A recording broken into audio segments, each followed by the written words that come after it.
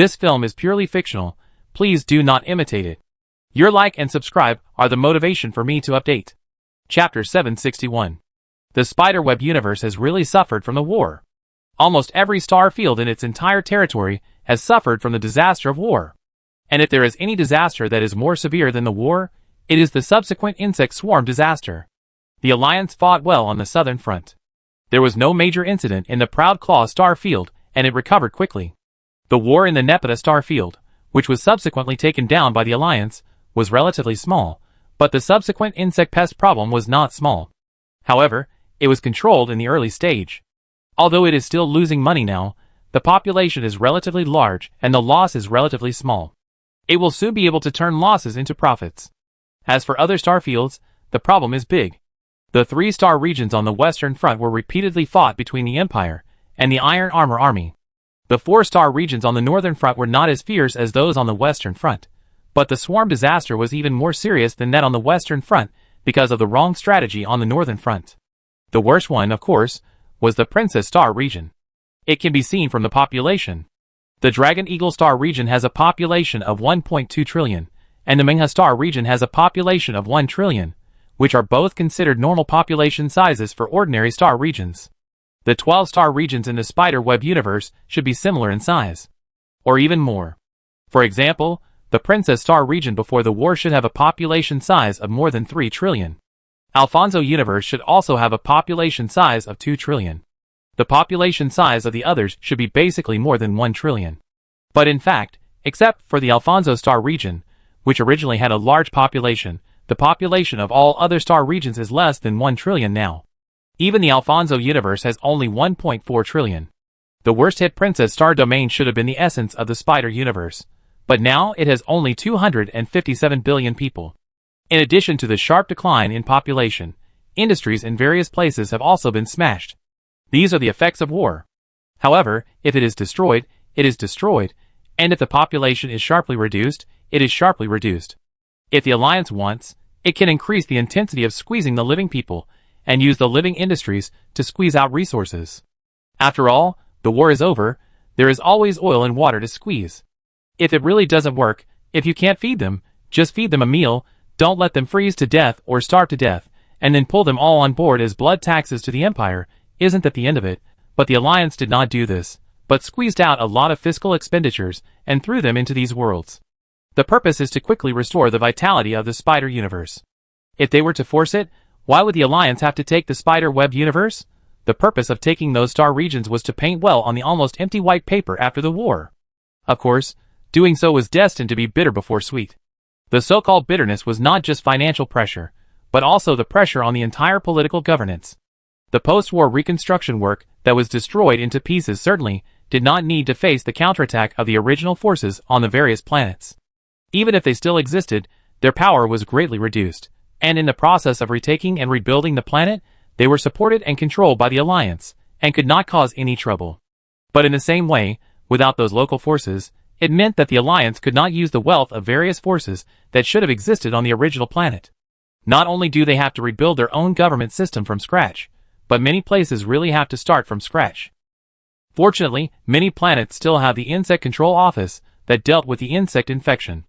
With the Insect Control Office as the foundation, building a new management system will reduce the difficulty a little. When fighting against parasitic infectors, in order to be able to use the manpower and material resources of the planet locally, some emergency reconstruction work was also carried out.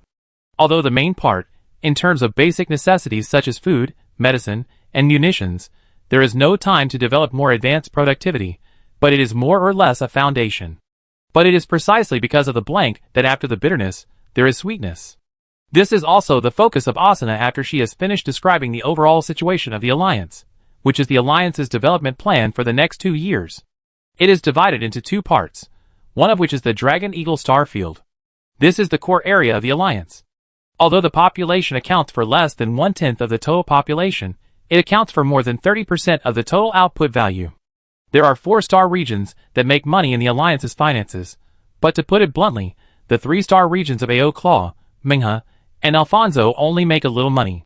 It is true that there is some fiscal surplus, but it cannot affect the overall situation.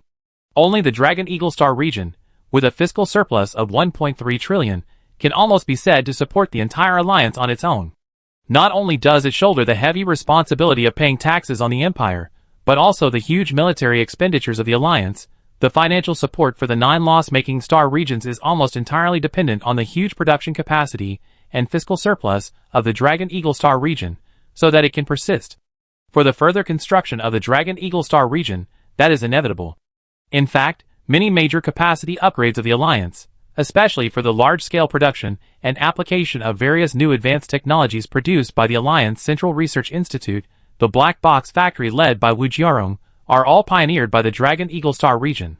From scientific research, to shipbuilding, to the production of cutting-edge war weapons, to the manufacturing of advanced engineering machinery, the development and manufacturing of advanced energy. Who else can do it but the Dragon Eagle Star region?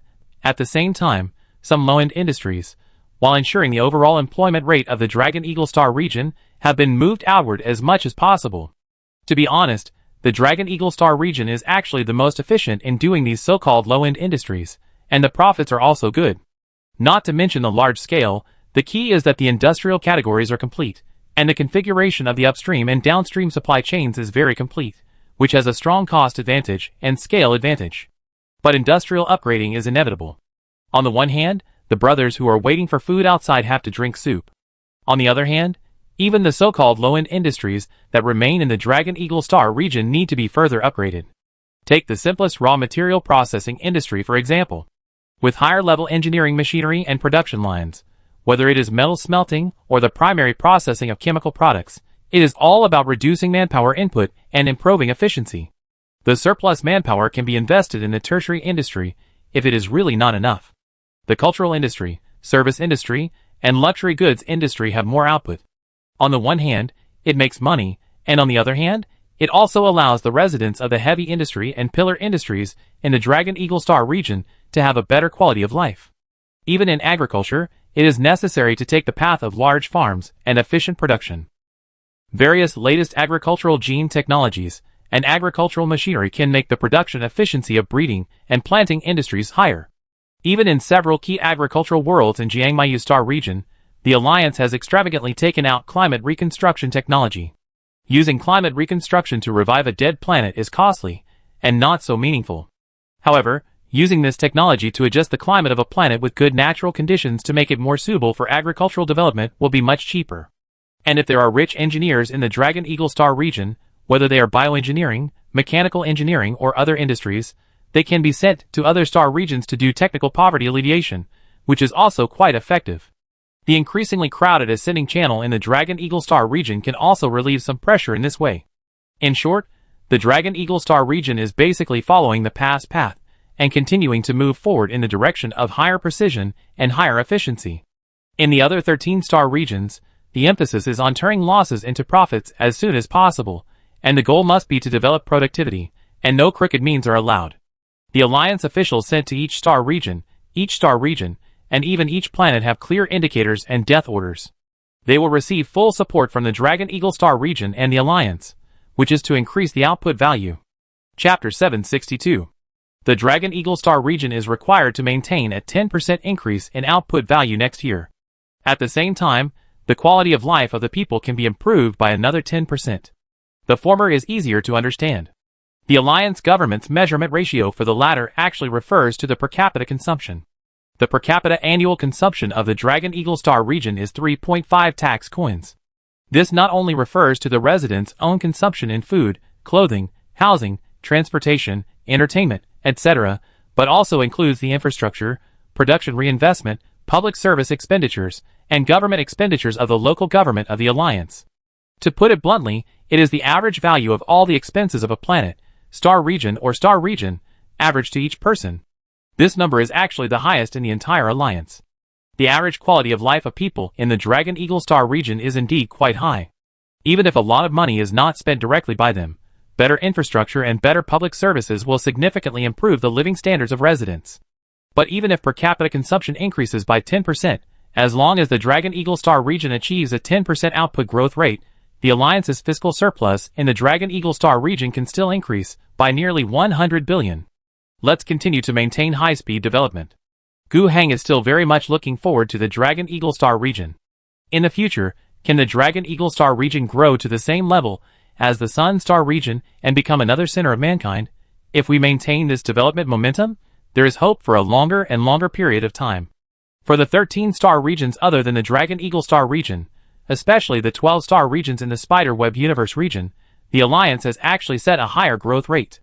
Because they all developed from a relatively low state, and there is external assistance, there are industries that migrated outward from the Dragon Eagle Star region, and even many planets themselves have a certain industrial foundation, just waiting to dig out from the ruins to see if there is anything that can continue to be used. Then it should not be bad. Of course, for different star regions, there will be different strategies and requirements according to local conditions. For example, the 2-star regions like Aozhua and Menghe are in similar situations, and the Alliance has never reduced its investment. In the next 2 years, the requirements for these 2-star regions are that the fiscal surplus must be greater than 200 billion, while maintaining the growth rate of output value. For the Alfonso Star region, the requirements of the Central Alliance will be a little higher. After all, in this star region, there is an Aramida Forge world, which serves as the economic engine of the entire star region. The instructions given by the Alliance to the Aramida sect are to require them to fully cooperate with the work of the star region head, hoping that the entire world can achieve a fiscal surplus of 300 billion while maintaining rapid development. The increase in the fiscal surplus of these 3-star regions will significantly reduce the pressure on the Dragon Eagle Star region. As for the 2-star regions like Jingjie and Huyue, which were less affected by the war, they were required to turn losses into profits. No matter how much profit they made, they could no longer be a financial burden on the Alliance. If there was a surplus, they could continue to invest in the reinvestment of this star region. Baimu, Anguang, Lefo, Jianmen, Liuguang, Guqing, these 6-star regions belong to the battlefields on the north and west lines in the Iron Armor War. The Alliance's requirements for these 6-star regions are not that they must stop losing money within 2 years, but first of all, they must maintain an economic growth rate of more than 8%, the Alliance's investment must be effective, and the degree of financial losses must not continue to increase. The situation of the Princess Star region is special. The Alliance's construction strength is quite strong, but the foundation is too bad. The Alliance needs it to have a growth rate of more than 20%, and the requirement for the amount of financial losses is relatively low. After all, the investment is relatively large. The situation of the Tengu Star region is also quite special.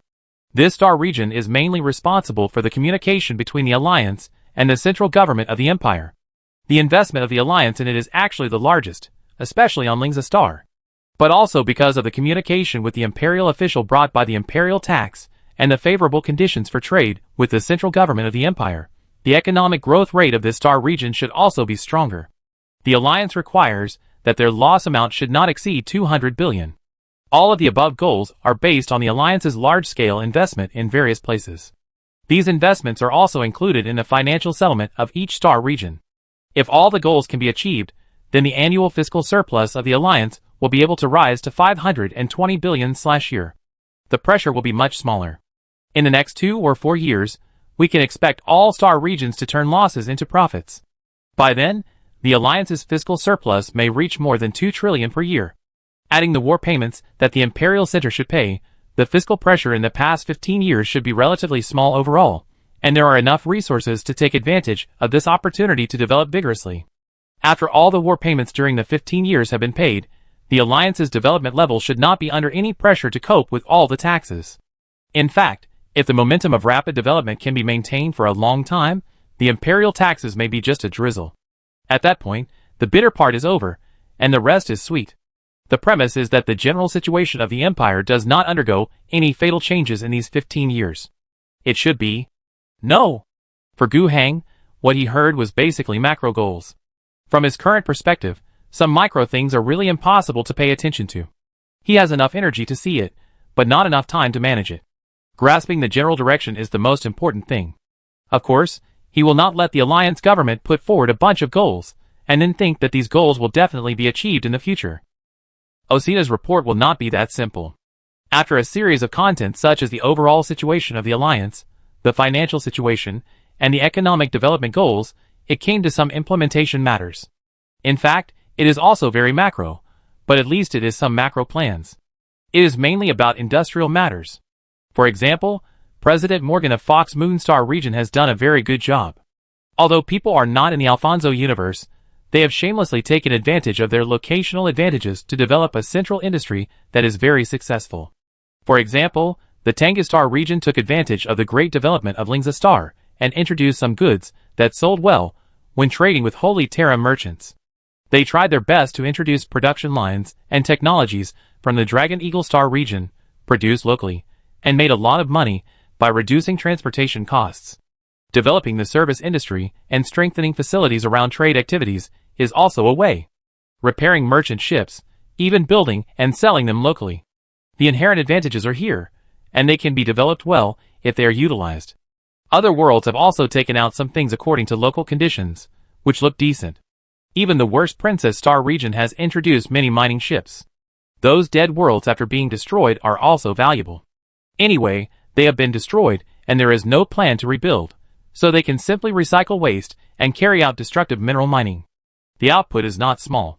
Combined with some preliminary processing of minerals, although the overall work is hard and lacks additional profits, it is quite extensive, but it can be scaled up and have a solid income, which is rare at the moment when most of their planets are still slowly clearing parasitic infections. Overall, Guheng seemed to see countless people in the 14-star regions of the Alliance, sweating and struggling in various positions. Quite vibrant. Chapter 763. After the work report of the Alliance government represented by Asuna was finished, Guheng had another meeting. The reporter was Thaddeus, the chief political commissar of the Alliance's military and political department, who was also responsible for military construction. It is said that in the past 2 years, the political and economic aspects of the Alliance have been developing and expanding at a rapid pace. Then for the Alliance army, the past 2 years have not been too comfortable. During the Iron Armor War and the Zerg War, the scale of the war was so large and the intensity was so high that the entire system of the Alliance could not help but turn to serve the war. The size of the army has expanded significantly, not only those sent to the front line, but also a large number of reserve troops, which must be prepared at any time and sent to the frontline base camp. In the event that an army group is defeated at the front line, a new army must be formed and sent to the place. But now, there is definitely no need to use such extremes. The war is over, and disarmament has become the mainstream. Of course, it is said to be over, but in fact, in the 7,109 worlds controlled by the Alliance, the war will never be truly quelled. On a large scale, the Zerg infected without the central command are all over the spider web universe. They are not a big threat, but they still need to be eliminated. It will take 10 years to completely eliminate them. The aftermath of war has always been like this. Haven't you seen that the main battles of the Iron Tooth Orc War have been over for many years? Now the northeastern 4-star areas of the Dragon Eagle Star region, the areas originally controlled by the Iron Tooth Orc Empire, have become the Alliance's granary, but in fact, it is hard to say that the orcs have been completely eliminated. On many planets, orc tribes still appear in groups. In places that have been relatively cleaned up, 1 or 2 small orc tribes emerge from time to time.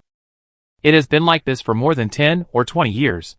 The difficulty of cleaning up the Zerg infected is much simpler than that of the orcs, but after all, the scale of the disaster left behind is larger, and the time required for cleaning up is not much shorter. These are all things that need to be dealt with by the army, but after all, such a large-scale decisive battle army is not needed.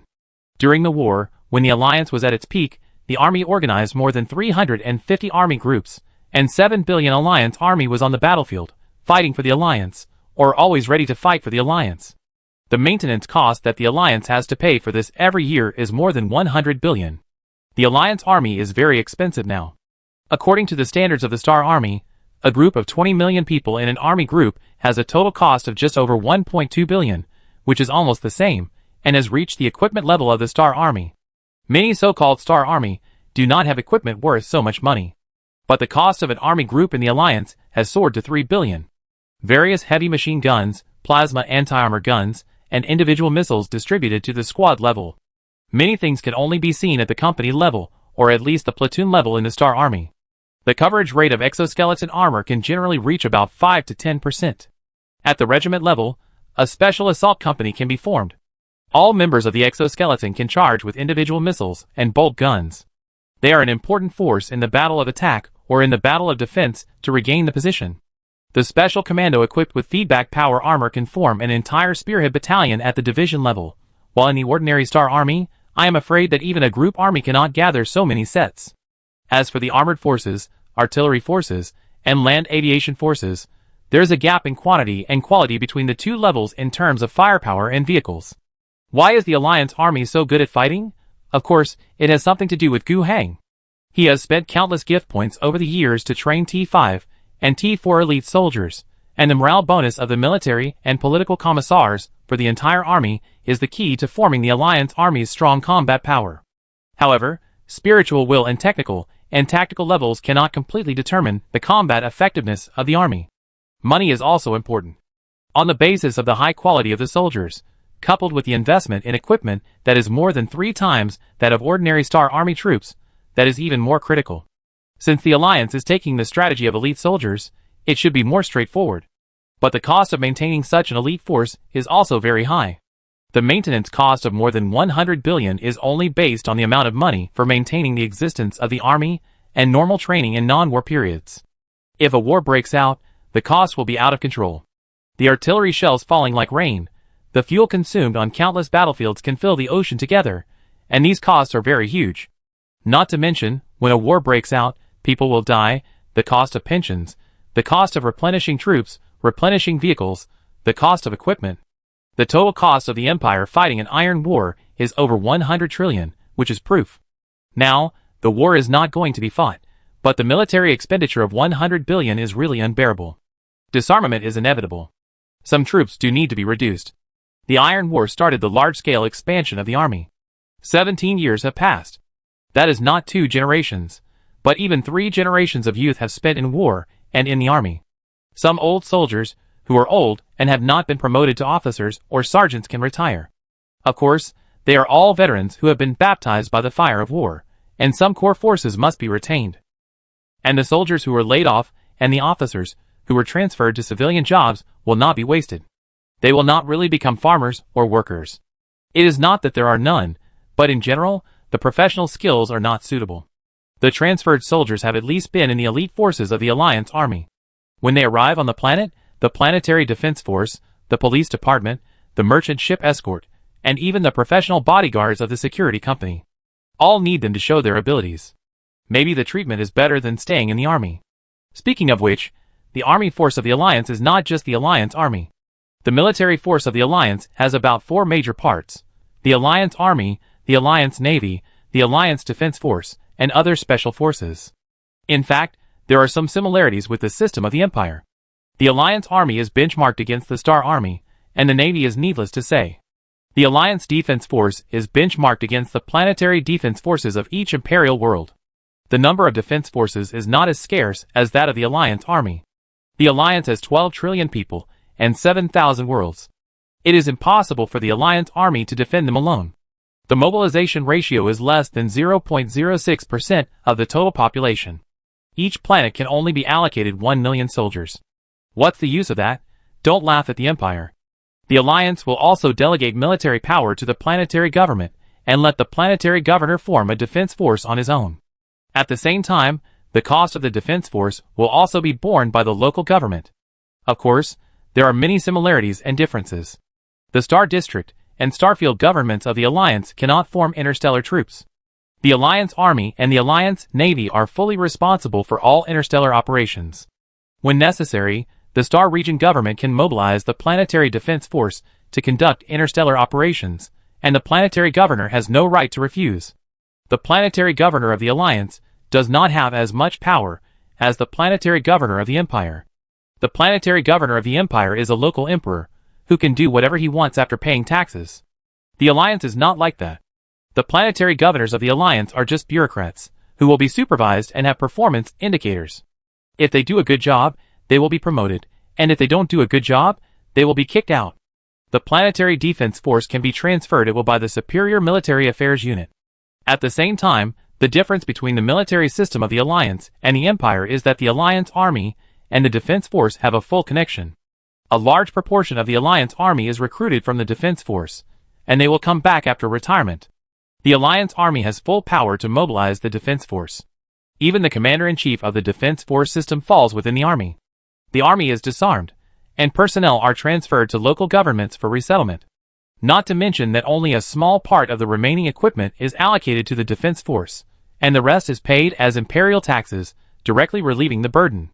It is true that alleviating financial pressure is the main reason, but there are indeed some old equipment models that can be eliminated at this opportunity. Anyway, the imperial tax does not refuse these things. The empire is so large that there are plenty of places to digest these equipment that the alliance does not want. Things that are obsolete for the alliance army may become good things that others dream of if they are placed elsewhere. In the next 2 years, disarmament will continue, and the total military expenditure of the alliance army will eventually be reduced to less than 80 billion/year, non-war state.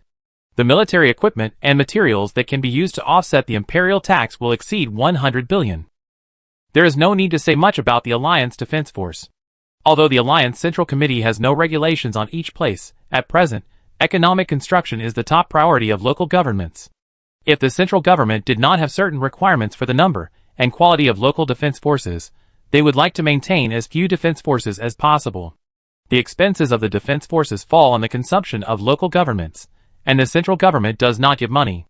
The situation of the Alliance Navy is similar. The Alliance Navy now has a total of more than 2,000 warships. All the armed merchant ships requisitioned during the war were sent back. Most of these more than 2,000 warships must be small patrol ships and frigates. At the level of destroyers and cruisers, the number is much smaller. Then, there are battle cruisers, battleships, and aircraft carriers, a total of only 21 ships. But it is these 21 giant ships that actually account for nearly 70% of the total expenditure of the Navy. The Navy is more expensive than the Army. The Alliance spends more than 150 billion per year on the maintenance of the Navy. This figure also refers to the cost of the fleet's normal crews in non-war situations. If a war breaks out, the cost will rise to an unpredictable level, and the specific amount depends on the intensity of the war. The Navy also needs to be cut. However, the cuts in the Navy are much easier. Just pay some unwanted ships as imperial taxes.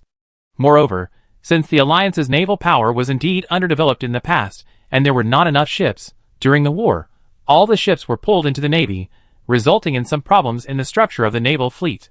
Taking this opportunity, it is just right to optimize it. At the same time, some old ships and ships with lower technical level can be sold. For example, the Musician class and the Dragon Snake class, the Alliance intends to eliminate them from its own fleet. Of course, the relevant production lines are still retained, which is a lot of money. However, the new ships built will be taxed.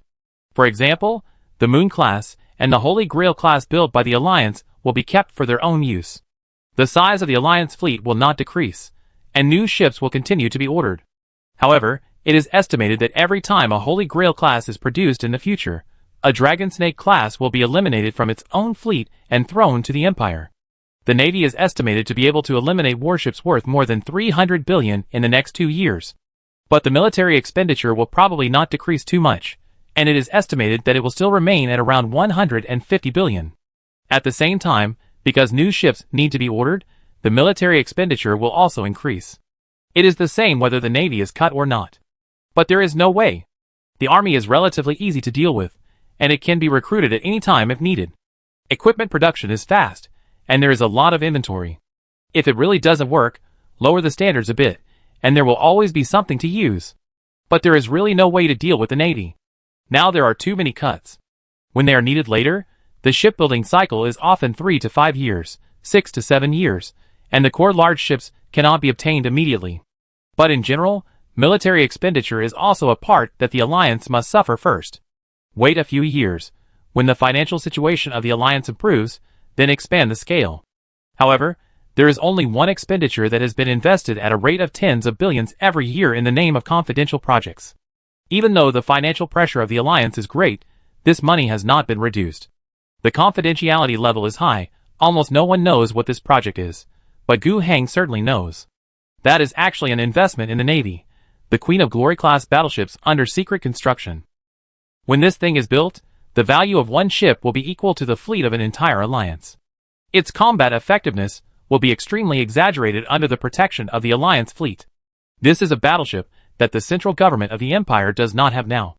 The existing Queen of Glory is in the hands of those ancient Space Marines founding chapters.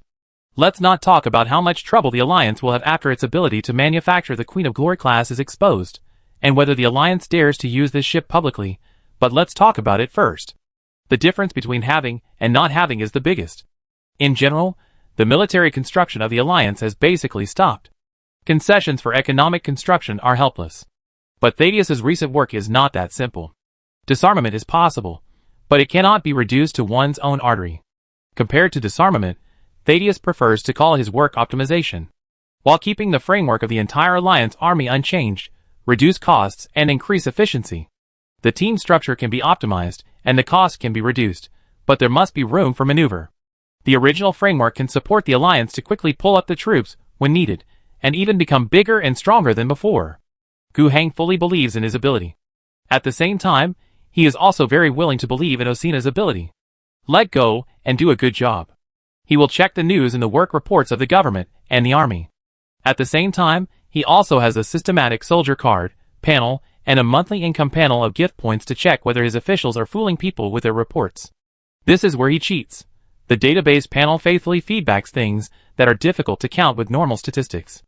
There is a certain deviation between the two, which Gu Heng can accept.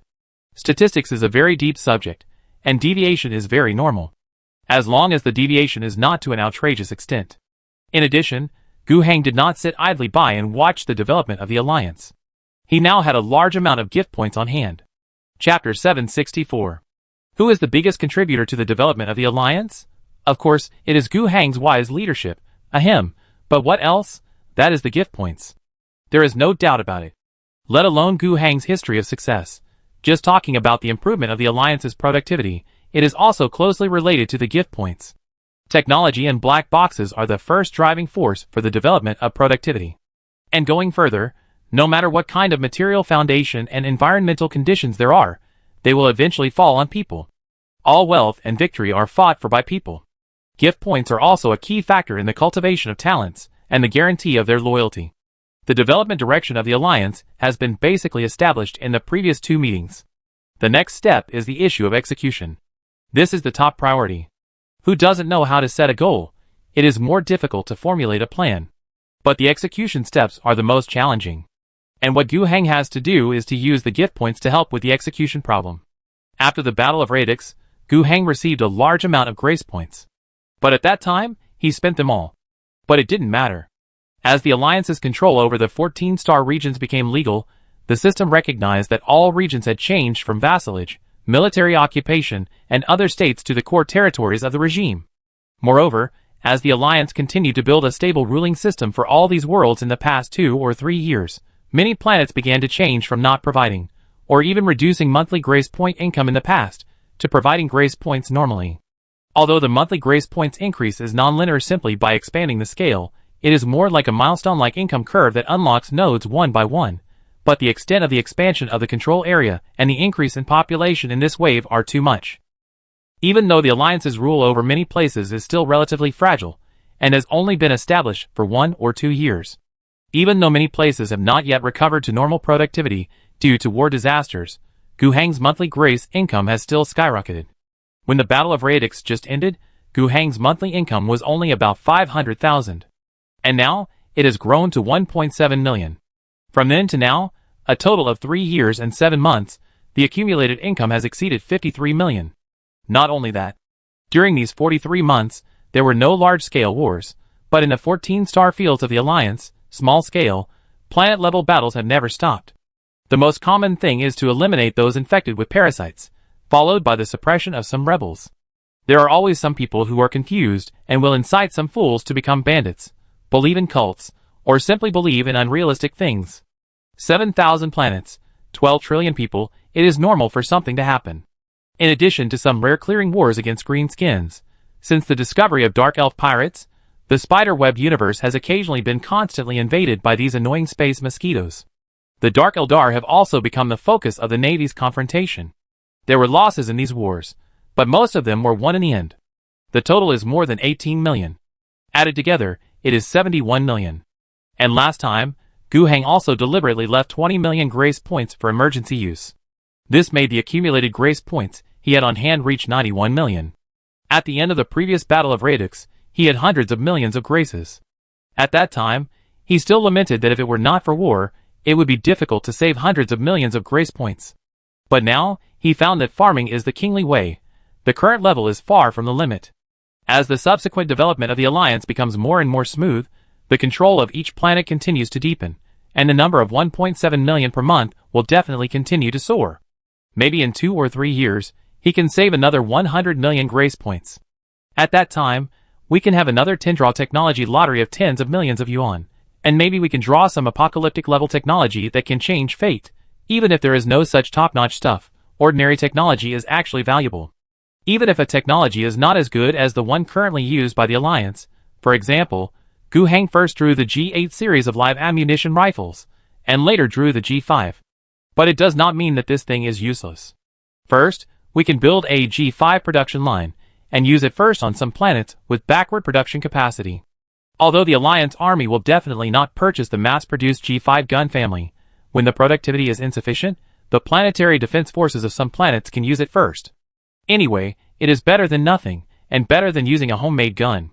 If it really doesn't work, you can still use it as an imperial tax, which is cheaper than the G8 gun family, but even a little bit is still meat.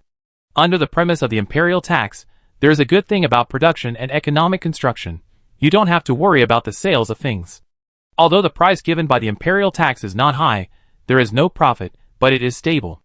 As long as you can control the cost and don't make the manufacturing cost higher than the official price, you can expand the production capacity unscrupulously and madly, as long as there is a little profit.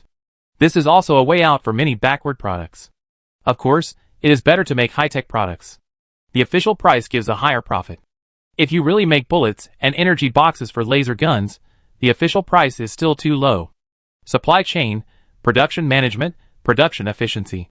If one point is not done well, you may lose money. Let's take a step back and say that the extracted technology is really useless, or even duplicated. The Alliance does not want to continue to expand the production capacity of this technology, so it's okay to sell the extracted black boxes. The Mechanicus is extremely concerned about the black box. And with Gu Heng's current status and the strength of the Alliance, they are not afraid of the black box leaking out. Just don't let it leak out all at once. It is possible to sell a black box for tens of billions to hundreds of billions. The specific price depends on the specific technology of the black box. The technology of a broken G5 rifle may only be tens of billions. But it is not a small amount, which can be exchanged for a destroyer or even a cruiser. Looking at it this way, the profit is still not enough, at least compared to the current low-level lottery pool that Gu Heng is almost dried up. Basically, it takes 10 million grace points to draw once. If you are unlucky and draw low-level technology, it will be too uncomfortable. After thinking about it, Gu Heng planned to keep 10 million of the 90 million grace points as a backup to avoid any emergency when there was nothing on hand when something needed to spend a lot of grace points. He took out 40 million of the other 80 million and participated in the technology lottery. If he could draw an apocalypse-level technology, he would make a lot of money. Unfortunately, he didn't. But at least, there were 2 epic-level technologies. And they are both worth mentioning. Advanced Star Fortress Construction Technology, Modular Demon Breaking Armor Technology. The former is easy to say, the Alliance itself has the ability to build star fortresses. The difficulty and cost of manufacturing this thing are not as great as building ships. Even if the relevant technology is not extracted, with the current industrial base of the Alliance, a batch of star fortresses can be built, armed space stations, and then towed to the location where defense is needed by the corresponding engineering ships. However, to be honest, if you design and manufacture it yourself, it is still not as easy to use as a system that provides a mature design plan and even a black box. Not to mention the epic technology, which has the word advanced in it.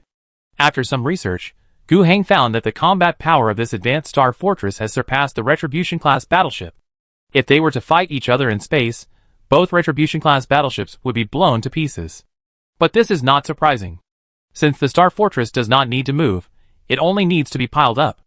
The armor can be made very thick, and the energy output of the engine can be fully provided to laser weapons or void shields. Compared with spaceships that have to make trade-offs in power and flexibility, it has a huge natural advantage. Even if the technical level is a little worse, it is enough to pile up the scale at any cost. But the power of this advanced technology is that it can improve the firepower density and defense strength of the star fortress by optimizing the energy output design and layout design without increasing the cost. And the more critical point is that this advanced star fortress is also equipped with a special gravity engine. It can make the heavy star fortress move. Even if the speed and flexibility of the movement are not as good as those of the Retribution-class battleship, and its movement is essentially based on the gravity provided by large celestial bodies, not that it really has an independent power system, which means that its movement can only be maintained around the planet. But it is still groundbreaking. This special ability makes up for the biggest dilemma of the Star Fortress when defending the planet, the small coverage area. Star Fortresses are always immobile, or at most, like satellites, orbiting the planet in a fixed orbit. Even in the latter case, it has a fixed periodicity. People often take advantage of the periodicity of the Star Fortress's operation to go around the other side of the planet and launch an attack. With this advanced Star Fortress, this problem is solved. Of course, it is not completely impossible without this type of new Star Fortress. Just build multiple Star Fortresses to go around together, and then you can cover everything. But in this way, the cost and manufacturing cycle will all increase. Similarly, because of comprehensive protection, some Star Fortresses must be on one side of the planet, and some on the other side. When the enemy attacks one side, the Star Fortress on the other side will also be at a loss. Furthermore, the new Star Fortress can use the gravity of the planet, so the gravity of the larger star can also be used, and it is even better. This means that if the environment of a certain galaxy allows, and the orbit of the main defended planet is not so far from the star, then the new Star Fortress that uses the star orbit can even switch between the entire orbit and the planet orbit, and even protect other planets in the same galaxy. For star systems with multiple habitable planets, the flexibility of defense will become greater. At the same time, Gu Heng also immediately thought that this new Star Fortress is not completely a pure defensive weapon. In the process of advancing the war, it is completely possible to let the engineering ship tow this type of new Star Fortress together, and then play this very good effect in places where conditions are suitable. For example, the local planetary orbit defense system is strict, and a strong attack will suffer heavy losses. And when the gravity of the star can be used on the planetary orbit, and switched to the planetary orbit, this thing becomes a very useful weapon for forcing the planetary defense system. It is harder than a battleship, and much cheaper than a battleship. Of course, in general, its use scenario is still narrow, and cannot replace the role of warships. But in the end, solving a problem will expand its use, which is not a bad thing. Modularized magic-breaking armor is not a single-use technology. In fact, it can be applied to any equipment that uses armor. From small modules of power armor to add magic-breaking properties, to larger modules such as Terminator armor, Knight armor, Titan, armored vehicles, tanks, and even starships, it can be installed. The effect is that the armor blocks equipped with this technology can have the effects of anti-psychic, anti-subspace energy, and anti-demon. The related power will be greatly weakened or even completely invalidated. This is a very useful technology when fighting against some aliens, who are good at using psychic energy and cultists. However, due to its high cost, it is basically impossible to put it on weapons of the armored vehicles and tanks. In that case, the cost of the magic-breaking armor is more expensive than the tank itself. With that money, it is better to build a few more tanks and use the quantity to pile up. It is not really used on starships. The value of starships is high, but they are too big and cannot be used. The most suitable is to use it on power armor, so that the space warriors or the elite honor guards of the Alliance will be responsible for decapitating the enemy's psychic units on the battlefield. Gu Heng is still very concerned about this technology. To put it another way, this is an additional equipment specifically for fighting demons and cultists. Furthermore, in the prophetic scene, he saw above the Kingdom of Storms, the figures of cult traitors and subspace demons appeared one after another, which made him worried. He suspected that the enemy of the so-called end battle was these chaotic enemies. If the magic-breaking armor was equipped on a large scale, it should be able to give the Alliance a certain advantage when fighting against such enemies. Even if there is no sign yet, Gu Heng also intends to start the large-scale production of magic-breaking armor. It is not necessary to equip the entire army immediately, but at least a large amount of reserves are made to prepare for a rainy day, which is not a bad thing. After drawing these 410 million technology levels, there are still 15 million of the remaining 40 million gift points, which Guam Hang spent on talent enlightenment and political commissar training. The other 25 million is used to exchange for factory buildings, college buildings, and church buildings of various levels. It seems a lot, but if it is divided into more than 7,000 worlds, it is really not much. But at least, with these talents and the support of these factory buildings, the Alliance's economic production goals will be better achieved. Chapter 765.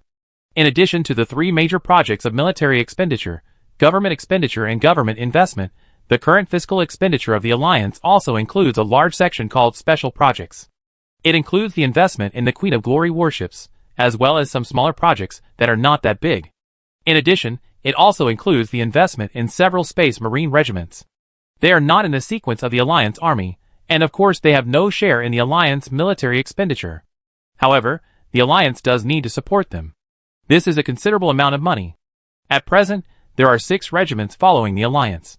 They are the Phoenix Regiment, the Yellow Spring Gull Regiment, the Blood Shark Regiment, the New World Torch Regiment, the Fury Regiment, and the Dragon King Spear Regiment. Their respective situations are not quite the same. The Phoenix is a regiment that has ended the Atomic Crusade and returned to normal. In the Empire Space Marine Management Agency, they should be considered a ship-based regiment. For such war groups, there is no home planet, and they have to find ways to collect and raise the funds they need. If these funds are obtained through employment, gifts, war commissions, etc., then there is no problem. But relying on this alone is often not enough. When necessary, the Empire will give some green lights, such as turning a blind eye when they find some planetary governors and star domain governments to ask for taxes. Often, some unscrupulous war groups are not very bright in this regard, and extortion and violent coercion are very common. When the ship-based war groups are looking for money, some not-so-bright methods, whether the Empire can tolerate it, and to what extent it can tolerate it, depends on the background of the war group and the background of the victim. Maybe for the same thing, some groups will not get into trouble, but the victims will be severely criticized. And some groups will be investigated by the Inquisition and become exhausted. In short, the fleet-based battle group has no fixed source of income. For the Phoenix, it is actually nothing that they are in this state. Anyway, the Alliance has been supporting them. But after the Phoenix made outstanding contributions in the Iron Armor War, Gu Heng took this thing and asked the Phoenix for a mother planet, Kuroga 3. This will not have any impact on Kuroga. The Phoenix will not recruit soldiers from Kuroga, Kuroga's income will not belong to them, and Kuroga's defense will not be their responsibility. This so-called mother planet is completely nominal. This is mainly for tax exemption. The current population size of Kuroga 3 is still 35 billion after years of migration, which has increased instead of decreased.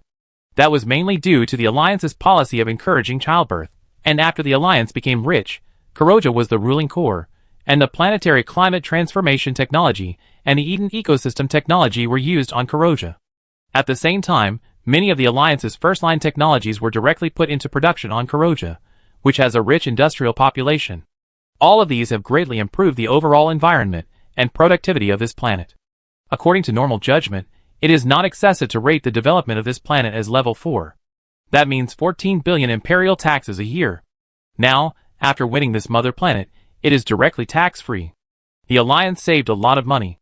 Of course, in fact, the resources invested by the Alliance in Phoenix are far more than this money. But even if there is no mother planet, investing in the Phoenix is something that must be done, and this money is indispensable. The situation of the Huangquangle Corps is completely similar to that of the Phoenix.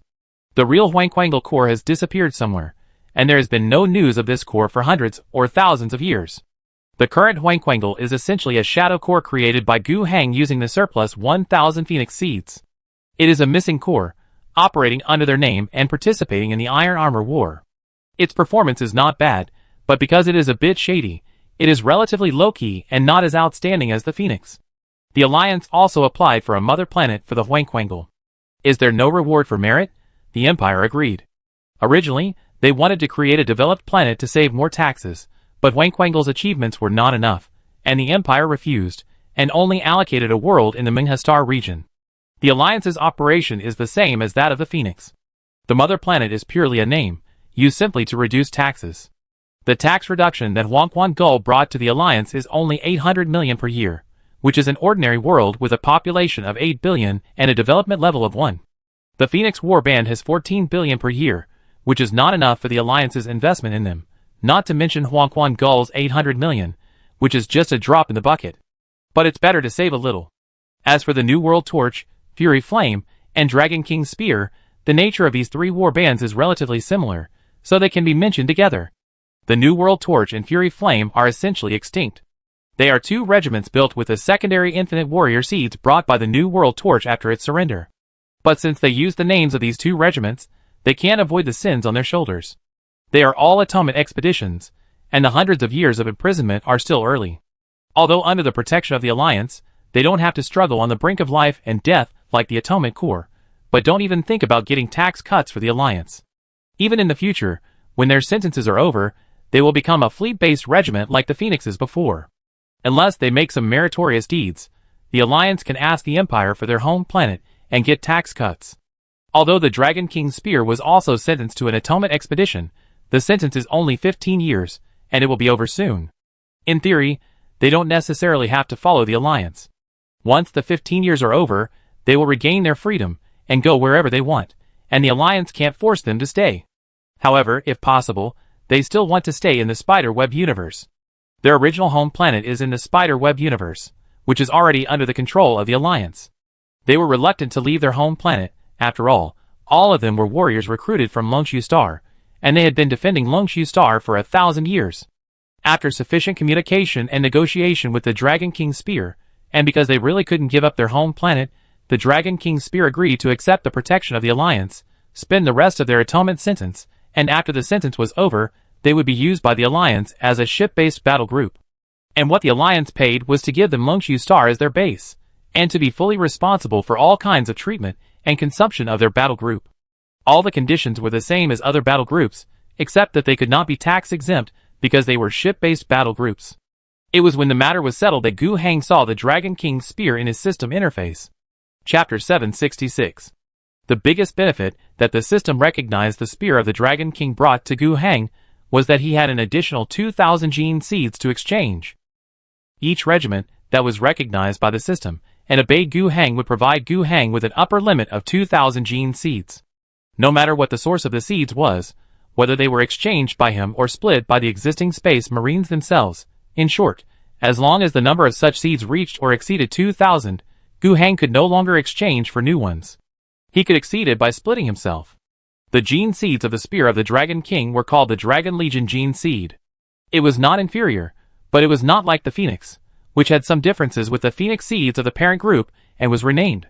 After all, their army was not established for a long time. But this was not a bad thing. The Dragon Seed was also good. The Dragon King's spear took up 1,000 places for the Dragon Seed, and there were still 1,000 more, which meant that if Gu Hang wanted, he could pull out a new regiment. But he didn't do it. It was a bit unaffordable. Moreover, as long as there are seeds, he can now quickly spawn Space Marines. As long as he is willing to spend the grace points, he can spawn them temporarily when needed. The only remaining regiment is the Blood Sharks, and their situation is the most special. During the war, they were very good comrades. Historical events have shown that this regiment is quite unruly, but in actual contact, it is found that as long as their traditions are fully respected, they are still quite good and quite obedient to orders. There is no case of disobeying military orders. Even if they are asked to engage in more difficult and outstanding battles, they have no complaints. It doesn't match the rumors. I don't know whether the rumors are wrong or whether the new commander, Ewing, has made effective reforms to the Blood Sharks and changed the atmosphere of the regiment. Gu Hang tends to think it is the latter. There is also evidence. There are many members in the Blood Shark regiment, and the new recruits, who were added later, are from the Alliance. Except for the regiments that have clear requirements for the source of soldiers, those ship-based regiments that recruit soldiers everywhere can hardly refuse the new blood provided by the Alliance.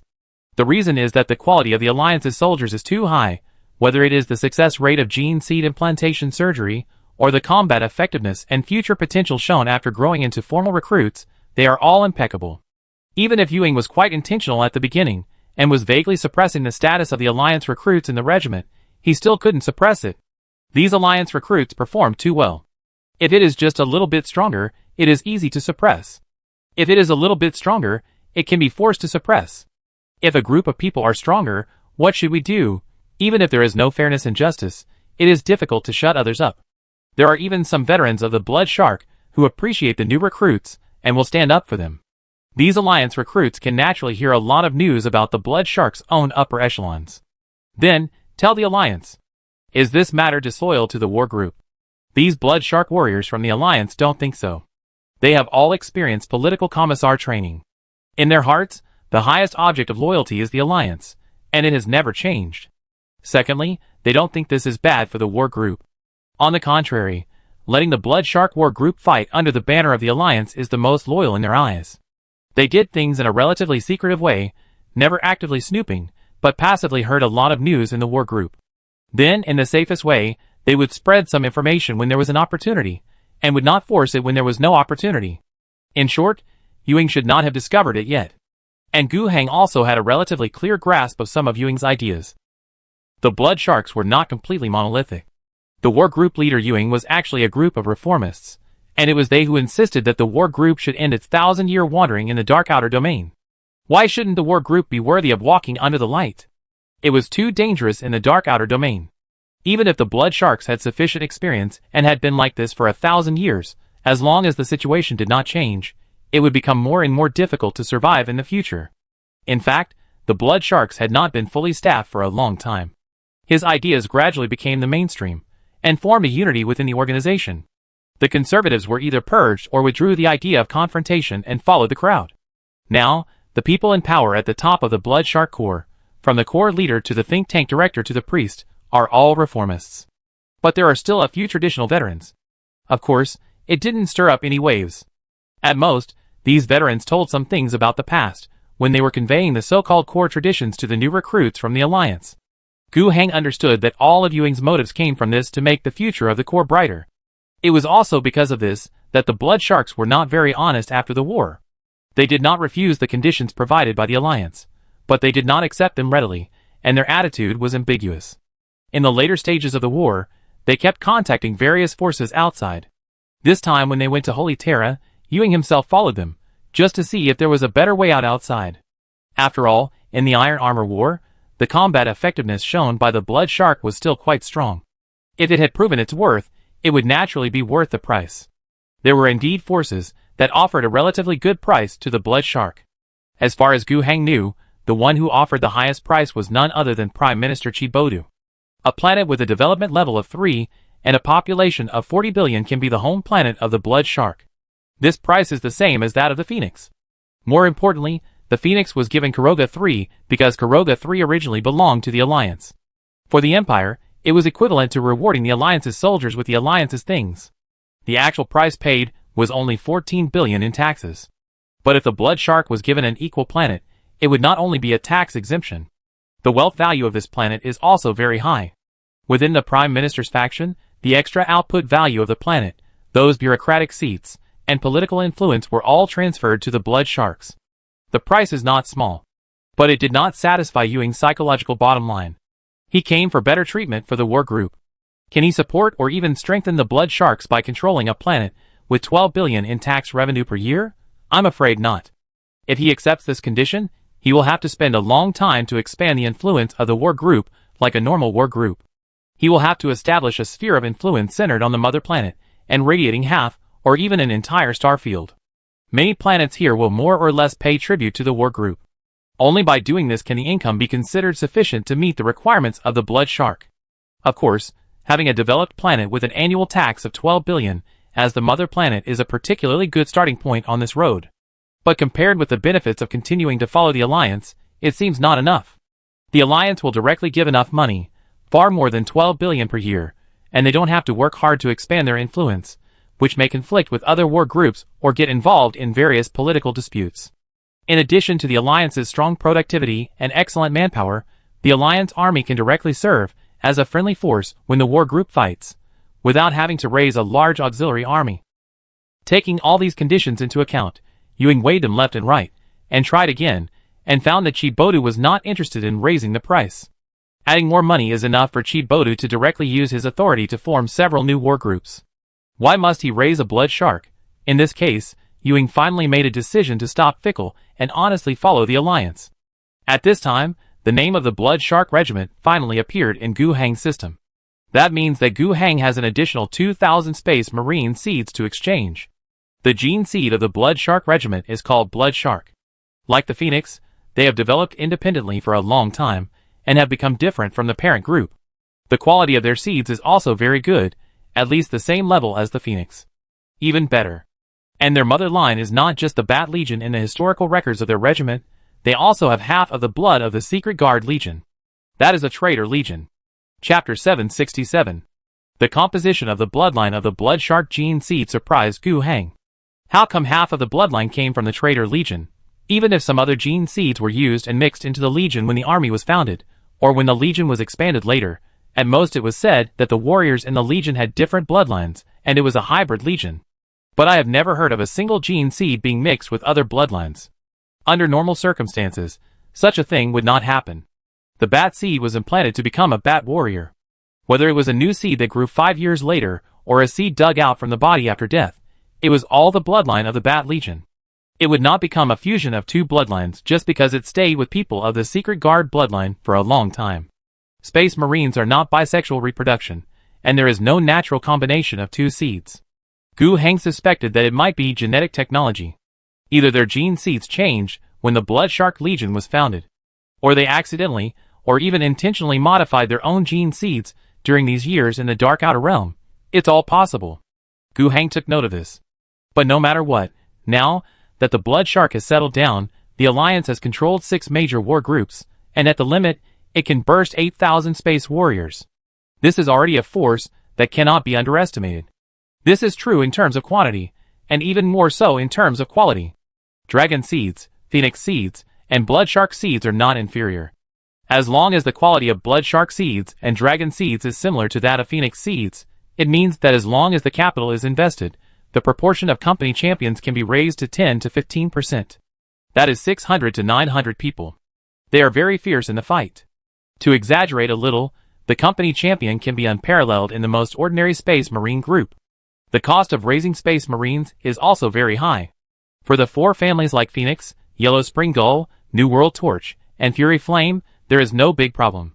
If there is no money, just give them some basic ammunition and other things to ensure that the training can proceed normally. There are not many fierce battles that need them now. But for the Dragon King Spear and Blood Shark, it is not so good. Especially the Blood Shark. The Alliance has made a promise to others, and it is not easy to break it. For a Space Marine regiment, the biggest cost of raising them has several aspects. The first is people. The conditions for selecting new blood for Space Marines are quite harsh. This is also the reason why the regiment needs a mother planet as a recruiting planet. The tax revenue provided by the mother planet is a stable income, but it is often more important that the mother planet can provide a stable source of soldiers. Some warbands choose a planet with a remote and harsh natural environment as their home planet. They do not seek income, but the environment can naturally help to select and cultivate suitable new blood. Gene seeds are rare, and a soldier can only produce 2 when he dies. A failed operation will cause heavy losses. The probability of failure in the operation is high, and there is even a crisis of extinction of the warband. For this reason, the selection of new blood for the warband is a very serious matter, and even the entire planet and all eligible personnel must be mobilized to carry out a selection activity that is costly and lossy. Even the selection activities of some warbands can be described as bloody. It is unknown how much money is spent on holding such a global event, how many young people will die or become disabled, and how high the success rate of the first to come up is. This is the dilemma faced by most warbands, and the cost they bear. This cost is not even easy to measure with money. A space warrior, the most ordinary armor, equipped with a series of weapons, only costs about 100,000 tax coins, at most 200,000. But how much is a space warrior worth? No one can say. That seed, the cost behind the success, decades and hundreds of years of experience growth. It is difficult to quantify. But this cost, in the Alliance, is directly borne by the Alliance. To be precise, it was wiped out by Gu Heng using the power of the system. Simply paying a few not expensive gift points can get the best benefits with minimal movement. This is also a point that Ewing valued very much when he finally chose the Alliance. Apart from the human dimension, which is very expensive and difficult to quantify, the rest of the equipment is easier to say.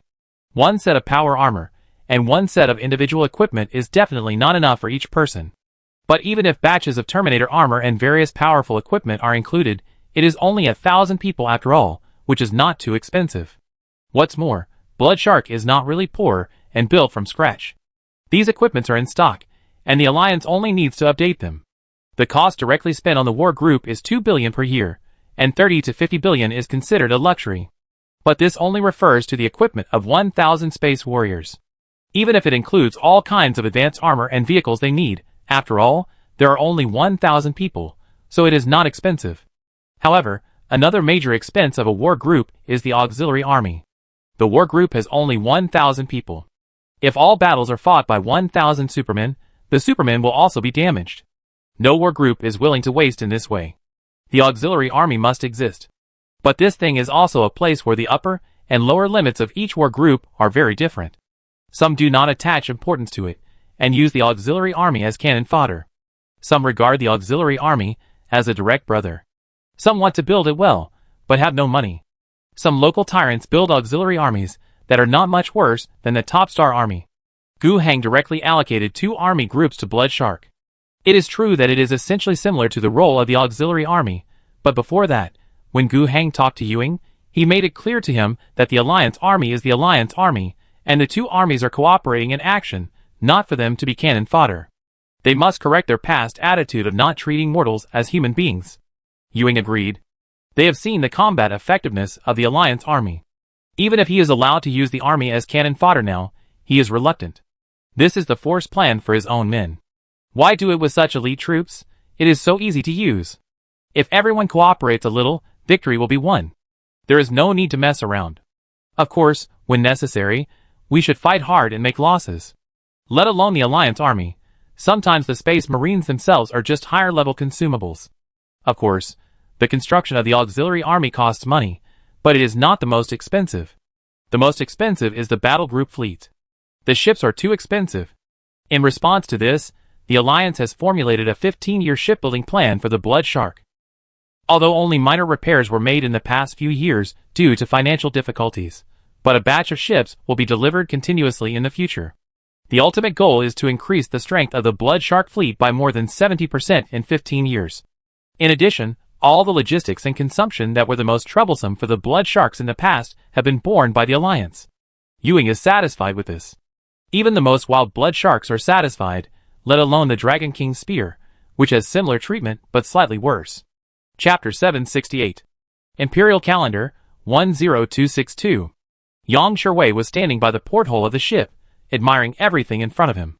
The starport system of Lingza Star was really well built. Even from Yang Sherwei's perspective, it was quite outstanding. Of course, it couldn't be compared with Holy Terra, and how many places in the world could be compared with Holy Terra?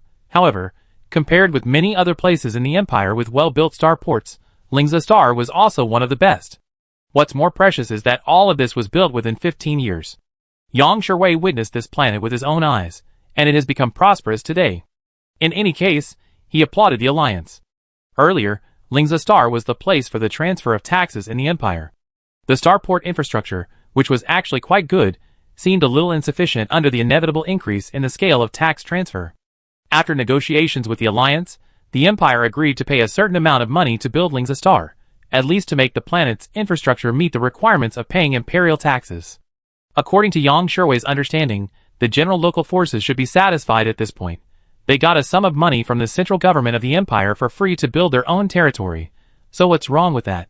Some local forces will make good use of this money and opportunities, invest all of it in construction, and gain benefits in the long run in the future.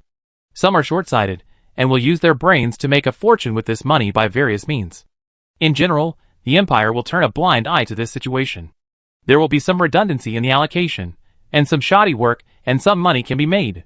As long as the main work is not affected, and the construction of Lingza Star reaches the minimum standard, it will be fine. The worst case is to make too much money in it, and the construction is all face-saving projects, which actually do not meet the needs at all, so that it will affect the handover of the imperial tax in the future. Yang Sherwei brought a whole audit team, which not only includes people in charge of civil work in the taxation department and the government affairs department, but also includes people in the legal department and even anti-corruption personnel seconded by the tribunal. This whole team is to prevent the last situation from happening. However, after 15 years of investigation, there has been no illegal behavior in Lingza Star, including local officials in the Tengu-Star region to which Lingza Star belongs. It's not that they didn't think about this money. On the contrary, they did a lot. But unlike what is generally expected, they did not make money from it, but instead tried every means to increase investment in it. The huge sum of money invested by the Empire is enough to build Lingza Star to support the material exchange of more than 2 trillion tax coins per year. But the Alliance is obviously not satisfied with this. In the past 15 years, it has invested an amount of money in Tengu-Star region that is similar to the amount invested by the Empire, which is used to build the starport system of Lingza Star and various infrastructures inside the planet. Not only the Alliance government, but also the Tengastar region government and the Alliance official have tried their best to raise funds. Although the resources raised by a Star region are certainly not as much as the money given by the Empire Central and the Alliance Central, it is still a considerable amount for them. The team led by Yang Shuwei found that there was nothing to audit. The Alliance's investment in Lingza Star far exceeded their initial estimates, and even many.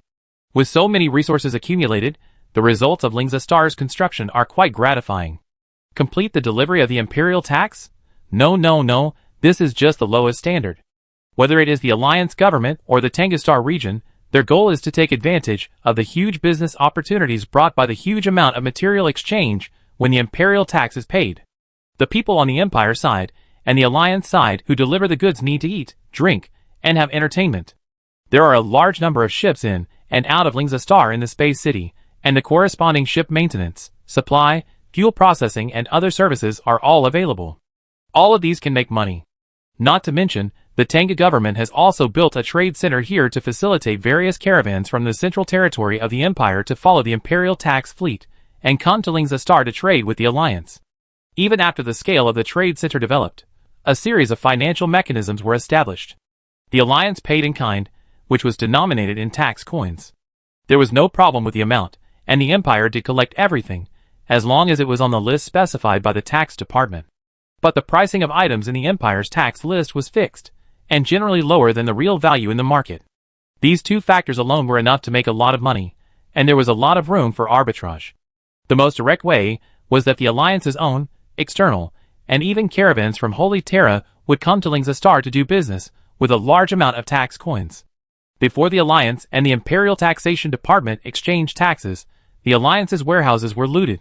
Tax coins, as tokens, can be used to directly offset the Imperial tax. They can just use the tax coins to buy the Alliance's goods. As long as the bid is higher than the tax price, the Alliance will not only pay the tax, but also have extra income. At the beginning, their bids were indeed slightly higher than the Imperial tax price. After all, it was a bulk commodity. Later, as more competing merchants came, they had to pay more, and in the end, they reached a relatively dynamic balance. For the Imperial Taxation Department, this is no problem. They have enough taxes, and the tax coins collected are fine, which means that other places have made up for the tax, and they are not at a loss anyway. In fact, many businesses are simply taken by the Taxation Department. Who doesn't make money? It's not just them who are making money. Who among the merchant guilds and caravans coming to Holy Terra doesn't have a background? Everyone wants to make money. The profit from the price difference alone is enough to make a fortune. This is just the factor that the tax pricing is lower than the market pricing. The Empire's pricing is static, but the market is dynamic, which means that the prices of some scarce materials are not actually reflected. For example, food is not valuable, but in many hive worlds that are in a state of famine, with a large population but insufficient agricultural production, a large amount of imported food is needed. At this time, even if the price of food can only be calculated based on the market price, it is still very cost-effective for these places with import demand. For some places in a state of war, the Alliance's arms are really good value for money. Ships, consumer industrial products. All can be viewed in the same way. On top of these two direct arbitrage environments, some more advanced financial games have evolved, such as futures. This is a bit out of touch with reality, and the Alliance is controlling this. The Alliance itself is using Lingza Star to conduct a large amount of trade, of which the two most important strategic imports are population and raw materials.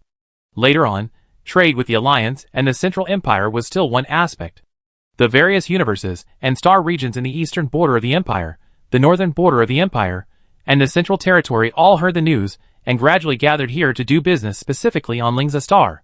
Merchants came to Lingza Star with a huge amount of tax coins and a huge amount of materials.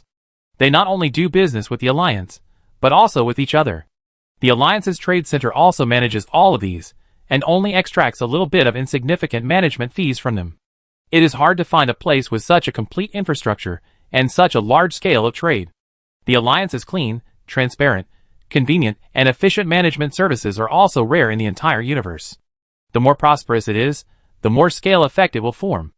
All these factors combined have almost made Lingza Star the newly emerged and most prosperous trade center in the entire Eastern Territory. The Alliance has made an unknown amount of money from it.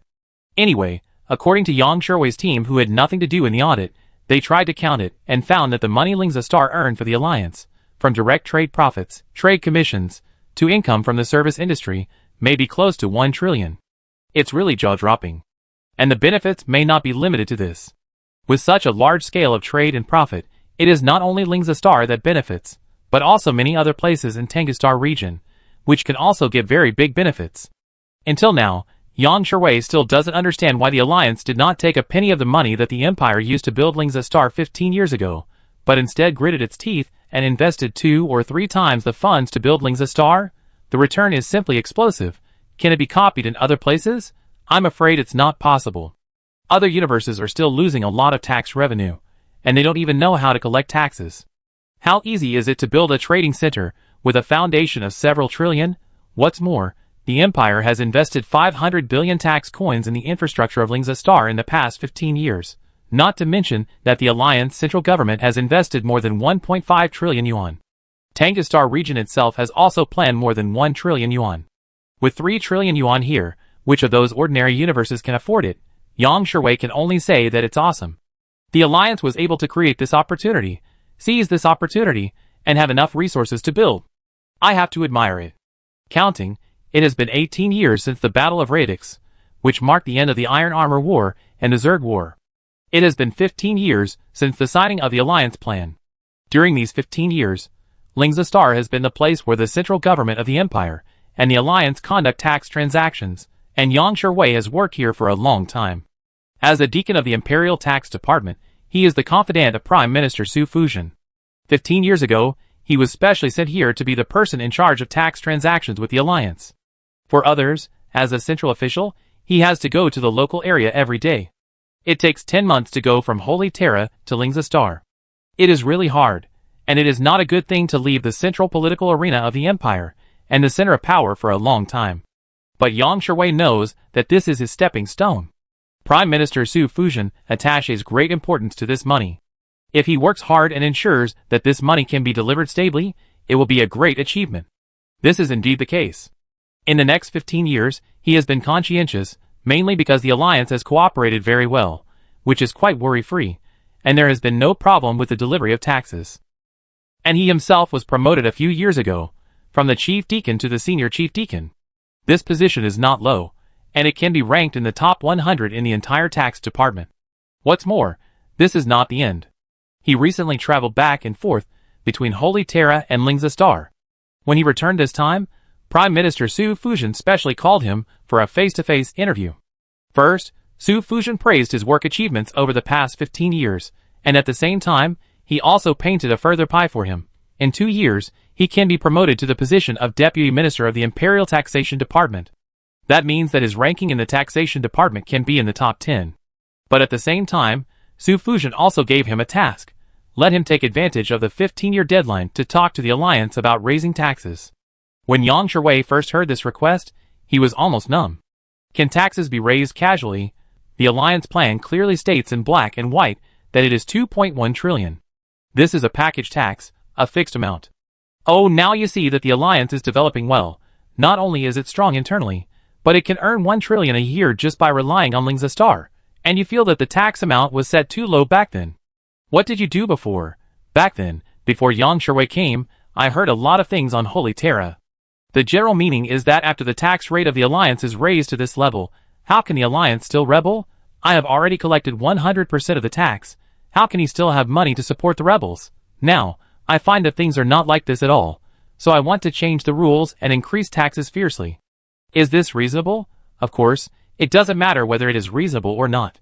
The central government of the Empire has been unreasonable many times, and this time is not bad. However, whether to be reasonable or not, in addition to face and bottom line, which can be abandoned at any time, there are at least 2 key factors, strength and pros and cons. Raising taxes is definitely beneficial to the central government of the Empire, but will the Alliance agree? Obviously, it is impossible to agree. Should we fight? Yang Shui is a senior official in the taxation department, and is also in charge of the money of the Alliance. He knows clearly that after 15 years, the money given by the Alliance every year accounts for 6 to 11% of the total tax collected by the central government of the Empire from the local areas. This is a huge number. A large number of expenditures of various departments of the Empire are dependent on this money. Can the Empire afford to go to the extent of turning the table with the Alliance? there is no need for war. As long as the two sides decouple, it will be fatal. In terms of taxation, if the income is reduced by 6% to 11%, many projects of many departments will be suspended. Without the business of Lingza Star, many bigwigs in the central government of the empire, who are making a lot of money, and it will lose money. Can the central government of the empire afford these two things alone? Then, even if it is a hard decoupling, what can the empire do to the alliance? War? It is impossible to start a war at all. Chapter 769. The relationship between the empire and the alliance has become the focus of research for many experts and scholars. Related reports and predictions are flying everywhere. But except for some sensationalists, who never stop talking, normal research generally reaches a consensus. The empire cannot afford the consequences of going to war with the alliance. It is not that they cannot win, nor that the alliance can directly drive Holy Terra to overthrow the central rule of the empire. But it is a loss. Blood loss, huge loss, and even with huge losses, after the destruction of the alliance, the empire may fall apart. 33 years ago, the Iron Armor War was the most recent large-scale rebellion experienced by the empire, and it can be used as a reference. In that war, the empire directly or indirectly spent more than 100 trillion and shouldered a huge financial burden. Even with the alliance's annual financial input of 2 trillion, and a lot of military expenditures were spread over more than 10 years, and the pressure was relieved by installments, but it was still painful to bear such a heavy burden. The people of the Central Taxation Department felt it particularly deeply. And how does the current alliance military strength compare to iron armor? It is only stronger, not weaker, but it is more than that. That is just a comparison of military strength, not even an order of magnitude compared to the war potential. Look at how strong the alliance's economy is. Lingza Star alone earns them nearly 1 trillion a year. What about the real economic production within the alliance? Yang Sherwei does not have exact data reports here, but as the central government of the empire becomes more and more curious about the current situation of the alliance, there are many open and covert explorations. On the surface, there is a supervisory group sent into the alliance under the framework of the alliance plan. They are guests of honor of the alliance, but they are just guests, not hosts, and they can't play any supervisory role. At most, they are inside the alliance and can get first-hand information. And secretly, there are many spies from Holy Terra and even from some local forces with intentions. After gathering all the information, it is generally believed that the annual fiscal surplus of the alliance may be more than 4 trillion. Not only their gross domestic product, but also the money earned by Lingza Star, including the trade between the North Line and the Swallowing Star Universe, the Infinite Universe, and the trade income between the South Line and the Eastern Universe.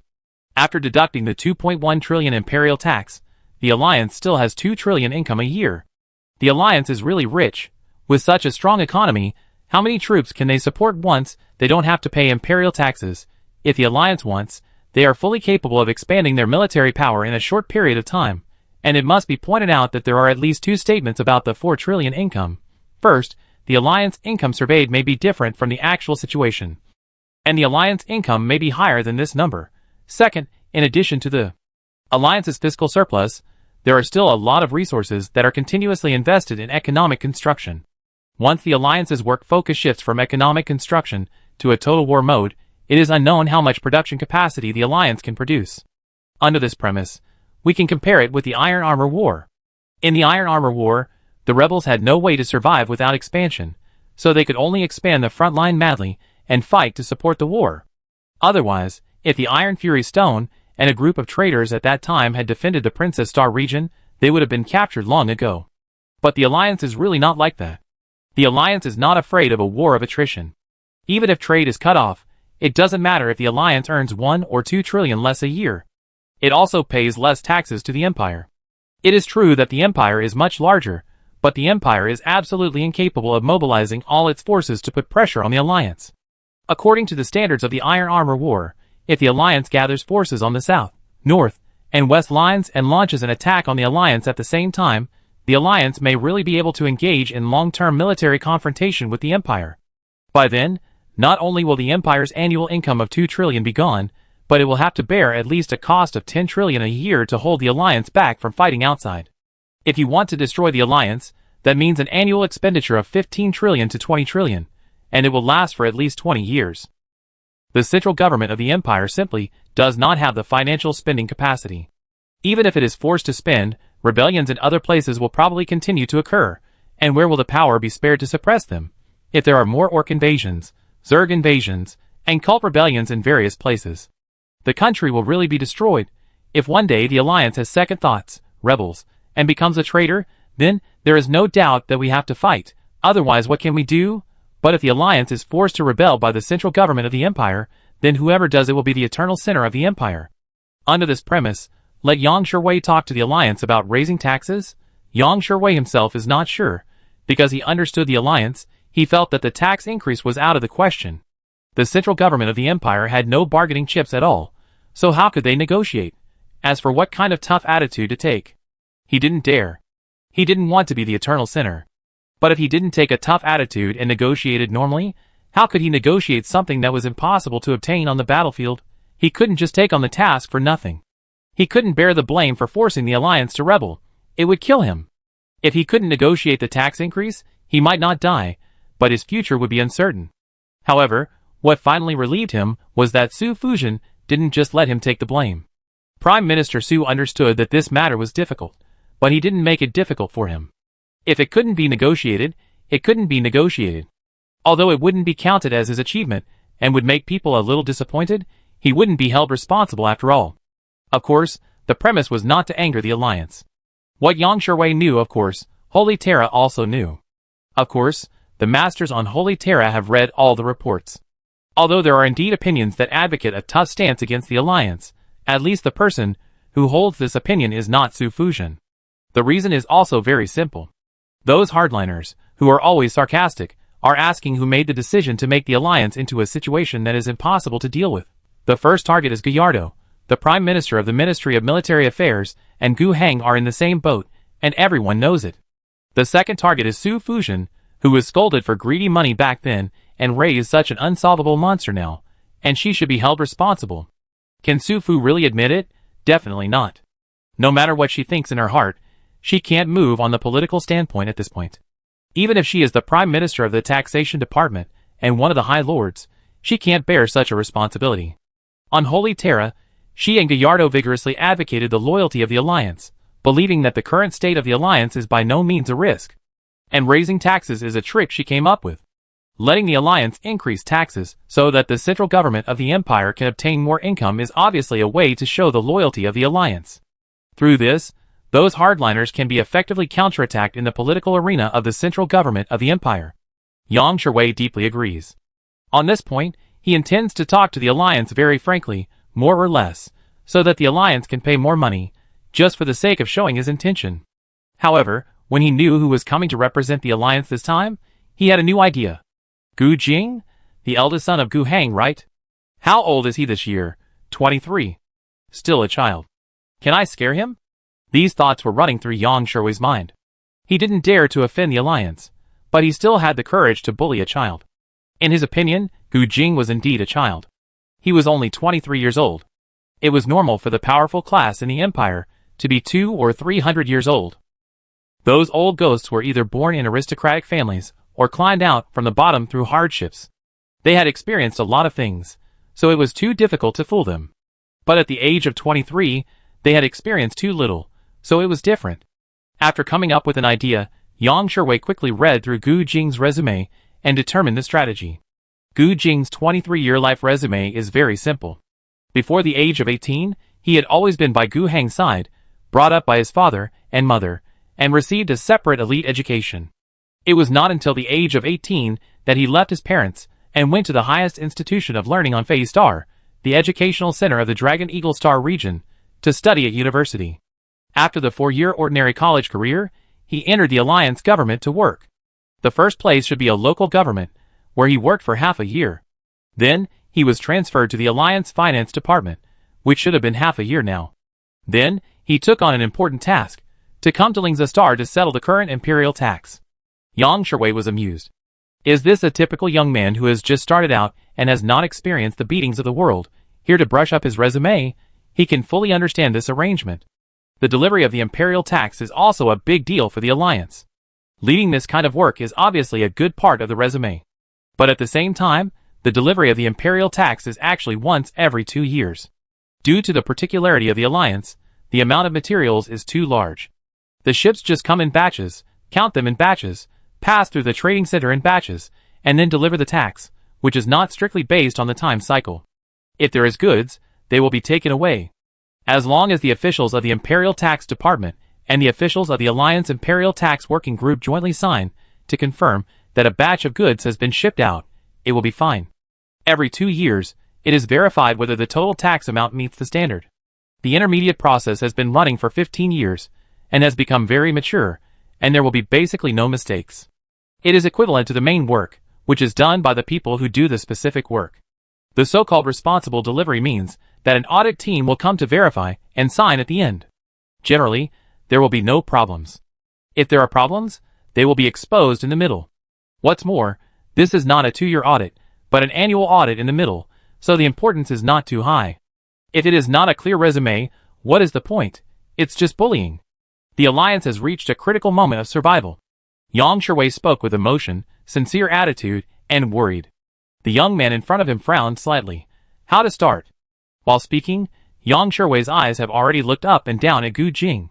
White shirt, white pants, blue with gold embroidered outer robe, a little thin. Black hair, black eyes, quite fair skin, makes people look handsome, but also looks like a beautiful young man. If it were a girl, she would be easily attracted. But unfortunately, the younger this nobleman is, the more he is like what Yang Shuwei thought. He continued, the Alliance has been evading taxes for many years. I have been mediating in the middle, but now it is difficult to continue. Gu Jing leaned forward, with a look of surprise on his face. How is it possible? Our Alliance's taxation has always been clear. Yang Shuwei interrupted Gu Jing forcefully and said, I am the senior deacon specially appointed by the Imperial Taxation Department. Who knows the taxation situation better than me? Gu Jing seemed to be stunned.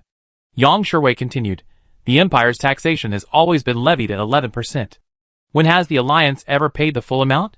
The output value of the Alliance over the years is much higher than this number. But the Alliance plan stipulates a clear tax amount. I participated in the signing of the Alliance plan, and the tax amount is not a fixed number. The Alliance deceived Holy Terra by fraudulent means. Now, many people on Terra have already obtained solid evidence. A huge storm is coming. Once it breaks out, your father will probably be reduced from an imperial hero to a traitor. Deacon Yang, what you said is too big, I can't figure it out for a while.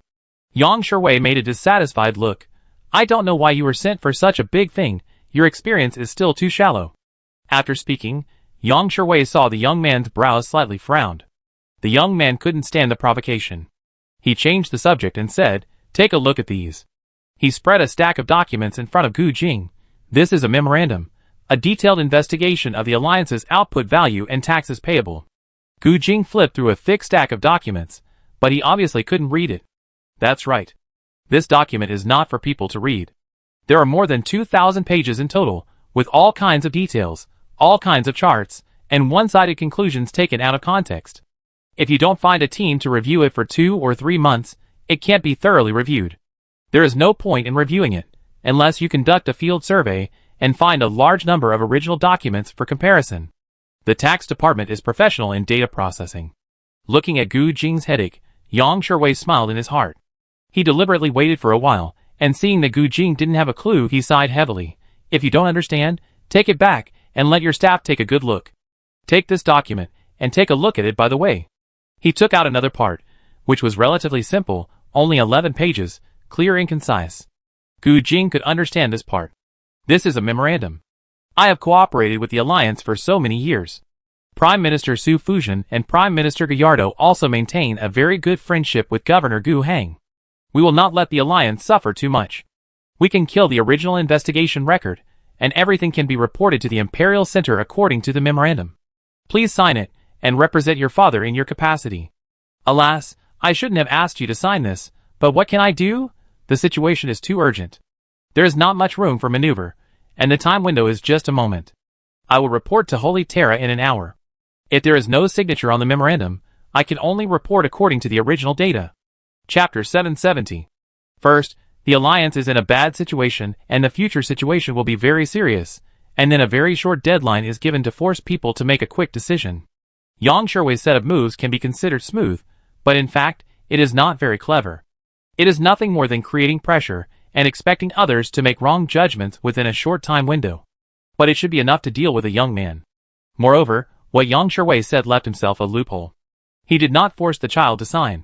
He just clearly threw out the difficulties and problems, and even emphasized in his words that you should not come and you are not suitable to sign, but secretly said that if you don't sign, there will be big problems. The effect he expected was that Gu Jing would rush to sign, which would be perfect. Of course, he would not be naive to think that the play he made was perfect. He also did not think that coaxing a child to sign something could be used to tell the alliance that you must fulfill the contract. The only person who can really sign and make it effective is Gu Hang. To put it another way, at least he must be a senior official of the alliance, who has been clearly authorized by Gu Hang. Gu Jing neither holds a high position in the alliance that is convincing enough, nor has he been clearly authorized by his father, so his signature is not valid. This is not a feudal power. Even if everyone regards Gu Jing as Gu Hang's successor, without a formal appointment and legal basis, it cannot be counted. But in any case, Gu Jing has a special identity, and this time, he was specially sent to do the delivery, so he has a job identity. Although it does not meet the standard of persuasiveness, what he wants Gu Jing to sign is not really a document to pay taxes. He made it very clear that it was a memorandum. At this point, in order to reduce some of Gu Jing's psychological pressure to sign, he made additional explanations when he saw the young man frowning. This is not a formal agreement. It does not mean that after signing, it must be implemented. You do not have that power yet. This is a memorandum, an informal document, which is a substitute for the explanation of the investigation of the alliance. As a special tax officer of the Imperial Taxation Department, that is, me, and the person in charge of the imperial tax work of the alliance, this year it is you, the two of us, as the highest officials currently responsible for tax handover on Lingza Star, who jointly signed and acknowledged the current situation. This document is at most you take one copy back, and I take one back to make a supplementary explanation of the current situation. If the original document is submitted, then the annual tax amount of the alliance will be set at more than 5 trillion. According to the description in our memorandum, the recommended tax amount is only 2.5 trillion. Damn it, why am I telling you this? Can you make the decision? If not, time is running out. If you wait a little longer, it will be too late. Yang Shuwei is still increasing the pressure on Gu Jing. What he said is actually not wrong. It's just a memorandum, it does not have a direct agreement effect, and it is not a formal agreement. But it was not as simple as he said, just recording it. The recorded things were signed by Gu Jing, who had a special identity, and was indeed the current head of the taxation department of the alliance on Lingza Star. Even if it was not a formal agreement document, this memorandum would become the sharpest weapon of the empire during the formal negotiations.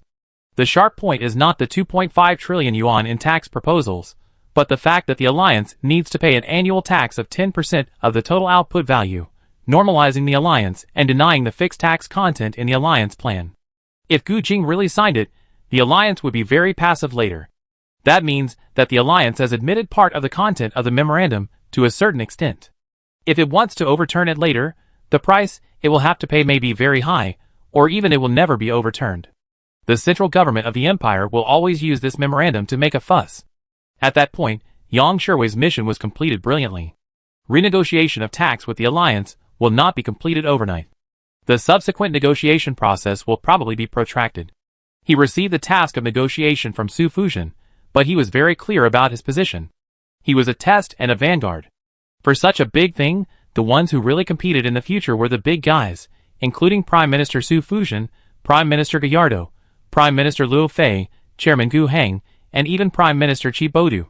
What was he, the senior deacon? Even if he was promoted to the deputy minister he had always dreamed of, he would be a top official in the eyes of others. At this moment, he was able to use some intelligence and get a document that would be very beneficial to the central government of the empire in the subsequent negotiations. He had already made a great contribution. After he went back, no one could say that he did a bad job. Now, all that was left was for Gu Jing to sign his name on the document. Looking at the frown on the young man's face, it shouldn't be a big problem, right? Or come up with another explanation and force him again? Yang Shuwei was about to open his mouth, but he saw Gu Jing's brows relax. He picked up a pen from the side of the file and turned it between his fingers, very skillfully. You? Yang Shuwei just opened his mouth to speak, but was interrupted by Gu Jing. I have read all the files. You have only read the 11th page?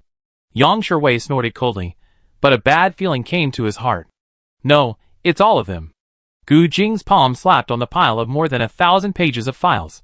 Yang Shuwei felt that Gu Jing was joking and bluffing. How long has it been? Less than an hour. More than 1,000 pages of files, all of which are various types of data, and the wording is vague.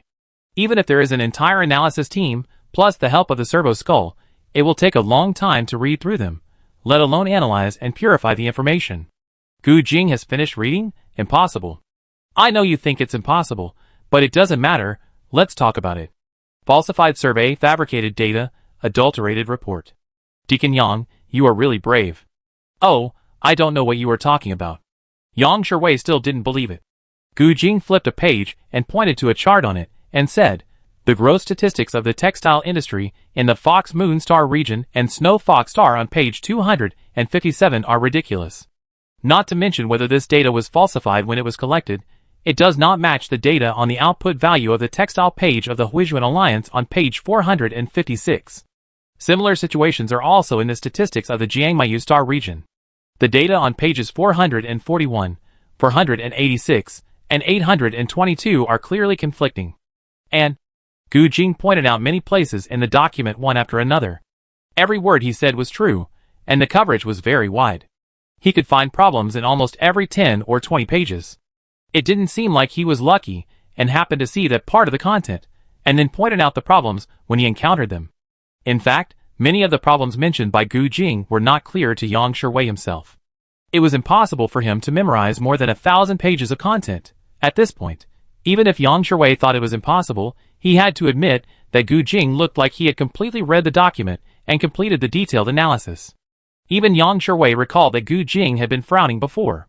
Where was he worried, and where was he uneasy? He was clearly thinking. It's just that the efficiency of this thinking was too high. That was definitely not the level that normal humans could achieve.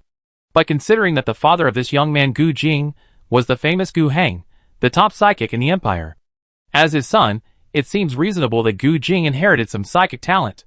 Psychics are so magical that it is not surprising that they have any ability.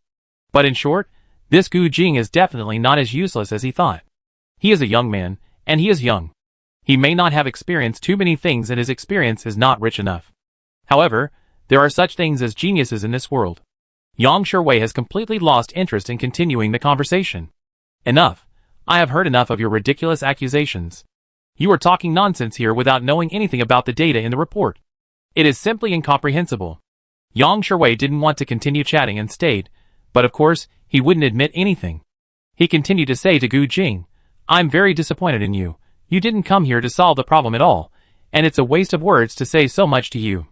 While speaking fiercely, his hands did not stop moving, quickly sorting out the documents on the table, stacking them all together, and wanted to grab them and leave. Gu Jing pressed one hand on the document. This is the evidence of the fraud of the audit team led by you. You can't take it away casually. Yang Shiwei held Gu Jing's wrist with his other arm and exhaled. His arm was completely transformed, a fine product made by a master, and the instantaneous output could even be comparable to that of a space warrior. He moved Gu Jing's hand away, pulled out a thick stack of thousands of pages of documents, and then pushed the young man back several steps with a force, snorted coldly, and was ready to turn around and leave. But the next moment, a powerful, invisible force suddenly emerged from Gu Jing's body, like a shock wave, and hit Yang Shiwei hard. Yang Shiwei was knocked to the ground by a wave of air, and his hands could not hold the documents. The documents that should have been scattered on the ground were lifted by an invisible force, and slowly flew towards Gu Jing. Yang Shiwei wanted to get up from the ground and continue to fight for the documents, but he felt like his body was tied up, tied to the ground, unable to move. He could only stare at Gu Jing with a pair of angry eyes and roared, Do you know what crime it is to attack the central officials of the empire? You are committing treason. Treason? Gu Jing had come to him. Since you mentioned it, let's talk about treason. I have a document here. Do you think it looks familiar? As Gu Jing spoke, a stack of papers flew out from the briefcase behind the chair where he was originally sitting, floating in front of Yang Shiwei, and opened one page after another. At first, Yang Shiwei continued to maintain the anger on his face, but when he had to see the contents, his expression quickly turned into panic. This? You? Can't be. How did you know? The senior deacon of the Empire Central Taxation Department has been engaged in illegal dealings with the state religion, the Central Chamber of Commerce, the local Chamber of Commerce, the local government. A total of 11 organizations, helping them to purchase bulk goods at low prices from the paid empire taxes. To fill the gap in the empire tax, They passed off inferior goods as good ones, even falsely reported numbers, made false accounts, and cleared the process. Over the past 15 years, the empire has lost a total of 800 billion tax coins. This is fake. It's fictitious. It's your forged account book. Your act of framing me will never succeed. Oh, are we framing you? Gu Jing's expression did not change at all. That's a bit regrettable. Then, I will publish this document and propose that the Alliance Legal Department and the Empire Central Legal Department jointly form a review team to see if there is really a problem with this set of documents. Yang Sherwei's face became very ugly. Gu Jing noticed this and smiled. Look, you don't seem to be willing to make it public. I think so too. The data, accounts, and transactions in this document are all very detailed and can withstand scrutiny without any contradictions. The source of each piece of data is very clear, and even the source of each piece of data has at least 2 traceable references and responsible persons. My document is much more detailed than the one you made. Yang Sherwei's face was pale. There was no rebuttal. Because these were indeed true, and he had indeed done them. Of course, he could not have made 800 billion in these 15 years. So much money was made by many companies together.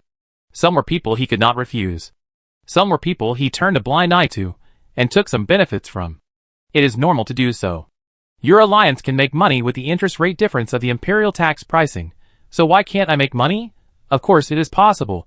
This money is not only made by me, 800 billion, even if Yang Sherwei had a big appetite and a big courage, he would not dare to eat so much.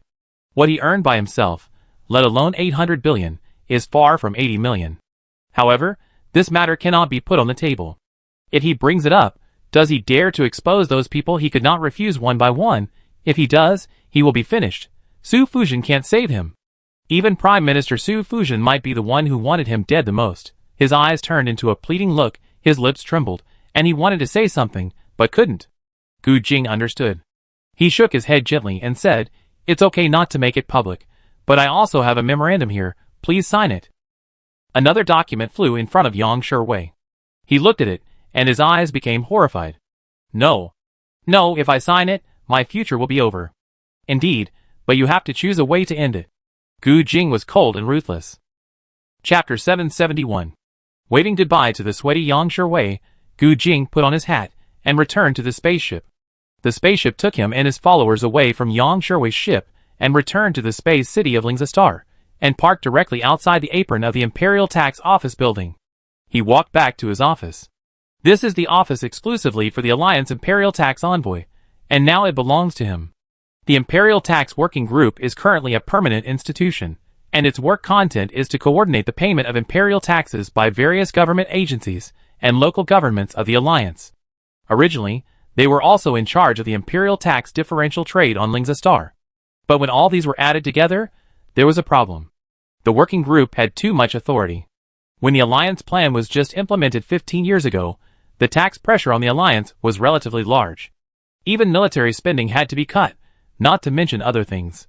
Taxes, local development investment, trade investment, military spending, special project investment, are all competing for money. The imperial tax is particularly urgent, and it is a hard target that must be completed every year. Therefore, the working group was given a fairly high authority. The military is not easy to mess with. The military budget has been cut according to the governor's opinion. Are you still asking for money to save your face? Special project investment is not easy to mess with either. These are specially approved funds. Some of them are so confidential that even Osina, the Prime Minister of the Alliance, has no right to ask about them, let alone the working group. Therefore, they can only focus on the 2 major items of trade and local development. There were many conflicts, and even the forced taxation by the working group caused some things that could be called persecution. There are also many people in the government and legal departments who are watching the working group and fighting against it. After all, the Alliance is not a real utopia, and the problems that should arise will arise. Some of the actions of the working group have indeed had a negative impact on the economic development and people's livelihood development of the Alliance. This alone is not enough. The working group has great power, especially in the later period. The amount of the imperial tax differential trade has risen rapidly, and under their control, the breeding of corruption is an inevitable thing. Not everyone has received training from Zhongxi College. Zhongxi College cannot offer so many classes. Not everyone has attended the special training class in Zhongxi College, that is, has received special training for political commissars. Others, without this resume, really cannot get a high position.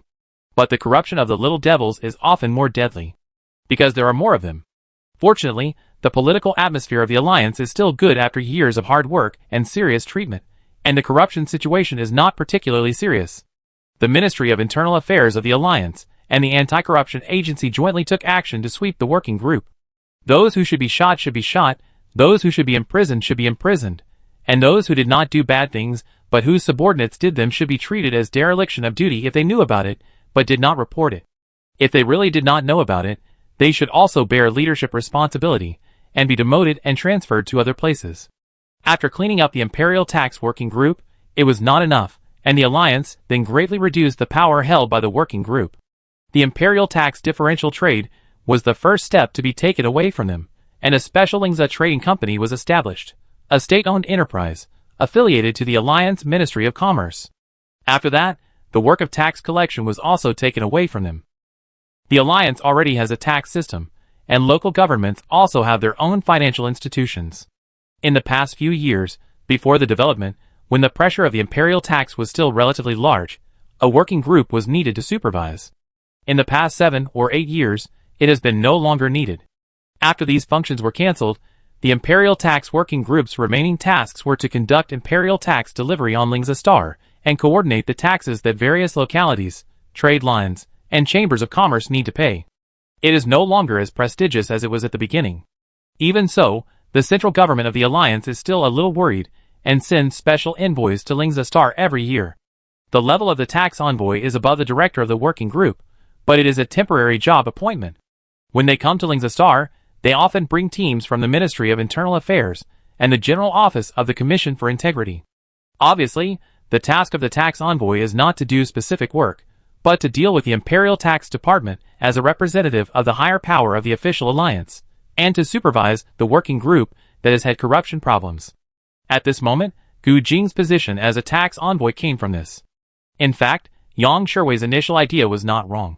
Gu Jing did come here to gild himself and brush up his resume. The alliance also gradually felt the pressure on the imperial tax issue. Especially recently, Ambassador Salahovich ended his ambassadorial work in Holy Terra, returned to the alliance, and served as the minister of the alliance's Ministry of Foreign Affairs. He also brought back a lot of first-hand intelligence from Holy Terra, and coupled with his personal stay in Holy Terra for more than 20 years, he had a deep understanding of the political arena of Holy Terra. He clearly warned the alliance that the change in the wind direction of the central government of the empire was heading in the direction that the alliance was gradually out of control. However, it has not come to light yet, and the rift between the two sides should still be fermenting. The alliance has made a lot of preparations and plans for this, but before this trend becomes a real threat, it is better to deal with it as it should be. In the past 15 years, the GDP within the alliance has been rapidly rising at a growth rate of more than 10% in the early stage. In recent years, it has slowed down a lot, but it is still more than 6%. The alliance has enough ability to deal with all this.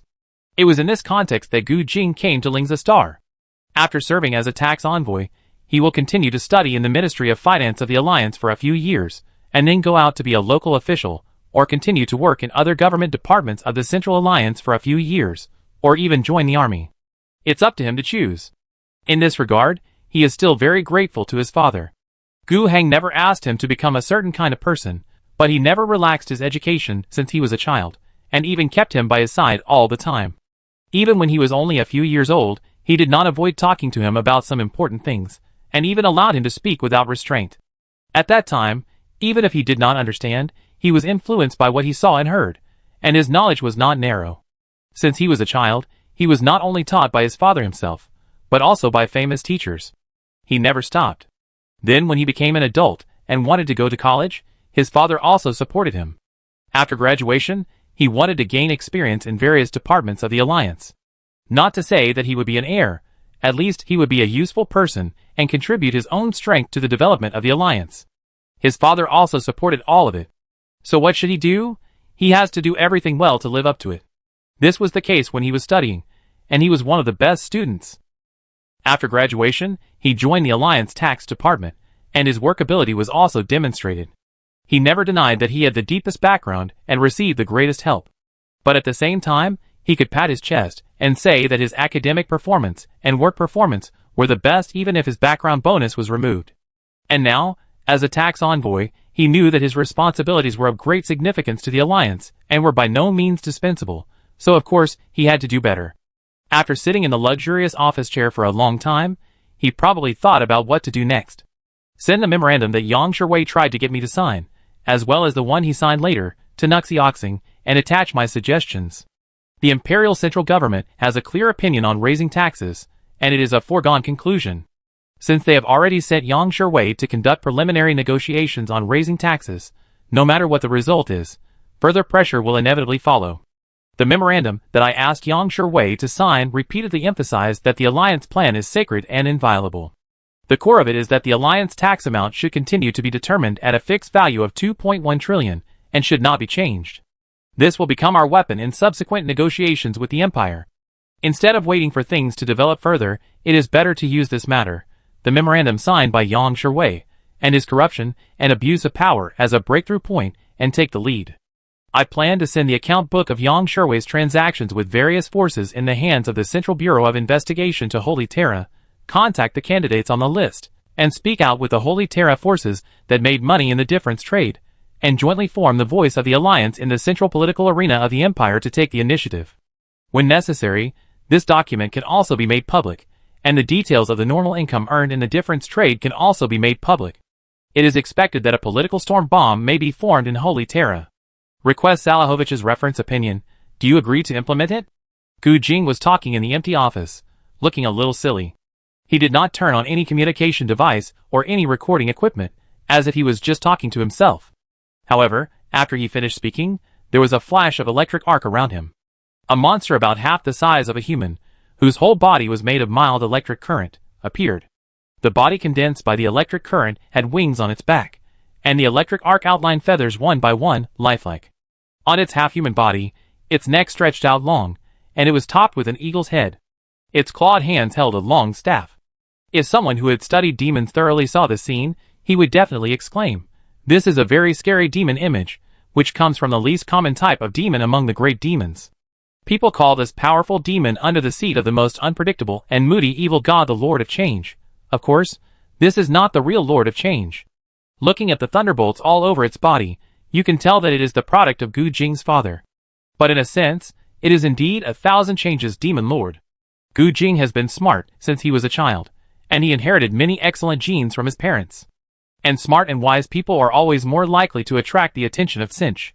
But he is not actually very smart. He can only be said to be very smart among ordinary people. But with his identity, he can't help but covet it. A thousand changes demon lord named Shefrich, who is standing next to Gu Jing at this moment, has set his eyes on him. Thousand changes demon lords are good at conspiracy. Unless it is a critical moment, they will never show up easily. They are completely different from the corn demons, who always like to rush out at the first time, and they are even two extremes. Shefrich is very patient in the subspace, cruising outside the kingdom of Storm God, carefully hiding himself, and projecting a little bit of influence on Gu Jing. It didn't even try to seduce Gu Jing, it just gave him some wisdom. It was easier to understand when reading, clearer when calculating, more mature in speech. No matter what kind of parents, even Gu Hang and Yi Lixia, wouldn't they want to see their children smart from an early age? No. In a few years, Gu Jing's natural intelligence became a matter of course, and coupled with the education he received, his reputation as a child prodigy and genius became more and more famous in a small circle. At this point, it began to continue to execute. In Gu Jing's dream, it turned into a kind professor, just like the teacher who educated him during the day and talked to him. Most of the time, they were talking about knowledge, but occasionally, CF Ulick would tell Gu Jing some poisonous knowledge. He would tell Gu Jing that you would never inherit the Alliance in this life. Your father is immortal. Your father may not be a human. You are destined to live in the shadows in this life. You have to do something to let the world know that you are not just Gu Hang's son, you are unique. CF Ulick never dared to tamper with Gu Jing's mind by direct means, that would only be discovered by Gu Hang. The Master of the Storm has become an existence that people dare not offend in the subspace. Perhaps CF Ulick's master, as long as he can catch Gu Hang, can easily wipe him out, but the Kingdom of the Storm cannot be caught under the protection of the cold sun that symbolizes the Emperor of Mankind. And he, CF Ulick, does not have the ability to confront directly. He can only use this indirect, some bewitching words to plant some seeds in Gu Jing's heart since childhood. He expected his conspiracy to take root and sprout in decades, or even hundreds of years. By then, there will be a grand conspiracy and turmoil in the alliance. His master, the one he feared and admired the most, will definitely give him an excellent reward. Perhaps, he can even be promoted to the level of the Godlord demon because of this. However, when Gu Jing was 9 years old, he saw the old professor in his dream as he had many times in the past. Shephrich invaded again. But before he could say a few more words to Gu Jing, the sky in the dream suddenly became overcast. Then, it saw Gu Heng's figure. He screamed and turned back to his original form, becoming a human-shaped bird, flapping his wings to escape. But the violent thunder bounded in Gu Jing's dream, and it couldn't escape at all. Chapter 772. When he was young, Gu Jing might have been ignorant about demons, Tsinch, great demons, and the warp. But now that he is in his 20s, he has fully understood how big a crisis he encountered at that time. That was a great demon in the warp, a monstrous demon king. Such an existence is enough to set off a terrible turmoil that sweeps across the entire star field. They could always hide behind the shadows, bewitch people, create all kinds of coincidences, and use conspiracy and trickery to cause terrible destruction without showing up. Not to mention targeting a little baby. But because of this, he also fully understood the terribleness of his father. Such a most dangerous demon, no matter how carefully it hid, was eventually caught. In his dream, Gu Jing saw that demon being electrocuted by his father. If you like to accompany me to study, then accompany me for the rest of my life. Until now, Gu Jing still remembers what his father said. Then, there was a small-sized Lord of Changes, who was made of lightning beside him. When he was young, he accompanied him to study, breaking down knowledge and learning quickly. When he grew up, he became his assistant and assisted him in work. It no longer had its own will, and the demon soul had been annihilated by thunder. Now, it was just something reshaped in the Kingdom of Storms through its subspace essence. It was of the same nature as the many heroes in the Kingdom of Storms, but it retained a little more of the knowledge and wisdom of the Tsinch demon. Its behavior is quite rigid, without the ability to take initiative, just like an intelligent assistant. But as a tool, it is still very useful. This is also what his father intended. It is not good to leave a little more intelligence to a Tsinch demon. If it is not handled properly, it may cause some trouble. So it should be completely annihilated to ensure that it will not affect Gu Jing's decision. Now, the application of this Onbian Demon Lord version of the heroic spirit is just like a calculator, computer, analyzer and the like. In the previous meeting between Gu Jing and Yang Shiwei, he was able to quickly read and analyze and understand the thousands of pages of documents and materials, relying on the help of this Onbian Demon Lord. The plug-in given by his father is really useful. As for the psychic power used by Gu Jing in the slight physical conflict later, it was his own power. As the son of Gu Heng, he was born with psychic talent, and it was quite good. Among the subjects he studied since he was a child, there was also a clear item of psychic training. The instructors in the psychic order came to teach him specially. Sometimes when Gu Heng was free, he would train him personally. After the Lord of Change became his plug-in, his psychic strength reached a new level. Among the 4 types of warp demons, the Tsinch demons are the best at psychic power. As the top of the Tsinch demons, the psychic power of the Lord of Change is even more exaggerated. There is no psychic among humans who can fight against the Lord of Change. Except Gu Heng, he is not a human. With the help of this Lord of Change, Gu Jing, who is only 23 years old now, can easily exert the psychic power of A+ level, and his psychic strength is still growing rapidly. It is certain that he will reach the S+ level in the future. As for the Alpha level, he had received a stern warning from his father, not allowing him to call out this level of power. The relevant upper limit was also sealed by Gu Heng himself. It is not a question of whether or not an Alpha level psychic can be achieved. Gu Jing can easily achieve it if he grows up a little more in the future. But the biggest problem with this level of psychic power is that it must be controllable. And the upper limit of human beings is here. It is impossible to control. Unless Gu Jing is no longer a human being and finds a way to master a subspace essence. That is too rare. Gu Heng just happened to encounter a weak and primitive, but indeed a subspace secondary god, plus the help of the system, and the fusion of the subspace essence. The easy part of reproducing this process is to find a subspace essence. Although, not every planet is like the Angry Owl star, with a very thin reality curtain, which is easy to breed local gods. But after all, the universe is so big, if you want to find it, you can always find it. There are similar things in the Alliance, local religions, cults, and they don't believe in the warp demons or the Emperor, and they have bred some strange things. These things are often not strong, far from the level of the great demon. At best they are a higher level of demons. But because of the way they are produced, they really have a warped nature. The Alliance basically has a crackdown attitude towards this, cracking down on cults in the real universe, destroying all non-state religions, and the beliefs of the Mechanicus. In the warp, those original lesser gods were basically eaten by Gu Hang. After eating so many, leaving a portion for his son is actually no big deal.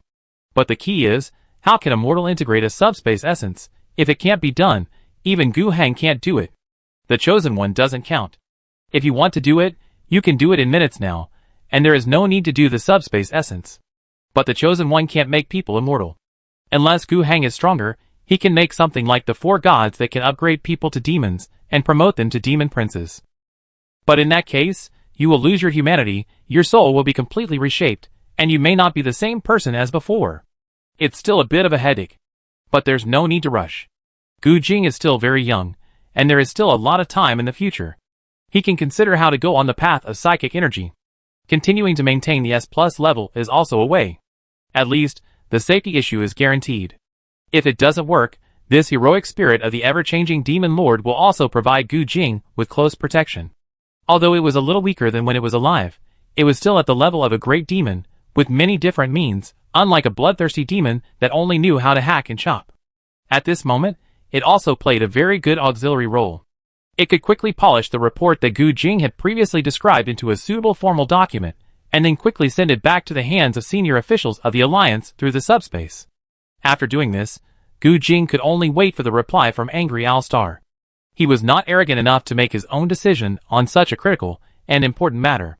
The specific and exact way to do it still depends on the overall decision of the Alliance government. After the decision is made, whether he is required to execute it is another matter. However, he is definitely not idle. As a tax envoy, he still has to do his job. However, this matter is not challenging for him. Even if he does not need the assistance of the Wanbian Demon Lord, it is very simple for him to handle this matter. As one of the 2 duties of the tax envoy, communication with the Imperial Taxation Department is no problem. He has now completely grasped Yangshui Wei. Before the Imperial Taxation Department replaces their head, Gu Jing is confident that his voice in the taxation work on Lingza Star will be extremely large. As for the other duty, supervising the Alliance Imperial Taxation Working Group, there is nothing to say about this. He only needs to stay here, and the specific matters will naturally be handled by the elite working group composed of the Ministry of Internal Affairs, the General Office of the Anti-Corruption Bureau, and the Audit Department of the Finance Department. Generally, there will be no problems. The Imperial Taxation Working Group has been cleaned and checked many times. But even if it is boring, Gu Jing will do his job meticulously. He has made a good start, and he would be sorry if he does not end it well. Gu Hang received the report soon. His son reported to his direct superior, the Minister of Finance, and the Union Ministry of Foreign Affairs, which was in charge of foreign relations. However, neither of them dared to make their own decisions on such a big matter. They sent Gu Jing's suggestions and their own opinions to Gu Hang's desk. After reading it, Gu Hang smiled. The young man still has some ideas. However, Gu Jing didn't have to bring up this matter. Salahovic has a set of preemptive plans, but it has not been put into use before. If possible, the Alliance does not want the current situation to change. The past 15 years have been the 15 years of rapid development of the Alliance. The 16 trillion war expenses have been basically deducted. Before that, the Alliance actually paid 1 trillion in taxes a year, and the rest was the iron armor war expenses owed by the Empire to the Alliance.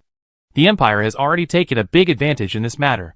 The Alliance can't even get the interest on the 16 trillion, so the Empire central government has divided it into 15 years.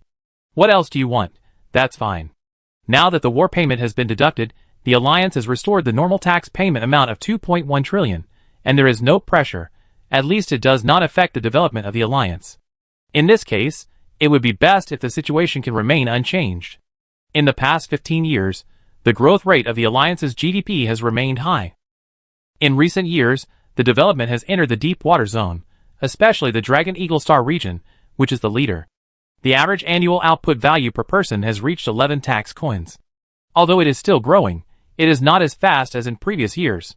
But it doesn't matter. If the Dragon Eagle Star region can't grow anymore, there are other star regions.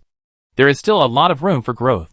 Even if the growth rate has slowed down, The absolute magnitude of the annual growth is still very large for the scale of the total output value that has increased 4 or 5 times compared with the past. Gu Heng really has no intention of opposing the central government of the empire. It would be best if the alliance can maintain this relatively peaceful development trend for a longer time.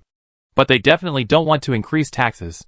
According to the memorandum that Yang Shiwei tried to trick Gu Jing into signing, Su Fujian, or the central government of the empire, was not too harsh in increasing the amount of taxes on the alliance, from 2.1 trillion to 2.5 trillion, which only increased taxes by 400 billion. The alliance can afford it. However, 400 billion is not a small amount. This is all the taxes that the empire can receive from ordinary universes. That is, it has to be a place where the empire has strong control and the tax costs can be reduced. Some poor universes, or universes with quite chaotic order, all costs are removed, and it is considered good to be able to recover 100 billion. Moreover, compared with the 2.1 trillion taxes of the alliance in the past, it has increased by almost 20%. The alliance can afford it but cannot pay it. This cannot be started. After opening it once, what should we do if it has to increase again in a few years? If it goes too far, they will conduct a comprehensive investigation of the development level of the entire alliance, strictly collect taxes according to 10% of the total output value, and directly increase the amount of imperial tax to more than 5 trillion. What should we do then? The alliance plan will be dead in name only by then. Furthermore, seeing that the alliance is so fat and so easy to control, don't the greedy bosses want to intervene in the various industries of the alliance and share the pie? Once the bottom line is broken once, it will be broken again and again. Can we increase taxes? Yes. If it is really a choice between increasing taxes and civil war, then the 400 billion will be paid with a pinch of the nose. However, there are still a lot of gray areas between increasing taxes and civil war, and there is still a lot of time and space in between to play a game with the central government of the empire. The alliance has enough chips. Take it slow. Even if it comes to the point of paying 400 billion, the central government of the empire must pay enough to make them feel the pain, so that the next time they make further advances can be delayed as much as possible. Retracting his thoughts, he looked at the present first. This time, Gu Jing went out alone for the first time. The result was expected, but there were also unexpected things in Gu Heng's view. It was expected that the big demon that dared to attack his son that year was changed to a different purpose in his mind, and it really worked wonders. Originally, Gu Heng wanted to devour the subspace essence of the Wanbian Demon Lord. Although, at that time, he was no longer like the beginning. Eating a big demon or a neuron worm could make a leap forward, but the big demon was still very nourishing. Going out in the subspace to actively hunt big demons is very dangerous, and it is easy to be caught by their masters. But if you don't eat something that comes to your door, you will be sorry for yourself. But I'd be sorry for my son. So far, it has worked. Bodyguard, wisdom bonus, and intelligent assistance, 3 functions in one, the effect has been brought into play. With such a configuration, Gu Jing, even if he is only 23 years old and not experienced, can definitely stand alone, and it is not surprising that he has made achievements. The so-called unexpected means that the harvest from Gu Jing's work is really good. More importantly, this actually gave Gu Heng a piece of information, which can then push him to make a decision. The issue of tax increase is no longer just a public opinion in the central government of the empire. With Yang Shiwei's attempt to discuss this issue with Gu Jing, the tax envoy of the alliance, as a sign, tax increase has officially become a policy being implemented by the central government of the empire. Then, political peace is already a bubble. The opening of this war without gunpowder is already doomed. Of course, war is just an adjective. In fact, all of this is an effort for peace in order to avoid a real war. Chapter 773. Salahovic's multiple countermeasures can be used. The information about Yang Shiwei's corruption and insider trading is the information they have investigated for the past few years, which is a move in the combination punch. On this basis, the memorandum signed by Yang Shiwei as the representative of the empire that the young man got was an unexpected surprise, and it will play a role in the subsequent countermeasures. Gu Heng's order was clearly given to the Ministry of Foreign Affairs of the Alliance. This part of the work will be led by Salahovic. But the execution party is definitely not just the Ministry of Foreign Affairs. The Alliance, a machine ready to go, rumbled and started. From the administrative department, to the economic department, to the military department, to the legal department, to the intelligence department, all actions should be taken. However, from execution to fermentation, to detonation, and then to the final result feedback, it takes time to settle in the middle. Since the specific executor has been determined, Gu Heng did not personally watch this matter and just waited for the report. At the moment, the first thing he had to deal with in person was another Alliance Government Work Report Conference. This was basically held every year, and Gu Heng would of course attend it. Some years conferences were of average importance, while some years conferences were very important. The first one was 15 years ago, when Gu Heng returned from Holy Terra with the signed alliance plan. That conference report basically determined the future development direction of the alliance. And now, it is also a very important time node. On the one hand, the successive development plans have been successfully realized, and the war expenses owed by the Empire Central to the alliance have been completely offset. The most important period of development of the alliance has ended, and it is time to look back at the overall development status of the past 15 years. On the other hand, the alliance has also observed the changes in the entire empire's political arena, and the alliance's external political environment is deteriorating. At this point in time, it is like reaching a crossroads. Even the alliance needs a key overall meeting to unify ideas, determine the route, and figure out what to do in the future. In the first half of this meeting, the focus was still on government reports. The intelligence of the alliance that the empire currently has is indeed correct. The annual GDP of the alliance has indeed reached 50 trillion. It is precisely because of this data that they have that document with many errors and omissions in the data, and proposed a tax of 5 trillion per year to the alliance. However, the reason why the word correct is put in quotation marks is that the figure of 50 trillion is only one of the several figures estimated by the Intelligence Department of Holy Terra, and it is the highest one. The mainstream recognized figure is between 30 trillion and 35 trillion. This is already a very high number, almost 3 times that of the universe of the same size. The empire still maintains some inertia brought by common sense. They can't think of any way to make a huge economy with a population of 12 trillion maintain super high growth for 15 years and increase its GDP 5-fold. That is a challenge to common sense. In fact, 30 trillion is already a challenge. They have always believed that the strength of the alliance lies mainly in their efficient political system, which brings excellent efficiency in tax collection.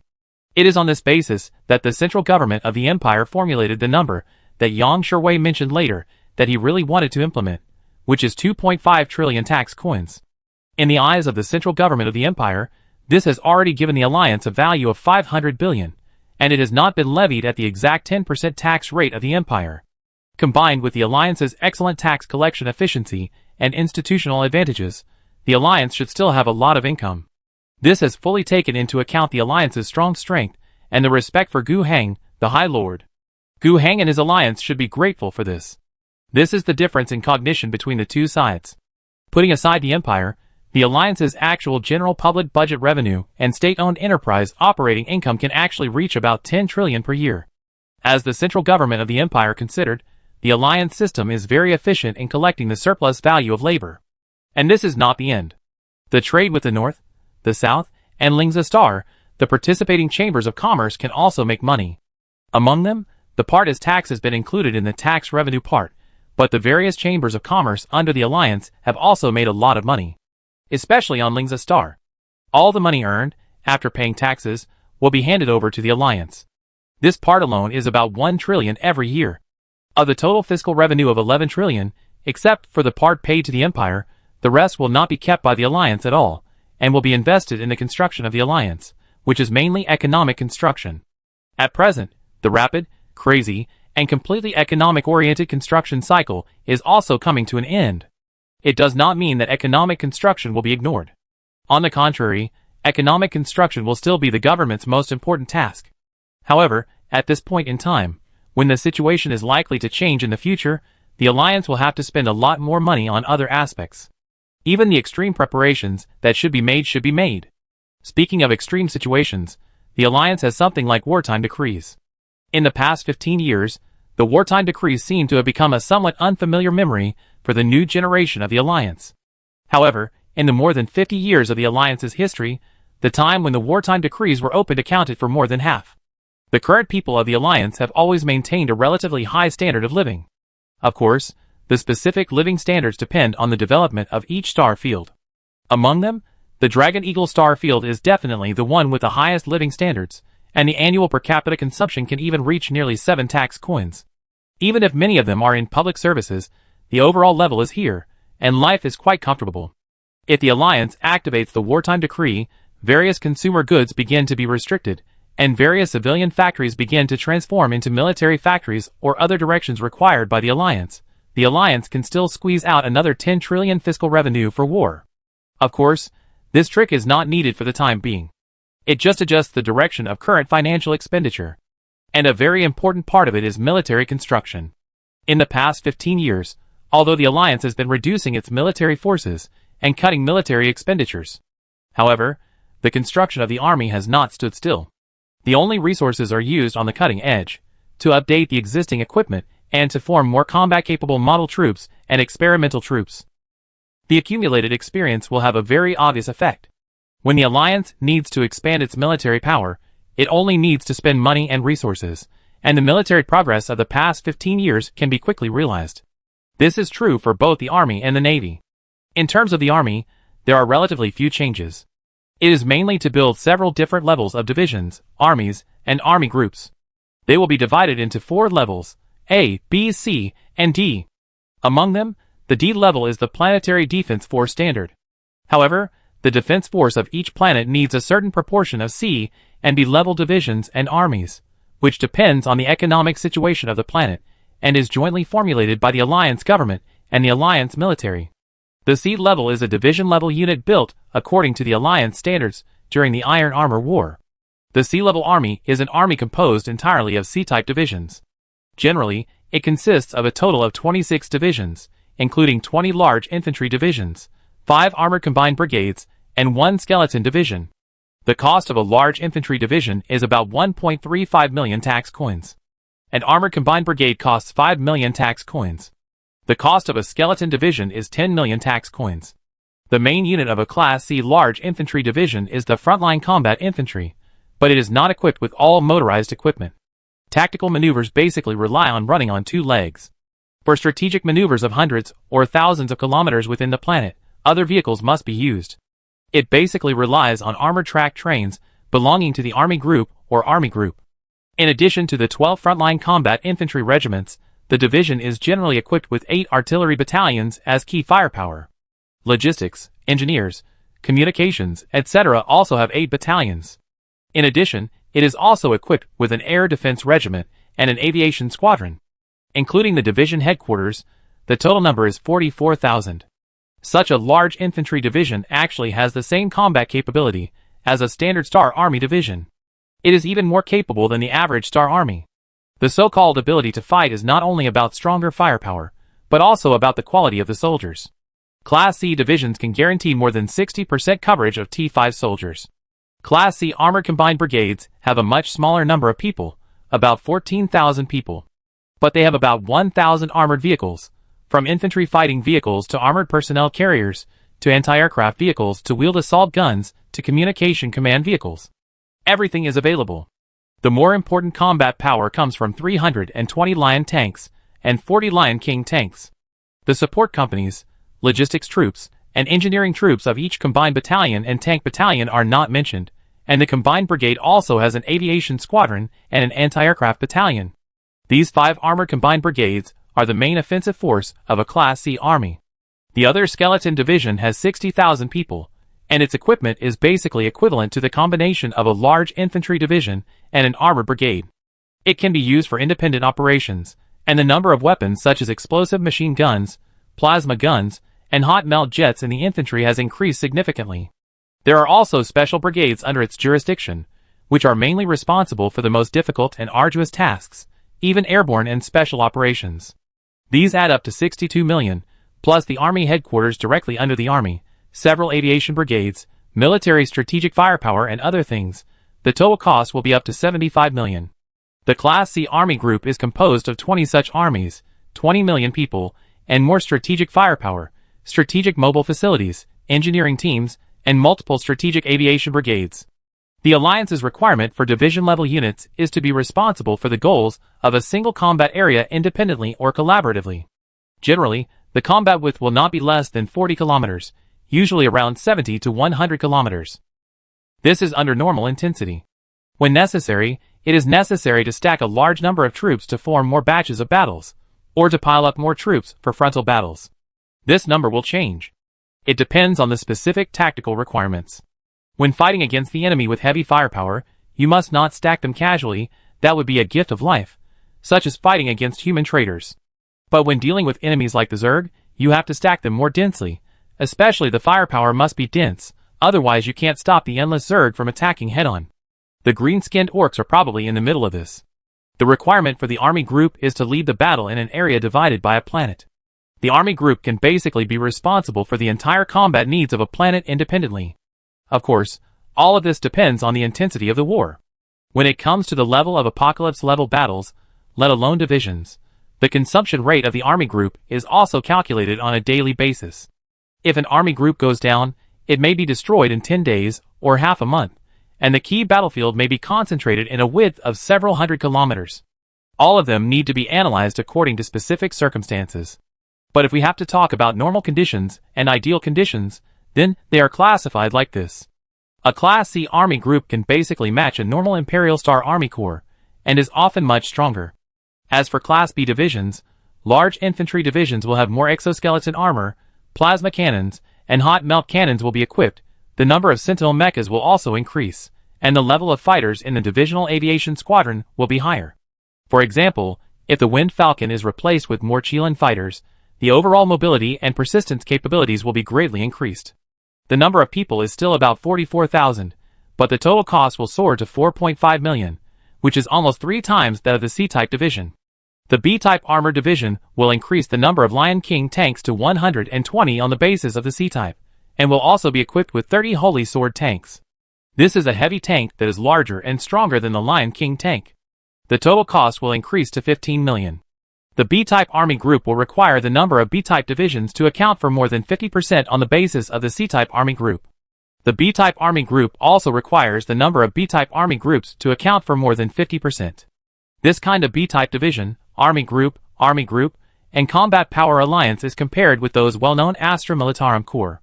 It can basically beat the normal Astra Militarum troops.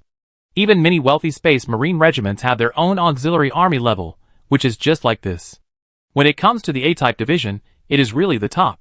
All infantrymen have exoskeletons, and a large proportion of them even have feedback power armor. There are also many dragon elephant fighters, and their combat effectiveness is outstanding. In addition, in terms of manpower, there are also many T4 and T3 level soldiers. In terms of armor divisions, there are more Holy Sword tanks, and they are also equipped with Titans. A-class army requires more than 8 A-class divisions, and the rest are all B-class divisions. The same applies to A-class army groups. The standard of the Alliance, when building A-class army units, is to build the most powerful mortal troops in the Empire, surpassing most of the Star Army, including those well-known Star Army Corps. Chapter 774. The effect of the Class A army unit can meet the requirements when it was formed. In the Empire, are there a few troops that can have the combat effectiveness of the Class A division? Perhaps there are, such as Kashajan and his ilk. However, the difference is that the other troops in the Empire that can reach a similar combat level are all small-scale troops, precious elites, and are used as spearheads at critical moments. Where is it like the Alliance, which builds troops of this level as regular troops? Of course, the Class A division is so strong that the price is also extremely expensive. The cost of a single infantry division is as high as 50 million, and the most expensive of them are the hundreds of feedback power armors. But with just such an infantry division, I am afraid that even if a space marine company comes, it will suffer a lot of casualties, and it will take a long time to chew it. Even the space marines have to struggle to win, let alone other ordinary troops. Having such an infantry division at a key position is a guarantee for the front line. The cost of the Class A armored division soared to 120 million. The most expensive ones were 2 Warlord Titans and 8 Warhound Titans. Coupled with hundreds of tanks, including hundreds of Lion Kings and more than 50 Holy Sword tanks, the Class A armored division could try to attack even a position controlled by a space marine company. Of course, the premise is that the number of Terminators and Dreadnoughts should not be too large, and there should not be too many space marine exclusive armored vehicles. If that were the case, there would still be little hope of fighting. However, this is just a division, compared with extraordinary warriors like space marines. In a key battle, an A-class army of the Alliance can take out 8 such A-class divisions, and there are also a large number of B-class divisions that can cooperate in combat. Even the space marines can't withstand such an offensive. Moreover, at that point, the Alliance will inevitably send Space Marines to follow up, or send the Glory Guards. They must fight on equal terms, and will not let mortal soldiers die in vain to fight the Space Marines to the end. In the plan of the Ministry of Military Affairs, the total force of the Alliance Army in the future will be maintained at the scale of 150 army groups, which is half of the size of the Iron Armor War period. Among them, the ratio of the three types of A, B, and C army groups will be maintained at 1 to 1 to 150 each. The total force is about 3 billion, and the total cost is nearly 1 trillion. It seems a lot, but compared with the control area of the Alliance, this number is seriously insufficient for the possible war needs in the future. During the Iron Armor War, the Alliance had a total force of 5 billion. Now the actual controlled area is more than twice as large as before, but the force has been greatly reduced. How can it be enough? Even the planetary defense forces are included, and the number of Class B and Class C forces in the planetary defense forces has also been required, so that when necessary, troops can be quickly recruited from the defense forces to fill the needs of the Alliance Army. But despite this, it is still not enough. Not to mention that the current 150 army groups are not even the actual quota. Many troops are attached to the army and division organization, but lack of people and equipment. Old soldiers are constantly retiring. Although there are many recruits in the new recruit training centers across the Alliance, very few are actually added to the army. Most of them are transferred to the reserve after training and returned to society. In the past 15 years, the Alliance has been centered on economic construction, and the overall environment is peaceful, so it is impossible to invest a large amount of money to build the army.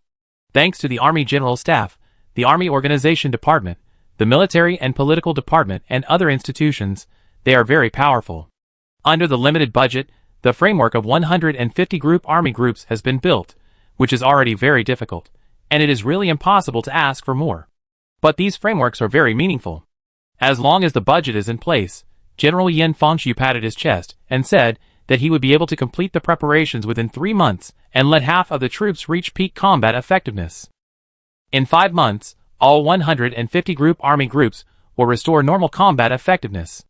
And if there is a need again, a large number of middle and low-level officers who have been trained in excess can quickly pull out new troops.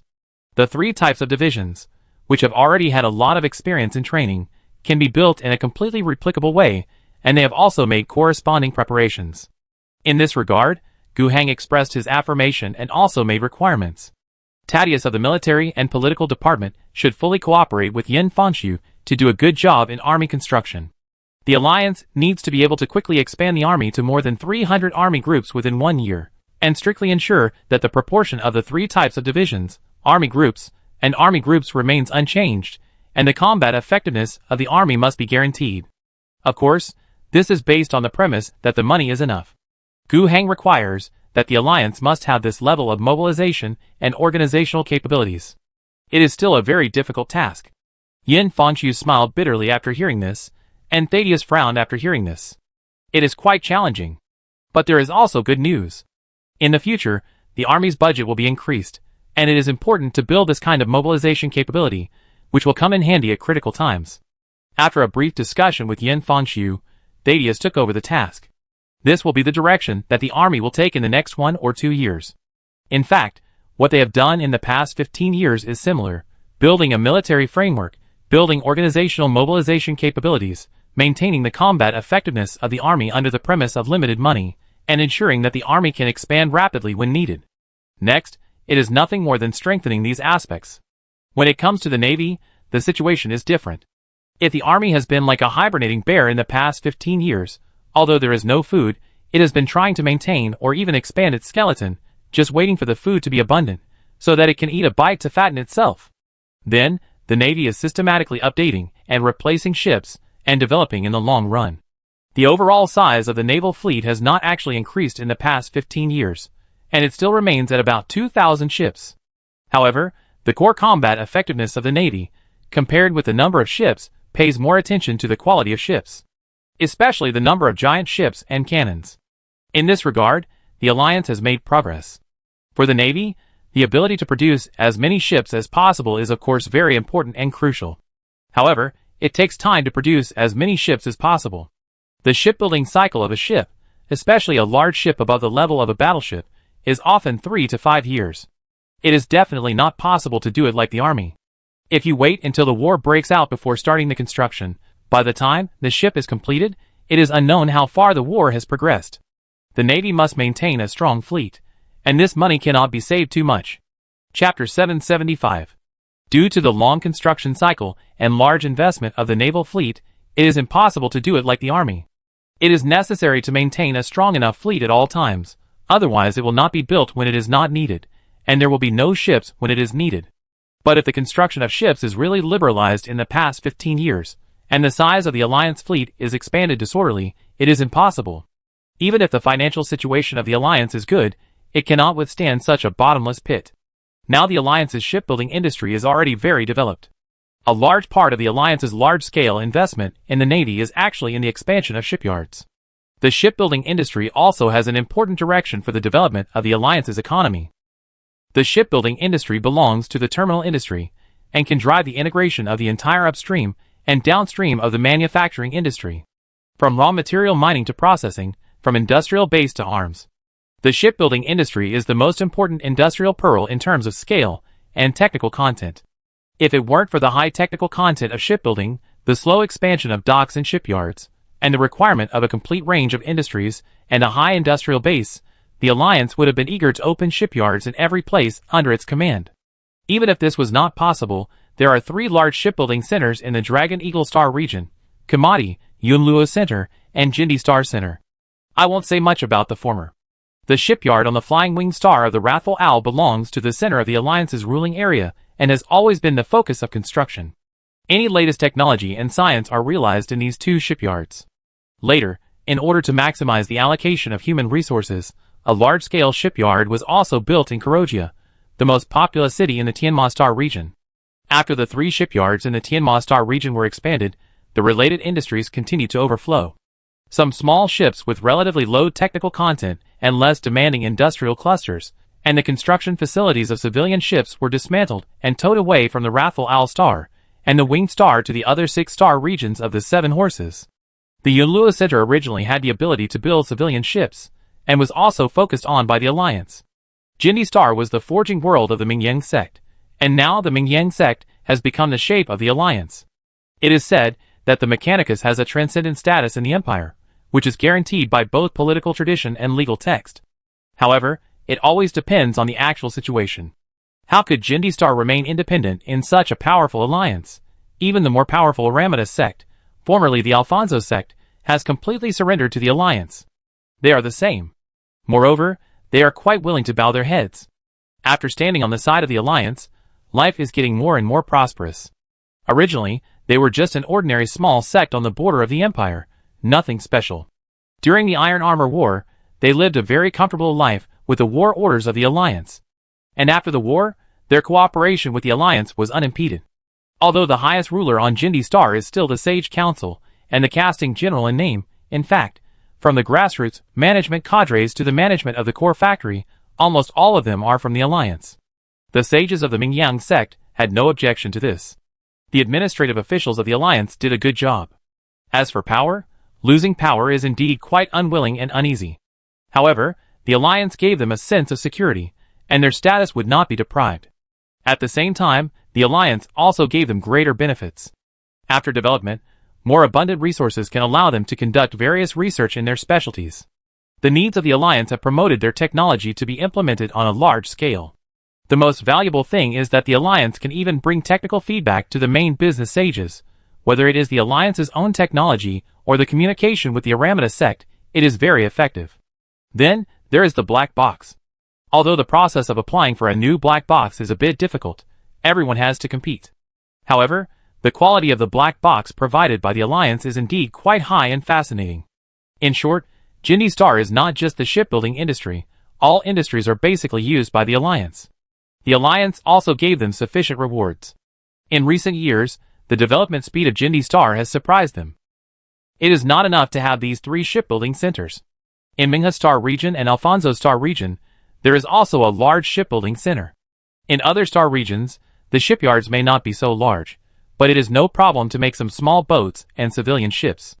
Strong production capacity is also the core of the rapid development of the Alliance caravan in recent years. But even if the Alliance caravan has a lot of demand for ships, it can't take them all. not to mention the warships that were built. A considerable number of these ships were sold. Half of the sold ones flowed into the imperial tax and fell into the hands of the imperial central government. But in fact, only 2% of the ships were directly handed in as imperial taxes. The price was too inappropriate, and the price difference was quite large. Some big shots made money in the middle. Or White Gloves, or other forces, bought ships from the Alliance at a price higher than the price set by the tax department, and paid the Alliance tax coins or other physical objects. Then, nearly half of these buyers sold the ships on the spot on Lingza Star to the Imperial Military Affairs Department and the Navy Command. They bought the ships with the budget and paid the tax coins given to them by the Imperial Tax Department when approving the budget. These tax coins fell into the hands of the Alliance and paid the imperial taxes on their behalf.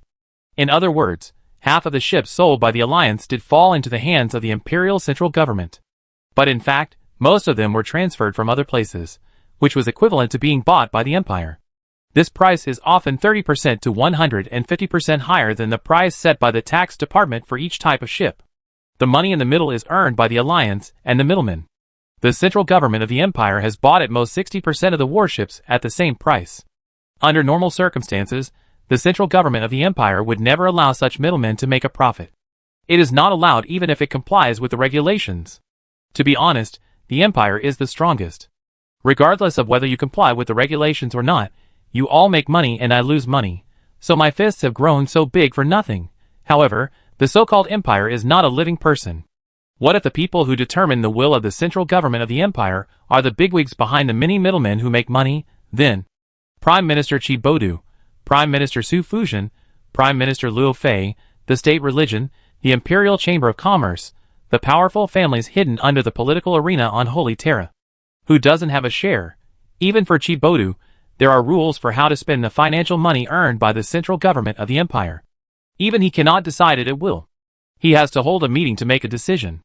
But the money in his own hands is different. Spend it however you want. Moreover, at this point, even if Chi Bodu wants to stop the trade on Lingza Star that is seriously harmful to the interests of the Empire, he is powerless.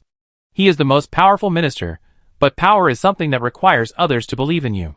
Those who unite around him believe that following him can gain greater and more benefits, so they will continue to follow him. Those big guys who made money from this matter are the foundation of his rule. If he is ruthless, he can cut himself with a knife.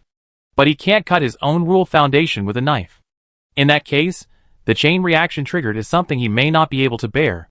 Who doesn't know that this will nourish the Alliance? The knowledgeable people on Holy Terra, mainly those who didn't make money from this matter, curse Lingza Star trade. However, it still runs like this, and it is seen that it will run for a long time in the future. There is no place to argue. However, no matter what others do, the Alliance is in it anyway, relying on the shipbuilding industry to make a lot of money. In addition to investing in economic construction, a considerable part of the money earned was used to upgrade the Navy. The scale of more than 2,000 warships has not expanded, but the number of large ships has increased a lot. At present, the Alliance Navy has 3 Emperor-class battleships, Retribution-class battleships, 6 ships, Shuva-class aircraft carriers, 6 ships, Dragon Snake-class and Holy Grail-class battlecruisers, 22 ships. Added together, there are 37 of these giant ships alone. This is more than the Iron Armored War Corps at the beginning of the Iron Armored War. The number of supporting cruisers, destroyers, and frigates seems a bit insufficient. When forming a fleet, the small boats are a bit shabby. But the speed of exploding small and medium-sized warships is very fast, unlike these giant ships, which have a great time cost. Moreover, if necessary, the next batch of warships of the Alliance can be sent to the Navy without paying taxes or trading. Within 2 years, the total number of naval warships can be doubled to more than 70 ships at any cost. Moreover, another wave of naval forces has not been calculated. That is the 6 major war groups of the Alliance, as the battle group fleets of the Space Marines. Not to mention the strike cruisers, the Alliance has produced 4 battle barges one after another. None of them were sold, but one was given to the Phoenix, one to the Yellow Spring Gull, one to the Blood Shark, and one to the Dragon King's Spear. It is worth mentioning that the Emperor-class battleships and battle barges are both Apocalypse-class technologies. Gu Heng drew it during these 15 years. In the past 15 years, although there were no large-scale wars and no one-time income, Gu Heng relied on the monthly gift point income, plus some small-scale wars, more or less, and accumulated 550 million gift points. Among them, 260 million were used for technology lottery. In the 26 draws of the 10 million gift file, 2 Apocalypse-class technologies were drawn, which were Emperor-class battleship technology and combat barge technology. As for the remaining 290 million gift points, they were basically spent on various constructions of the Alliance in these 15 years. I won't go into details. The emergence of the 2 Apocalypse-class shipbuilding technologies has made the Alliance's shipbuilding industry more advanced. In addition to these, the Alliance has a very high confidentiality level. It rarely enters the Alliance port, and every time it enters, the news will be strictly sealed. The construction of the Queen of Glory-class battleship has finally been completed. Gu Heng named it Da Fong.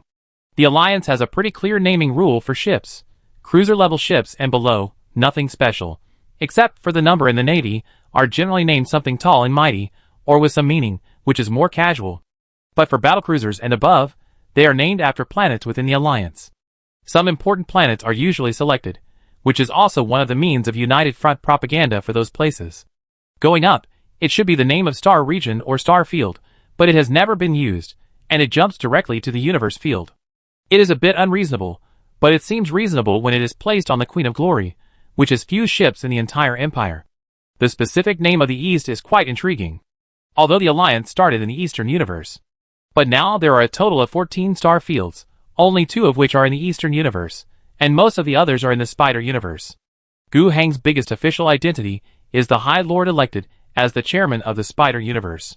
Logically speaking, wouldn't it be more appropriate to name the ship Spiderweb as the Queen of Glory? No, Gu Heng wanted to name the first Queen of Glory of the Alliance with the name Eastern. Undoubtedly, this shows Gu Heng's ambition.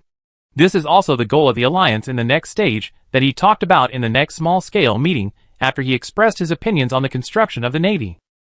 The entire Eastern Universe. This is a big deal, and we need to wait for some time. The current situation of the Alliance has aroused full vigilance. The Central Empire will not allow the Alliance to continue to expand.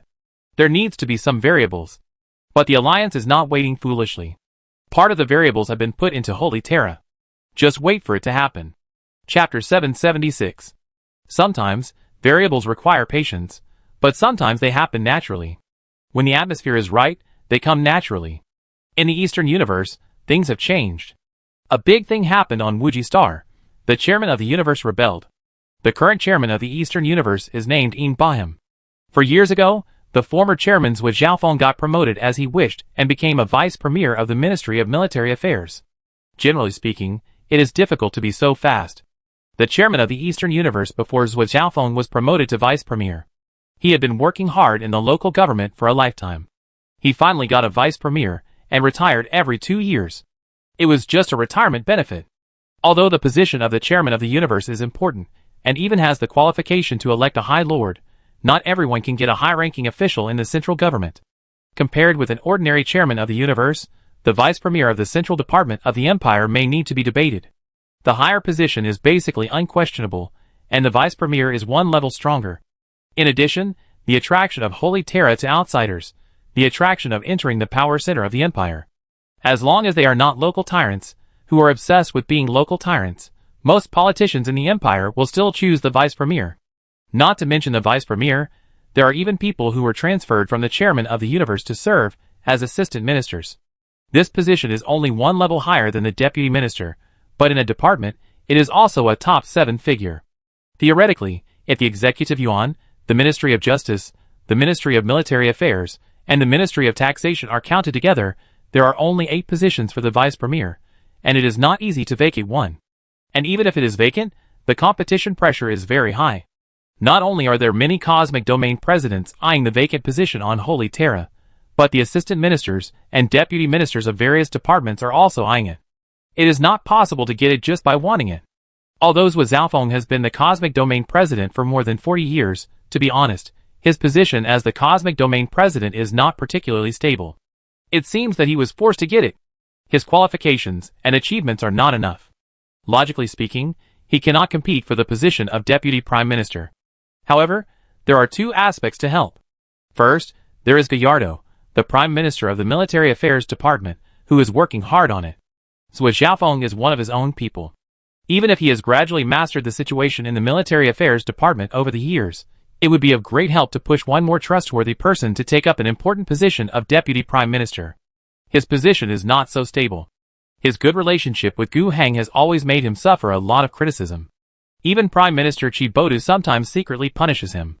He would also be worried that if something went wrong between the Empire Central and the Alliance, he would be the first to suffer. But he never considered cutting ties with the Alliance and Gu Heng. It was not because of his relationship with Gu Heng. For a political animal like him, emotions would not replace thinking without extraordinary influence. However, even from the fundamental interests, he could not give up and betray the Alliance. What is his biggest foundation? First of all, when the Sun Lord died, he successfully stood on the side and sold Solaria and the part of the Sun Lord's political legacy that he could touch at a good price. Then, following the former High Lord and Prime Minister of the Ministry of Justice Ojuran, he defeated his immediate superior at the time, who was considered the backstage of the Iron Armored Corps in Holy Terra, Prime Minister of the Ministry of Military Affairs, and High Lord Norberto. Following the Prime Minister, he defeated Ojuran. During this process, he chose the right position every time and rose step by step. But he himself knew that such a foundation was very unstable. He was almost a slave of 3 surnames. No matter what he did next, Chi Bodu would not trust him. How could a person, who always changed his party, and even stabbed the former boss in the back be trusted? Chi Bodu probably wanted to kick him out in his heart. He didn't kick him out at first because he had just helped to overthrow Ojuran. No matter how much he wanted to replace him, he couldn't kill him when he just promised to give him benefits, let him come to power and surrender to him. He still had to have some face, and wait a little longer. In addition, the Iron Armor War lasted for an unexpectedly long time, and the Military Affairs Department should not have too much turmoil. In addition, his relationship with Gu Heng, the Western Front was in a mess at that time, and the Northern Front had no success. It was all the Southern Front that rushed forward. For many reasons, Gallardo has been sitting in his position. But it is not a good thing to continue like this. If he doesn't think of a way, Chi Bodu will take action against him sooner or later and drive him out of office. But why not drive him out now? On the one hand, because he has gradually become more powerful within the Military Affairs Department, he is no longer just an airborne leader like when he first came to power. In the past 10 or 20 years, he has more or less sorted out the internal affairs of the Military Affairs Department, and he is not really a pure politician. But to be honest, this part of the factors is not enough to keep him in this position. A bigger part of the reason is the point that he is always scolded. He and Gu Heng are so close, and the alliance is now very powerful. He has a good relationship with Gu Heng, who has a bad reputation in the Central Empire, and he is a slave of 3 surnames who is not liked by Chi Bodu. What else can be the reason why he has not fallen? Isn't it because there is a strong enough alliance outside to support him? He was stupid to give up the biggest help for the political opinion field on Holy Terra. If he really listened to those words, cut off from Gu Heng, and stood on the opposite side of the alliance, then the people who are trying to persuade him at this moment will be happy in their hearts, praise him a few words, and then find an opportunity in 2 years, or simply create an opportunity and directly drive him out of office. Absolutely. If he wants to live well, the more he is scolded outside, the more he should help Gu Heng. The two of them are already tied too deeply together. There is no benefit for him to stab Gu Heng in the back. He will only be liquidated in the future after losing his greatest help. Of course, while clinging to the alliance, he must be strong enough. No matter how precarious his position is, he is always the Prime Minister and High Lord of the Military Department. It is very important to manage his basic base well. It can not only stabilize his position, but also play the role of the Military Department after stabilization and help Gu Heng, killing 2 birds with 1 stone. The purpose of transferring Zhou Xiaofeng, who is capable, wants to make progress, and does hard work and follows the arrangements in the Eastern Universe, is also this. Of course, if Zhou Xiaofeng continues to stay in the Eastern Universe, it may be more helpful to the Alliance's next plan. Gallardo knew it too. But there was no way to stay any longer. This brings up another reason why Zhou Xiaofeng was promoted to the center of the empire. He did too well in the Eastern Universe. In terms of economic construction and creating more imperial taxes, he did a great job. His most core path to success was to bring many star regions in the Eastern Universe together and move closer to the Alliance. The trade route between the Alliance and the Eastern Universe can be regarded as a two-way trip, and it has indeed developed to an exaggerated level. The annual trade volume between the two sides soon exceeded 1 trillion, then 2 trillion, 3 trillion. The extremely high trade volume generated a lot of profits, and made the industries of both sides highly integrated. The two sides began to invest in each other on a large scale. This can make a lot of money, especially for many governors and heads of state in the Eastern Universe. Needless to say, the Alliance's investment in them, with each investment, the development of the planet has risen rapidly. Even if the Alliance has a share in those industries, is the key to the Alliance's investment just money? It is indeed money. The Alliance is really rich. But in addition to the most critical money and resources, what is even more scarce is the orders, trade agreements, and technical support that follow. This is enough to allow a planet to step into the high-speed channel of development. As for the many dignitaries in the Eastern Universe, investing in the Alliance is also an incredible opportunity. The Alliance often comes up with very attractive projects to attract investment, and these projects can often make a lot of money. Even some of the planetary governors in the Eastern Universe, who have made larger investments and are more successful, have gone to live in the Alliance for a long time.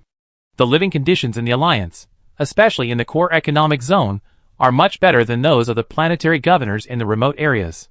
They don't have money, but can they have a good life with money? Not necessarily.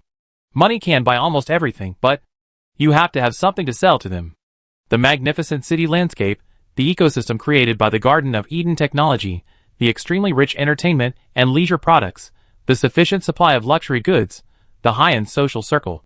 These things, no matter how much money they have, they can't enjoy them in their own hometown. Of course, these things are not only available in the Alliance. However, the planetary governors in the Eastern Universe do not have many other choices. The core reason why they didn't leave their own planets alone and go on vacation or even live somewhere else in the past was actually because they didn't dare. They may not have a very stable ruling foundation.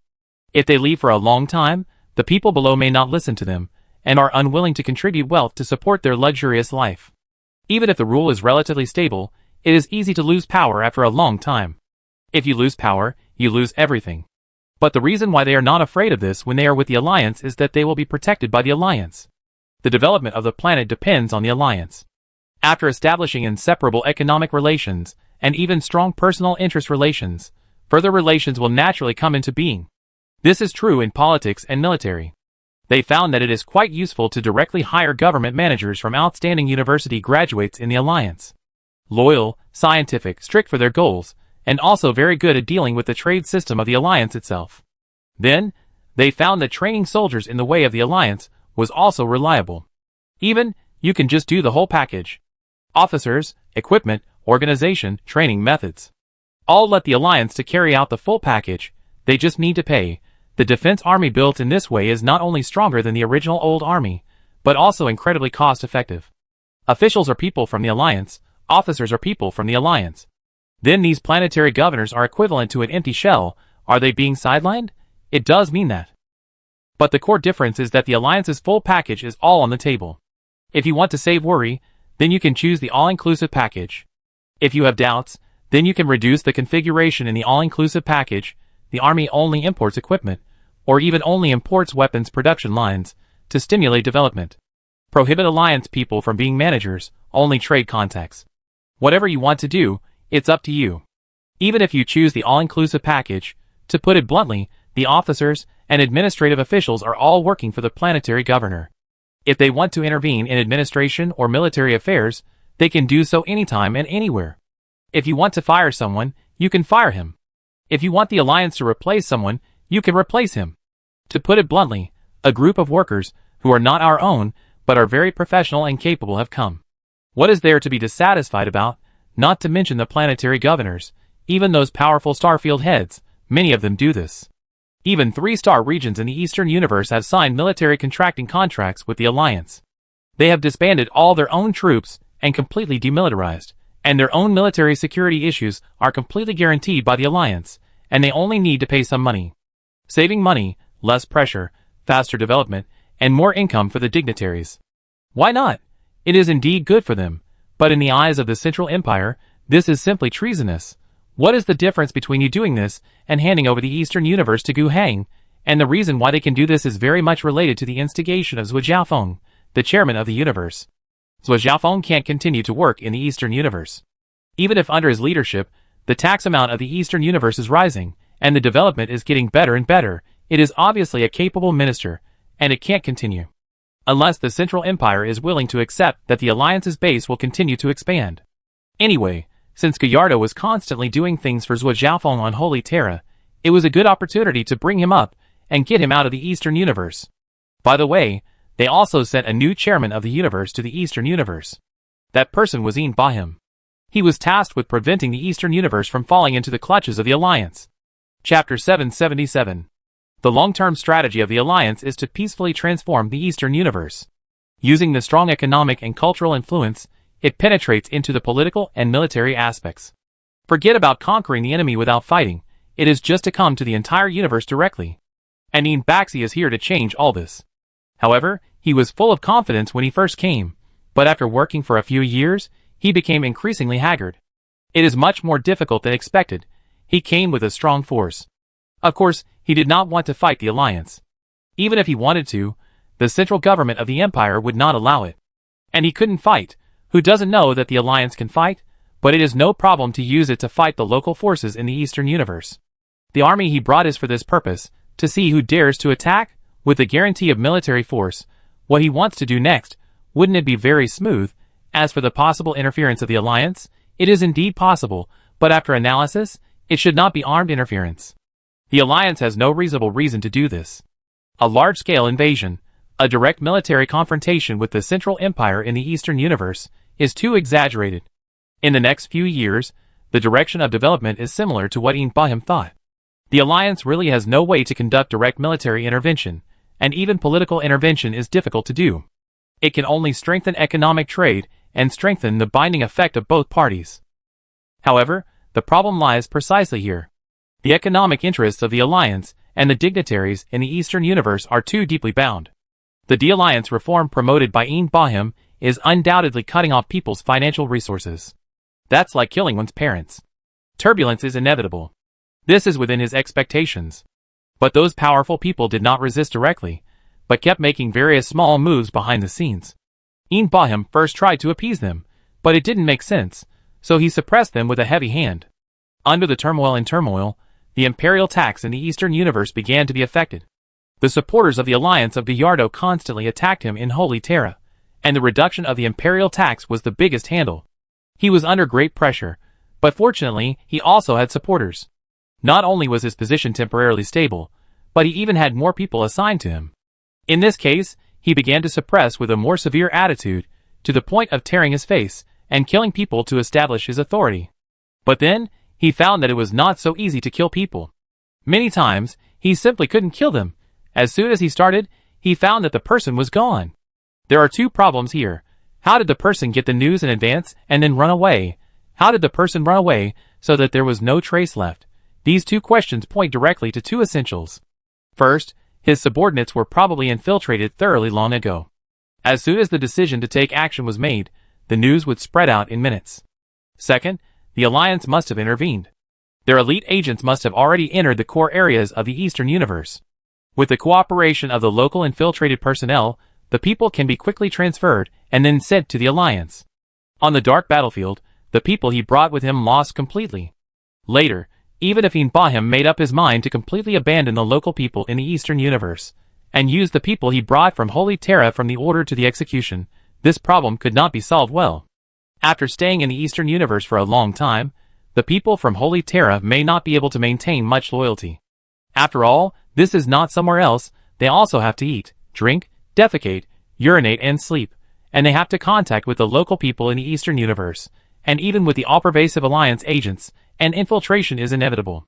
What's more, it is possible that some sand had been mixed in before they came to the Eastern Universe, when they set out from Holy Terra. Even if we take a step back, no matter how Ian Bahim uses his own people, the relationship with the local people in the Eastern Universe must be inseparable. The acquisition of intelligence, the familiarity with the local area, the local supply. Which one does not rely on the locals? Compared with the Alliance's agent front, his manpower is at a disadvantage across the board. Even Ian Bahim gradually came to realize that all of this was still formed under the premise of the Alliance's restraint. If the Alliance did not restrain itself, they could kill him. Those so-called masters he brought from Holy Terra, whether they were psychics or even dozens of assassins from the assassin court, were all useless and could not save his life. Ian Bahim was so depressed that he even wanted to give up. The pressure on Holy Terra was heavy, and the work in the Eastern Universe was not smooth. The people above were scolding him, and the people below were also scolding him. This job was really boring. It's better to be dismissed, and go back to Holy Terra to find the next opportunity. Whoever wants to take over the mess in the Eastern Universe can take it. I won't serve him anymore. But it's not possible. Just recently, someone in Holy Terra who he couldn't refuse made a clear request. He had a bitter face and could only work. Then, the Alliance received news. EP761, as the chairman of the universe, issued an order to prohibit trade with the Alliance and implement a trade ban. An excuse is definitely needed, saying that it is for the safety of the entire Eastern Universe, and the internal circulation of economic construction can be made up at will. But everyone knows what this ban is for. At the same time as the ban, EP761 also issued an order to seize all merchant ships belonging to the Alliance that are staying on a total of 18 planets, including Wasteland, the capital of the Eastern Universe, and arrest all Alliance figures. This is a move towards a falling out. He is completely betraying the local forces of the Eastern Universe and is rebelling against the Eastern Universe. In the past few years, no matter how hard EP761 fought with the Alliance agents on the Dark Front, he never came to this point. In secret, if someone in the Alliance died, no matter how EP761 arranged the evidence, the Alliance could deny that it was theirs. Even if the evidence was extremely solid, it would be useless. They could just say it was fake, and that was it. Of course, in most cases, the Alliance succeeded. EP761 said that it was the Alliance who did it, but the Alliance refused to admit it. It's normal. If the Alliance really admitted it one day, EP761 would be annoyed. What can you do if you admit it? Wouldn't it be best if we all kept a tacit understanding as it is now? However, if the contradiction is exposed now, and the action of pointing the finger at the Alliance directly is fatal, this is to push the relationship between the Alliance and the Central Empire towards the abyss. EP761 has also reported the relevant situation analysis to his superiors. He has suffered enough from the Alliance in the Eastern Universe, and he should hate the Alliance. But because of this, he fully knows how great the influence and strength of the Alliance are. Compared with many masters on Holy Terra, he is actually less optimistic about turning the table with the Alliance. But he is not the one who makes the decision, he is just the executor. His status is not low, so his superiors will not give him any explanation and let him shut up and execute. They still said the reason. The Alliance rejected the Empire's tax proposal, and we must put some pressure on them in some aspects. EP761 approved of this decision. If the Alliance refuses to increase taxes and there are no consequences, what can we talk about later? How can the authority of the Empire be maintained? From this perspective, the Empire must take action. If the person who takes action is not himself, it will be better. But he has no room to refuse, so he can only do this. How will the situation develop next? To be honest, EP761 himself does not know. He has made many requests to Holy Terra, hoping to get stronger military support. When he set out from Holy Terra, he was accompanied by a Star Army Corps and a fleet. These are enough to suppress the unrest in the Eastern Universe. However, if she wants to face the Alliance directly, it will be like paper. The central government of the Empire also agreed, but told him not to rush.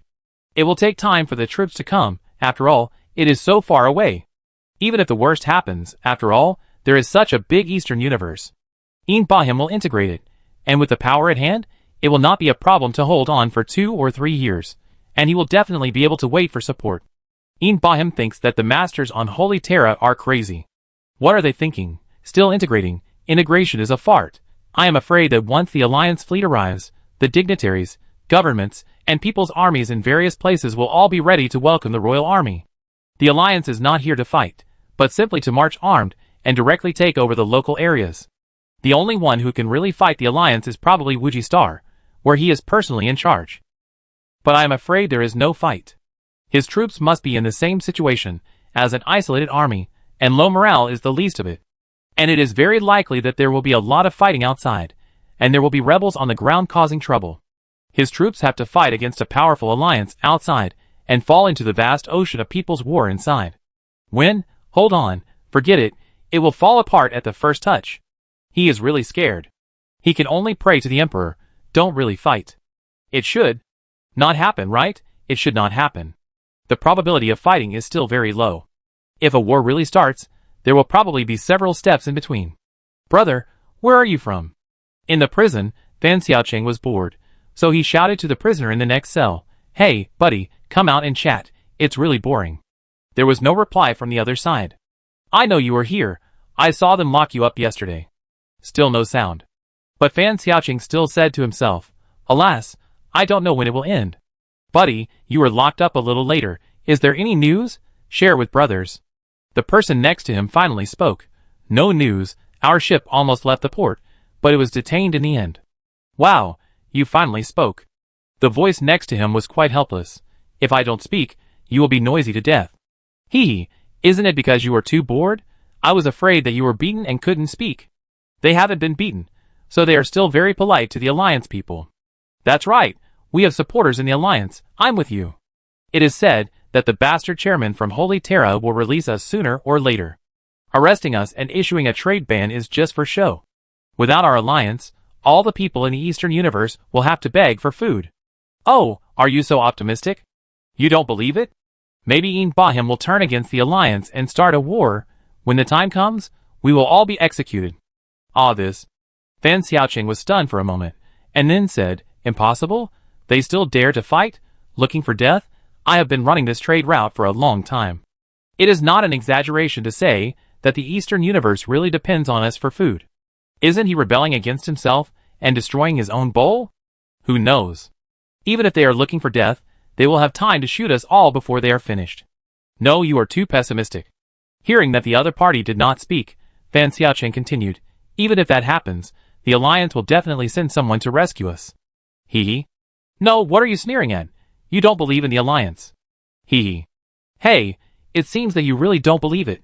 I am from the Angry Owl Star, an old Alliance member. I have to talk to you. Fan Xiaoqing began to tell the other party about the glorious history of the Alliance, to prove the correctness of the Alliance, and the Alliance's firm determination not to give up its own people. He talked for a long time. Even if the next door either kept silent or sneered, Fan Xiaoqing didn't feel annoyed at all. He is such an energetic and talkative person, and he has been like this since he was a child. But Kugwa, who was standing next door, was getting really impatient. He finally stopped sneering and said, Can you shut up and stop talking? The vested interests are still boasting in this environment. When you are taken to the execution ground, I wonder if you can still laugh and say that the Alliance will save you. No, brother, from what you said, you don't look like a member of the Alliance. Where are you from? I am also a member of the Alliance now. What do you mean? Where are you from? Astoria.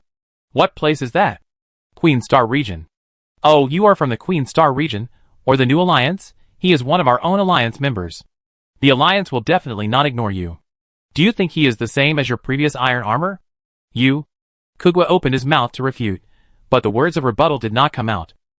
If it were 30 years ago, when he was still a teenager, he would have argued with Fan Xiaoqing until he was red in the face because he grew up listening to the heroic legend of iron armor. But now, what is there to argue about? Iron armor is long gone. He has become a member of the Alliance. But at this time, Fan Xiaoqing's senses became sharper. Don't think about your broken iron armor. They are just a group of guys with ambitions, but no skills. They also caused your Royal Star region to become like that. It has not recovered for more than 10 years. Even if they lost the battle, it would be fine. In the end, they released so many insect swarms. That is a heinous crime. They don't treat you royal women as human beings. What kind of nostalgia is there? You? Kugwa was choked again. He was not a good debater, and he didn't know what to say at this time. He could only say sullenly, How good can the Alliance be? They just don't take the lives of civilians seriously. We are just pawns that can be sacrificed when big men clash. Hey, I really don't believe it. Let's make a bet that the Alliance will definitely find a way to save us. What are you betting on? It's like this. Are you betting on who will be in front when you are shot? Fan Xiaoqing laughed. Haha, let's bet on this. If you really have to be shot, I will die in front of you. Let's bet. Just as Kugwa finished speaking, there was a loud explosion. In front of them, one side of the prison wall was suddenly blown open. A team of well-trained elite soldiers dressed in black and armed with guns broke in. Kugwa was stunned. Are you serious? This is a high-level prison on Wuji Star, where important prisoners are held. How can it be so easy to rescue? How did they break through the wall? At this time, I only heard the chatterbox next to me laughing. I won. Ha ha ha. I didn't expect to win so quickly. Kugwa didn't know what to say in his heart, but after hearing the shouting of the people next to him getting more and more harsh, he couldn't help but retort. We haven't said what the bet you won was. Fan Xiaoqing's laughter stopped abruptly. Fuck, damn blood loss. Chapter 778. Report to the commander. The operation in prison number 176 has been successful. A total of 1,126 targets have been rescued, with only minor injuries and no deaths. Okay. Arnochenko just nodded slightly, and turned his attention back to the operation he was personally responsible for. After Ian Basham's rebellion, the Alliance responded quickly. A large number of secret agents that had already been deployed in the Eastern Universe were fully mobilized, and all preparations for the operation were made in just 11 days. Their core operation area is in the capital of the Eastern Universe, Wuji-Star. Before this, the special service struggle between the Alliance and the Ian Baham government was basically just a joke, without any serious elements.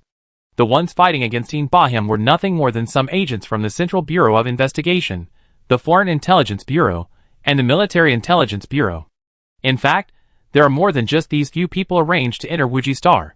The agents of the 3 foreign intelligence organizations have not fought with all their strength, not to mention that there are also Demon Hunter teams, a special operations brigade affiliated with the Army, 2,000 soldiers of the Glory Guards, and even 4 space marine companies. These 4 companies are from Huangquan Owl and Blood Shark, 2 from each. Total number exceeds 20,000. And they are all elite. Even if they are used for frontal combat, this is a very powerful force, not to mention that they are all professionals proficient in special operations. It is difficult to secretly transport so many people and so much equipment into a planet without being discovered. But in Wuji-Star, this is an exception. The local dignitaries hate Ian Baham. The Alliance has established a very good network of relationships here, and the support for the Alliance is very high from the dignitaries to the civilians. They provide countless conveniences for the Alliance's actions. Whether it is infiltration, lurking, or mobilization, it is the same. 20,000 people are not only completely hidden under Ian Basham's strict defense, but now they are directly mobilized. The movement is not small, but it happens to be under the nose of Ian Baham, the chairman of the universe, but he didn't notice it at all.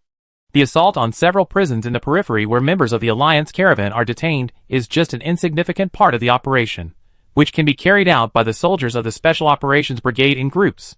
With the help of local forces, from intelligence to action, everything is successful. Arno is theoretically the main person in charge of the rescue of the members of the Alliance caravan, so the results of the operation will be reported to him. But to be honest, he didn't care about these details at all. What's there to worry about if something is bound to succeed? What he cares about most is the present. He is not the overall commander of the entire operation. Although he wants to be, his qualifications and status are not enough. In addition to the marginal task of rescuing the caravan, he also has an important job, which is to meet the Alliance's main action team and assault Wuji Palace. Wuji Palace is Ian Basham's residence, a large palace city. After he moved in, all the staff in the entire palace city, whether servants or guards, were replaced by his own people. As the political situation he faced became worse, his sense of uneasiness became stronger. The number of guards was constantly increased, and it was almost increased to more than 10,000 people. It was not that he did not want more, but if the entire Wuji Palace added more troops, it would become a large military camp. But he still felt that it was not enough, and his sense of security was not satisfied, so he simply turned several residential areas and mansions on the east and west sides of the Wuji Palace into military areas. He brought 300,000 people from the most reliable troops, he thought, from Holy Terra, and stationed them in these places. Wuji Palace did not become a large military camp, but the surrounding areas of Wuji Palace became military areas, implementing strict military control, and those who were not trusted were not allowed to even approach. It was not until this situation that Ian Baham felt a little relieved. There were only his own people within dozens of kilometers around, so there would be no problem, right? But is it really safe? That may not be the case. When Arno was sent to Wuji-Star, he was thinking about how to infiltrate Wuji Palace all day. The main reason is that this place is a bit challenging. There is no need to infiltrate other places. You can go in and out as easily as a big sieve. Not only he and the Central Bureau of Investigation behind him think so, but also the Military Intelligence Bureau in the military. And the result is of course good. In addition to the Military Intelligence Bureau, the Central Bureau of Investigation is quite good. The objective factor of the outside world is that the large military camp surrounding Wuji Palace is said to be composed of Ian Basham's people, but in fact it is impossible. Could it be that all the food, drink, defecation and urination come from Holy Terra? There must be people who go in to transport supplies, transport garbage out, and even provide various service positions. In the eyes of experienced people like Arno, these are all flaws. The so-called strict prevention is actually full of holes and loopholes. That is to say, inside the Wuji Palace, Ian Basham's people are indeed guarding more strictly, and it is not easy to infiltrate. but it is not really impossible. However, this requires the help of the Foreign Intelligence Bureau. The Foreign Intelligence Bureau's work results in the Eastern Universe are relatively average. Their main energy is to win over and help local people in the Eastern Universe. Infiltration, espionage, and sabotage are relatively rare. The Military Intelligence Bureau and the Central Investigation Bureau also tacitly exclude the Foreign Intelligence Bureau. Although they are collectively called the three major foreign intelligence agencies of the Alliance, their respective responsibilities are actually slightly different, and their respective superior departments are also different. One is the Ministry of Foreign Affairs/Government, one is the Legal Affairs Center, and one is the military. Most of the time, cooperation between them is greater than competition. But in the same big project, even if they are in charge of different directions, they always like to compete with each other to see who can contribute more. If you can avoid asking for help, then naturally try not to ask. But unfortunately, to sneak into the Wuji Palace, you have to ask them for help. In the past 20 years, the Foreign Intelligence Bureau's main work direction is actually Holy Terra, which is why they did not do as well as the Central Investigation Bureau and the Military Intelligence Bureau in the Eastern Universe at the beginning. But isn't it a coincidence that Bahim came from Holy Terra?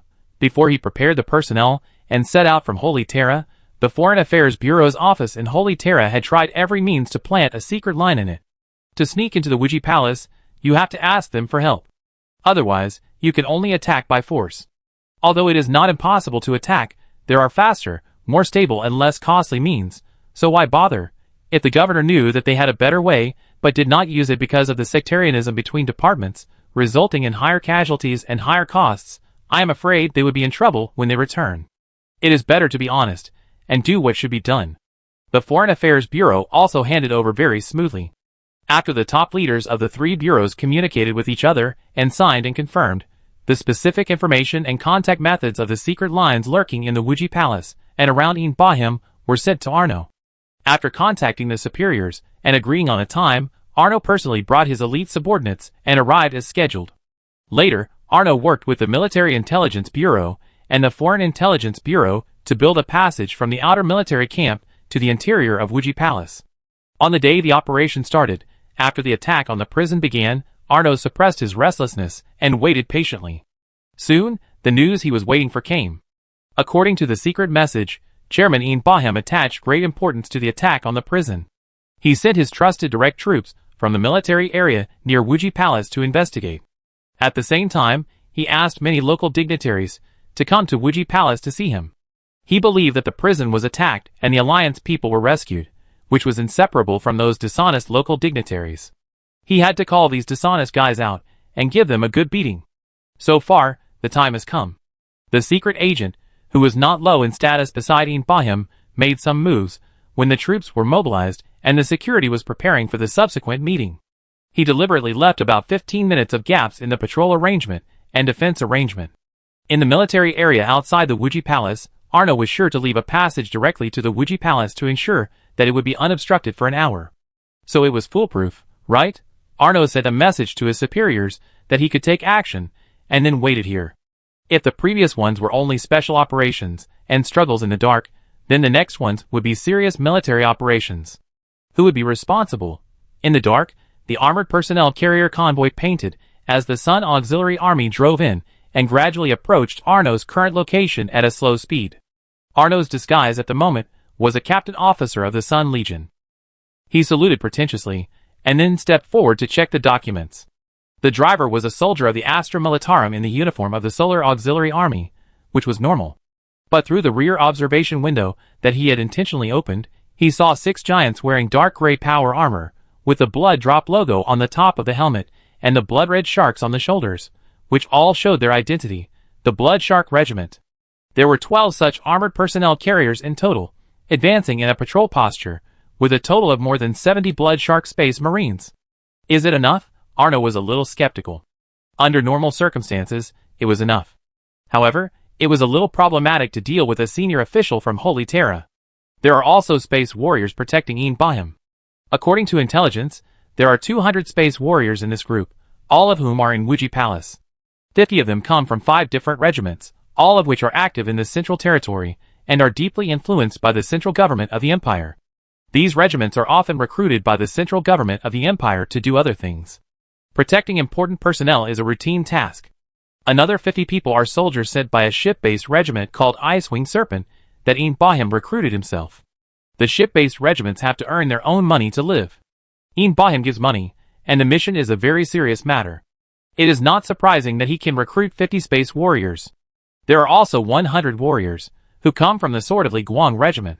This is a sub-regiment of the Infinite Regiment, and their home planet is in the Eastern Universe. There are 4 space warrior regiments, whose home planets are in the Eastern Universe, and the Sword of Li Guang is one of them. And they are also the group that has the most distant relationship with the Alliance in the past few decades of trade. After Yinbarsham came to the Eastern Universe, he continued to win over this group, and the relationship between the two sides quickly became hot. Holy Terra, the title of the center of the empire is still useful.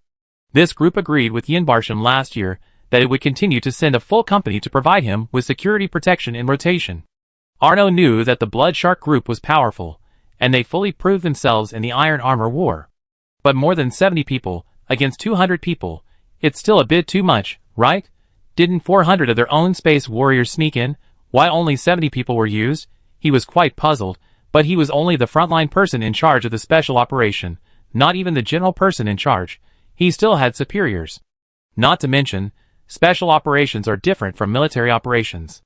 At the level of military operations, the real commander is a company commander of the Blood Shark. After watching the Blood Shark's convoy leave, Arno hesitated for a moment and made a decision. There was no evacuation arrangement for the entire operation. Their goal was not just to kill Bahim, but more importantly, to occupy the Wuji Palace, which was clearly a political center. At that time, there would be an uprising Wuji Star provisional government to take over this place, and an acting chairman of the universe would be elected. So, there was no need to keep too much power to take over the rear. Arno could also withdraw about 1,000 troops as a mobile force to act now. His original plan was to use these people to create chaos in the military area around Wuji Palace after the battle started, and to cooperate with the subsequent battle against the Solar Auxiliary Army in the military area. But now, he decided to take these people to the core area of Wuji Palace. Once the battle inside Wuji Palace started, he would bring people to support it as soon as possible. He couldn't say how effective 1,000 Special Forces soldiers could be in the confrontation system of company-scale space warriors, but it was better to have this insurance than not. But the facts that followed made Arno a little embarrassed. It was not a bad thing for him to act on his own. He was also the person in charge of the frontline operations, and this was within his authority. However, he found that he was worrying too much. As soon as the gunfire inside the Wuji Palace sounded, he led people to rush in. It took about 20 minutes for his people to rush to the core area of Wuji Palace after some short and fierce exchanges of fire. Then, he saw the bodies of enemy space warriors lying all over the ground. More than half of them were broken into pieces, and their deaths were miserable. Chapter 779. The scene of the space marines lying on the ground with their limbs and bodies in a miserable state made Arno stunned. These are real space marines. How could they be chopped like this? It has only been a short time since the battle began. There are 60 space marines of all kinds who died here. Among them, there are less than 10 Blood Shark warriors. The difference in combat power is a bit too big. However, the battle is not over yet. Arno can still hear the sound of crossfire not far away. Blood Shark is still attacking the core area of Wuji Palace. At the same time, the sound of artillery bombardment also came. That is the general offensive of the Alliance. It still needs to be emphasized that the goal of the Alliance is not just Yinbasham. They will definitely not be satisfied with just a decapitation operation, but to completely destroy all military forces under Yinbasham and clear the obstacles for the subsequent proxy government to take office. In this case, the hundreds of thousands of Sun Auxiliary Army around Wuji Palace are targets that cannot be let go. The main force responsible for dealing with them is the more than 20,000 troops deployed by the Alliance. But it is not just these people. The army group composed of 16 capital defense divisions will participate in the war. These are the officers of the Wuji Star Defense Army, who will definitely side with the Alliance. Of course, these 16 divisions, with a total of more than 300,000 people, are not enough in number, and they cannot be put into battle tonight. Beforehand, most of their troops did not receive the news that the Alliance would take action tonight. Although Bahim is like a blind and deaf person in terms of intelligence, he cannot be treated as a human being. He was keeping a close eye on the defense forces next to the capital of Wuji Star. A large-scale mobilization before the action would definitely alarm him. At this time, only one division was mobilized to take action that night. However, The firepower of this defense division was particularly fierce. Before the war, they secretly dispatched artillery, rocket launchers, and even missile launch bases. All kinds of shooting elements were set in advance. When the time comes, firepower coverage, from a secular perspective, the Sun Auxiliary Army is definitely an elite force. However, no matter how elite they are not ready for war at this moment. They have been subjected to fierce bombing, and heavy losses are inevitable. No matter how elite they are, it is useless. In the middle of the night, there were certainly a considerable number of night patrols and sentries on duty, but what could they do in the face of fierce firepower from dozens of kilometers away? They were even the main targets of the first wave of attacks. The first wave of attacks also focused on the headquarters, monitoring radars and other areas. The second wave of attacks targeted places such as arsenals, garages, and airports.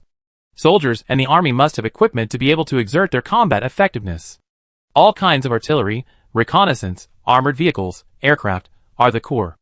In the second wave of firepower coverage, these things also suffered a lot of losses. The third wave of firepower attacks fell on densely populated areas. Most of the Sun Auxiliary Army were still resting at this moment. Suddenly attacked by artillery fire, even with barracks, they could not save their lives under such heavy firepower. After 3 rounds of intensive fire strikes, the Alliance troops and a local rapid response division from Wuji Star who defected entered the battlefield. Their goal was also very clear: to go straight to the vital parts of the Sun Auxiliary Army. All the headquarters of the Sun Auxiliary Army, from the army group level to the division headquarters, were still within their rapid strike range. In the previous round of firebombing, these units would not be completely destroyed. It is of utmost importance to ensure that they cannot react in time, and cannot organize troops to resist and counterattack. The most difficult bone to chew is the responsibility of the Alliance's Glory Guards. These elite Alliance warriors, who are all equipped with feedback power armor, have no problem completing the scheduled plan. Arnochenko heard all good news in the communication channel. The Sun Auxiliary Army basically has no way to organize effective resistance under such circumstances. At least not before dawn. After daybreak, at least 15 divisions of the local defense army will be able to join the battle. By the day after tomorrow, this number will rise to 36 divisions. A total of 6 or 700,000 people. Even if the local troops alone are about 50% more than the Sun Auxiliary Army, they will probably be easily beaten if there is no night attack tonight. But with the night attack tonight, the Sun Auxiliary Army will lose many people and technical equipment, and what will happen if they follow 6 or 700,000 people? But it doesn't matter. Even if they don't fight well, they will still end up dead. What is the vast ocean of people's war? If these 600,000 or 700,000 people cannot be taken down, in another month, the number of rebels piled up here will probably be 6 or 7 million. Bahim has done too many bad things on Wuji Star, and he can be said to have no friends. Now, no one will help him. Arno thought that there was nothing to pay attention to in the battle outside, and his eyes were put back to the depths of Wuji Palace. He planned to take people to continue to support. Although the Blood Shark warriors seemed to fight very well in the initial assault, it was hard to say what the follow-up situation would be. Anyway, he has already reached this position, and since he has come, he must have a sense of participation. Then, he saw more than a dozen dragon elephant fighters approaching in the sky. The chaotic Wuji Palace defense system had no reaction to the approach of the fighters. Their defense system has been paralyzed. As far as Arno knows, at least 30 Blood Shark warriors have launched attacks on those air defense systems before. One after another, Space Marines with paint colors changing from dim yellow to dark red jumped down from the dragon elephant fighter. They were warriors from the Phoenix Regiment, Yellow Spring Owl. The Yellow Spring Owls recognized that the people on the ground led by Arno were their own people, so they did not act rashly, but they did not pay attention to their intentions. 100 Space Marines formed a tight formation and quickly charged to the center of the battle. Arno, who fell behind, smiled bitterly. It seems that he really did something unnecessary. The 70 or so Blood Sharks were definitely not all the strength.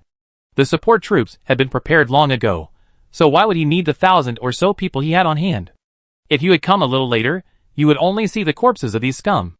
Xia Hong, the captain of the 9th Company of the Blood Shark Regiment, said to Gaspard Marchand, who was walking quickly behind him. Marchand was the captain of the 6th Company of Wanquanu. He said in a muffled voice, "I have been as fast as I can. I knew you would not be content. But you should have been slower and waited for us a little longer, so that you would not have lost 10 more warriors in vain." He was dissatisfied. The two knew each other very well, and their acquaintance was not just a matter of becoming Space Marines. After all, they belonged to different battle groups, and it was difficult for them to be close even if they had a relationship. But before becoming Space Marines, they were old classmates. They all came from the secret Space Marine training base of the Alliance. As the name suggests, the base specializes in training new Space Marines. They will study and train together, and be assigned to the most suitable battle group for them according to their talents and personalities. The two parted ways at the last stage. Chapter 780. The Alliance's Space Marine training mechanism is actually quite clear. The core is the Space Marine training base, also known as the New Blood Base. The New Blood Base will select young people from all over the Alliance and train them there. The location of the base is actually not fixed, and it will be different for each period, but the training time is generally about 1 year. This process is actually the process of Gu Hang using the gift points to screen and train. The Space Marines who have completed the training will receive different gene seed implantation surgeries according to their different personalities, talents, and preferences. In fact, there are only 4 options. The best talents go to Phoenix and Yellow Spring Gull. The most explosive personalities go to Blood Shark. The most stable ones go to Dragon King Spear. The rest will receive the inferior infinite gene seeds and go to Fury and New World Torch. All the recruits of the 4 regiments, Phoenix, Yellow Spring Gull, New World Torch, and Fury, which are most controlled by the Alliance, all come from the New Blood Base. Blood Shark and Dragon King Spear are a little different. They all have their own home planets. Although they are under the jurisdiction of the Alliance respects their chapter traditions. If they want to recruit soldiers from the local area, it is also possible.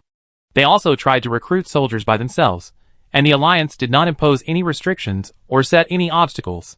However, they soon gave up. People are lazy, and so are the Emperor's angels. It takes a long time to recruit soldiers by yourself, and it costs a lot of money. The success rate of the operation is not guaranteed. After a lot of effort, a few people succeeded, but their quality was just so-so. In the past, it was natural that the quality of new recruits was low. Otherwise, how could we expect the new blood who had just become Space Marines to have the combat effectiveness of veterans? That's unrealistic. No matter how harsh the warband is, it always needs time for people to grow. However, since accepting the new blood provided by the Alliance, this primitive way of recruiting new soldiers has become too unbearable. The success rate of the operation is high, more than 95%. The quality is high, almost plug and play. Even if there are no veterans, the level is almost the same. The probability of elites is also high, and those with outstanding strength can quickly stand out and become the backbone of the entire warband. After enjoying these treatments, who can still bear to go to the trouble of getting new blood by themselves? In the past, the conservatives in the Dragon King Spear and the Blood Shark could still make a voice to let the warband reduce the proportion of new blood received from the Alliance. But as the concentration of Alliance members in the warband is getting higher and higher, and now more than 40% are Alliance members, the complete alliance of the entire warband can no longer be stopped. In these 2 warbands, the upward channel for Alliance members has been opened. Xie Hong is one of the best. He was one of the first Alliance members to join the Blood Shark Regiment. He participated in the end of the Iron Armor War, and made a name for himself in a very short time. However, the conservative forces within the Blood Shark Regiment were still quite large at the beginning. Xie Hong's promotion within the regiment was not smooth. He had a very good record and showed a cold and fierce command ability, which was very consistent with the tone of the Blood Shark Regiment. However, he could not be promoted. After a long time, he was just an ordinary non-commissioned officer with 10 people under him. It was not until the ceiling within the Blood Shark Regiment was lifted that he soared to the sky and directly became the captain of the 9th Company. In his company, the Alliance accounted for as much as 90%. This time, he came to Wuji Star to perform a mission. It was his first time to lead a team as a company commander. He was determined to fight sharply and beautifully. With 70 soldiers, they arrived at the nearest position by car. After the driver opened fire and swept the nearby enemies, they all got off the car quickly and ran towards the nearest enemy. The bolt guns in their hands roared, and the enemies in front of them were immediately cleared. Then, they ran into a mixed team of space warriors. The number of people on both sides was similar, and they met the enemy head-on suddenly. After a brief exchange of gunfire, the 2 sides fell into close combat. The Blood Sharks took out various fierce close combat weapons such as power axes, chainsaw axes, and Thor's hammers, and started a killing in silence and coldness. Xie Hong was at the front line. The jetpack behind him quickly sent him into the enemy group. most of the bombs flying in the sky missed. The most dangerous one was a beam from a plasma gun. He observed the shooter and raised his head at the critical moment before he pulled the trigger, avoiding the shot that would kill him. "If you don't kill me, then you die." He raised his hand and fired a precise bomb, hitting his hand and destroying the plasma gun. Direct shooting may not be fatal. The power of the bolt gun is fierce. It will not leave even a complete limb on an ordinary person. With armor-piercing bullets, it can even destroy some light vehicles. However, in the Space Marine Civil War, the firepower of the bolt gun cannot ensure the killing of the enemy, unless a large number of bullets are fired intensively, so that the armor cannot withstand it. Xia Hong, who was moving forward at high speed, didn't need the grenade launcher at all. After entering the enemy group, he could use the enemy's body as a cover. He himself, holding a finely crafted chainsaw axe and a power sword in his hands, was almost invincible in the enemy group. No one was his opponent. He seemed not to dodge, but his brutal attacks were always one step faster than others. If he killed the enemy first, wouldn't he not have to dodge the enemy's sword? It seemed reckless, but in fact, the more violent the rage in his heart, the colder his judgment.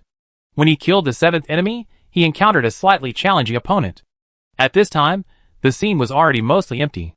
Blood Shark was best at this kind of sudden surprise attack. Their cold and ruthless brutal assault destroyed the enemy on the opposite side in a very short time.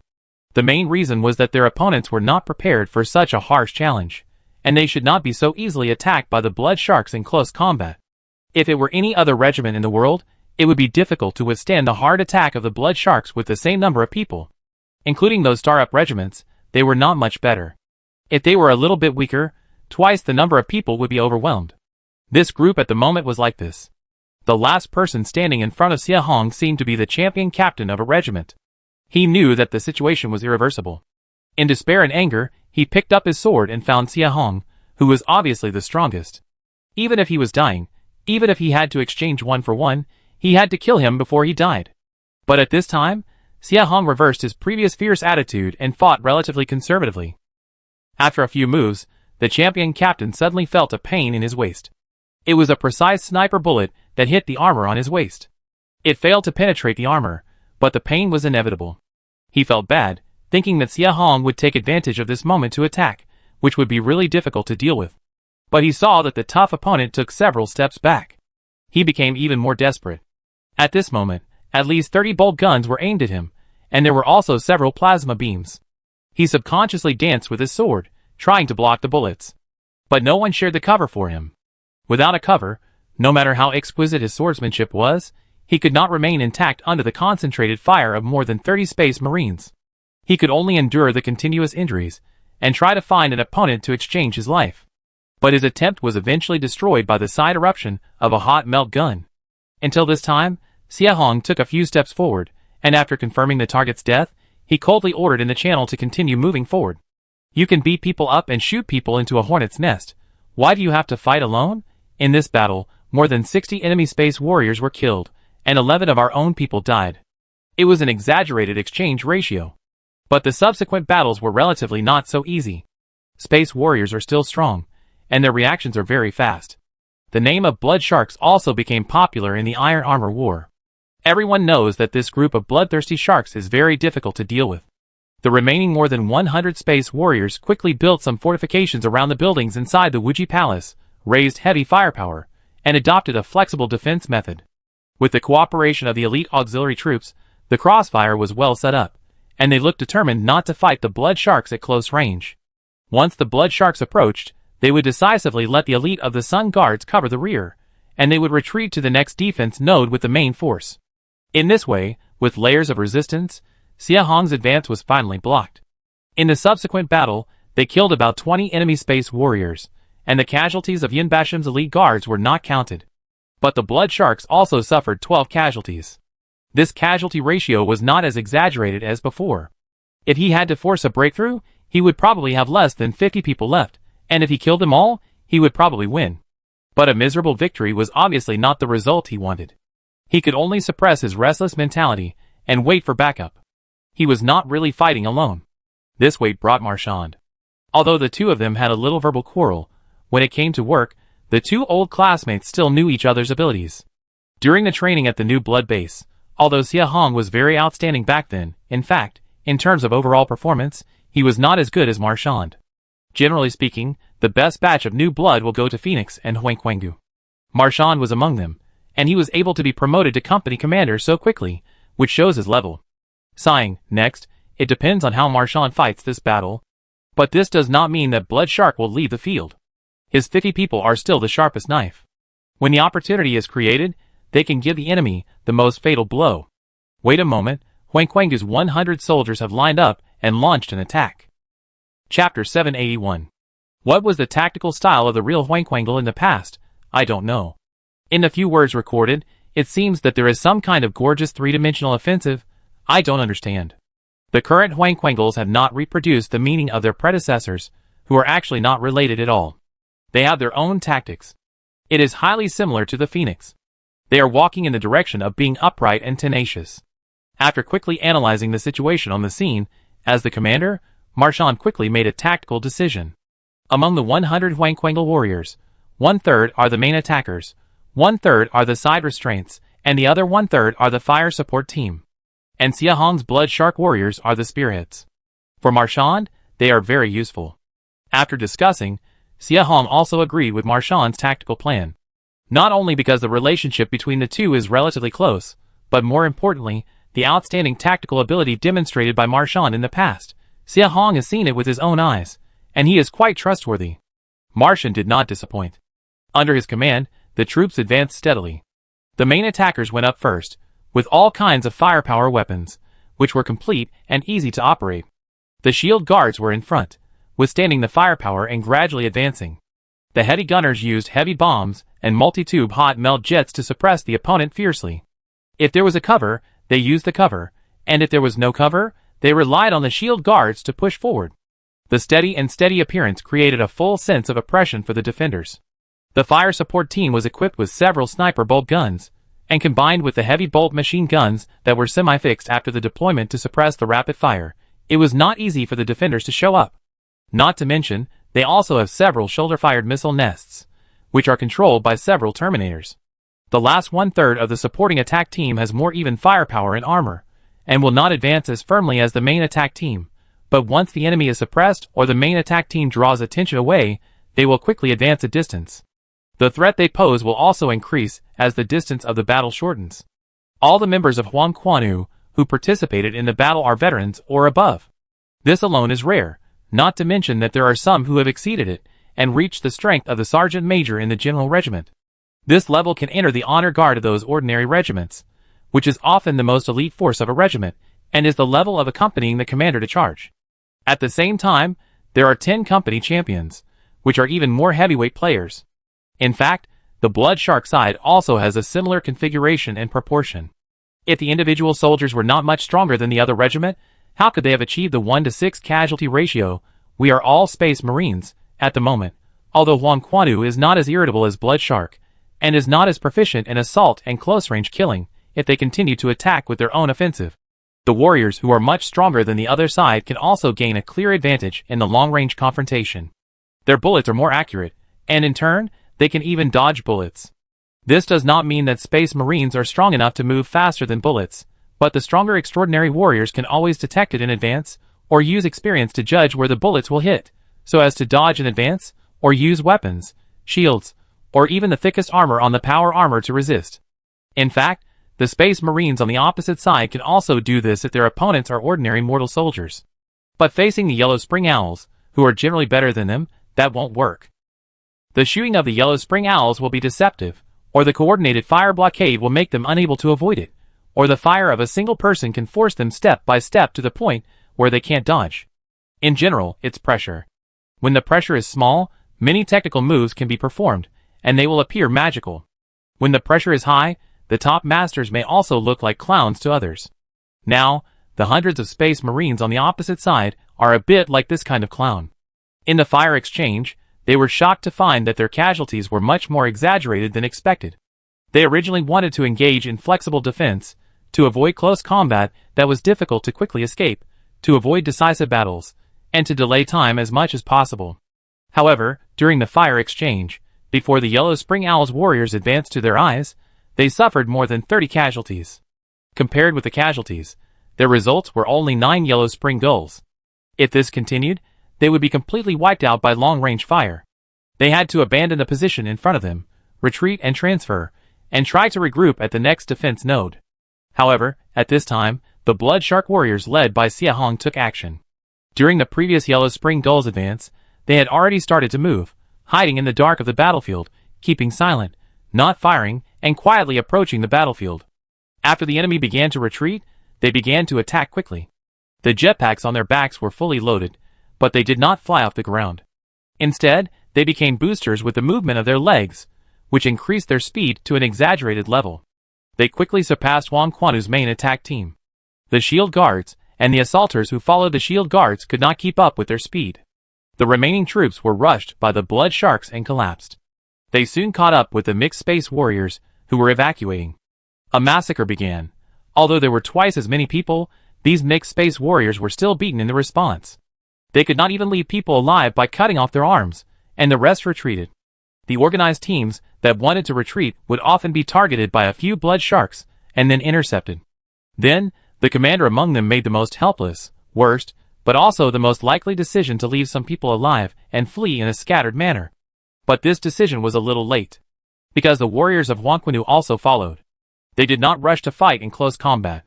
The support team blocked the surrounding area and eliminated the enemies who tried to escape. After the firepower team caught up, they could carry out precise firepower killing at close range, and even cooperated with the warriors of Blood Shark, which was very helpful. The loss rate of those space marines was even greater. Then the slowest main attack team came up. The shield guards and assaulters drew out power swords and long-handled halberds. Although these main attackers were not as fierce as Blood Shark, they were just different in style. After all, they were special heavy-armored warriors in the company who strengthened close combat. Their close combat level was not inferior to that of Blood Shark.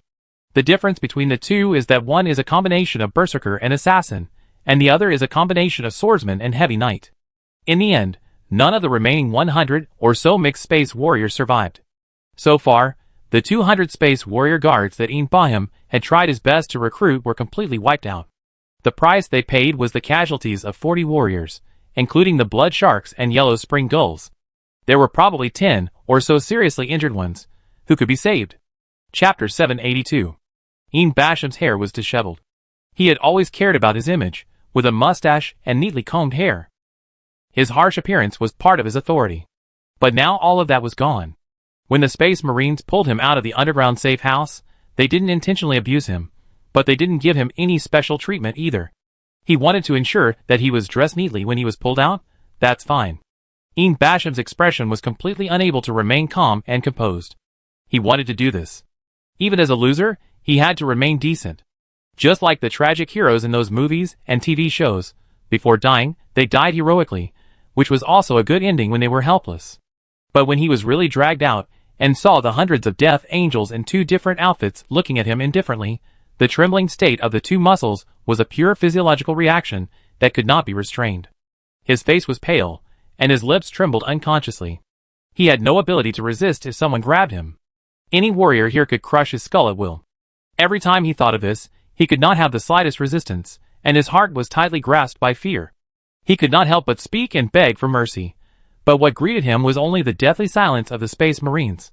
No one paid attention to him. Unless his voice was too loud, then a finger would gently flick his head. It was really light, for the Space Marines. Otherwise, if it was a little heavier, I'm afraid it would make a hole in his head. At this stage, Yin Bashim could only follow the Space Warriors tremblingly. In fact, he didn't walk far. In his Wuji Palace, in his largest and most magnificent palace, he met the person who could decide his fate. He was very familiar with this palace. In the past 3 or 4 years, he has been working and living here. But at this time, it was a little strange.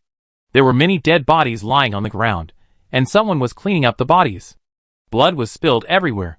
The originally magnificent palace was now in chaos, but there was no time to clean it up. Even the bodies were not cleaned up, let alone anything else. In this chaos, someone was arranging new things. A banner was being hung. It read Provisional Acting Government of the Eastern Universe. Under the banner, 2 people were standing and talking to each other. Yin Bashim knew both of them. The first one is named Xia Lihong, and is the ambassador of the Alliance to the Eastern Universe. The second one is named Chui Ru, and is from the Chui family of Wuji Star. The Chui family is the top family among the local dignitaries. Chui Ru is the result of a marriage between the contemporary Chui family and another local dignitary, the Jiang family. Her brother is the head of the contemporary Chui family, and her husband is the head of the Jiang family. She herself also held many important positions during the administration of the former chairman Zhu Xiaofeng. Born into a powerful family and holding important positions, Chui Ru is undoubtedly an important political figure in Wuji Star and even the entire Eastern universe. She is indeed capable, especially good at dancing with long sleeves and uniting various forces. During Zhu Xiaofeng's reign, she was the one who advocated good relations with the alliance and promoted and signed a series of economic, political and military cooperation agreements. She herself also gained greater political prestige because of this, because she brought wealth and booming economic development to many places in the Eastern universe. In the past 10 years, the Eastern universe certainly could not achieve an annual growth rate of more than 8% like the alliance. But in 15 years, their total social output value increased by 40%, which is still a very rare achievement. Before this, the economy of the Eastern universe had stagnated for at least 200 years. It increased by 1% to 3% every year, accumulated a few years of wealth, and then encountered unrest or economic crisis, in short, natural disasters and man-made disasters, and sent it back again, and it might even fall back. Like this, continuous growth for more than 10 years is rare. Not to mention, after strengthening the trade between the two sides, everyone can not only benefit from economic development, but also directly make a lot of money. Many planets can save a lot of money by outsourcing their defense to the alliance. During that time, Chui Ru was affectionately called Madam Kai, which shows her status in the political arena of Wuji Star and the Eastern universe. After Yin Bahim came to the Eastern universe to govern, he wanted to take action against the pro-alliance faction in the universe, and there was no doubt that Madam Kai would be the first to be beaten. Soon, her various positions in the universe government were relieved. But many things do not necessarily require a formal position to be done. Madam Kai can still use other means, even just private connections and communication, to make the business between the dignitaries and the alliance go smoothly. Not to mention, she has the support of the two top dignitaries in Wuji Star behind her. The Chui family and the Jiang family not only have their own power, but also have students and former officials throughout the universe, which makes it very convenient to do things. This situation is definitely unacceptable. Therefore, Yin Bashim's persecution of Madam Kai, her natal family, and her husband's family became more and more serious in the following time. In the next 2 years, many people from the two major families were framed and ended up miserably. In fact, in order to kill the chicken to scare the monkey, or simply kill the monkey to scare the monkey, the Chui family and the Jiang family almost suffered a devastating blow in just a few years. Their open power, the clan members who held public office were swept into prison. The property was confiscated. The leader was persecuted to death. Madam Kai's brother died. Her husband died less than a month later. She would have died if she had been caught by Yin Bahim. But fortunately, she ran fast, and the alliance focused on rescuing her and her descendants. Chui Ru did not expect that she would suffer such a tragedy of family destruction at the age of over 200. It is conceivable what kind of emotions she had towards Yin Bahim. When she saw the blood enemy, a dangerous smile appeared at the corner of her mouth. Long time no see, Chairman Yin Bahim, I miss you very much. Hello, Miss Chui Ru. Seeing these two, Yin Bahim came back to his senses a little. It was different from the state when he was in front of the Space Marines. Although the Angels of Death were still standing behind him, when he saw the two familiar people, the politicians, he felt as if he had returned to the state when he was engaged in political struggles. That was a state he was more familiar with.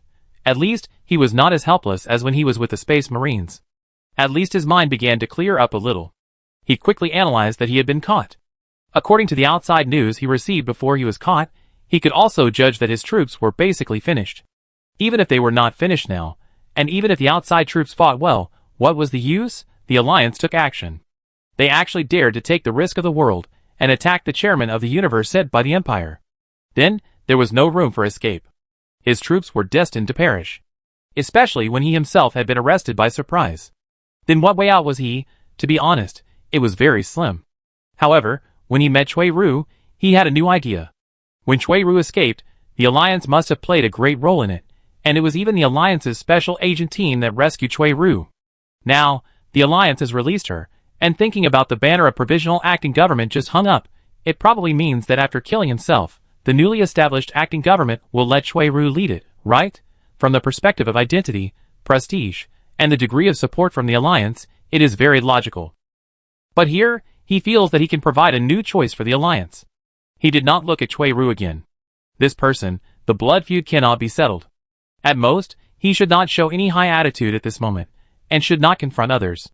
His eyes were clearly looking at another man, whose smiling appearance made him look very elegant. That was the Alliance ambassador, Xie Lihong. Xie Lihong has been the ambassador stationed in the Eastern Universe for a long time, and the two must be familiar with each other. Before this, of course, there were many contradictions between them, and they often quarreled in front of the negotiation table. But in the end, that was a member of the Alliance, and he was not responsible for it. Before this, no matter how they confronted each other, they would not do anything to the envoy unless they really turned against each other. This was something that could be said. He said to Xie Lihong, "I can also talk, and I can also love the Alliance." Oh! Xie Lihong chuckled and did not say much. Basham's heart sank for a moment, but he was still trying to find a way out around himself. He further added, "If I cooperate with you, there will be many benefits. I can report to the Central Empire that what happened tonight was just an ordinary riot, and has been dealt with. In the future, I can cooperate with the Alliance in the Eastern Universe. I will be very useful. The value of my cooperation with the Alliance is greater than anyone else. Don't worry about what will happen to these local powerful forces. After we unite, they will have no room for resistance. Even if they are dissatisfied, we can suppress them." At this point, he turned his eyes to Chui Ru and continued, "I know I have let you down before, but that was not my intention. I have no way to deal with the duties given to me by the Central Empire. I don't ask for your forgiveness, but at least give me a chance to make up for it. I will make up for it in the future." The words were spoken sincerely. In the final struggle to survive, Baham showed his full ability. Although he was frightened before, his legs were shaking and his words were inevitably trembling. At the same time, because he had too little time to think at the moment, his thoughts might not be comprehensive enough, or his words might not be organized very well. However, this was the result of his full effort. The core of this matter was whether the entry point he found could really impress the Alliance. As for the local forces represented by Chui Ru, that was secondary. He knew very well that the opinions of local forces such as Chui Ru were only for reference. The one who could really make the decision was the ambassador, who represented the will of the Alliance. Chui Ru couldn't help but look at Xie Lihong. She was also afraid that Xie Lihong would agree. But on the other hand, she also wanted Xie Lihong to agree. Because he also had two sides to this matter. If the Alliance agreed, she would not be able to take revenge. At the same time, because Baham became the most important partner of the Alliance under this mechanism, he could help the Alliance conceal and deceive Holy Terra while stealing more strategic time, so that they could have more time to develop before the situation finally got out of control. In this way, the Alliance's reliance on the local forces in the Eastern Universe would be greatly reduced, and a large part of the resources invested by the Alliance would fall into the hands of Baham, rather than being eaten up by the local forces. But in the same way, if Baham took over all of these, the pressure on her and the series of local forces she represented would suddenly decrease. After all, according to the Alliance's plan, this action tonight has nothing to do with the Alliance. It was all initiated by these local forces. The Alliance will define it as an uprising, but no matter what, in the eyes of Holy Terra, this is an outright rebellion. What will be their final outcome depends purely on the game between the Alliance and the central government of the Empire. The best result, of course, is that the central government of the Empire recognizes it, and blames Baham for inciting a civil uprising, and recognizes the temporary acting government that is about to be established as the legitimate one. But the probability of this is really not high. The worst result is that the Alliance loses in the end. Let's not talk about what price the Alliance will pay.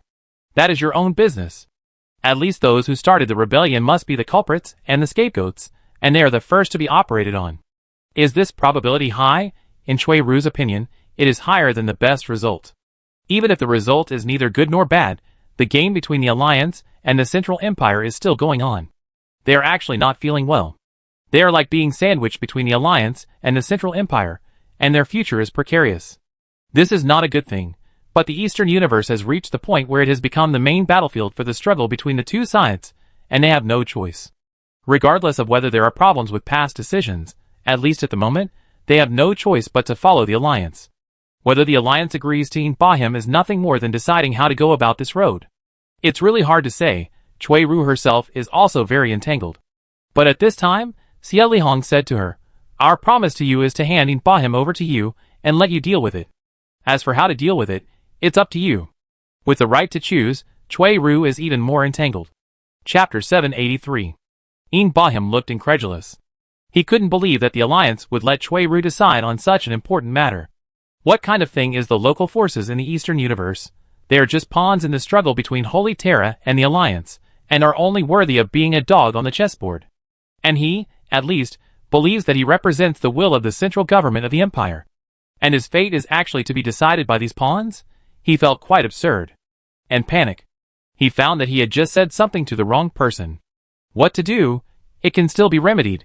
He forced himself to cheer up in his heart, quickly organized his words, and even tried to make the expression he thought was most appropriate. However, these efforts were in vain. As soon as he opened his mouth, he was interrupted by physics. A pair of big hands covered his neck from the back of his neck and strangled him. The force was just right, not to kill him, so that he could barely breathe, but it made him unable to speak at all. Xie Lihong looked at Captain Marchand, who took action with great appreciation. He never thought that the political literacy of the Space Marines was so high. At this time, he really didn't want In Bahim to speak. Don't persuade Chui Ru, let her decide for herself. What if Chui Ru really persuaded her? The Alliance didn't want to take In Bahim down that much.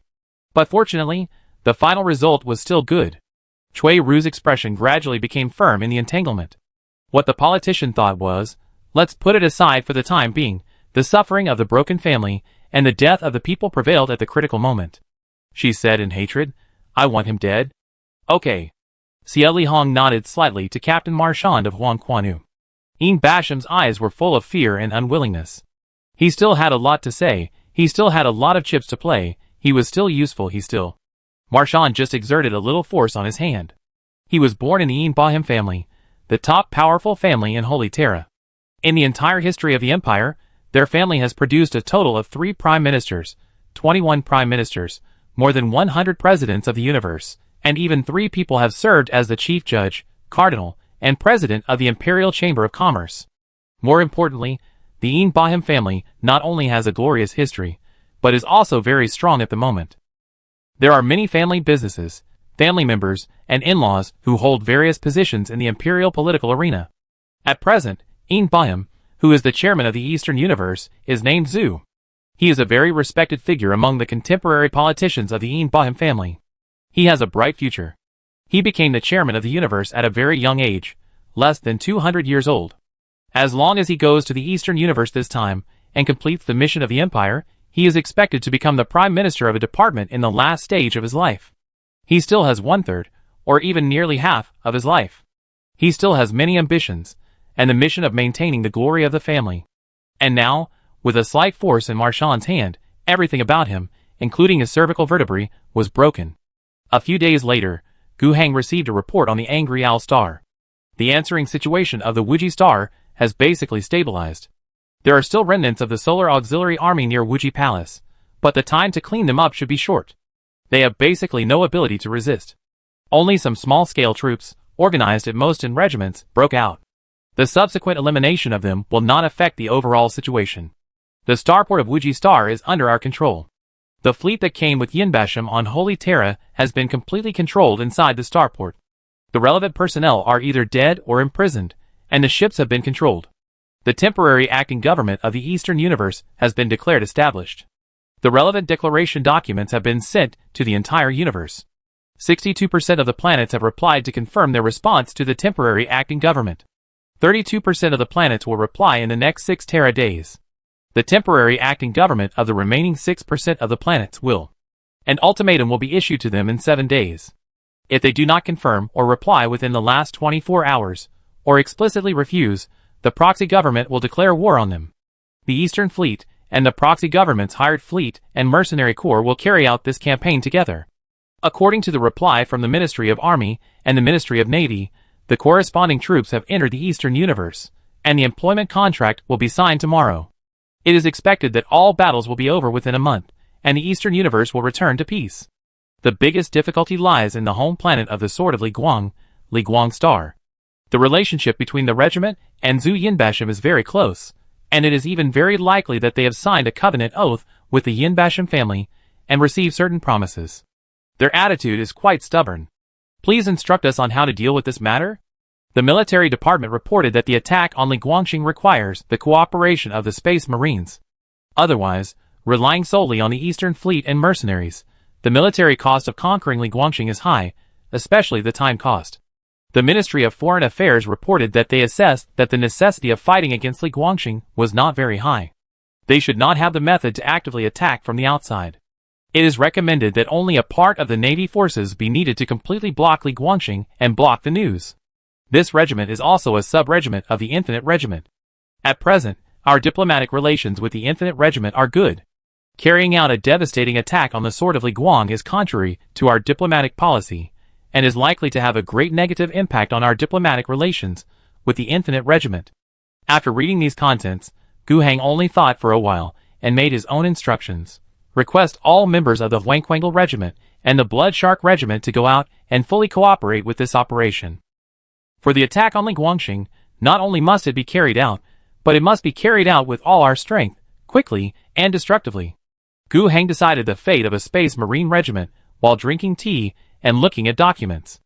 After finishing this last thing, he still has to go see his child. Oh, not Gu Jing, but Gu Qian.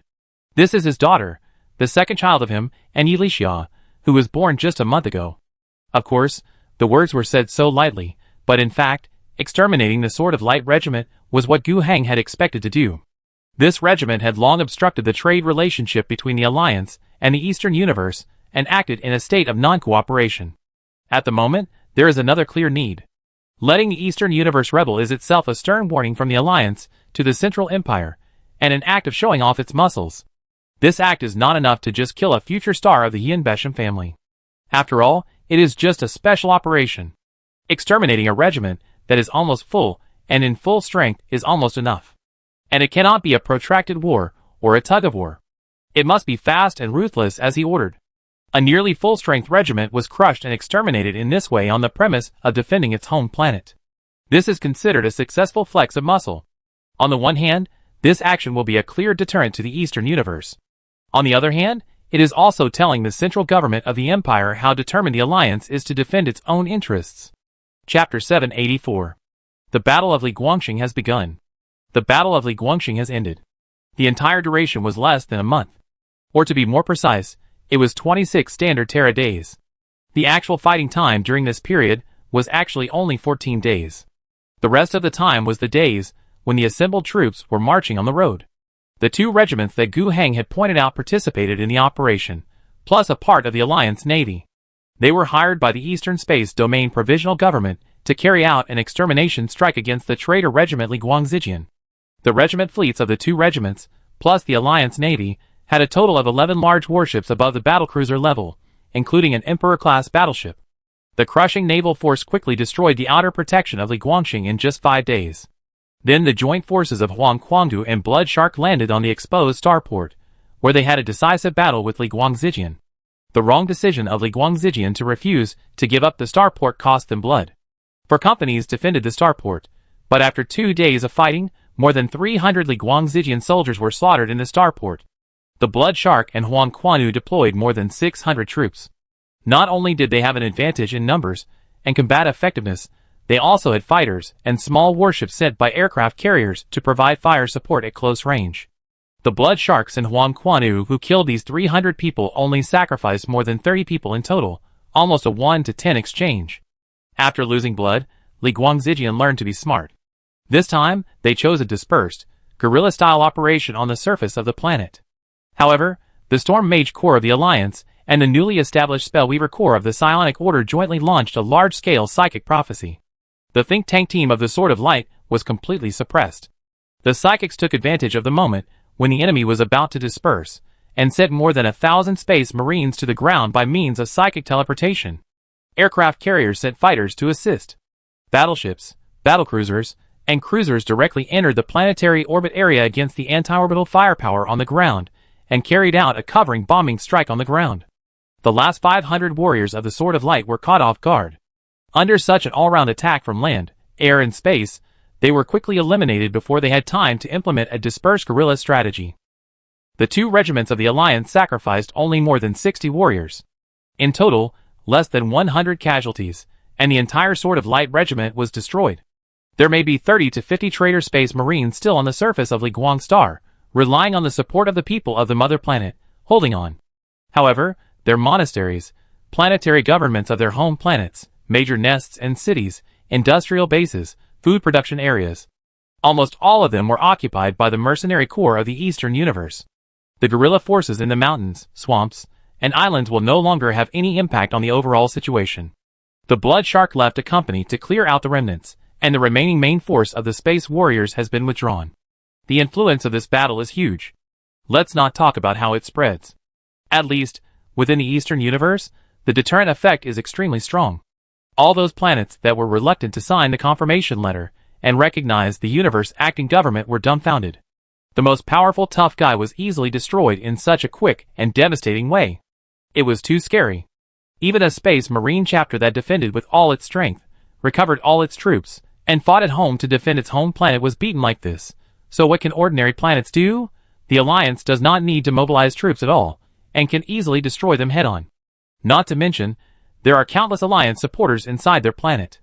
Just bow your head and it's done. The three other chapters in the Eastern Universe were the most shocked. They are the Light Crown, a subgroup of the Saints chapter, the Devourers, a subgroup of the Blood Angels chapter, and the Unforgettable Oath, a subgroup of the Death Angels chapter. Although the four chapters belong to different mother groups, they are often separated by 2 or 3 star fields. But after all, they are all in the same universe, so there will be a lot of communication, especially at certain times. When the universe government has something that it can't handle, it will often ask for help from the 4 war bands at the same time, and they have even fought side by side. They understand the combat effectiveness of the Sword of Light, and it is not a fragile war band. In fact, as a subcore of the Infinite War Band, inheriting the tradition of the Infinite War Band, the management status of the Sword of Light is the best among the 4 war bands. It has always been able to keep its troops at the peak state, and is a full-staffed regiment. Except for the company of 100 people lost on the Wuji Star before, the rest of the members returned to defend, and there are still more than 800 people. Even this was quickly destroyed. And what about them? Except that the Light Crown War Band is not worried about the issue of offspring, and has relatively sufficient troops, the gene seeds of the Nars, and the Unforgotten Oath, which come from different Angel War Bands, are relatively less stable. Especially the Nars. Their military strength has always been around 500 to 600 people. Although they think their individual combat power is not weak, they do not have the strict tactical organization of the Sword of Li Guang. If they really fight, they will probably be inferior to them. What's more, the construction of their fleet and mother planet is not comparable to that of Li Guangxing. What if the Alliance attacks them? There is no fight. So far, they are now deeply grateful that in the struggle between Yinbasham and the Alliance before, they either continued to maintain friendly exchanges with the Alliance or remain neutral, so as not to cause trouble. Otherwise, since the Alliance is determined to destroy the Sword of Li Guang, it would be a matter of convenience to destroy them as well. It's nothing more than a dispatched regiment and fleet to visit their mother planet. It won't take much effort. The 3 regiments shrank back like quails. No one dared to breathe heavily under the tiger's beard of the Alliance, let alone to fight for the Sword of Light. Forget it, I'm not familiar with it. Even the Nars have strengthened their cooperation with the Alliance. They are the regiment with the best relationship with the Alliance. 15 years ago, their own situation was very bad. The number of people was less than 300. Their gene seed had some problems, and they were affected by the traditional gene disease of the Blood Angels. The 2 problems of Blood Rage and Black Rage made them extraordinary in combat after falling into rage, but at the same time, they always suffered greater casualties and irreversible genetic diseases. The economic help provided by the Alliance is very large. In recent years, they have even begun to break the tradition of the regiment and accept new recruits sent by the Alliance's new blood base. It was with these means that their number gradually recovered from less than 300 to about 600 in 15 years. Now that the Alliance has shown stronger strength and greater determination, they have made a decision at the same time. Not only did they increase their cooperation, but they also took the courage to sign the declaration of the Eastern Space Region Provisional Government and sent people to watch Cui Ru's inauguration ceremony. It was a big statement. If it is not done well, they will be liquidated in the future. In return, the Alliance expressed its willingness to send more new blood to them, and send professional Mechanicus bishops to help them control genetic diseases. Win-win. Everyone is happy. Gu Hang and his daughter's deep father-daughter relationship will always be interrupted. Even if there is a perfect alliance government to work for him, many major things will eventually have to be handled on his desk. The relevant reports came again soon. Business is still important, and his daughter is still left to his wife and medical staff. This time, the report is about the notification letter that the interim government of the Eastern Universe will send to Holy Terra. The Alliance supports the Eastern Universe uprising in order to show its strength, determination, and deterrence. The Alliance is not afraid of really starting a war with the Empire, although it is judged that if a war breaks out, the Alliance will certainly be in trouble. However, without such determination, how can the Empire Central be scared? Moreover, according to the Alliance's assessment, the probability of fighting is actually quite low. The bottom line of the Empire Central should not be to accept the Alliance's continued expansion in the open. If this red line is crossed, then war is inevitable no matter what. However, the Alliance is on the edge of this red line, so isn't it okay if it doesn't cross it? The Alliance has never considered taking over the Eastern Universe directly, letting the Eastern Universe enter the Alliance system and conducting unified management. The Eastern Universe will still be an independent political entity, and will still retain the Empire system. There will be no changes from the chairman of the universe to the governor of the planet. The taxes that the Eastern Universe has to pay to the Central Empire will also be paid in the traditional way, with 10% of the total output value as the target. Of course, the Alliance will not care about the normal losses in the middle. The Central Empire can even continue to send officials to the Eastern Universe. There is no problem with these. However, what the Central Empire cannot do is to interfere with the Alliance's business with other places, blockades, and hostile acts. Those planets do business with the Alliance, introduce the Alliance's industries and management models, and even entrust the planets to officials hired from the Alliance for management, while they themselves reside in the Alliance and enjoy a good life. These are their own choices, which are obtained by the overflow of the Alliance's economic and cultural strength. To put it bluntly, economic and cultural means are acceptable, but strong administrative orders and even military threats are not acceptable. The Alliance has not used force to coerce the governments of all sizes in the Eastern Universe, so why should the Empire use strong policy orders, kill people, and stop all this? The notification letter sent by the acting government to the central government contains a lot of content and is very long. However, the general meaning is also very clear. The first little bit of content talks about the evil done by Een Bahim, so I will quickly skip it. A little bit is enough. After all, this article is not really intended to provoke the Empire. However, as the reason for the incident, a villain must always be created. Then, Cui Ru, the interim chairman of the acting government, described their goal, which was for the welfare of all citizens of the Eastern Universe Empire, to be loyal to the Empire and shoulder the responsibility of being a citizen of the Empire. Here, taxation, official appointments, and other content were mentioned. Finally, the relationship between the Eastern Universe and the Alliance was written, emphasizing that the two were different, and the Imperial Central Government absolutely did not have to worry about the Eastern Universe entering the Alliance system. But at the same time, they also emphasized that the future development of the Eastern Universe, trade and investment exchanges with the Alliance are the lifeline and the key, and this must be maintained continuously. In the end, Cui Ru asked the Imperial Central Government to recognize her identity as the acting chairman and to make her the official chairman of the universe. You killed the direct senior officials I sent, and then told me that you want to be in power and let me recognize it? This is absolutely unacceptable in any unified dynasty. Even if you are unable to suppress the rebellion, it is difficult to just swallow your anger. But the Empire can only say that it has its own national conditions. The Empire is different. It cannot be regarded as a country with a unified will. In the 10,000-year history of the Empire, all kinds of strange things have happened.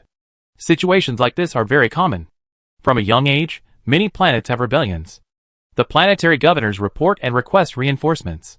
The higher-level government calculates for a long time and finds that the cost of suppressing the rebellion is relatively high. It takes a lot of time to organize the troops. When they arrive at the place, they find that the original governor has been overthrown. Let's wipe out all the rebels. It costs money and many people die. Then the rebel leader said that we still pay taxes normally. The higher-level government made a calculation and decided to do it this way. Collect some taxes and go home. The above process is quite normal and has happened in many places. And at the level of star domain, similar situations also occur. The head of the star domain originally has the power to retain part of the imperial tax from the local whole machine, and although the autonomy within the star domain is not as high as that of the planetary governor, it is much higher than that of the star zone level, like a prince. The internal political strife and struggle will also lead to the overthrow of the head of the star domain. In this case, it depends on how the cosmic domain government and the central government of the empire deal with it, but the probability of choosing to suppress the rebellion is higher than the probability of pinching the nose and forgetting it. Because the position of the head of the star domain is already a high-ranking official with real power, and many people are eyeing the lucrative position. Who among the local lords doesn't want to be one? With an excuse, the rebellion was suppressed, and those who contributed, connected, and gave orders could share a lot of benefits. But there are also those who rebelled, who are already in a high position, and even their rebellion was caused by external high-ranking officials, the chairman of the universe, and even Holy Terra. As long as the cost of overthrowing the head of state by rebellion is lower than the cost of finding a way to get rid of him in the political arena, such a situation is likely to be accepted by the empire. But if it is higher, to the level of the chairman of the universe, the probability of the empire bowing its head is even lower. But it is not impossible, but the situation of each case is different, it will be very complicated, and it needs specific analysis. Specific to the matter of the Eastern universe, no matter how Chui Ru, the acting chairman, removes the alliance in the declaration letter, in fact, everyone knows that there is no alliance in this matter. Without the support of the alliance, Chui Ru could not gather the military force to overthrow Yin Baihem. Without the support of the alliance, it is even more impossible to quickly and ruthlessly exterminate a war group. The route taken here is actually that the alliance is dissatisfied, kills Yin Baihem, and supports a newcomer to take the position. But at the same time, we are willing to maintain the status quo. As long as the central government of the empire does not make trouble, we will not push it any further. May I ask the central government of the empire, are you willing? Chapter 785. I'm not willing. At an internal meeting of the imperial central government, Chi Bodu threw a private letter from Gu Hang to him, along with a declaration of the Eastern universe, on the table. At the same large conference table, the 4 prime ministers of the Executive Yuan, the Ministry of Taxation, the Ministry of Military Affairs, and the Ministry of Justice, together with their vice prime ministers, and other prominent figures under Chi Bodu's political faction, gathered together. Now, these big figures who are powerful in the outside world all lowered their heads silently, listening to the prime minister above, who was roaring and venting his emotions. They had read Gu Hang's letter, and the declaration of the Eastern universe, and understood the situation. They fully understood Chi Bodu's anger, especially Gu Hang's private letter, which was particularly infuriating.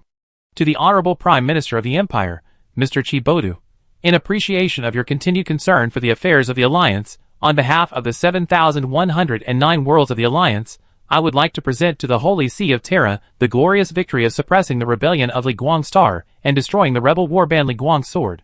Attached to this letter are 822 recovered gene seeds. After preliminary inspection, there is no contamination problem, and they can be assigned to the Imperial Space Marine Management Department. After the inspection, they will surely be able to help you establish a new war band. I have heard about the turmoil in the Eastern universe. Chairman Yin Baishem's experience is regrettable, but I honestly say that what he did in the Eastern universe has never shown the Emperor's mercy. He brought too many disasters to the Eastern universe, and was finally overthrown by the people of the Eastern universe. It is really his own fault. I would like to point out that the turmoil in the Eastern universe could have been avoided. I once expressed my opinion to my High Lord Representative, Mr. John Curtis, that before the riot, my representative should have proposed in the Supreme Council that Chairman Yin Baihem should stop his hostile actions against the Alliance in the Eastern universe to prevent the Eastern universe from suffering unnecessary economic losses in this unreasonable confrontation. But Mr. John Curtis did not accurately express my opinion. This confused me a little. I still remember that we talked about 15 years ago that you can appoint a person at will as the representative of my High Lord's power in Holy Terra. He should listen to your teachings and act according to your ideas. Your will is my will. This has never changed, and I still think so. But we also talked about that this representative should be loyal to the Emperor, fair, idealistic, and beneficial to the development of the Alliance and the relationship between the Empire. Unfortunately, in the past 15 years, I have seen less and less of this in his work. Therefore, I have to activate the jurisdiction granted to the High Lord by Article 7-9 of the Imperial Supreme Council Convention. 3 days ago, I temporarily froze Mr. John Curtis's High Lord voting rights until he completed the 40-day soul confession ceremony. In the communication records between Mr. Curtis and Chairman Yin Baihem last month, he mentioned those drunken words about exchanging the Star Zone famine data for the repair quota of the Black Ming Fortress. I have instructed the mechanical priest to burn it into the Confessor Servo's skull. I believe it is enough to support the entire repentance course before the flame of repentance is extinguished. At the same time, considering that the Eastern Universe urgently needs stability so that the unrest does not affect the current imperial tax, I request to temporarily exercise the power of the High Lord in the eastern frontier of the Empire, supervise and handle the situation in the Eastern Universe, ensure the smooth transition of the regime, and ensure the current imperial tax of the universe, while striving for a long-term growth in the imperial tax in the next 10 years. Fortunately, the Alliance fleet successfully intercepted the remnants of Yinbasham, who were about to defect. In the attached list of spoils, you may be interested in the Netherworld-class transport ship carrying spiritual crystal blocks worth 15 billion tax coins. These taxes should have been paid, but the navigation records show that the destination is the private collection of a certain noble. Of course, I fully understand that the Qi family needs time to recalibrate the transmission system. Therefore, I dare to propose, this transport ship can continue to sail according to the target, and does not need to enter the review stage. Of course, you who are so selfless can also authorize me to conduct a comprehensive and thorough investigation of this. I will carry out your will. In addition, I hope to receive the nomination list of new representatives as soon as possible before Mr. John Curtis finishes his confession, so as not to hinder your work. Your loyal companion, Gu Heng. How could Qi Boda not be angry after reading this letter? The words were polite, but one thing after another, all hit Qi Boda's lungs. Everyone knows what the Sword of Li Guang is. Just like that, a loyal war group was destroyed. The Empire has not yet found the Alliance. Gu Heng came up and said that this was a brilliant victory. Whose face is that to classify them as a rebellious war group? 22 gene seeds are placed in front of them. Is that handing over the spoils, or showing off the corpses in front of the victims? At least in Qi Boda's understanding, it is the latter. Gu Heng accused Zhu Yinbasham of doing a bad job in the Eastern Universe. The demise was his own fault. Then who pushed Yinbasham to the top? It was Qi Boda himself. Qi Boda's grandmother's surname was Yin Bahim. Although Zhu Yin Bahim and Qi Boda were distantly related, Zhu Yin Bahim could still call Qi Boda his cousin. The Yin Bahim family has always been one of Qi Boda's supporters. Such a future star of the family was killed by Gu Heng, and he pretended to say regret, which was really outrageous. Not to mention, the following content was heavyweight. Gu Heng froze John Curtis's representative rights, which seriously undermined the political agreement between Gu Heng and Qi Boda when he obtained the chairmanship of the jailing 15 years ago. But fortunately, it was only frozen, not cancelled. Although the 40-day confession ceremony was not very comfortable and embarrassing, it passed quickly. Moreover, although Mr. Curtis would be embarrassed and could no longer serve as the representative, at the same time, Gu Heng also gave the right to nominate the next representative to Qi Boda, asking him to bring the list to Gu Heng for formalities, and the appointment would still be Qi Boda's people.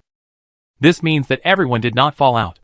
However, the transport ship and the name of the Qi family were mentioned in the middle, which made people think about it again. Especially with the recent turmoil in the imperial political arena, it was a Lingza Star trade list, which listed many participants in the arbitrage trade based on the imperial tax between the Alliance and the Empire. Although normal arbitrage trade is a loss to the Imperial Central Tax Department, it cannot be stopped because taxation is normal and legal. The Alliance finally paid the full amount of taxes. The goods they transported to Lingza Star were not taxed. Everyone did business here. After doing it, the Alliance made a profit and then paid the tax. Who can tell? Before the delivery with the tax officials of the Empire, the goods belonged to the Alliance. They could trade in any way they wanted, as long as they paid enough in kind or tax coins at the time of delivery. However, after the delivery, these things were confirmed to be part of the Empire's tax. At this time, it is hard to say whether it is legal or illegal to use these physical objects and tax coins that have become Empire taxes to do arbitrage trade. Even after a wave of changes, the goods delivered are still in full. However, the nature is wrong. Not to mention that the goods delivered back may not be in full. Even if they are in full, the quality may not meet the standards. This is gray arbitrage trade. And it has nothing to do with the Alliance. Gray trade occurs on the imperial tax, and the imperial tax is something that the Alliance has done after the delivery, so the Alliance is certainly not responsible for it. Theoretically, this matter does not even need to be carried out on Lingza Star, and can be done on Holy Terra. However, it is too conspicuous to come to Holy Terra. On Lingza Star, it is more secretive under the cover of the large amount of funds and goods flow of normal arbitrage trade. A few weeks ago, there was a wave of public opinion about gray arbitrage trade on Holy Terra, which pointed out some families, forces, and individuals involved in gray arbitrage trade. The evidence was not mentioned, but the things discussed in the public opinion were exactly the same as the actual situation. Among them was the Chi family's affairs. Chi Bodu himself knew about it, but he turned a blind eye. Not only did the family members make money, he himself also made money. Although he was the prime minister of the empire's money was not his money after all. Not to mention the diversion for personal use, even if it was used for some imperial affairs, it was not really decided by him. To invest more funds and resources in a direction he wanted, he had to fight for it, and balance it in the political arena. Not only did he have to balance the outside, but he also had to balance the various factions within his own subordinates. If he had to force it, it was okay, he had great power, but he had to pay for it with political prestige. If he used this thing too much, others might not obey him so much in the future. But if it was his own money, there would be no problem. He could spend it however he wanted. But after all, it was gray, even a legal income. It was one thing to do it in secret, and it was another thing to expose it to the sun. Of course, no one in the public opinion field has produced any decisive evidence, so the parties involved in the gray arbitrage trade can spend some time to suppress the public opinion. But there is no doubt that the initiator of the public opinion can say the matter so accurately, so it is very likely that he has solid evidence. If it is revealed, it will be a big deal.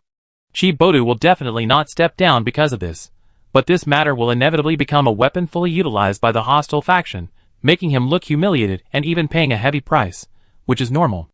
In addition, what Gu Heng mentioned, which should have been the imperial tax of the Eastern Universe, but under the operation of Yin Baham, the 15 billion goods came to the warehouse of the Chi family. This is not a matter of gray or not, but a serious act of treason to steal the imperial tax. Chi Bo could suppress them, but he would still be hurt.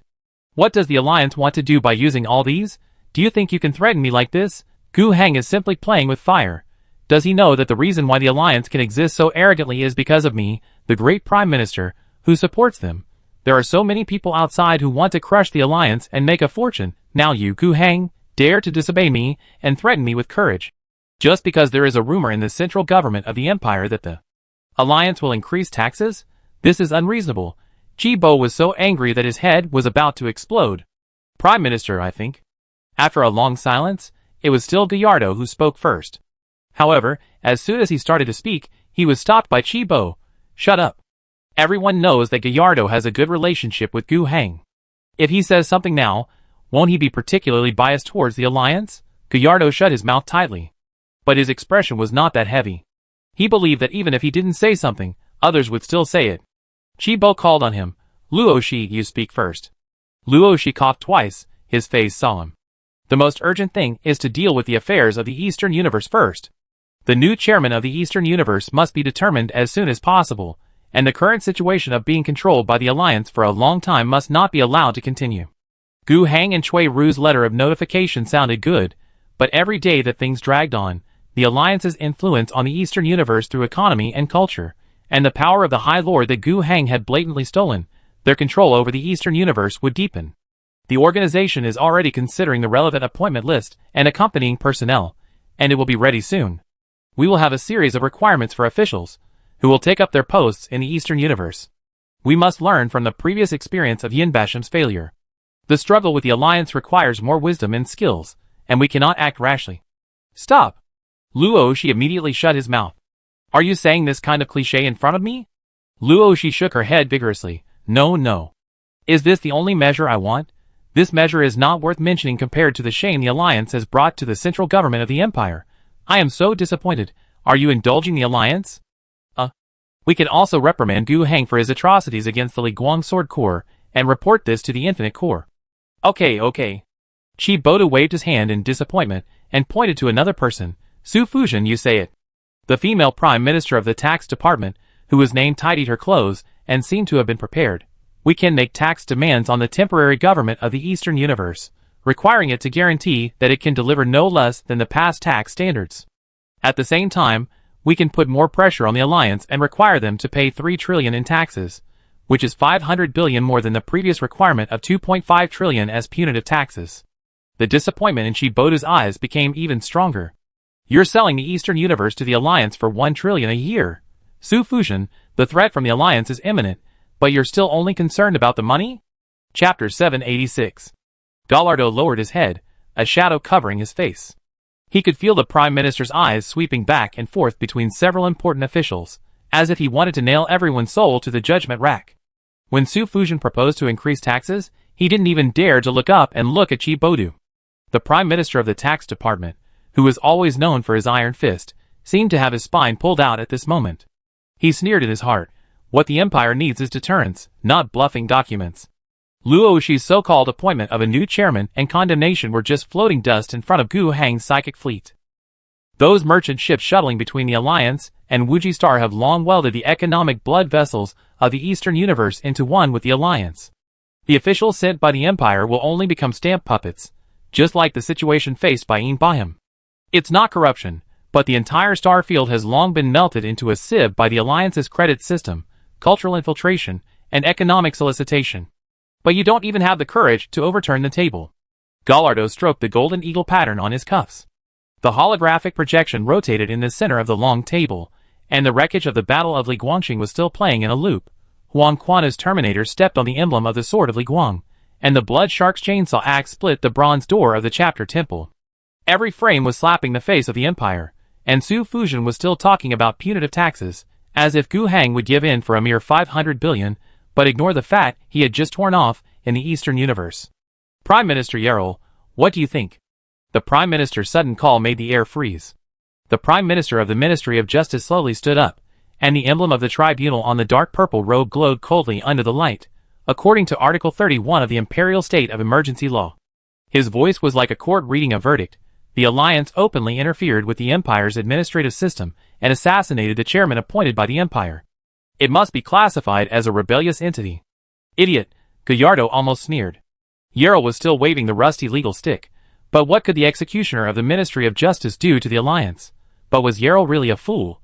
It didn't seem so. He just understood what Chi Boda meant and agreed to what the Prime Minister said. Luo Shi and Su Fu really didn't want to take that responsibility. They all saw that if the Empire didn't have the determination to enter the war, then they would have very few means to suppress the Alliance. Then the question is, does Chi Boda have this determination? At least not now. If he did, he wouldn't be so angry and ask for advice now. It is for this reason that the opinions given by the Executive Yuan and the Ministry of Taxation are just insignificant things. All of them are feasible, but the final effect is very little to the Alliance, which can be called perfunctory. This is also the reason why Chi Bo is dissatisfied. At this time, Yerol came out and dared to directly characterize the Alliance as a rebellious entity. He took such a tough attitude. He was either a fool or a gambler. Would he be a fool to be the Prime Minister of the Ministry of Justice? Probably not. That's gambling. This Yerol is also quite ambitious. I guess he wants a high-level chairmanship, right? Get rid of Gu Hang and get rid of Gallardo at the same time, leaving two positions vacant. As a loyal subordinate who supports the Prime Minister, it seems natural for Yerol to get a high-level chairmanship. What a coincidence, isn't it? I'm familiar with this job. Didn't I get to the top by killing two High Lords? He sneered in his heart, but his face became solemn. Although the Prime Minister didn't let him speak, he still said, "I agree with Prime Minister Yerol's idea and issue an ultimatum to Gu Hang. He must unconditionally accept all the requirements of the central government of the Empire, otherwise he is treason. At the same time, I propose to start a full-scale war mobilization. Mobilize the fleets of the 9 cosmic domains in the central territory, and each cosmic domain must be required to dispatch no less than 500 warships, including 10 battleships. At the same time, the Sun Fleet must take out half of its troops, and organize a total of more than 6,000 warships, and more than 150 battleships. In addition, we also need all the cosmic domains and star domains in the entire Empire to be ready to provide fleets at any time. We need to recruit 50 Astra Militarum A-Class Corps. The total mobilization force should reach more than 10 billion in the first phase. The Cadian Assault Corps completely stopped all missions in the Empire's territory and assembled. The Death Corps assembled the entire army. And all other S-Class Corps need to send troops to fight. We need to issue a clear call to 100 regiments, at least 20,000 Space Marines, as well as a full set of regiment fleets and regiment armor. The Inquisition and the Ecclesiarchy must jointly send the Stormtroopers and the Sisters of Battle, and the total force provided must exceed 500,000. At the same time, we need Mars to send a Crusader Corps and at least 5 Titan Corps, and open the Forbidden Weapons Depot. Everyone, including Chi Bo, stared at Gallardo with an unsettling look. Gallardo looked calm, as he finished reading his mobilization order. Then, he added, the hypothetical battle plan against the Alliance has always been what our military department has been doing. As long as we push for a resolution in the Supreme Council, this document will come true, and we can destroy the Alliance. At the same time, he looked around and saw the looks of the big guys. He thought maliciously in his heart, come on, let me see your ability. Gallardo did not say the cost of mobilizing such a large-scale force. However, all of them are the leaders of the Empire. Who doesn't know the current situation? Everyone draws 500 plus 10 fleets from the 9 territories. Do you think those cosmic domain presidents will listen to you? How much political price will be paid? Especially in the Ochre cosmic domain, the Waik energy of the Orc warlords is accumulating, and the early warning report of the Inquisition is still in their drawers. In the Dujiang cosmic domain in the north, those outposts gnawed by the swarm are revealing a huge shadow, and many hive worlds have reported intelligence of parasitic infection inside. Similar things are emerging in an endless stream. You ask those star regions to bring the main fleets over? They are still looking for help from the central government of the Empire one by one. Come on, nod and agree, and set off a big firework. Su Fujian also spoke up. Prime Minister Gallardo mentioned that the plan is very large. I can't give an accurate answer to the specific implementation budget now. I can only give a temporary estimate based on my experience as a reference. The initial startup capital amount must reach at least 100 trillion. The central government of the Empire does not have such a large financial reserve at present. The fiscal budget for next year has been completed. We must issue war bonds. To maintain this scale in the future, more than 30 trillion may be needed each year. It is not ruled out that the war will not go smoothly, and the budget needs to be expanded. Luoshi also spoke up. We can arrange for the major families on Holy Terra to share about 30 trillion of the 100 trillion war bonds. Families of the level of Yinbasham will spend about 5 trillion. I can represent the Luo family and bear 2 trillion. The tone of the Prime Minister of the Executive Yuan is like bargaining in the vegetable market. We can also package up the agricultural stars in the Canaan universe and mortgage them, and then split up and auction off the military equipment and personnel maintenance contracts. The Ecclesiarchy and the Mechanicus should be interested, and we can also raise some funds. This group of people seem to be piecing together a broken pottery jar. Chapter 787. What is the final result? What result can there be? This is a meeting without results, so boring. Still boring. If it really passes, you will be the first to die. If I can see such a big firework before I die, I will be willing to die. Gallardo was obviously joking. He never believed that things could go that far. After the meeting with Chi Bodu and a group of imperial officials, he found an opportunity to talk to Gu Heng remotely. In the past, their conversations were quite sneaky. Not only did they have to find a way to find a safe communication that would not be eavesdropped, but they also had to be a little careful when talking, fearing that there were ears on the other side of the wall, and that the communication would be eavesdropped. Now, they are less and less concerned about these. On the one hand, they are fearless, and on the other hand, as Gu Heng's spiritual power becomes stronger and stronger, their communication itself is becoming more and more secure. Then, Gallardo talked to Gu Heng about the following events with great interest. Especially, he learned the speech of Yarl. That guy was still loyal to Prime Minister Chi Bodu until the end, and even performed a roar with a fist hitting the table, saying, "What the Prime Minister wants is a solution, not a suicide plan." It's so funny, the whole conference room was silent at that time. If the Empire throws its last bit of wealth at your alliance, the hungry wolves in other corners of the galaxy will pounce on you instantly. What about the war bonds? When they defeat the Alliance, if they can really defeat it, they will find that an Orc empire spanning a certain universe has been quietly established, or rebellions have occurred one after another, or the swarm has eaten up an entire universe. There are a lot of unredeemable bonds left in the treasury. Who will buy them? After the meeting, Luoshi spoke to me earnestly, saying that the Empire was like a driver holding a rotten rein, and the packhorse pulling the cart had long been fed by the Alliance into a master-eating beast. Now, no matter whether you whip or let go, the end result is that the cart is destroyed, and the people are killed. It's so funny. Gu Heng asked with great interest, "Did Chibo say anything in the end?" He said that when a new Sun Lord comes out above you, you will regret this day. It's so funny. Who didn't come from that era? Without Sokum, there would be no me today. By the way, you are going to be the Sun Lord in the future. No. Faced with this question, Gu Heng laughed and said, "I have never thought about it. I just want to live in my own small piece of land and do business and development. It is others who are causing trouble for me, and I can't do anything about it. A small piece of land. You really can say that." Gallardo complained and quickly brought the topic back. Don't, you still have to be responsible. I am still waiting for your support. It is really boring to work with Chief Bodu. He has a lot of ideas, but he is actually a fool. I really look down on this old waste. He cursed at his mouth, and when he cursed to the key point, he still unconsciously lowered his voice. Although he knew that it would not be heard, it was a physiological reaction. Gu Heng laughed foolishly and said, "The name of the Lord of the Sun is not very auspicious. He only worked for more than 60 years. Gu Heng's fingertips lightly scratched the holographic star map, and the star clusters in the eastern universe scattered like startled fireflies. He stared at the blue dots marked as the Chueru government, and the unbridled laughter of Gallardo at the end of the communication still echoed in his ears. It seems that the war will not be fought, which is actually good news for the Alliance.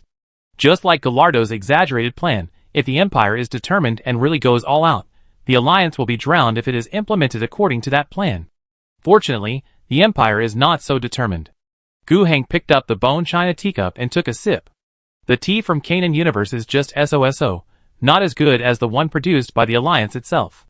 Two documents were jumping on the holographic screen, one of which was called Draft of the Provisional Tax Agreement of the Eastern Universe. This was something made by the Chueru government, and Gu Heng was reviewing it. Although Gu Heng had nothing to do with the Eastern Universe in theory, this draft also talked about how the Eastern Universe would pay taxes in the future. However, as one of the High Lords of the Empire, it is reasonable for Gu Heng to care about the affairs of the Empire, right? The other document is the tax amount part of the supplementary agreement of the Alliance plan. This matter belongs to the Alliance itself.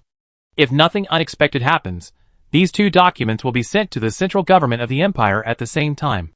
This incident did not really evolve into a war crisis between the Alliance and the Empire, but there is no doubt that the relationship between the Alliance and the Empire has deteriorated. There must be a solution to what has happened. These things are still worth discussing. The game between the Empire and the Alliance is far from over, and it will never end. The two sides must develop each other in a long-term dynamic game. Some of Gu Heng's words are not nonsense. The most important thing in his mind is the development of the Alliance. If the Alliance wants to develop, it must essentially rely on itself, improve its economic foundation, and the Alliance's productivity. However, the relationship with the central government of the Empire is also a matter that needs to be dealt with, which determines the external environment for the development of the Alliance. The Alliance cannot really be tough to the end, and there must be compromises.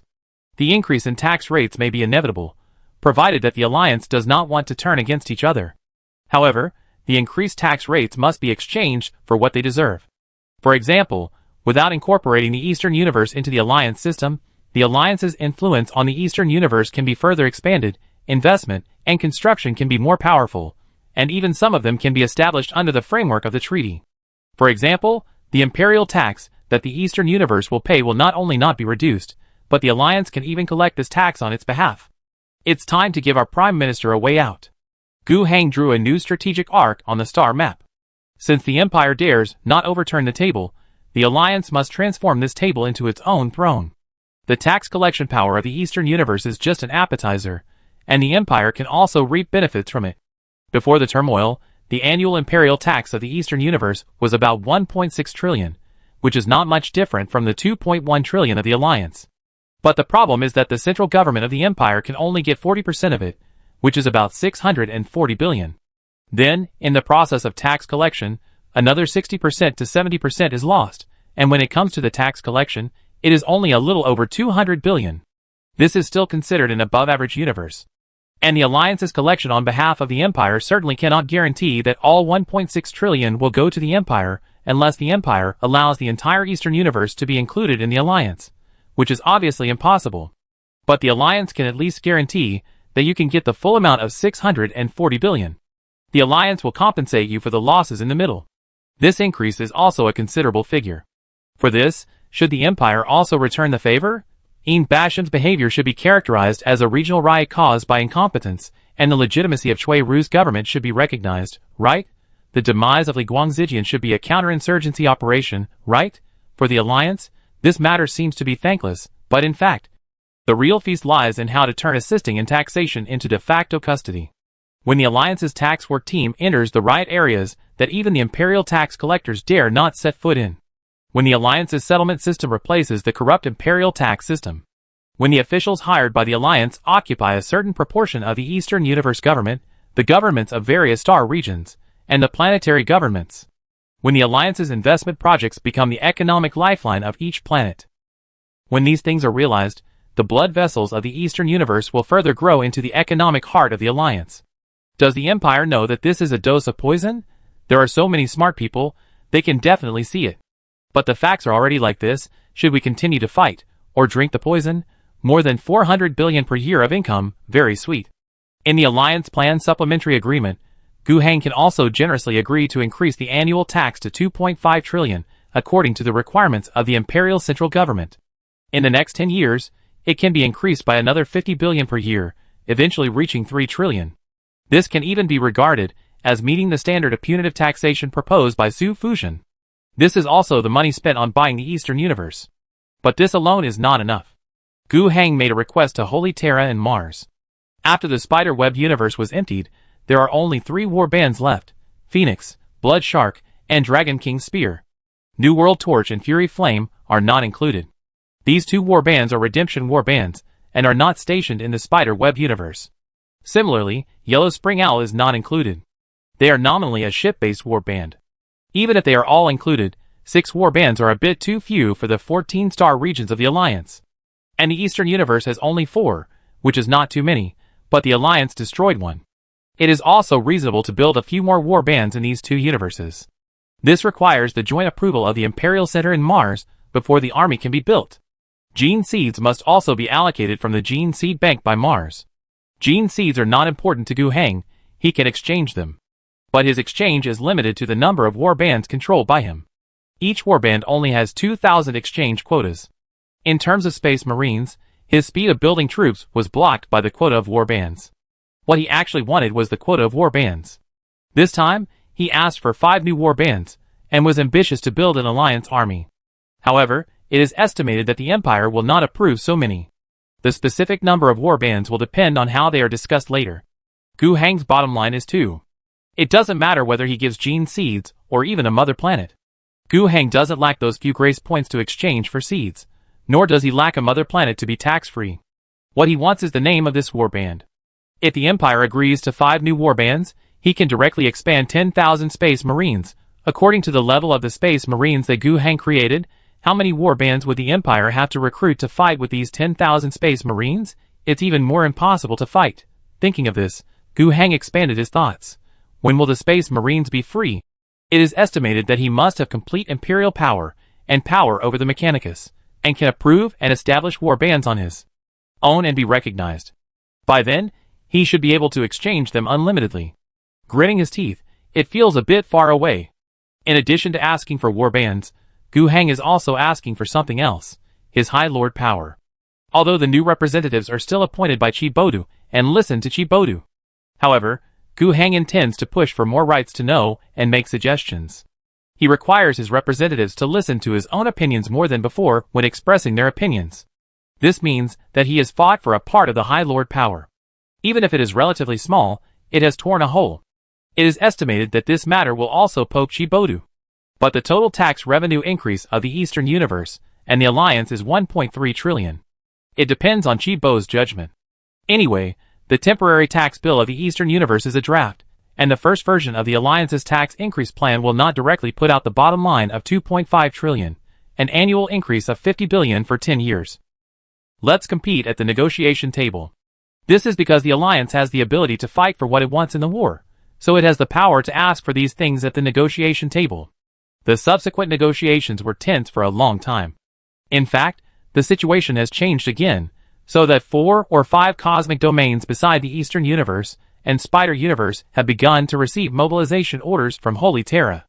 An Imperial fleet has entered the southern border of the Eastern Universe, and there is also a fleet of the Court of Inquisition, which is heading to Wuji Star under the banner of thoroughly investigating the Eastern Universe incident. But the Alliance is also ruthless. An envoy went to the Infinite Star domain and had a secret talk with the Infinite War Corps, in exchange for the Infinite War Corps' silence on the demise of the subgroup. This is not difficult. Although everyone has the same gene seed, the Sword of Li Guang was established at the order of the Empire. In the 1,000-year history of its establishment, there have been very few exchanges between the two sides. The Infinite War Corps has thousands of subgroups, and they can't manage them all. In addition, there were some problems with the starport of Lingza Star and the tax system, which led to the first tax extension since the signing of the Alliance plan. The Alliance accused this of being a conspiracy of a small group of rebels in the Empire. They hacked into the tax system and released the Demon Code, which led to the problem. The Alliance was not responsible for this, and informed the central government of the Empire that the imperial tax would be postponed and the repair time was unknown. Then, although it was said that the starport was not running smoothly, the trade of Lingza Star did not stop at all. Su Fu was really jumping up and down. One extension means that 200 billion cannot be received in time, which has already had a significant impact, just like a chain reaction on the transmission gear. But it can be pressed down, and it can be made up by dismantling here and there. But if it really can't be negotiated for several months, the gap will become 1 trillion or even 2 trillion, then it will be a big trouble. At the same time, after stopping all the gray arbitrage trade, the big guys who were originally making money suddenly became loss-making. Ships and personnel were floating outside, which was all money. The original commercial contract might be breached, and they were not happy about it. They were paying attention to the progress of the negotiations openly and secretly. Against this background, the negotiations finally ended. Chapter 788. The content of the negotiations between the Alliance and the Empire covers a very wide range, with many complex details. But the most important ones have been decided. First, the trusteeship agreement has been passed. The Empire finally couldn't stand the temptation of the 640 billion annual income. After being helpless, the dispute between them and the Alliance was about the specific amount. The statement brought out was that the Eastern Universe had more than 1.7 trillion in taxes, and required the governments of each star region to recheck the tax data of each planet. This point was quite difficult to refuse. The Eastern Universe did not join the Alliance, and it was not a fixed tax. Tax inspection was originally the power of the Empire. But in the same way, the Alliance can also find some parts that are beneficial to itself from political conventions. The inventory of the imperial tax development of each planet is in the hands of the star region government, and is part of the power of the local government. Of course, you have the right to order an inspection, but the execution power is with me, and the numbers will be the same after the inspection. This is the point of contention. The final agreement reached is that the Empire will send tax officials to various star regions to supervise the tax inspection process. But in fact, with dozens of people in each star region, nothing can be found in the territory of the Eastern Universe. The Eastern Universe should also give a little more face.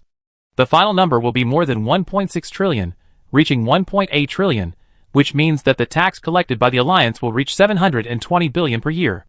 The Chuiru government was recognized, but Ian Basin's reputation was also saved.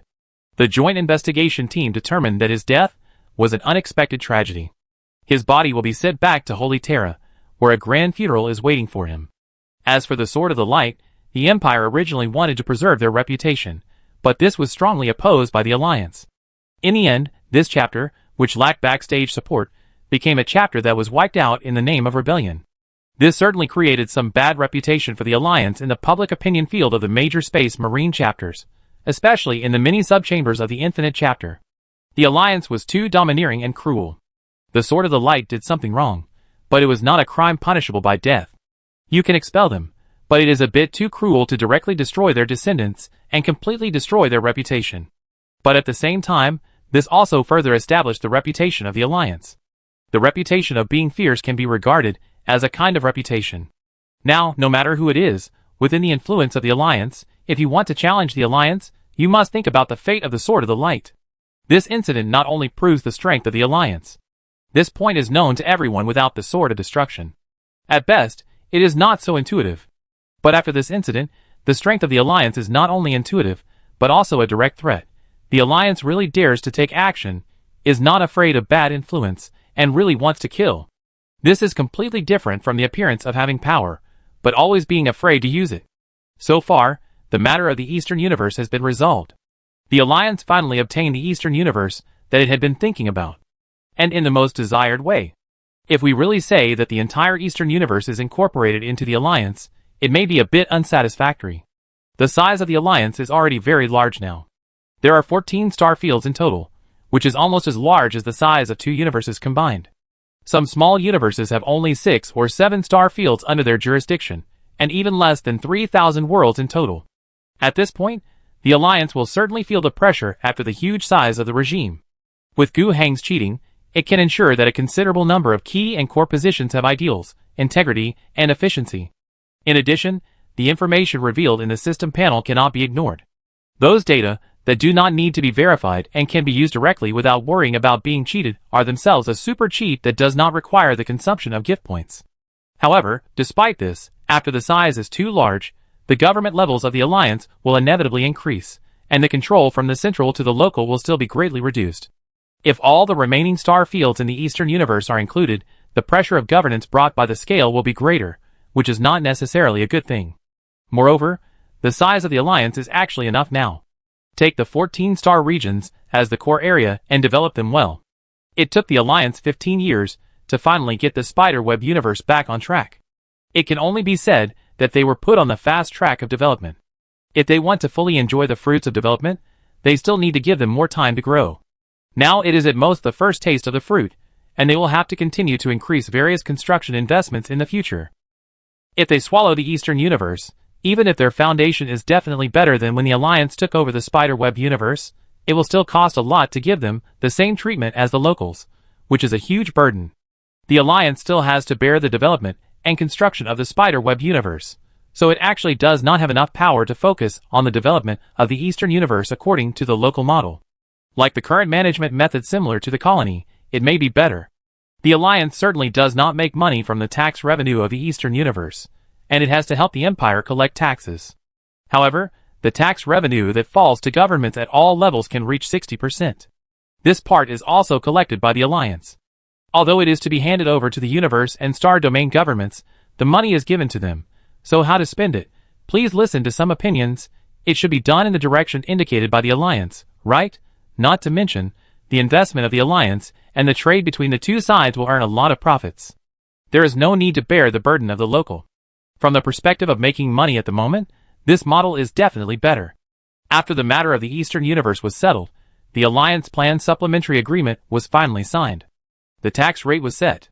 From next year, the imperial tax paid by the Alliance will increase to 2.5 trillion, and then increase by 50 billion every year for the next 10 years. In terms of money, the Alliance made more concessions, directly to the bottom line. However, what they got in return was enough.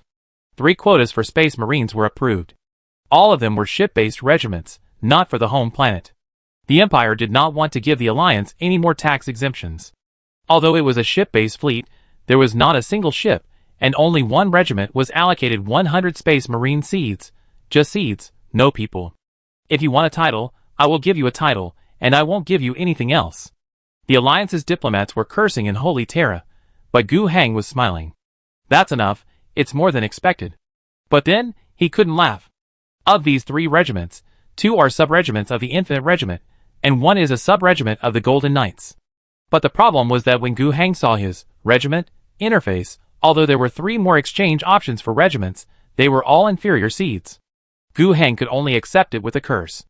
Although inferior seeds cannot produce a high proportion of company champions and model warriors, like Phoenix and Blood Shark, and even the proportion of non-commissioned officers is low, at least all members can be pulled to the level of veterans, and they are also 6,000 serious space warriors.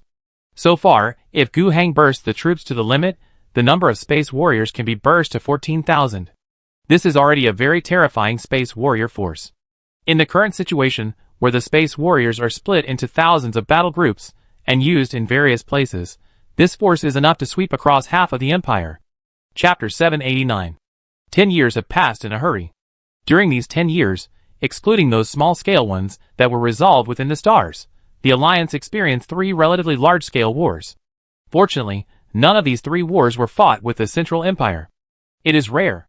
Although a series of new treaties were signed between the Empire and the Alliance 10 years ago, when the bilateral relationship fell into the most critical state, the 2 sides were pulled back from the brink of war. However, any knowledgeable person can recognize that the contradiction between the Alliance and the Central Empire has not been resolved. That series of agreements are full of compromises, which essentially ease the contradiction slightly, but do not solve the fundamental problems. The core contradiction is still there. This time it was suppressed. When it can't be suppressed next time, it will only erupt in a more violent way. It seems that only war is the final means to end all contradictions. However, it should also be recognized that with the current situation of the Alliance and the Empire, The war between the two sides is extremely destructive and will bring a crisis of destruction to both sides. No one can afford to fight. It is unknown how long this fragile balance can be maintained. In fact, in recent years, the problem has gradually become bigger and more serious.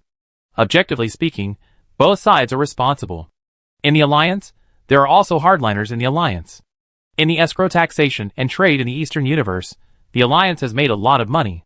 In this case, naturally, a considerable number of people hope to expand similar models. They believe that the Mager universe to the west of the Spider universe and the Devouring Star universe to the north can reuse the model of the Eastern Universe and indirectly control them through economic and cultural influence, and even colonize them. Of course, it is not that simple. There are many innate factors that make the Eastern Universe controllable. When Zhuo Xiaofeng was the chairman of the universe for more than 10 years, he provided many conveniences to the Alliance. The most core territory of the Alliance, which is also the most developed territory, the Dragon Eagle Star region, is located inside the Eastern Universe, very close. These conditions do not exist in the Mager universe and the Devouring Star universe. The chairmen of these two universes were actually newly replaced after the Iron Armor War. Before they came, they were all warned by the central government of the Empire, emphasizing how terrible the Alliance is, and that they must be very careful about the existence of the Alliance when they are in power, and must avoid the influence of the Alliance on the universe. However, even so, the economic and cultural hard power of the Alliance is still too strong. With this kind of hard power and hard influence, even with the strict defense of those local politicians, the 2- or 3-star regions nearby will still be affected to a considerable extent. The presidents of the two universes took the corresponding lawsuit to Holy Terra. And Holy Terra will also use it as an excuse to attack the Alliance and rebuke the Alliance again and again. At the same time, in recent years, taxes have been gradually increased, with an increase of 50 billion per year. It is expected that by this year, the Alliance tax will be increased to 3 trillion. However, in the past 10 years, the rapid growth of the Alliance has never slowed down. Even if the growth rate has dropped a bit, it is also due to the excessive size. In terms of absolute increase, it is still a very scary number. In this case, the Empire hopes that the tax revenue of the Alliance can continue to grow. The first idea proposed by the Empire is to extend the agreement of increasing tax revenue by 50 billion every year for another 10 years. It was rejected by the Alliance. Good guy, you still want to collect 50 billion more from me every year for countless years in the future, right? What's the concept? Every 4 years. It means that the central government of the Empire will expand the tax base of a universe? There is no such good thing to think about. And for the Empire, it is normal for them to have similar ideas. Your Alliance earns so much money every year. Can't you get a little more? According to the standard imperial tax of 10% of annual output value, you have to pay 7 trillion. Now the Empire only wants you to pay 500 more every year, and in another 10 years it will only increase from 3 trillion to 4 trillion. Why not? The tax increase plan was not successfully passed, which became the root of all contradictions. At the negotiation table of Holy Terra, the diplomats of the Alliance and the officials of the Imperial Taxation Department would gather together every once in a while to discuss these issues. In addition to discussing tax issues directly, the Empire always tried to find some things in other directions to put pressure on the Alliance. The Alliance was not easy to mess with. The Alliance government, which had originally maintained a certain restraint on the areas that encroached on other universes, later slightly relaxed its control over the hardliners. In the name of Alliance caravans, investment institutions, etc., they began to enter those star regions to a greater extent. The game is going on all the time. As for the 3 wars that the Alliance has really participated in the past 10 years, they have nothing to do with the Empire. These 3 wars are an Orc War, a war with the Dark Eldar, and a war in Solaria. In the 3rd year after the signing of the Alliance Plan Supplementary Agreement, a large Orc force gathered in the Eastern Universe. That area was originally affected by the Orc disaster. It is very likely that the energy gathered by these local Orcs was transmitted outward, attracting a powerful Orc warlord from outside the Empire. In terms of its intensity, it is even more serious than the threat of the Iron Tooth Orc Empire faced by the Dragon Eagle universe. However, it doesn't matter. With the current strength of the Alliance, such a war is not difficult to deal with. Since the Eastern Universe has been considered its own territory, the Alliance will definitely not ignore them. Led by the 2 war groups of New World Torch and Fury Flame, the Alliance Army and Navy went out together. At the invitation of Chui Ru's government in the Eastern Space Domain, the Alliance joined the war and destroyed the Orc army in 3 years. There is actually no need to say much about the war in Solaria. The Alliance has been involved in the war in Solaria for 25 years. As early as 25 years ago, when Gu Heng became the High Lord, one of the conditions for signing the Alliance plan was that the Alliance had to send troops to help the Empire fight the Solaria Rebellion War. The Alliance has been fulfilling this responsibility, and in recent years, the number of troops has been increasing. At first, the central government of the Empire was quite happy about this. But now, it is a little bit grumbling. The Solaria space domain is in the southern border of the Empire. It is supposed to be quite far away from the Alliance. The cultural and economic influence cannot be expanded. Why not use military force to project and expand, right? Chapter 790. In fact, the Empire always thinks that the Alliance is expanding, which is a bit unfair to the Alliance. The current territorial scope of the Alliance is actually enough for them to toss around. As long as there is a good external environment, Gu Heng and many Alliance leaders agree that they are willing to stay at home and farm peacefully. Even if the economic growth rate slows down, it is still 6 to 8% per year. This economic growth rate is very rare in the entire empire, and it can even be said to be unique. Almost every 10 years, it can double. You can make a fortune by farming and doing business honestly. Why fight a war? It's not the time when we were poor and had a small territory. But there is no way. The external environment will never get better by itself, and it all depends on your own efforts. Moreover, a man is innocent, but he is guilty of possessing a treasure. The Alliance has money, and the eyes of the poor empire will naturally come over. In addition, the Alliance has money, so naturally many people think that the Alliance will be ambitious and expand. No matter what Gu Heng does, he seems to be an ambitious person who wants to expand, subvert the existing order, and move into Holy Terra. The Solaria War in which the Alliance participated is a typical example. The Alliance army participated in the Solaria campaign in accordance with the Empire's requirements, in the name of the Astra Militarum Corps, and in the way that the Astra Militarum Corps participated in the war. In this case, the Imperial Center should be responsible for logistics supply. But in fact, the dispatch of various materials is often withheld by bureaucrats. The general headquarters of the Angry Bear Corps repeatedly pushed the Alliance troops to the most tragic front line, with casualties. They have their reasons.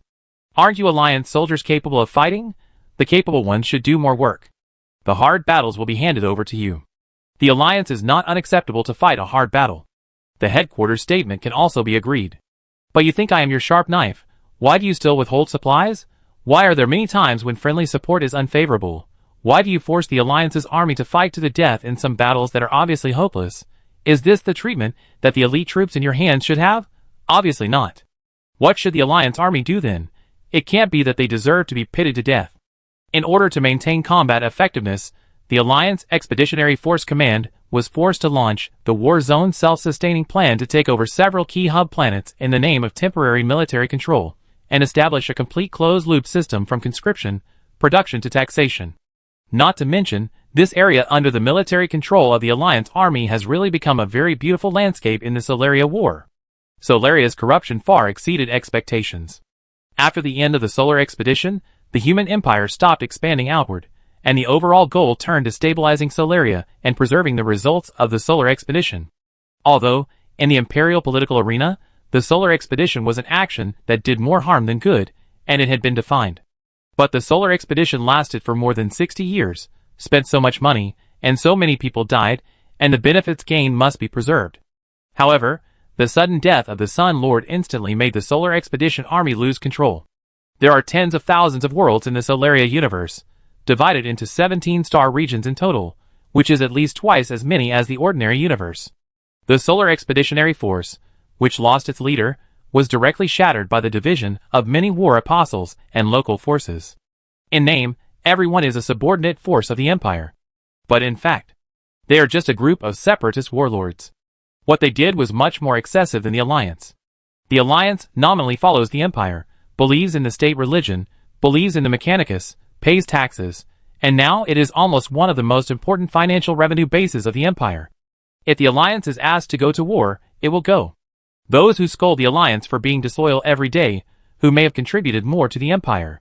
And those separatist warlords in Solaria are really separatist. They are very active in asking the Empire for money, and they will cause chaos if they don't pay. Pay taxes? Pay nothing. All of them are used to suppress riots. If you have the ability, send tax officials and the Inquisition to investigate. When you investigate, No one says a word. Ambitious people have carved out their own territory. The remaining chaos faith has rekindled like wildfire. The Zerg parasitic sects have taken root in the lower levels of the hive. The orcs are rioting. Solaria's rotten situation has been caused by many factors. For this situation, the Empire will naturally strike hard. It has been 50 years since the death of the Sun Lord. The Empire has never stopped its anti-rebellion operations against Solaria. The war situation there is different from the total war of the universe scale that occurred in the Spiderweb universe, which consisted of multiple battles and large-scale battles. It is more like a security war that has lasted for 50 years without interruption. It is a piece of sick flesh growing on the Empire, and it is reluctant to cut it off. It can still play some role to some extent, but it requires a lot of resources to maintain and bleeds continuously. Although the resources directly spent on the rebellion war each year are not much, and in some years, they can even offset the taxes collected, but after 50 years, the total cost is even greater than fighting a war of iron armor. The key is that after the War of Iron Armor, although the Spiderweb space domain was given to the Alliance, the return received by the Central Empire was also very high. The Imperial tax alone was almost 10 times that of the past. But Solaria, which invested so much resources in the war, is still bleeding. Not only are those separatist forces, chaos beliefs, and alien enemies difficult to fight, on the contrary, if the Empire is willing to spend money, these things cannot stop the Imperial army. But the problem is the management after the victory. We can't issue an extermination order all at once, so why fight back? A large number of Imperial troops were entangled in the security war, which cost a lot of money. What's more terrifying is that this place seems to have a special atmosphere. Many troops that suppress the rebels have a tendency to become separatist forces after suppressing them for several years. The troops sent from the center of the Empire may be a little better, but those non-central direct star army are not so reliable. As for the most problematic ones, they are not even Star Army, but the anti-rebellion troops recruited from other star fields and universes. They are the ones who can easily become new separatist regimes after completing the rebellion. At present, the situation in Solaria is naturally better than the worst period, but the problem is still not small. In this context, the planets under the military control of the Alliance army, let alone anything else, at least the order of the entire planet has been greatly improved. In this situation, the planetary governors, who were originally appointed here, were forced to accept the military control of the Angry Bear Legion, but later, their attitude turned to acquiescence, and they even took the initiative to invite the political commissars of the Alliance Legion to participate in local government affairs. With the Angry Bear Legion, a considerable part of the troops were invested in maintaining the law and order of the planet, which was very helpful. At the beginning, the Inquisition was quite unhappy with the behavior of the Angry Bear Legion. A faction of the Inquisition active in the Solaria space even accused the Angry Bear Legion of separatism in the name of suppressing bandits. It was like a general foreign rebellion army that eventually turned into a new traitor. This faction of the Inquisition, which has been stationed in Solaria for decades, has seen too many similar situations. But soon, they found that the situation was different. The planetary governors, who managed the planets, no longer criticized the Alliance, but instead spoke well of the Alliance. At first, the people of the Inquisition thought that it was because the planetary governors were also corrupted or controlled by the Alliance. However, when the people from the Inquisition came, they found that there was no sign of corruption here. Not only did the Alliance not have any heresy, but they also cooperated with the investigation. More importantly, the imperial taxes of these planets were still paid normally. Before the Alliance military control, the imperial taxes of these planets were often in arrears, or even not paid. When they paid, the money they paid for the imperial taxes was often less than the resources spent by the Empire to help them settle the problems on the planet. After the Alliance military control was permanent, the situation stabilized. Although, there is still a risk of rebellion in the Alliance army later. But at least there is no such risk now. In fact, after learning about Solaria, the official Alliance also gave a special explanation to the Empire on this matter. If you don't let me occupy it, I won't occupy it. The Alliance didn't want to make any money from it, or have any extra bad intentions. This matter is purely because the conventional model is too poor, and after the Alliance implemented military control, although there were no professional civilian officials, the military and political commissars of the Alliance were able to establish order very well. In Solaria, order alone is already a very useful thing. In view of the imperial tax, the Angry Bear Legion did not really interfere in local construction, and continued to obey the command of the superior general headquarters, saying that they would go wherever they went to fight. In the end, the Empire also acquiesced to all this. They did not give the Angry Bear Legion and the Alliance Army explicit authorization to manage these worlds, but chose to acquiesce. Acquiesce that they can obtain supplies on the spot from these planets.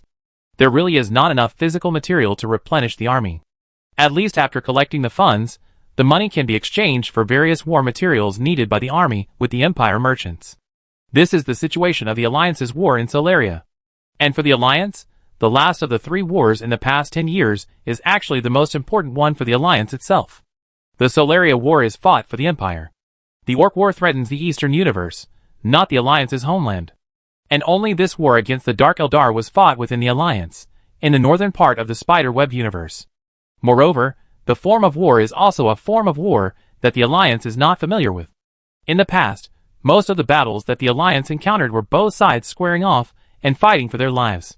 However, the battles with the Dark Eldar were not like this.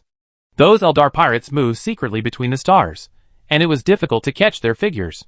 They relied on a special Stargate system to sail across the star field, and they were quite elusive. They specifically selected the newly open trade routes of the Alliance to launch lightning raids. Their tactics were extremely vicious, using poison crystal cannons to paralyze the engines of merchant ships, kidnapping the entire ship's population to make living sculptures, and finally leaving a twisted subspace beacon to lure the rescue fleet into the trap. The Alliance suffered a great loss when fighting against these Eldar pirates in the early stage. However, in a Black Abyss Sea battle, Gu Hang took action personally. He couldn't stand this group of pirates, who were increasingly fond of invading the Alliance's territory to cause trouble. He called his son over, and borrowed the remaining ability of the Changeable Lord. He deduced and calculated the fluctuation law of the Eldar pirates using the Stargate to cross, and then set up a triple gravity trap in the Black Abyss galaxy, and then used a group of caravans transporting supplies and people as bait, as if ignorant, and broke into the enemy's trap. The subsequent things went smoothly. The pirates who appeared were captured by the gravity trap, and their speed was greatly reduced. The merchant ship took the opportunity to escape, and at the same time, the main fleet of the Alliance ambushed, jumped to the Black Abyss galaxy through the Star Tunnel, and rushed over at a high speed. In this battle, the Alliance's most powerful warship, the East, the Queen of Glory, showed its power in the first battle. More than 67 Dark Eldar pirate ships turned into slag in the universe. The treasures accumulated from the looting fell into the hands of the Alliance. The biggest benefit, or a lesson for the Dark Eldar, was that the Alliance also captured the huge Stargate set up by the Dark Eldar in the Black Abyss galaxy. The Stargate was quickly closed from the inside to prevent it from being used by humans.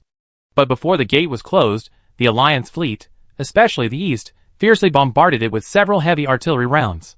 These few times, the damage to the city of Comoros opposite the Stargate is probably huge. It is really hard to vent without teaching these Dark Eldar a lesson.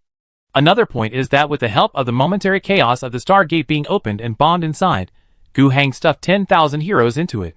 The Dark Eldar might discover these heroes and wipe them out with all their might, but as long as these heroes exist, Gu Hang can find a way to fully calculate the exact location of Comoros, the city of the curtain, which is located between the subspace and the real universe. If Gu Hang can really calculate the exact location of Comoros and find a way to enter Comoros, then it means that when facing those Eldar pirates, humans will no longer just be passive and take a beating, but also have the opportunity and ability to actively threaten the Dark Eldar's lair. Chapter 791. In the Black Abyss Sea battle against the Eldar pirates, the Alliance's Vostok was exposed. Of course, it was intentional. To fight against the Dark Eldar pirates, who were trapped, it was not necessary for the Queen of Glory to appear. The Alliance's main fleet was enough, with a bunch of battleships and aircraft carriers. The dispatch of the Queen of Glory not only made the outcome of the battle more stable, but also could fire a shot into the Dark Eldar Stargate. More importantly, the Alliance wanted to take out this battleship. The Queen of Glory was a national weapon that could change the outcome of a huge battle. The Alliance had it, which represented many meanings. The most direct meaning was that the Alliance, which was already very difficult for the Empire to deal with by military means, was now even more difficult to deal with. If they wanted to make trouble for the Alliance, the exaggerated war plan made by the Military Affairs Department 10 years ago seemed to be conservative. If they really wanted to fight the Alliance, they would have to be even more exaggerated.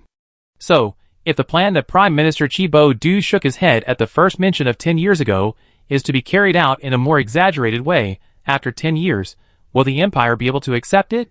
In the past 10 years, the Empire has earned a lot more money from the Alliance, and its finances have become more comfortable, so it can be weighed. It depends on whether the Empire earns more or the economic growth of the Alliance is more terrifying. At this time, when the voices of renegotiation of tax amount are extremely noisy on Holy Terra, the Alliance chooses to show force, which means quite obvious. At the same time, a Queen of Glory class battleship appeared in the hands of the Alliance, which also means another thing. If I can make one, is it possible to make a second one? This is actually a fact. When the East showed its hideousness in front of the world, the second Queen of Glory class warship secretly built by the Alliance was almost completed. This warship has been named Spider. When it is completed, the third Queen of Glory class warship will be started immediately. The fourth one will follow. However, according to the current plan of the Alliance, when the fourth Queen of Glory is built, if the current situation does not change significantly, then the Alliance will slow down the construction speed. One Queen of Glory is built every 10 to 15 years, and that is at full capacity. It is so fast because Gu Hang always has a sense of uneasiness in his heart. He is afraid of the Empire and the doomsday prophecy he saw, which will explode in the near future. If the speed is slowed down, the time can be extended to 30 years, or even 50 years per ship, and the annual cost will be greatly reduced, and the overall cost will be roughly the same. This is a pity. If possible, Gu Hang would certainly like to build as many Queens of Glory as possible. Even if it takes 10 to 15 years to build one, after 100 years, 8 to 10 Queens of Glory would be invincible. But unfortunately, there are too many restrictions due to various practical factors. On the one hand, it is economic factors. The high price and long time to build the Queen of Glory are all tolerated.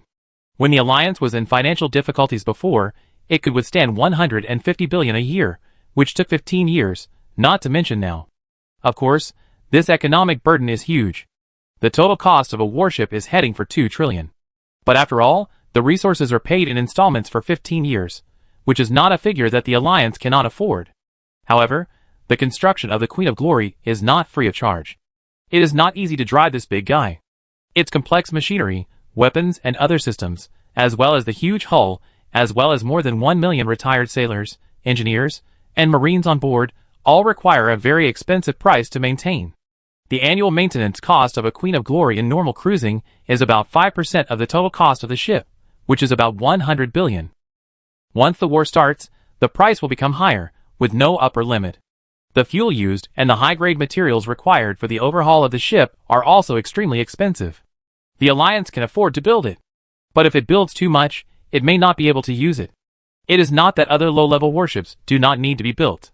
The Alliance's plate is getting bigger, and there are more places to spend money. In fact, there is also a solution to build 3 ships and sell one. But Gu Hang has never considered this. The Queen of Glory warship can be rebuilt. Once this news spreads, it will definitely cause the outside world to go crazy.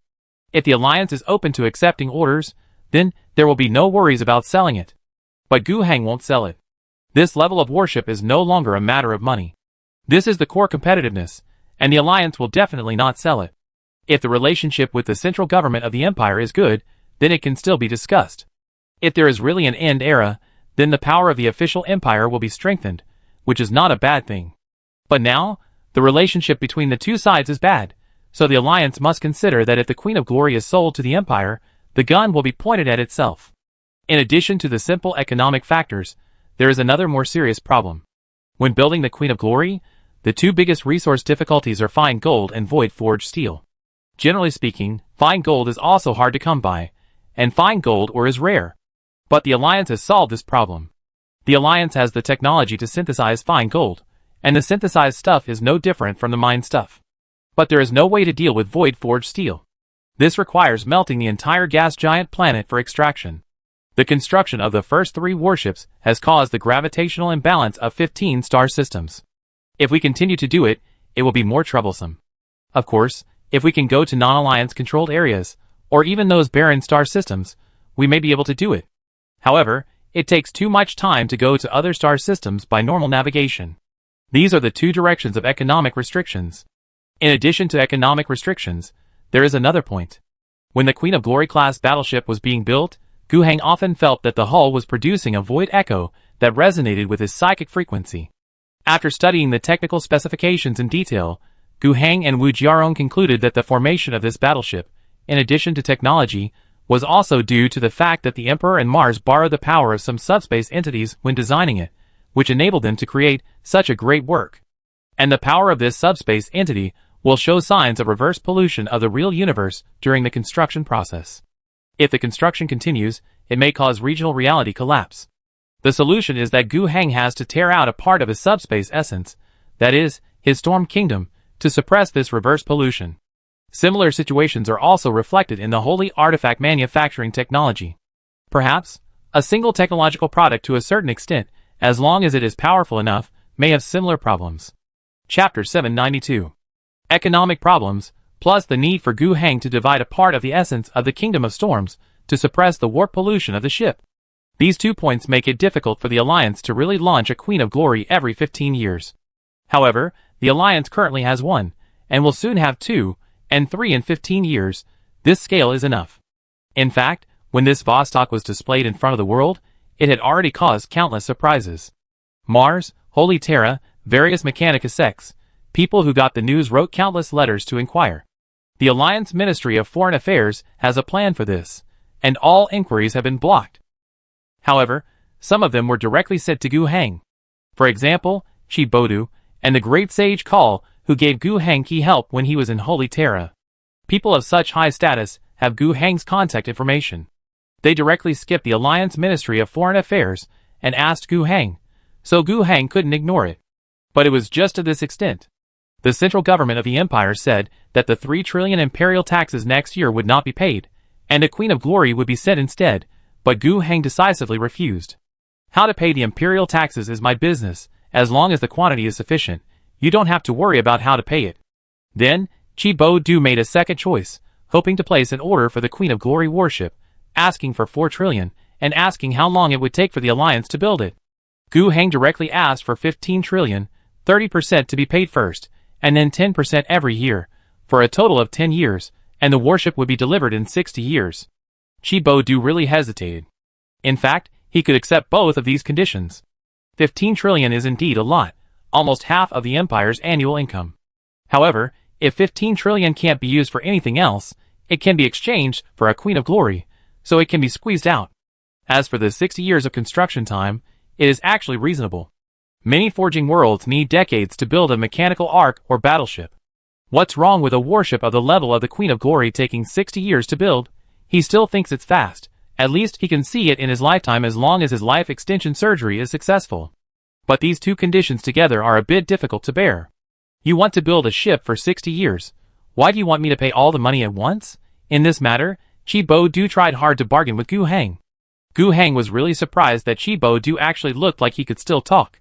He just asked for too much, quoted a price and construction time without sincerity, and didn't even keep a balance. I will take all the money in 10 years, and then the ship construction will be unfinished. Are you afraid? This quotation is just to scare Chi Bodu away. It turns out that there is still room for negotiation. Then Gu Heng is really interested. Let the Ministry of Foreign Affairs negotiate with the central government of the Empire, and put it in the terms of the new tax law that has just started. If the Empire can really accept it, Gu Heng can sell it to you after 60 years. I can give you 1 ship in the time it takes to build 5 ships, and you can give me the money for 7 ships. As for the Martian sect, they are not asking for ships, they are asking for technical exchanges. This, Gu Heng could only agree to a limited extent. In the manufacture of the Queen of Glory class battleships, the role that the Alliance's own shipyard can play is relatively low, and they are only responsible for some low-tech work. To put it bluntly, the most core components are still made bit by the black box that Gu Heng pulled out. This part is not easy to show to the people of the Martian sect. It is useless for them to see it. However, Gu Heng can allow them to visit, and even study the ship itself. This is also considered that the great sage once helped him. Anyway, they can't really come up with the technical ability to build a new Queen of Glory by studying the finished product. The Empire now has more than just the Queen of Glory of the Alliance. All the major loyalist war groups have one. With the status of the Martian sect, there must be many opportunities to study those Queens of Glory, but the fact that nothing has been done proves that the difficulty of replicating this technology is far beyond imagination. In this regard, it is not a bad idea to have some exchanges with each other. With this in mind, Gu Heng generously agreed to the great sage's request for communication, and did not even mention any additional conditions for the exchange of interests. However, What the great sage said afterwards surprised Gu Hang even more. Correction, communication is not the form you think. I will persuade the General of Casting to send the team on Mars that is best at building large ships, and the team that has the most thorough research on the information of the ancient Queen of Glory to the east. The goal of communication is not to learn anything from you. Instead, we should apply what they have learned and are good at to the construction of your Queen of Glory. Is it a piece of cake? From this perspective, it can almost be said that Mars is providing free technical support to the Alliance, although, from a technical point of view, the Alliance does not particularly need it. But if these people are really as the great sage said, they are all talents, and they can more or less speed up the construction of the Queen of Glory. Speeding up the construction of the Queen of Glory class battleships by the Alliance is exactly my goal. Excuse me. Why? The great sage did not hide the reason and told Gu Hang the reason very directly. The end era is coming. We don't have much time. Since the Alliance already has the ability to build the Queen of Glory, every accumulation of power before the end comes will bring a positive change to the future of the Empire. The end era is coming? Can you be more specific? I want to know what it is, and whether there is a definite time? I don't know either. The great sage said, but it won't be too far away. Okay. Gu Hang was unable to get more information from the great sage. But the sense of urgency in his heart became even more intense. He was really worried about the so-called end era, and the prophecy he had seen from the Dark Eldar, and what it would eventually become. Gu Hang was very annoyed by this kind of thing. He was annoyed by everything that prevented him from staying at home, farming, developing, and letting the people live a good life. The end era might be even more annoying than the problems brought by the central government of the Empire. To the extent that he didn't pay much attention to the new crisis between the Alliance and the Empire, the new tax negotiations, and other things, but spent more time in the Kingdom of Storm God, observing the changes in the subspace. The Empire and mankind face many threats in this universe. But if there is really something worthy of the end era, when it comes to the word two, Gu Hang is the first to doubt the vast, terrifying subspace. 1.5 years later, when the group of experts from Mars arrived and started working. When the negotiations between the Empire and the Alliance broke down for the third time, and the Empire once again took out the bluffing mobilization of the army used before, gathering in the universe around the Alliance, intending to put pressure on the Alliance. Gu Hang saw a shocking explosion in the subspace. Chapter 793. On the top of the tallest tower in the Kingdom of Storm God, Gu Hang sat on his thunder throne, his eyes shining, his head slightly raised, watching the violent explosion in the distance. If the subspace is described as a sea, then this sea is always surging. There are both clear waves and inconspicuous but terrifying undercurrents. Although the surging violent power is frightening, since it has become the norm in the subspace, Gu Hang, who often stares at the subspace, is naturally used to it. It is normal for a sudden explosion in the subspace and violent energy fluctuations to occur in the waves of the subspace. In other words, when the subspace is calm, it is a special situation and needs special attention. However, the explosion that Gu Hang saw was really too violent. It was so violent that Gu Hang had never seen it since he paid attention to the subspace. It was like seeing a storm in the sea, with raging waves and undercurrents. But this time, it was like a supervolcano erupted on the seabed, causing a series of terrifying tsunamis. This is extremely rare in the entire subspace sea. After all, even in the subspace sea, supervolcanoes do not erupt all the time. The color of the flame cannot be described by the real spectrum, like a chaotic rainbow that crushed 10,000 contradictory colors and forcibly blended. What was surging at the core of the explosion was not ordinary energy, but a concrete cosmic madness. At that moment, Gu Hang saw countless distorted faces proliferating in the psychic tide, and the newly born cry was covered by new screams before it took shape, and the layers of sound waves condensed into a purple-black crystal rainstorm. Gu Hang heard the echo of blasphemy, saw the cantilever of the universe twisted into a distorted shape, and the stars turned into flowing liquid gold in the spiral lines. When a farmer on an agricultural star billions of light years away looked up at the sky, his pupils reflected his future of being ruptured. When the shock wave of the explosion swept across the border of the Kingdom of Storm God at a high speed, the curtain of reality was like a wet silk torn by an invisible giant hand. In the tug of time and space dislocation, Gu Hang glimpsed a hint of the future. In the Alliance, multiple star fields on the west side simultaneously observed the distortion of the starry sky. Asphalt-like substances seeped out from the inside of countless artificial objects on the orbits of planets, and infrasonic vibrations similar to the crying of babies were transmitted from the core of the planets. The most fatal crack appeared outside the Lingza galaxy, where commercial navigation was the most prosperous. At the 0.25 light-year-long reality gap, the subspace turbulence was rapidly eroding the real universe, and would soon swallow up the Lingza star. And all this was just the aftermath of the subspace earthquake. What really frightened Gu Heng was that when he looked toward the core of the explosion, he saw that the gap between reality and illusion had really broken. Gu Heng seemed to see the corresponding part of the real universe there, being torn apart, and even twisted and fused together. It seemed to be a funnel leading to the depths of the subspace, and also a wound where the material universe was festering. All the stars nearby were experiencing a transformation from matter to a strange and twisted state. Rocks and steel turned into flesh and blood, and the corruption and activation of the entire planet symbolized the terrifying power of the subspace. And if those stars were habitable stars with creatures or even humans on them, what would happen? Gu Heng didn't want to think about it. Gu Heng, who was sitting on the throne, had the lightning in his eyes gradually calmed down and dissipated.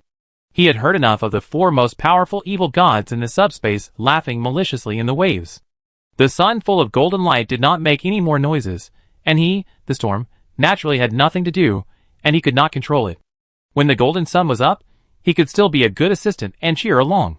Now, no one was moving, and if Gu Heng showed up, he would only be crushed to death by the four evil gods, who had cooperated briefly. Gu Heng was of course very powerful now, but he was still far behind the four gods. Let alone the four, Gu Heng could probably crush the ordinary demons under their command, just like the four crushed Gu Heng. However, if it was the God-honored demon, which was a stronger existence, Gu Heng had not encountered it yet, but it was expected that Gu Heng would not be able to fight it easily. Maybe he could still win, but it would probably cost a lot. Among those gods and demons, there are also quite famous ones. For example, the Fate Weaver is the most famous monster among the cinch demons. It has two eagle heads, one telling the past and the other telling the future. The past and the future together weave the fate of all things in the world. If Gu Heng really encounters this kind of thing, it is not certain whether he can beat it. But no matter what kind of demon it is, in front of the four great ones, it is easily crushed. That means that if Gu Heng falls in front of them, his fate will not be much better. Gu Heng couldn't stand out on his own. As for why the sun didn't stop such a terrible explosion, Gu Heng had a guess. These four great gods in the warp are the most powerful beings in the warp. The sun might not lose to any of them. However, once they unite, the sun will have to temporarily avoid the edge and hide in the dark clouds. However, the four great gods will not unite easily.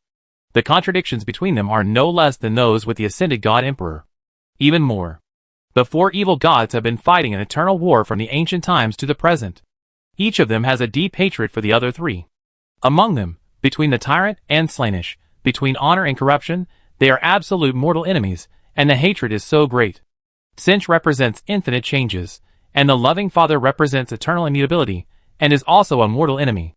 They have never really united, not in the past, not now, and not in the future. This short-lived alliance is fragile and unbalanced, and will soon collapse and end. The crazy smiles of the four people now are probably full of malice towards each other, and they are about to turn against each other and stab each other. Before that, we really shouldn't act rashly. Otherwise, it would be a bigger disaster to attract the attention of the four people together. Even if the explosion in the subspace this time will have a terrible impact on the real universe. After thinking about this, Gu Heng could only sigh. Returning to the real universe, he summoned the senior officials of the Alliance. The many pictures he saw were some in the present tense, and some in the future tense. Especially those that will happen around the Alliance, which have not happened yet, but with the aftermath of the violent explosion, I am afraid it will soon affect us. Gu Heng asked the Alliance to make all plans and preparations, and to react quickly and work together when the disaster comes. At the same time, Gu Heng also sent a letter, and even contacted Chi Bodu in person to warn him about the scene he saw. Chi Bodu was skeptical. Could this be a conspiracy of the Alliance? But soon, his own psychic consultant also warned him in a panic. However, when he believed it, the news of the destruction of the great fortress world Cartier, in the far south of the western border of the empire also came. This is the real shocking news that caused 1,000 waves. Cartier is one of the most famous fortress worlds in the entire empire. There are two reasons. First, it was on Cartier that the Cadian Assault Army, one of the most famous star legions in the empire, was born. The Cadian Assault Corps has become a model for the Imperial Astra Militarum. A large proportion of the Imperial Astra Militarum Corps in the entire empire are established according to the model of the Cadian Assault Corps. The Cadian Assault Corps is not only stationed on their home planet, Such a powerful core will naturally not be let go by the Empire. Their troops are not only stationed in Cadia for a long time, but are also often mobilized to other battles to help. Sometimes they serve as instructors to train other Astra Militarum Corps, and some are elite troops who directly participate in the war. This further amplifies their reputation. The reason why Cadia can cultivate such an outstanding Astra Militarum Corps is closely related to the environment of their world. The natural environment on the planet itself is not particularly bad, but the external environment, or the external threats they have suffered for a long time, is unimaginable in other places. They are right next to the Gate of Hell. The so-called Gate of Hell refers to the southern side of the western border of the Empire. There is a special place there, called the Gate of Hell Starfield. This starfield has never been the control area of the Empire, because among the estimated more than 1,000 worlds in the starfield, the lightest one is like the angry star in the past, and the reality curtain is particularly weak. That means that under normal circumstances, the subspace is very likely to break through the reality curtain and affect the interior of the planet. The creatures on the planet are very likely to hear some strange whispers, and they will be bewitched and degenerate unconsciously. Even non-intelligent creatures are more likely to become carriers of subspace demons. But in fact, there is no need to think too much about these things. As early as thousands of years ago, there were no normal people in this entire starfield. There are many abnormal living people. However, the human content is questionable. Those who were corrupted by the warp, whether in essence or appearance, probably only have a human form at most. They established a chaotic demonic kingdom there, and dance with real warp demons in the weakest part of the reality curtain. From this perspective, the Gate of Hell is just as its name suggests, that is, the largest intersection between the warp, a place called Hell, and the real universe. From there, countless demons and traitors attacked everywhere, attacking the surrounding imperial areas, causing deep disasters. Because of this, the Empire has launched expeditions to the Gate of Hell many times. There were more than 4 large-scale expeditions, all of which were aimed at exterminating all the evil there, and the cost was huge. There were countless small-scale expeditions. Many war groups sentenced to the Expedition of Atonement were required to have the Gate of Hell as their final destination. The so-called March to Hell means this. But the Gate of Hell has always been open, and the demons are still attacking everywhere, so you can imagine what the outcome of those expeditions was. Even failure is still a light matter. Those large-scale expeditions provided a lot of talents to the traitors. How difficult is it to enter Hell?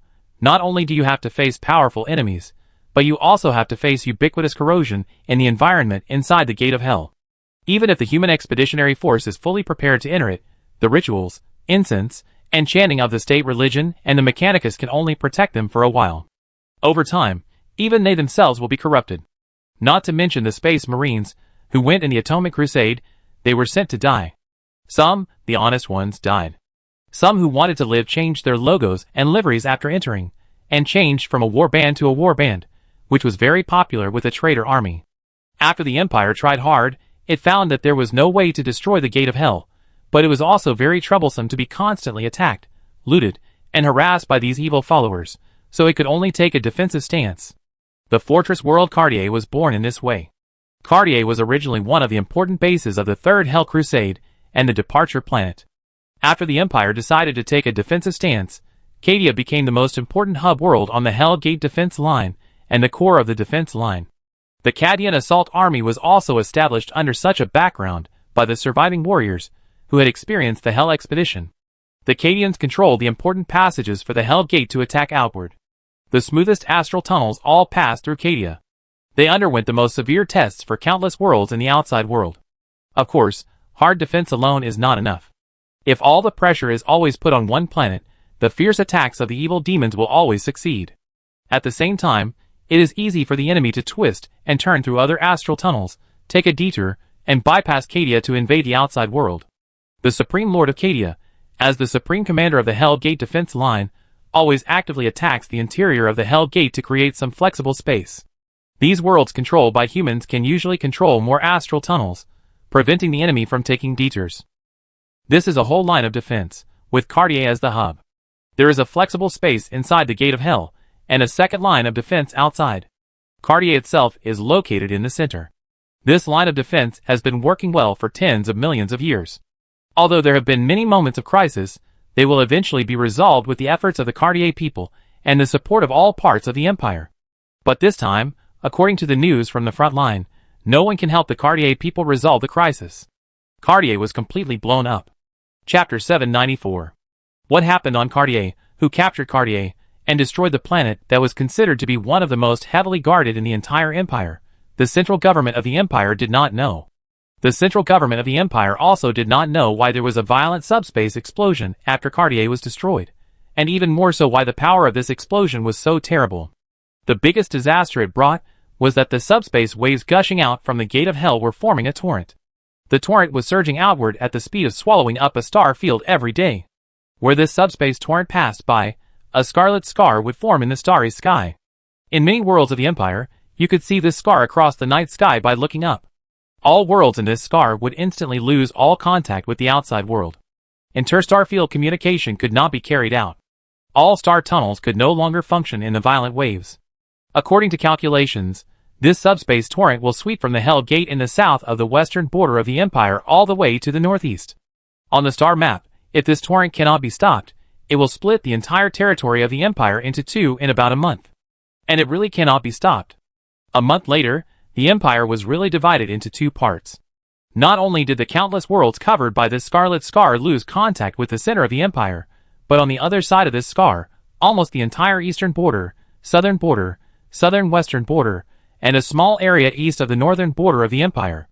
These places have lost contact with the empire. And the ones who lost contact were not only those within the scarlet scar, and the other side of the scar. This subspace torrent affected not only the area it swept through, but also the area within the scarlet scar. When the torrent swept through, the entire known universe was shaking. Not only the scarlet scar, or the world on the other half of the scarlet scar, could not be contacted, but even other worlds were not so normal. When conducting interstellar communications, it was often easy to be interrupted, or suddenly hear shrill screams and rampant laughter. Long-distance communications became very unreliable. Even if they were connected without interference, they might encounter the most terrible situation. Key information was tampered with during communication. After suffering losses, it became particularly important to check and review information multiple times. In addition to the more difficult interstellar communications, the more difficult it was to travel across star fields. The star tunnel was still usable. This was almost the only means of superluminal navigation that the Empire could use now. Although many places still retain the warp engine, almost all the existing engines are astral engines. It is too difficult to build new ships or replace the engines of existing warships with warp engines. The huge cost and time are difficult to accept. Moreover, are the warp engines easy to use? When the Empire used a warp engine on a large scale, direct warp navigation was not safe. The astral tunnel replaced the former in a way that is much safer than warp navigation. Now, the subspace is so turbulent that even with a full set of ancient technology, it may not be safe. Although the current interstellar tunnel navigation will encounter greater dangers, the probability of getting lost and missing will increase significantly. But it is still the only way when there is no other choice. After the two major aspects of communication and navigation have suffered great restrictions, the imperial worlds have become isolated islands. If the planet itself has not suffered any major problems, it may be okay.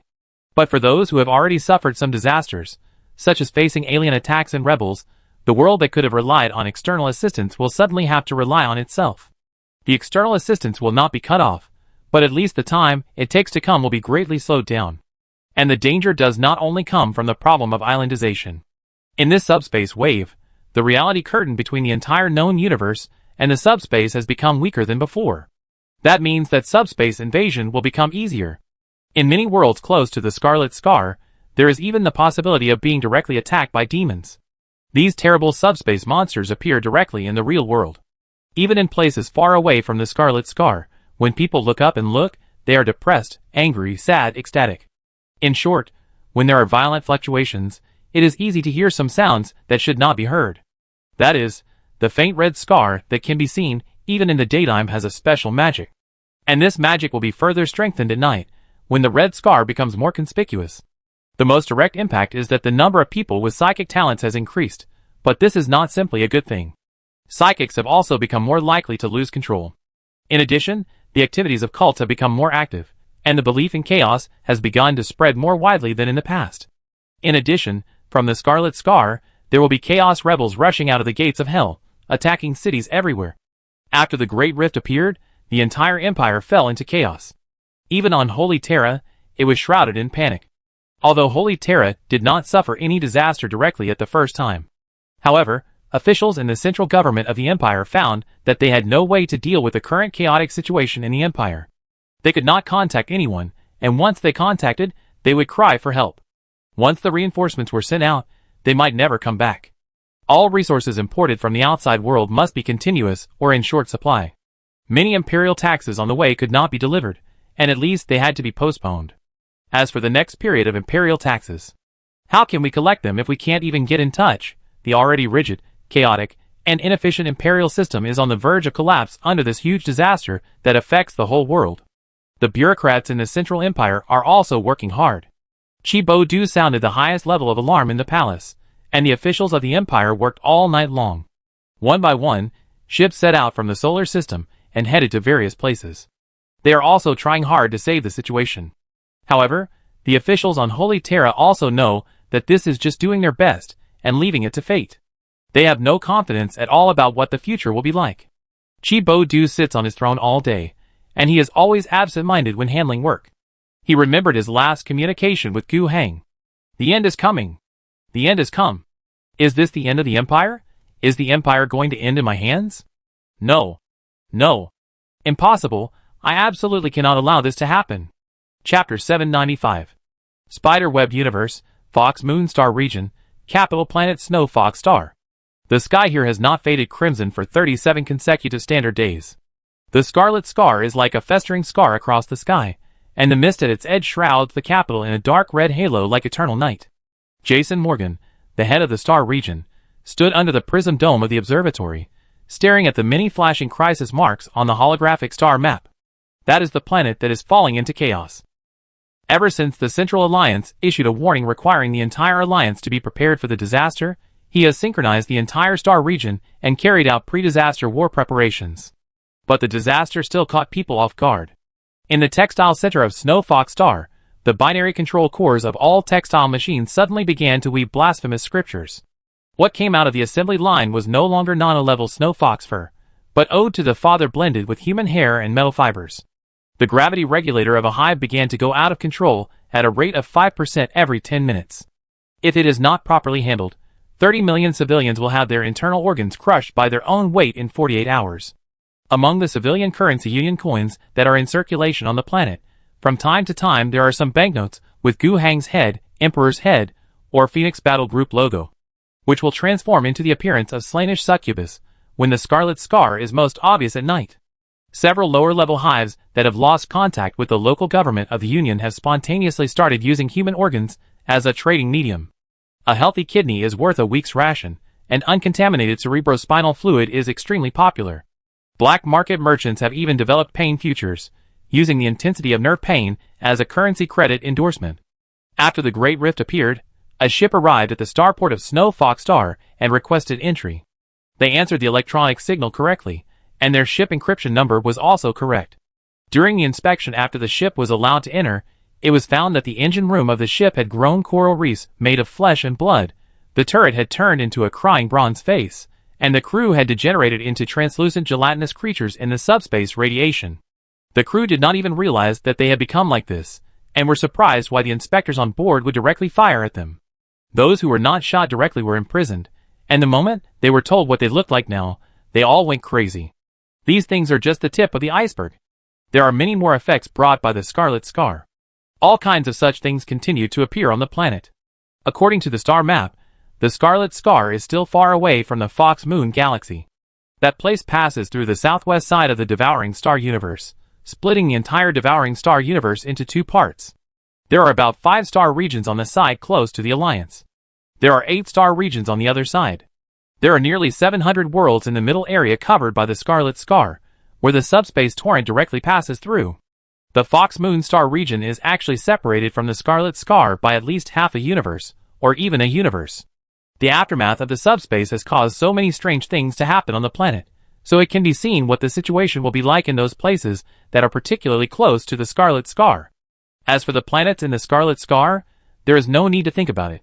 I am afraid that they will all be doomed. Despite these special circumstances, the cut-off communication signals, and the unreliability of the Star Realm Tunnel, Jason Morgan was in a panic for a while. However, he had been warned long ago, and had made various plans. He led the Snow Fox Star government from top to bottom to fight and quell various problems. The most important thing is the Alliance government system. The controllability within the entire planet is not comparable to those ordinary Imperial worlds. It's not that every Imperial world is bad. Under the huge base, there are always good ones. But in terms of average level, the world ruled by the Alliance is definitely the best. As for the various problems that appeared on the planet, although none of them seemed quite scary, but it was not difficult to deal with. The textile machines that were possessed by evil spirits were restarted, and those that were still possessed by evil spirits were destroyed.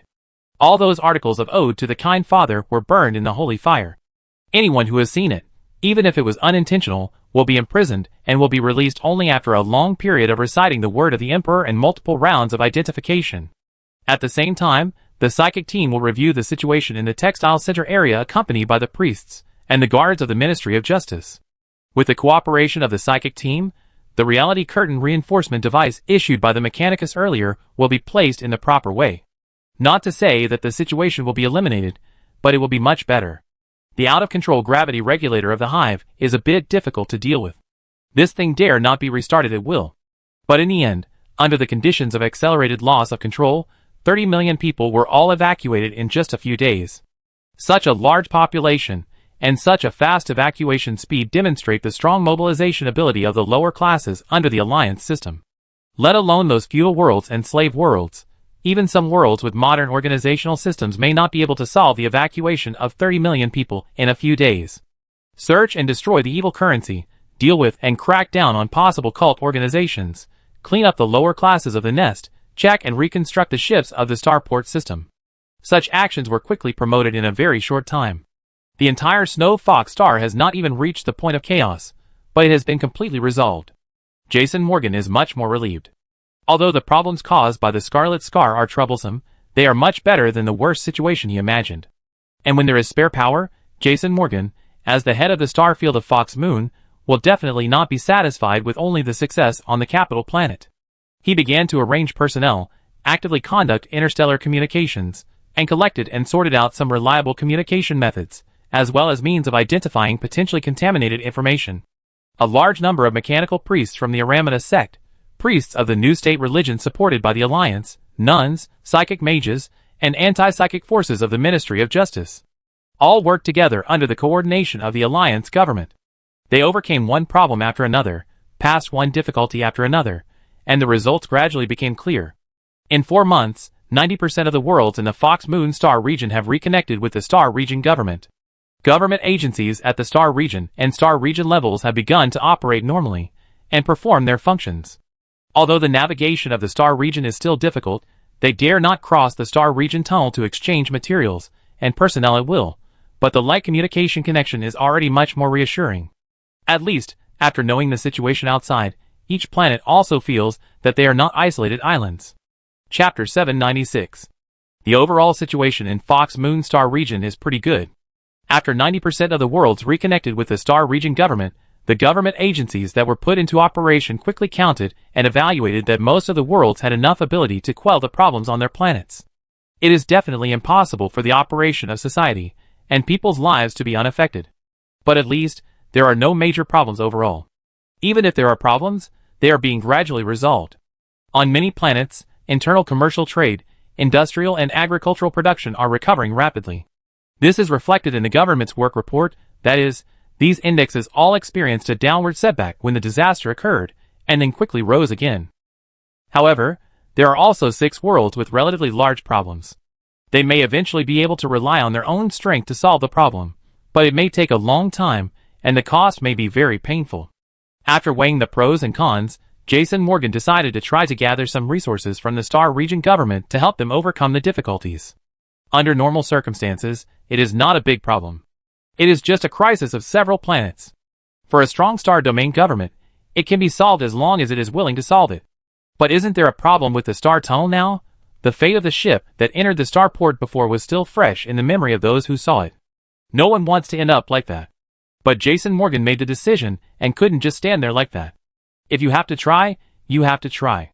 Of course, don't test it rashly. People are precious, and ships are precious. We have to think of some less costly methods. Jason Morgan silently stared at the star tunnel model suspended in the center of the tactical round table. The originally stable blue light bands were now emitting sickly pink and purple ripples. It should have started. He thought so, and soon, there was news. With the god of all machines and the law of steel, the first group of test subjects are ready, requesting approval for action. Approved? Far away at the star jump point of the Snow Fox galaxy, a fleet of more than a dozen starships was ready to go. These starships are of course not warships. The complete warships of the Alliance are all in the Alliance Navy. The starport of Snow Fox Star is indeed one of the naval bases of the Alliance Navy, but when the catastrophe occurred, the Navy was not here. At present, there are only ordinary merchant ships on Snow Fox Star, which have undergone some weaponization transformation at most. But it is not necessary, it is not going to war. Even more, the core of this mission is a giant belly warship that has no combat capability at all. The dome inside the giant belly roared with metal friction, and 12 probes were lifted off, leaving the hull and reaching the outside world. Their shells were engraved with triple exorcism runes, and the navigation core was soaked in liquid silver soaked in holy oil. These probes moved in space to the side of 2 spaceships that would serve as the main force of the exploration, and then fixed. These 2 exploration ships are both traveler-level ships, the lowest-level ships that can travel through the star tunnel. When the first probe, following the traveler, pierced the star tunnel, the holographic image suddenly distorted into a screaming human face. The mass projector is overloaded. Sparks burst out from the mechanical eyes of the technical priest. Detector number 3 is sending back abnormal light. Before the voice fell, the monitoring screen suddenly gushed out a sticky black liquid. The guards, who were always alert next to them, immediately raised the flamethrower, but the liquid condensed into the characters of Ode to the Father the moment it came into contact with the air. The flames immediately gushed out, burning the entire screen and the infected data stream into charcoal. Jason Morgan in the starport heard the first-hand intelligence from the front line, and his eyes twitched a few times. He asked, "Is this expected?" "Yes." As the technical priest sent back this sentence, Morgan also heard the sound of a lullaby. "Is this normal?" "It is also in our plan." "Wait a minute, the priest is dealing with a technician who uses his eyeballs to write mathematical formulas on the console." "Okay." Jason Morgan still felt it was weird. But this is the way and method of doing the test. After a standard Terra day, Morgan connected to the frontline communication again. "What's the situation?" he asked impatiently. "The navigation data has cognitive pollution. We failed this time. We can prepare for the next time." Morgan rubbed his eyes. He had expected that things would not be so simple, but he also had hope. The loss of the 2 travelers was one thing, and the total was only a few million tax coins, which was not a loss that could not be borne. However, the voluntary and courageous testers were precious talents. However, when he made a decision, someone next to him spoke up. That was his psychic advisor. "No, wait. Look at the secondary signal of Channel 7. Although the main sensor failed, the holy oil silver left traces in the subspace. After processing it on the operation interface, a faint silver line was winding in the pink and purple torrent on the holographic star map in front of Jason Morgan. It seems there is hope." Jason Morgan said with relief, "Be patient. At the normal speed, at most 4 or 5 days, they should pass through the astral tunnel and reach the other side. Let's see if there will be any news at that time." For a few days, they stared at this faint silver line, which appeared and disappeared in the torrent. For days later, the signal was captured again. Among the 12 detectors, the only remaining one faithfully sent back the information. From its perspective, it can see that the shells of the 2 travelers are covered with pulsating blood vessels. When trying to get in touch with the 2 travelers, the people inside claimed that they did have a lot of strange things happen in the process of the legend, but with the help of the ship's choir, the problem was always under control. During the voyage, they constantly cleaned up the products of evil, corruption, and mutation inside the ship, and finally completed the task successfully. This news is exciting. At this time, it is not easy to be careless. The mutants who turned into transparent colloid before had no problem with self-awareness. They opened the hatch of the spacecraft and put the detector in to check it out. There was really no problem. Everything was as they said. The representative of the Protestant priest said to Jason Morgan excitedly, "The choir is useful. This is a reusable method." The technical priest on the front line said, "It should be our modified astral protection field that worked." The psychic consultant said, "The formation on the protection field device is the key." They are all trying to gain credit, but Jason Morgan doesn't care about these. "All of you have done a good job," he continued, "but this is not the end. The risk of shuttle is still very high, and the smallest ships have successfully shuttled. The larger ships have not passed the test yet. All methods must be further optimized, and everyone needs to work together. Yes. When everyone was busy, Jason Morgan looked back at the detector image sent back from the front line.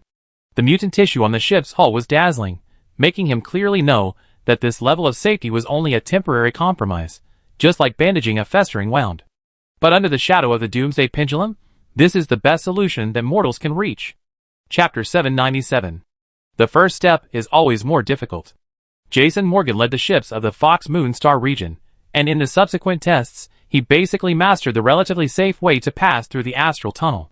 The church filled with emperor statues, carved with holy words, equipped with the state religion choir, plus the blessed astral field generator. This is the most basic configuration.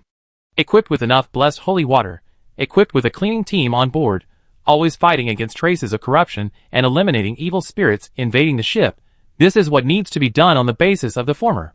Only after the choir, church, and blessed astral field are all available, can the evil spirit phenomenon and even the invading evil spirits be weakened to a level that can be resisted, so that the guards on the ship, with mortal bodies, can use holy water to eliminate the enemy. It was because of this set of solutions that Jason Morgan knew with emotion why all ships had to build churches on board when they were designed and built. To be precise, he did not know it before. At his level, it must be enough for him to listen to the explanation of these design intentions. It is said that the church is for praying to the God Emperor and asking for the safety of the ship during interstellar voyages. However, traveling faster than light through the interstellar tunnel is already a relatively mature solution. Occasionally, some weird things do happen, but overall, safety can still be guaranteed. At that time, although I knew what the church was used for, I didn't understand it thoroughly enough without the actual beating. Compared with protecting safety, giving the crew on the ship a place to sustenance their spirits during the long voyage may be a more important factor. I always feel that although the starship is large, every inch of space is very precious. It is unnecessary to leave a large area as a church and make the decoration so exaggerated. Sometimes I wish it could be demolished. In the actual operation of the ship, when there are cargoes and the population is really large, some people do say that the cargoes are piled up in the church. Often, there are no consequences. Because of this, people can't feel the real function of the church. It is also thanks to these designs that they were not abandoned in the subsequent ship construction, because they were useless at the moment, but were all in accordance with the past traditions, and there was really no ability to change the ancient design drawings, so they were basically retained. Now, they are all playing a role. Those bronze organs engraved with the words of the Emperor are not just spiritual sustenance. Each pipe is a resonator of the reality stabilization anchor. The pitch changes of the choir's arias are actually precise equations that use sound wave frequencies to hedge against the increase in subspace entropy. Under the base of the statue, there are different numbers of hero statues buried according to different specifications. They are all heroic images in the legend of the Empire. Together with the statue of the Emperor, they play a role together. In the tradition of ships, many crew members who have served on ships for a long time or made outstanding contributions will be buried in the church. Each grain of ashes of these former crew members is like a miniature anti-subspace generator, resisting the erosion of the subspace. The stained glass inlaid in the dome is not a decoration.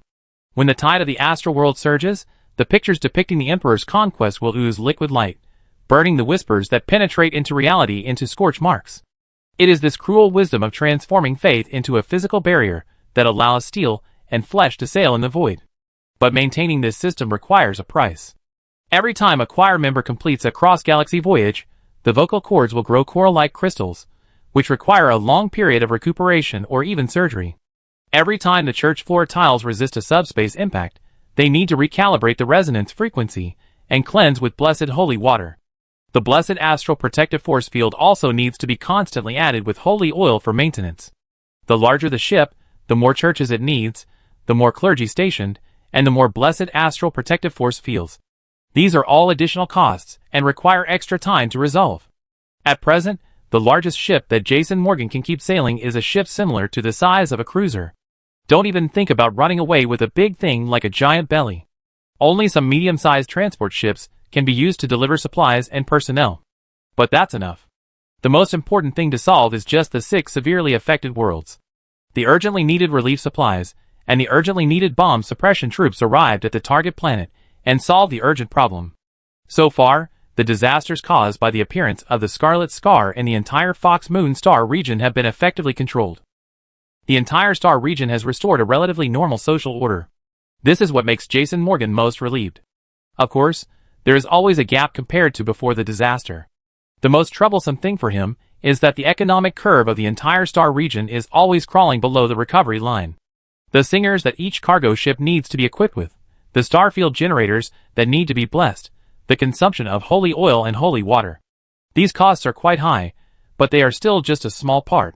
The biggest problem is that no matter what means are used, star navigation is seriously affected. This directly led to a severe setback in the economic development of the entire star region. Transportation is the blood vessel of industry. Now, at most, it can only be regarded as barely letting the blood flow, but it is still a long way from being smooth. This is a problem that Jason Morgan has no way to solve. He can only smile bitterly to comfort himself. I have done everything I can do. The rest depends on whether the governor has a way to save my life. The governor he is thinking about is naturally Gu Hang. Old Alliance members like him always have a strong, even blind trust in Gu Hang. And Gu Hang, in most cases, will not live up to their trust. The savior who solves the last problem of Fox Moon Star region has come. 35 transport ships, under the escort of an equal number of warships, pierced the scarlet sky. They jumped out of the star tunnel, and the engines at the tail of the starships gushed out a blue tail flame, burning away the red and purple subspace tentacles that were chasing them. When this fleet officially entered the border of the Fox Moon Star region, although he had already received the news, Jason Morgan still couldn't restrain his joy. He knew what these ships were doing, installing the Thunder Torch Tower. A few months ago, when he was still working hard to solve the problems in this star region, a call from the Alliance Center contacted him. Under the great power of General Gu, with the support of the Storm Mage Corps and the Psychic Order, the Alliance Center can still maintain smooth communication with its subordinate areas. Jason Morgan learned about the miracle of the Thunder Torch Tower through contact with the Alliance Center. This is a device made by the Alliance leader Gu Hang in cooperation with the Alliance Research Institute. Installing it on the planet can affect all the star tunnels connected to the star system. As long as there is a Thunder Torch Tower at the other end of the star tunnel, the star tunnels directly connected by the Thunder will be connected by Thunder. The Alliance's public opinion field jokingly calls it Power On. When the Alliance ships pass through the star tunnel after powering on, lightning and thunder can often be seen from the observation window, and no evil spirits exist. Not to mention returning to the safest moment, but not far away. Those protective rituals that once needed to be maintained throughout the process now only need to be started at the two nodes at the beginning and end of the jump to ensure safety. The risk in the middle process is greatly reduced.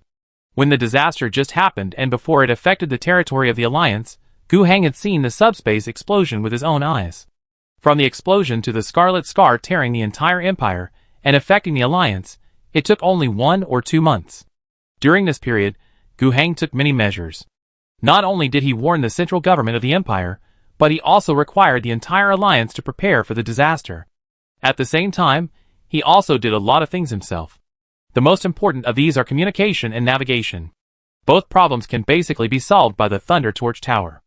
This trick was learned from the great deeds of the God Emperor when he first established the Empire. The former Empire only had the method of subspace to conduct superluminal navigation. After the Emperor ascended, the Astral Tunnel was built. A much safer and more reliable way than subspace travel appeared, and quickly replaced the high-risk and unstable warp travel. Gu Hang studied and thought about what the Astral Tunnel was. This thing has an unknown origin, and its history is very ancient. Even the means of astral travel used by the Eldar, and even the astral gate used by the Dark Eldar city of Vale, are actually closely related to the Astral Tunnel. However, after a long time, it has many problems. How the Eldar solved it is unknown. But in that era, the Emperor had a confidential, huge project. Until now, this project has not been declassified, but Gu Hang knows that the huge project that lasted for hundreds or even thousands of years is related to the Astral Tunnel. And the final, most critical, and most grand symbol of completion of this project is the Emperor's ascension. After his ascension, he had a place in the warp, and he became the 5th of the 4 evil gods. From then on, there was a huge cold sun in the subspace. Combined with the project that the Emperor had led to reinforce and build the astral tunnels, all the astral tunnels were supported, so that humans could use these ancient wonders that were originally unusable. Now this violent subspace explosion has made these ancient wonders unstable. This is the key to this disaster. In this environment and background, it is almost impossible for Gu Heng to rebuild a safe method for superluminal travel. In fact, there are not many options. Using the Emperor's existing mature mechanism, the problem can be transformed from reconstructing a new superluminal flight to restabilizing the astral tunnel, which is much smaller.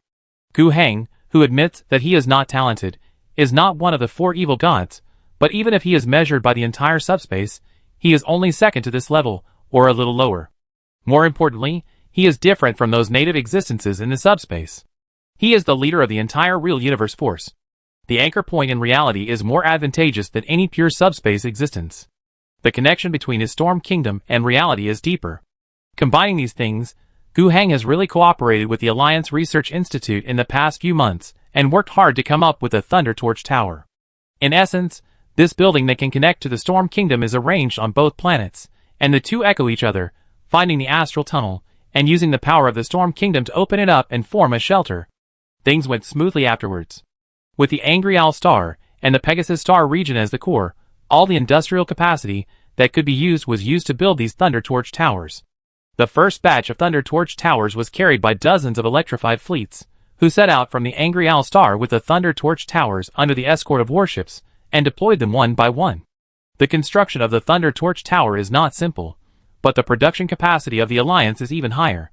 When one world after another reconnected with the Alliance Center, interstellar navigation became stable, and related technologies were fully spread, the speed of production rose rapidly like riding a rocket. The Alliance's electrified fleet can naturally bring a whole batch of Thunder Torch Towers at once, choose a navigation route, and reconnect the worlds one by one.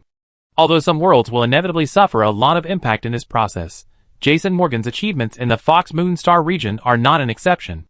Although he is considered to be one of the better ones, the others who are worse are not so bad. All the losses are acceptable after statistics.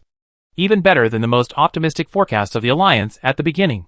In this case, Gu Heng was not stingy with rewards. He talked to the leaders of almost every world that did a good job, the heads of the star regions, and the heads of the star regions. Not only verbal commendations, but also medals and higher rank promotions. Meritorious officials should be rewarded.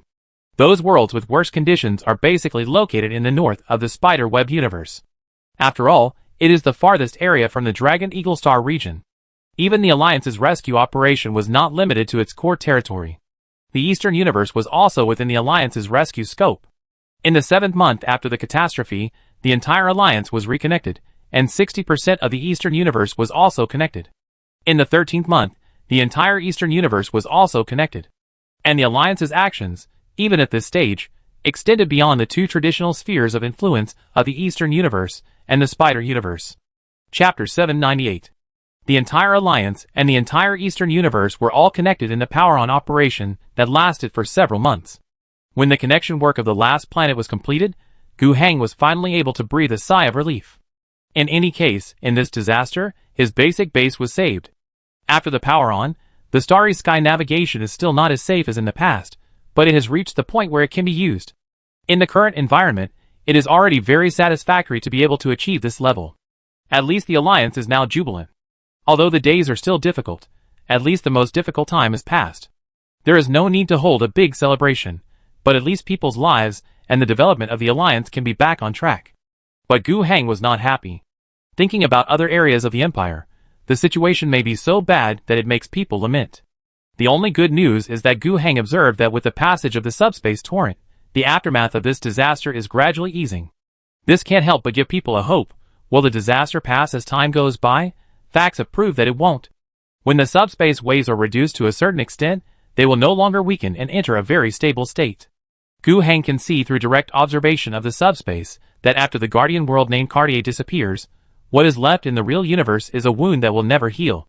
The power of the subspace is constantly leaking out. Although it is not as turbulent as at the beginning, it is enough to maintain the existence of the Scarlet Scar and continuously and permanently change the real universe. And the Scarlet Scar itself is still like a natural moat, completely separating the two ends. If the problem is not solved from the root, the disaster will not end. But how to eradicate the problem? Gu Heng can't think of it now. At least, from his point of view, he is powerless. In the subspace, even the God Emperor can only temporarily avoid the edge, let alone him. In the real universe, the distance between the Alliance and the Gate of Hell is quite far, almost from the northeastern end of the Empire to the southwest border of the Empire. When the star tunnel was still usable, it took 2 or 3 years to go there. Now that the star tunnel is not usable, it is impossible to get there. What to do? Gu Heng is a little compassionate. He is not thinking about the central government of the Empire and the insects on Holy Terra. It would be better if those senior officials died one by one. It is pure dreaming to expect Gu Heng to be loyal to them and have any idea of sharing their worries. However, Gu Heng would certainly be worried about the human race and the overall symbol of the Empire that unites the entire race. The background color of this universe is dark and terrifying. As a collection of the entire race, no matter how unbearable the Empire is, objectively, it seems to be the biggest reliance of the human race to survive among the stars. It has borne countless pressures for countless years. No matter how many conflicts there were between the Alliance and the Central Empire before, Gu Heng never thought that without the Empire, the Alliance would be better. No. When the Empire, the tall man, is gone, the sky will fall, and the Alliance will have to bear it. If the human worlds outside the Alliance fall one by one, Gu Heng dare not imagine how strong those enemies of humanity will be. The green-skinned orcs will occupy a large number of worlds suitable for reproduction. The void Zerg that have devoured countless worlds will expand to an unimaginable degree. The human souls sacrificed in trillions, and trillions will become the most delicious food for the evil gods of the subspace. Now the Alliance can maintain stability for a while, and even because it cannot contact the central government of the Empire, it does not have to pay the trillions of imperial taxes every year. But who can ensure peace for a lifetime? When the outside world is almost eaten up, the aliens and chaos press to the border of the Alliance, then only the Alliance will be left to bear those enemies that have been strengthened to the invincible level. This situation must not be allowed to happen. Something must be done. The plight of the Alliance's homeland has been resolved, and some sequelae are not a big problem. Thanks to the timely handling and clear results, no serious chaos, invasion, and rebellion have been triggered. Small-scale anti-explosion wars pose no challenge to the current rule of the Alliance. Now, Gu Heng's eyes are on the outside of the Alliance. The first thing he wants to do is to contact the central government of the Empire and Holy Terra. No matter how bad the relationship was before, at least the two sides have not fallen out. So far, only Holy Terra has the title of unifying the entire Empire. Even if these are excluded, the strength controlled by the central government of the Empire is still the strongest. Holy Terra alone, with a population of 2 trillion, is equivalent to an entire star field nearby. Not to mention, after accumulating for thousands of years, there are countless secrets and foundations buried in Holy Terra. At the same time, the Sun Star region where Holy Terra is located is the most developed area in the entire Empire. It is not certain whether the current Dragon Eagle Star region has caught up. The main reason is that Holy Terra and Mars are too powerful. Even the 9 cosmic regions in the entire central territory of the Empire are also the places with the strongest average production capacity in the entire Empire. Of course, if the current 14 star regions of the Alliance are added together as a cosmic region, it is probably more developed than the cosmic region in the central territory. Let the central part of the Empire come alive, or at least confirm their current status, will be of great help to the fate of the Empire. Gu Heng thought he had this ability. I am a top psychic. In the entire subspace, if I am not the first or second tier, I am at least the top of the 3rd tier. Can I do this? I really can't do it. Now, it can be basically judged that the Alliance and Holy Terra have been completely separated by the Scarlet Scar. Under the current situation where the Great Rift runs through the Empire, the two have been separated. In the past, he could go to Holy Terra and make a psychic call to Gallardo. Even if he wanted, he didn't have to take a year-long ship, but could directly cross the warp and reach Holy Terra in 2 or 3 days. The price was that it was more troublesome to cross the warp, and it was easy to be targeted. At the same time, when Holy Terra descended, it would make a lot of noise, and would definitely be discovered by the Inquisition and the Imperial Guard. Compared to those troubles, it was better to take a year-long ship. However, at the moment, he couldn't even make a phone call. The subspace waves rolled up by the Scarlet Scar were too turbulent. It used to be an easy journey, but now it has to pass through countless unreliable star tunnels in the middle. Gu Heng can handle all of them. But when facing the Scarlet Scar, it is like a wall of size. All messages are intercepted on this side of the wall, and cannot penetrate. If he must penetrate, Gu Heng must go to the edge of the wall. Not only in his physical body in reality, but also in the subspace. The risk of the latter is quite high. In the current subspace environment, if Gu Heng conceptually goes to the side of the Scarlet Scar in the subspace, and then makes a wall-breaking move, he is really looking for death. In that process, nothing can protect him, and he will be completely exposed to the hunters. In front of the four great gods, he is also a mouth-watering delicacy, and he is different from mortals. Sometimes, if the superdimensional existence in the warp wants to eat a mortal hero, it will take a long time to lure him to fall. But Gu Heng has a part of his essence in the warp, so eating him doesn't need to make up his fate and lure him to fall. Find him and swallow him, that's enough. He must thank the Emperor. Without the protection of any big boss, he would have been eaten in the process of growing his psychic power and becoming more and more conspicuous in the warp, and he would not have reached this level now.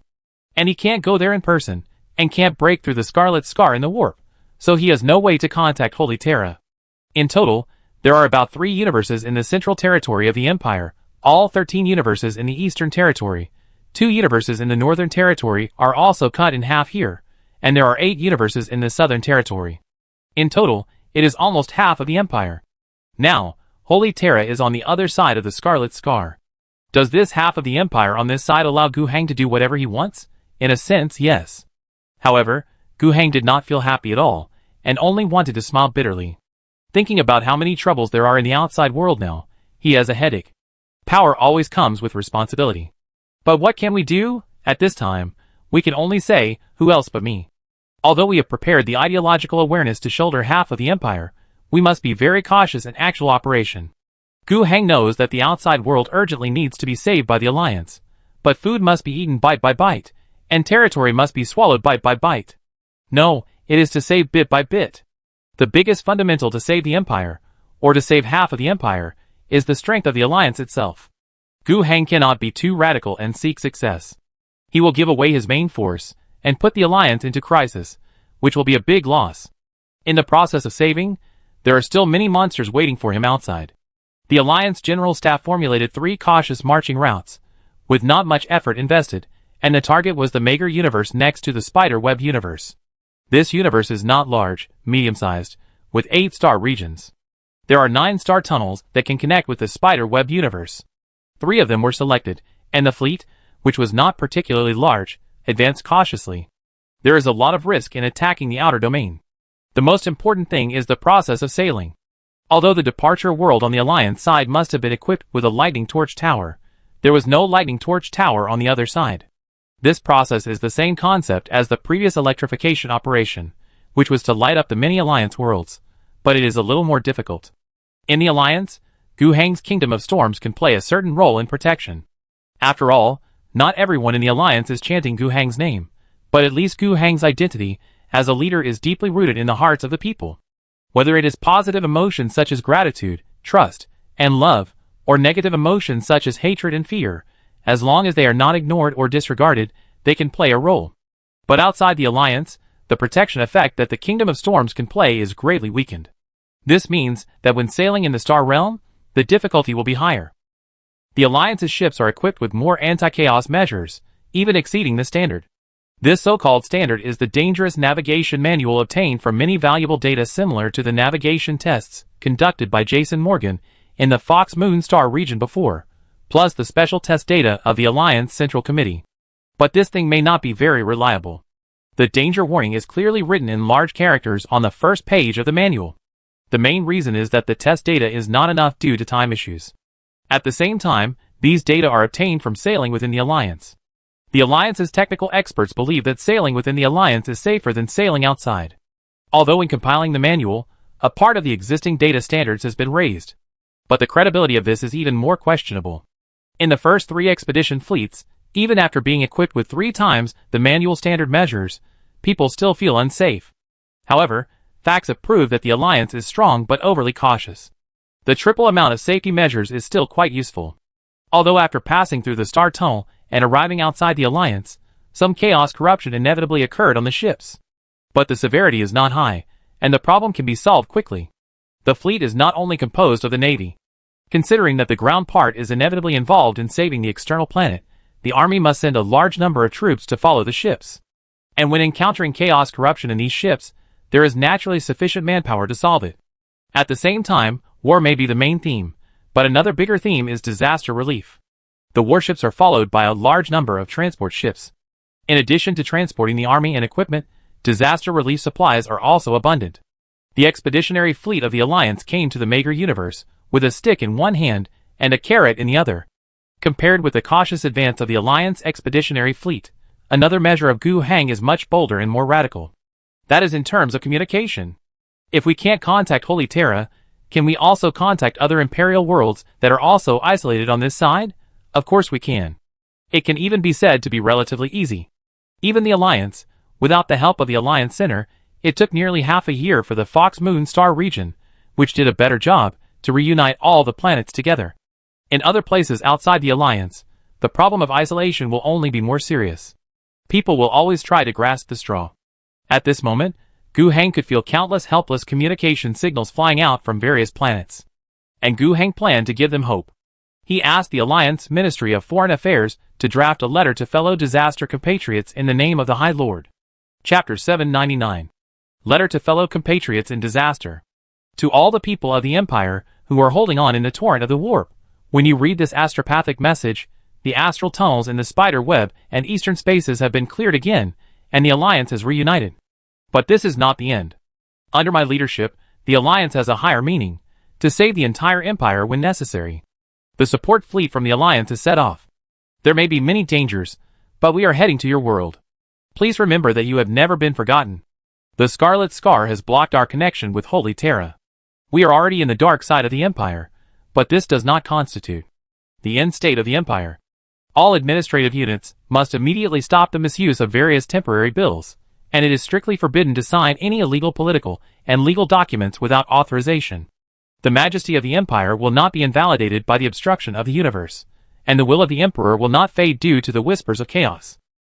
As the only High Lord of the dark side of the Empire after the disaster, on behalf of the Supreme Council of the Empire and the will of the Emperor, I declare to all humans who can hear and see this text, from now on, the Imperial Dark Side Control Committee is established. This committee is the highest legal authority of the dark side of the Empire until the end of the disaster. Existing planetary governors, star district heads, starfield heads, and cosmic domain chairmen automatically obtain control rights, and vacant positions are replaced by the highest military rank. The governments of all planets, star districts, starfields, and cosmic domains should defend their territories and maintain peace, do their best to reduce losses, eliminate or contain chaos, and wait for the rescue of the committee. And obey all the instructions of the committee when it arrives. I swear in the name of the Emperor, anyone who indulges chaos worship will have his bloodline traced back to the 3rd generation. Anyone who tampers with the imperial law as a temporary constitution will have his family line permanently marked with a stigma. Anyone who obstructs the landing of the Control Committee's Special Commissioner will be subject to the regulations on simplified process of extermination orders in the system.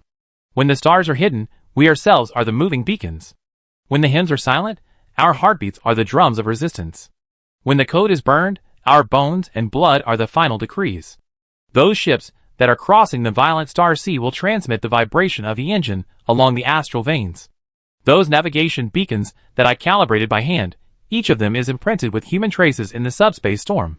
We may have to go through a long night road, but remember that all the breadcrumbs passed in the darkness will eventually connect to form a galaxy leading to dawn. When you hear the vibration of gears and poems resonating in the void, when you see blue-silver light threads outside the clouds seeping into the scarlet sky, that's me saying, hold on, like piercing the eyes of chaos. As long as I hold on, I will definitely reach it. Gu Hang, the leader of the Alliance, and the High Lord of the Empire. This letter to the disaster compatriots is like throwing a big stone into a calm. Into a lake that was not calm at all. Compared with the cautious advance of the dark expedition launched by the Alliance, Gu Hang's letter is much more radical. His psychic power almost instantly connected to the contact signals continuously emitted by hundreds of thousands of worlds on the dark side of the Empire. In this way, the letter to the disaster compatriots instantly reached almost all the worlds on the dark side of the Empire. Everyone can see that it is unrealistic, but in the past few months, the dignitaries, who have the ability to send communication requests outside the planet have probably seen it.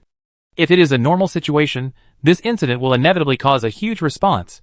Countless worlds will be connected, countless ideas will collide in it, and in the end, there is a high probability that an anti-alliance alliance will be formed. Who are you? You want to be the boss? Although Gu Hang has a certain reputation in the Empire, he also has strong strength, but it is definitely not enough for him to be the co-leader of half of the Empire. Far from it. However, this is not a normal situation at the moment.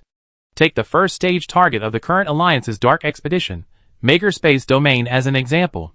This space domain with 8 star fields and more than 5,000 worlds is still mostly isolated islands.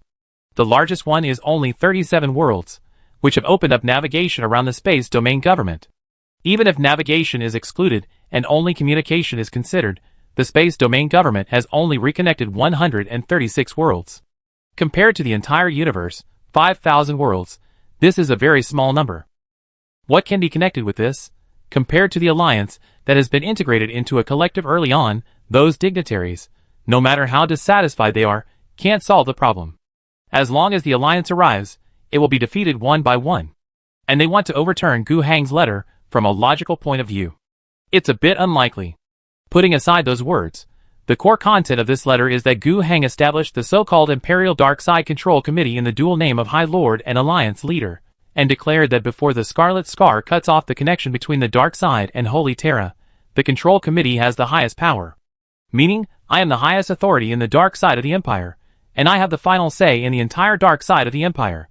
The Alliance fleets that are heading to each other as claimed in the letter can be understood as coming to save the world, but it can also be understood as coming to rule by force. The essence of power is the word name and reality. Gu Hang's declaration seems to be shocking, but in fact, if you look closely, there is really no big problem in these two aspects. In terms of name, it must be noted that the largest and highest authority in the Empire, whether in name or in reality, is the Supreme Council. What is the Supreme Council? It is the 13 High Lords. In the dark side of the Empire, there is only one High Lord, Gu Hang. The other High Lords are isolated on the other side of the Scarlet Scar, on the Holy Terra. Only the special High Lord Gu Hang is on this side. Regardless of how Gu Hang got his status as a High Lord, and whether he really had the actual power of a High Lord in the past, in name, if there really is a legitimate supreme ruler on the dark side of the Empire, it can only be Gu Hang. And if we start from strength, the Alliance not only took the lead in unifying itself in this darkness and disaster, but also had the spare power to take care of and rescue other worlds, even if some people understood it as invasion.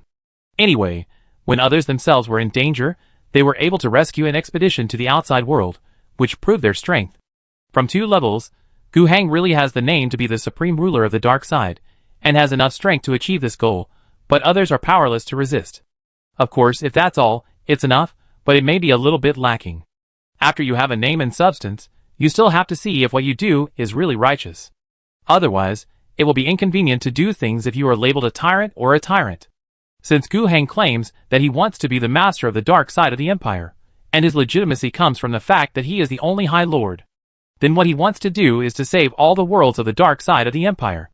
Whether this sounds reasonable or not needs to be discussed. After all, there are many ambitious people who use this name to stir up trouble.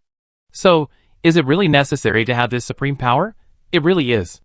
In the catastrophe, all worlds are isolated from the world, and endogenous disasters become more serious. If someone can stand up at this time, and can really restore the worlds to normal, then isn't this justice and rationality huge? As long as Gu Hang comes with this goal, then no matter his means of persuasion, rescue, coercion, or armed invasion, the disasters faced by the worlds are real. If the disaster is eliminated, his identity as a High Lord will gain huge support in the worlds. The original ruling class will either cooperate or be washed away. It is difficult for those with ulterior motives to come up with any name to incite the vast majority of the imperial people to resist the rule of the Alliance. Nationalism is useless. In the current environment of the Empire, the concept of nation has long been eliminated. What can really unite mankind is the common concept of humanity, and the Emperor and Empire that represent this concept. There is a little bit of regional concept, but not much, at least not enough to use this thing to incite the whole world to resist a superpower. As for the rest of the equality, freedom, fairness and other messes, they are meaningless in the context of the Empire. The people don't believe in them at all, and don't even understand them. What's more, under the system of the Alliance, those planetary dignitaries whose ruling foundation and ruling class are much more backward than the Alliance, are courting death by competing with the Alliance. In such an environment, there are many smart people. Under normal circumstances, people who would jump up and oppose Gu Hang after hearing such an overstepping claim, after thinking through all the links, made some choices that may be completely opposite. Some local dignitaries sent signals, praising Gu Hang as the savior, praising his behavior for turning the tide, and flattering him wildly. There were planetary governors, who continued to send distress signals in the format of previous signals, sending messages that the entire planet was willing to obey the Control Committee, and at the same time sending messages that their planet was facing a huge disaster, requesting the Alliance fleet to arrive as soon as possible to save their world.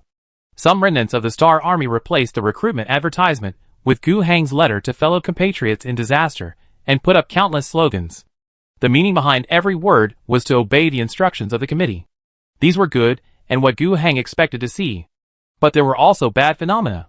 Those who were either stupid, ambitious, or pedantic would also send messages that they did not recognize the Control Committee, and even radically declare that Gu Hang was taking advantage of the country's crisis, was the biggest traitor in 1,000 years, and was a thief of the country. Gu Hang silently recorded all these worlds, and sent them to the Dark Side Expedition headquarters. There is no suggestion on the list, but the commanders, generals, and commanders of the expeditionary forces will know what to do. But this world is not black and white. The gray in the middle is the vast majority. There is an Imperial Navy fleet called the Black Steel Fleet. They used to be pirates, but they were incorporated. Now, they have unexpectedly mastered some primitive methods of interstellar navigation quickly, and have returned to their old business. After hijacking 3 communication relay stations, they used Gu Hang's voice package to extort loyalty taxes from several surrounding worlds. Those planets that are either unaware of the situation or coerced by force are really paying tribute to them. There are Imperial Chambers of Commerce that mass-produce forged committee cooperation certificates, extort high prices, make a fortune in national disasters, and even sell Gu Hang concept stocks on interstellar exchanges. There is a governor of the agricultural world who disguised the granary as a signal station, lured the surrounding contactors to fall, and attacked the ships. There is even a crazy religious world that has derived a deconstruction sect. They rewrote the entire text of the letter to fellow disaster compatriots with virgin blood, claiming that it is an extension of the Emperor's words. But in fact they are using all this to compete for the interpretation of divine power. These gray, and even black parts don't care whether Gu Hang is a savior or a thief. They only care about how to maximize their own interests in the current environment. Those flashing distress signals, forged loyalty oaths, distorted religious interpretations, all seem to prove an ancient truth. Even under the pressure of doomsday, there are also countless people who don't care about lofty ideals and overall interests. After losing the restraint of order, the selfish and bestial part of human nature was more powerfully stimulated. In addition to the reactions of various worlds, there were even enemies of humanity mixed in. There were dark elves who tampered with Gu Hang's letter to fellow disaster compatriots, claiming that it was a revised version, deceiving the defenders and invading certain worlds. There was a chaos rebel army of Tsinch that broke out of the Scarlet Scar and sent a forged extermination order with a real cipher stamp to the border outpost, causing the border outpost to self-destruct its defense array in fear. Such things happened one after another day by day. It was like a riot of demons. In fact, there were many things that Gu Hang could not see clearly even in the subspace. Among his heroes, those who were good at information statistics were working overtime, and were almost smoking, even busier than when they were busiest in their lifetime, but they had no way to deal with the many things happening in hundreds of thousands of worlds. Gu Hang could only pick out the important ones to deal with. The only way to deal with it is to send the correct information, give positive encouragement, and encourage those planets to hold on in the face of countless difficulties. The letter to fellow disaster compatriots did cause some chaos, but these were all within Gu Hang's expectations. It's not that Gu Hang ignored these costs, but that even if there was no such thing, those who fished in troubled waters, ambitious people, and enemies of mankind would find other ways to seek benefits. And the positive significance of this announcement is still greater than the negative. It really gave hope to many worlds in difficulties. Moreover, some collective wills gathered together are forging the text of the announcement into a spiritual anchor. Not much, but it has indeed weakened the erosion of the subspace. That's enough. As for the real problem, then wait for the dark expedition of the Alliance, with thunder and storm, to sweep away all those demons and monsters. Chapter 800. Although he saw countless ugliness in the subspace, Gu Hang was full of anger and wanted to send down thunder immediately to burn all those damn things into ashes. However, Gu Hang would not change the original plan of the dark expedition. All matters should still be carried out according to the original plan. There is no need to rush. At present, the dark expedition of the Alliance in the Mager universe is going relatively smoothly. The 3 fleets liberated 9 worlds in 1 month, according to 3 marching routes. These 9 worlds are basically close to the Alliance and have no obstacles. 8 of them basically changed their flags as soon as the Alliance army arrived. Under the pressure of the huge fleet, they had no idea of resistance. The Thunder Torch Tower was installed as needed, and the temporary military control of the Control Committee was accepted. The dignitaries and officials on the planet were waiting for new appointments as honest as quails. According to the policy, the Control Committee would not embarrass them. After screening and examination, those who should be appointed were appointed, and those who should be transferred were transferred. The administrative agencies of the Alliance also moved in, and institutional reforms were launched. However, the Alliance system will not be transplanted to every liberated world with a dark expedition. The Alliance does not have so many administrative officials to manage. The current plan is to implement this strategy only in the early stage of the expedition, in places that are close to the Alliance. The two fleets, which are equivalent to armed parades, at most send hundreds of thousands of troops to the ground and deliver a large amount of relief supplies. According to the plan, each of them will be divided into 3 and continue to move towards the interior of the major universe. As for the strongest of the 3 expedition fleets, it also encountered a more troublesome place among the 9 worlds. In the previous political confrontation between the Alliance and Holy Terra, it was used as the core of the fortress for border defense. The overall political ecology was very anti-Alliance, and when it received the letter to fellow disaster compatriots before, it reacted quite strongly. More importantly, on this planet, the Empire and the local star domain government had deployed a large number of military forces in advance. When facing the approach of the expedition fleet, they armed resistance and tried to negotiate conditions. This world is not easy to fight in the strict sense. As the first line of defense deployed by the Empire, when it regarded the Alliance as an imaginary enemy, it invested a lot of resources. Before the disaster broke out, the head of the star domain had a heavy political task, which was to defend the front line when there was a military confrontation with the Alliance. Therefore, from the perspective of the star domain, they also tilted a lot of resources to this planet. This also made the overall fortification level of this world quite high, and a star army was stationed there. Even 20% of the star army's troops come directly from the solar core in the central universe. In terms of the naval fleet, an aircraft carrier and a battleship lead the way, with a total of hundreds of warships, combined with a fortified planetary defense system, which is a solid bone anywhere in the Empire. No matter what kind of enemy it is difficult to bite it off. This is exactly why they dare to negotiate with the Alliance in the current environment. Unexpectedly, the Alliance did not negotiate at all. The expedition has just begun, and it is the time to establish the majesty of the expedition. How can there be any conditions to negotiate? The 8-hour ultimatum was issued directly. When the time came, a fierce attack followed. At the beginning, the fortress planet was not too timid. If you want to fight, just fight. Fight and hurt the Alliance, then we can talk properly. Excluding those in the world who are really loyal to the orders of Holy Terra and would rather die than resist the Alliance, the remaining people who are still willing to fight are actually still trying to promote peace through fighting. If you give up everything directly and kowtow to the so-called Control Committee, what good end can there be? You must show your style and the value of united front, so that when you talk later, you can sell the fleet outside, the Star Army, and the entire planet for a good price.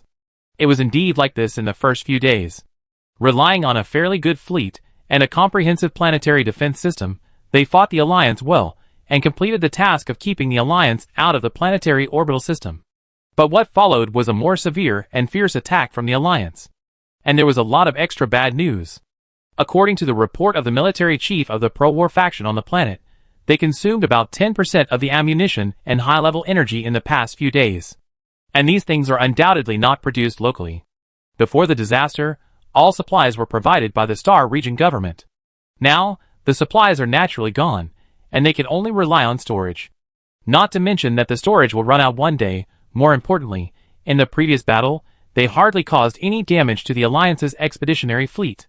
The Alliance fleet lost almost no ships, at most some ships were intentionally damaged. The senior officials on the planet were naturally dissatisfied. However, the officials who could be leaders here were all knowledgeable military personnel. After carefully reading the battle report, they could see without anyone telling them that this was caused by the Alliance's tactics. This group of invaders from the east were extremely powerful, looked harsh, explosive, and had no mercy at all. They directly issued an ultimatum without room for negotiation. As soon as the ultimatum arrived, they took action directly. But in fact, they were not reckless at all. They did not rush and fight hard.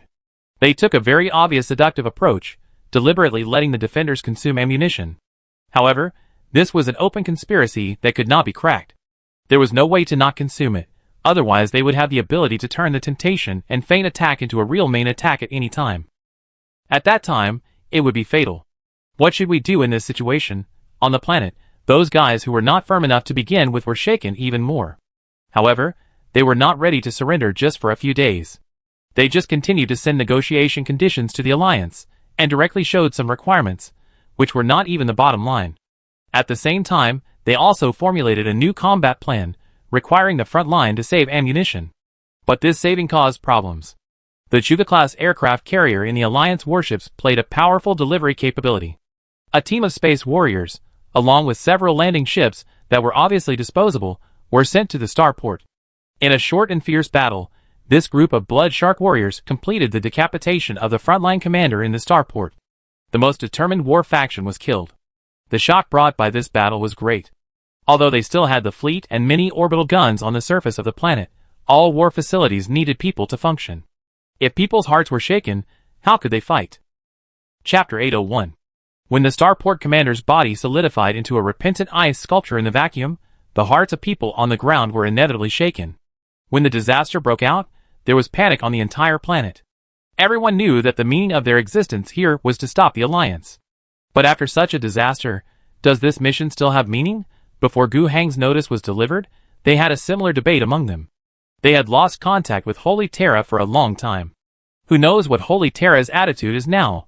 From the perspective of the entire Empire, the Alliance, which obviously has the ability to reconnect countless worlds, is the one that should be helped more. Standing on the opposite side of the Alliance and obstructing the Dark Expedition is like what a traitor is doing.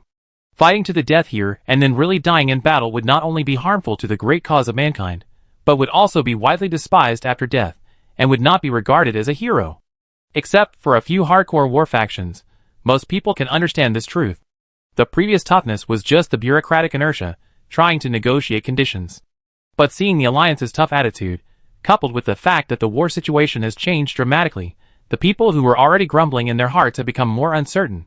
2 weeks later, when the situation became worse and worse, and the Alliance expeditionary fleet was ready to fight to the last moment without unconditional surrender, and to execute all the war criminals, and put them on the pillar of shame, the changes on the planet finally happened. When the nerve poison needle knocked down the last pro-war lieutenant general, when the poison gas purification system was activated, and the emblem of the Sun Core formed from the central territory of the Empire rusted into dregs in a convulsion, everything was over. In the notice of unconditional surrender, the warriors of the entire planet laid down their weapons. There were soldiers and officers who felt humiliated and betrayed. But more people felt relieved. This war, which they had no idea of its meaning, was finally coming to an end. The expedition fleet, which had been blocked for a month, had the fastest subsequent progress among the three fleets. Because the planet they conquered had also been actively saving itself in the past few months, opening up navigation with 2 worlds, and communicating with 11 worlds. And their surrender led these 11 worlds to surrender together, to accept liberation. The relevant documents had been sent through communication information. There were no particularly big problems on these planets. As long as the supplies were in place, and the planet's own power was organized, they could be stabilized. The Alliance did not even need to send warships over. It only needed 1 or 2 transport ships to deliver the officials of the Control Committee, the appointment letters, and some relief supplies. This is why, in an expedition, a planet can be captured in 2 or 3 days on average. As long as a key battle is fought, not only a planet is conquered, but many worlds will surrender together. For example, this time, they also conquered 12 worlds in a month, an average of less than 3 days per world. Then, this fleet, like the other 2 fleets, was divided into several routes and marched separately. They were successful here, but the other 2 fleets began to encounter some troubles. There is no fortress world like the one that was taken down before, with a large-scale rebel army. There are no multiple worlds that unite to form a unified force to fight against the Alliance in the nature of mutual protection. However, their 2 fleets generally encountered many worlds with serious internal problems on the planet. There are large-scale rebels on the planet. The rulers of these worlds have completely turned to the Alliance and obeyed the Alliance's instructions. They themselves are no longer able to solve their own internal problems, so they rely on the Alliance for help. In such a situation, those who should help still have to help. It is not advisable to use brute force. You can only send a large number of army troops, millions of them, to the ground, and then leave a few starships to provide fire support in the planetary orbit. Then the officers and political commissars in the army can enter the planetary defense force of the planet itself and reorganize the planetary defense force. In this way, a path can be formed with the Alliance Army as the backbone, the Navy as support, and the construction of the local defense force as the development direction. This whole set of methods basically ensures that the problems on the planet can be solved. Whether it is a simple rebel or a chaotic rebel, it can be dealt with in the end. But the problem is that it will take a long time. That's fine, the key is that it will take up more troops and ships. The combination of these two problems will drag down the expedition progress of the entire fleet. If there are only one or two such worlds, it's okay. The forces divided are not too much, and the remaining large forces can continue their expedition. However, the two fleets encountered a total of 30 worlds that needed to be divided. This is troublesome. The two fleets seem to be stuck in a quagmire after dividing and dividing again. According to the conditions of these worlds, it would take a year to get out of them. But there was no other way. The expedition headquarters gave clear instructions. In such a situation, it is necessary to proceed steadily, and not to rush for success, which would cause some problems that have not been properly solved to recur. At that time, the Thunder Torch Tower that was built would be destroyed, and would have to be dealt with again, and it would also be a loss for the prestige of the Alliance on the planet. It is better to be slow and steady. Fortunately, the progress of the Third Fleet can be guaranteed. Of course, the three fleets that set out now are only the vanguard of the Alliance's dark expedition. After 3 months, after controlling a total of 69 worlds, the second batch of expedition troops also arrived in the Mager universe. This batch of expeditionary forces, both in terms of the number of ships and the total number of troops transported, is more than the first batch, even 5 times more. 30% of them were incorporated into the previous 3 expeditionary fleets, directly bringing the 2 fleets that were stuck in the quagmire back to life. They began to actively study which planets could increase the number of troops to quickly solve the task, and quickly release the trapped troops. Some places do need a longer time to slowly solve the problem, so they can solve it slowly. The remaining forces still need to be clenched into a fist, continue the expedition, and include other worlds in the target. At the same time, the other 70% of the second batch of troops formed 4 new expeditionary fleets, and continue to operate in the Mager universe from different directions. Chapter 802. When the second batch of troops of the expedition joined the battle, the progress and speed of the entire expedition once again reached a new level. And this is not the end. The army expansion plan within the Alliance has always been ongoing. Moreover, the economic system of the entire Alliance has been shifting as early as the eve of the disaster. From focusing on economic construction to serving the war. The third-level mobilization order has been issued, and all units are required to pay attention and be ready to issue the second-level mobilization order at any time. Factories began to serve military production. The social environment and atmosphere began to change under the official propaganda. News information was strictly controlled, and war-related news began to become more and more, and was mainly guided by government propaganda. On many planets with conditions, people began to need to receive 4 hours of military training per week in the militia camp as a reserve force. This covers almost all residents and is regarded as a resident obligation. Getting basic military skills training is to replenish the strength of the reserve army. When it is necessary to expand the scope of conscription, these reserve militias can reduce screening costs and training costs. All military factories were relieved of many restrictions that were previously imposed to make concessions for economic development. Many civilian factories began to accept a large number of processing orders from military factories, and were even transformed into military factories. Some welfare policies for all residents began to shift towards wartime. There are many similar policies. The sounding of the mobilization order essentially means that the war potential of the Alliance has begun to be released. With the current size of the Alliance, it is very difficult to completely switch to a wartime economic system and fully release the potential at once, and it will also cause great harm to the Alliance society. The Union government will not do that, and the current situation is far from the point where a general mobilization will be completed tomorrow. Just turn slowly, the Union still has a lot of time to do this. And the relevant propaganda policies must be in place. The Union has gone through a long golden period of peaceful development in the past 20 to 30 years. Now, this period is coming to an end. In the future, war will be the main theme. The entire society will serve the war, and the duration will not be a simple few years or more than 10 years. It may be a longer period of time, even covering the lives of several generations. Of course, that does not mean that the development of the Union will stop. It's just that the development in the past Golden period, focused on the development of the whole people, comprehensive and basic, which is the foundation. And the development after the mobilization order is the development of the military and military industry. Perhaps the people in the general sense may stagnate for a long time in terms of living standards, or even regress a little. But the production scale and production quality in the military will be greatly developed. There is no other way. In times of crisis, life issues have to give way to survival issues. Similar situations also occurred in the Eastern Universe. The situation in the Eastern Universe is quite special. Before this, the Alliance system was not widely implemented in the Eastern Universe. The control of the Alliance over the Eastern Universe is more like economic colonial control, with a bit of economic plunder. On an objective level, the profits earned from the Eastern Universe have accelerated the development of the Alliance, but at the same time, the Alliance's large investment, especially in infrastructure, has also enabled the Eastern Universe to achieve substantial economic growth. However, this economic growth, due to the lack of the support of the Alliance system, has not been implemented in the hands of the general public, but is more likely to be eaten up by the powerful class in the Eastern Universe. In the end, the benefits to the general public are relatively small. At that time, the Alliance did not merge the Eastern Universe, on the one hand because the expansion of the scale of rule requires a high cost, but the other more important aspect is the obstruction of Holy Terra. Because they do not want to stimulate the sensitive nerves of the central government of the Empire too much, the Alliance's greed for the Eastern Universe has been restrained a lot. Now, there is no need to worry about this. The political arena of the Eastern Universe, which was greatly influenced by the Alliance, has been fully restored in the electrification operation.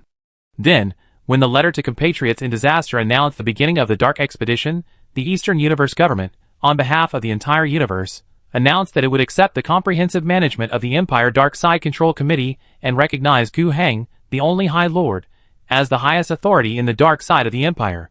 All planets in the universe will obey all instructions of the Control Committee 100%. This means that the Eastern Universe has smoothly completed its merger with the Alliance.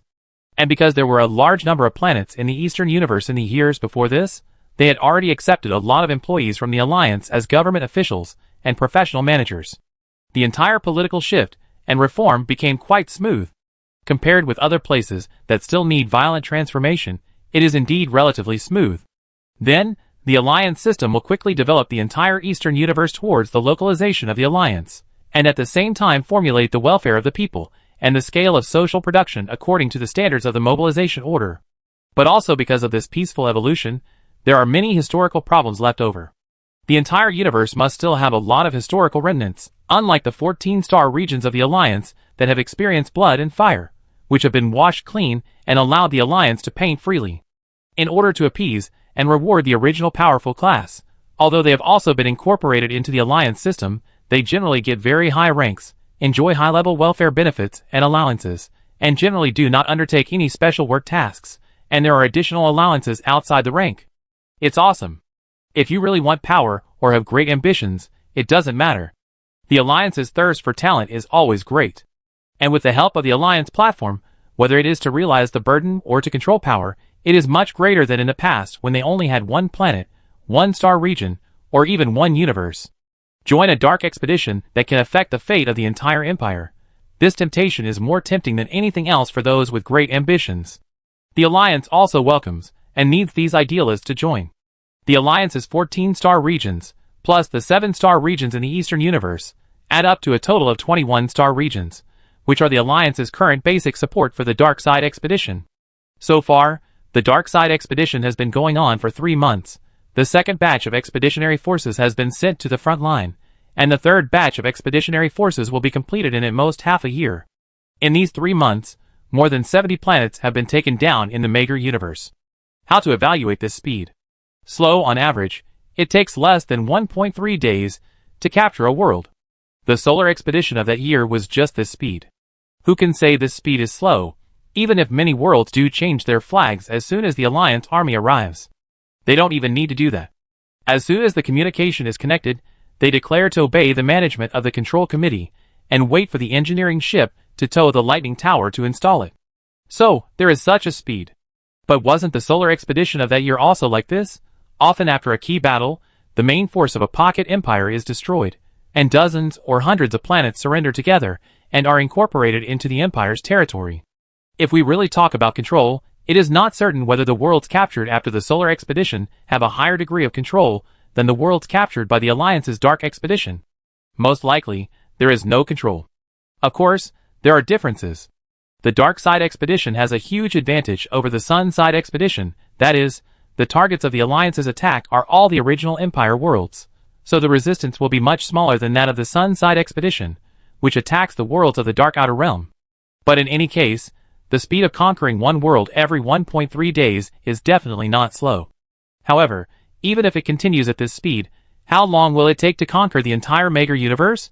There are 5,000 worlds in the Mager universe, even if it keeps at this speed, and we hope that the Dark Side Expedition will not encounter any special difficulties in the later process. It will take at least 17 years, nearly 18 years, to recover the entire Mager universe. This is just the Mager universe. The entire dark side of the Empire has a total of 25 universes. Excluding the spider web and the East, there are 23 universes left. If calculated at this speed, it will take 400 years. It is true that the Alliance is very rich, but can it support a full 400 years? If a generation is 20 years, can it take 20 generations to carry out the expedition? I am afraid it is not possible. This dark side expedition cannot be supported by the Alliance alone.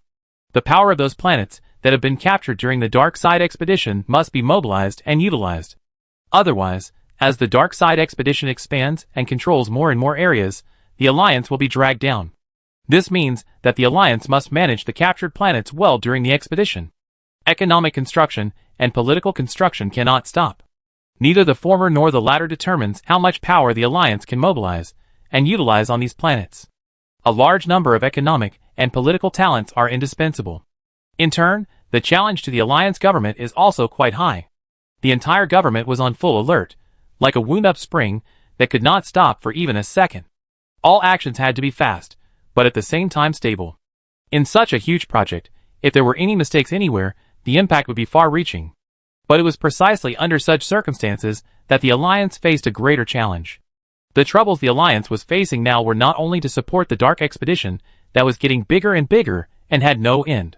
The security issues of the Alliance itself suddenly emerged.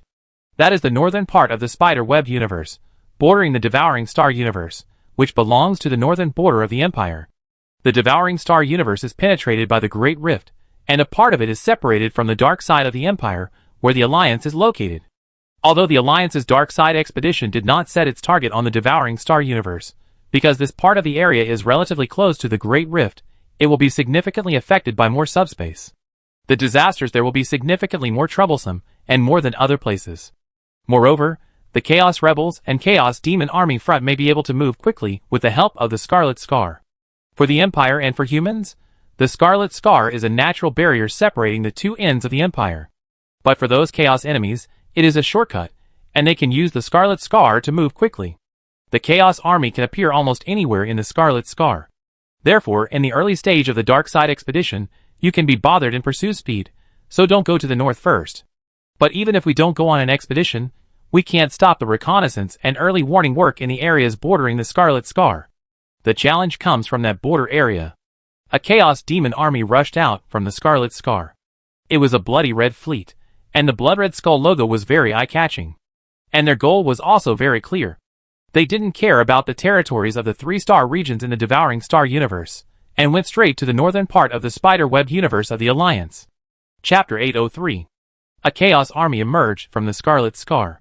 The Corrupted Flesh Fleet, with the Blood Red Skull symbol, headed straight for the northern border of the Alliance. The dark cloud of war suddenly enveloped the Alliance's homeland. The Alliance discovered this Blood Red Fleet by a reconnaissance fleet heading north to investigate the border situation. There were only a dozen patrol ships. Their most outstanding ability was that they were small enough to withstand less pressure when traveling through the astral realm. In addition, the anti-subspace measures that exceeded the standard by many times made their safety factor relatively high when sailing. Of course, this higher is relative.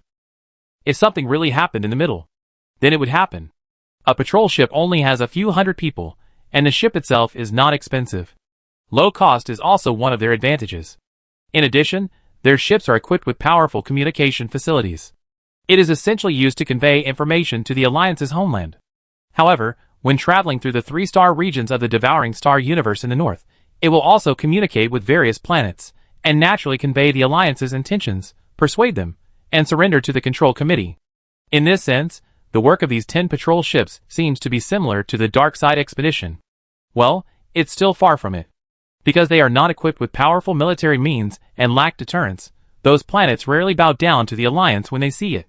On the contrary, there are many people who negotiate conditions. The 3-star regions of Devouring Star are closer to the Scarlet Scar. Apart from other things, the inherent problems on their planets have become more and more serious under the chaos corruption. They urgently need the Alliance's military force or a large amount of material rescue to solve the problems on their planets. And these things cannot be provided by a few patrol ships, so naturally there is no way for these planets to be recaptured by the Control Committee. Some planets with particularly urgent situations regard the Alliance's patrol ships as a lifeline. Regardless of the consequences, they first say that they are completely willing to accept the management of the Control Committee. The Alliance can do whatever it wants to them, but they ask for troops and materials to be sent quickly. What to do?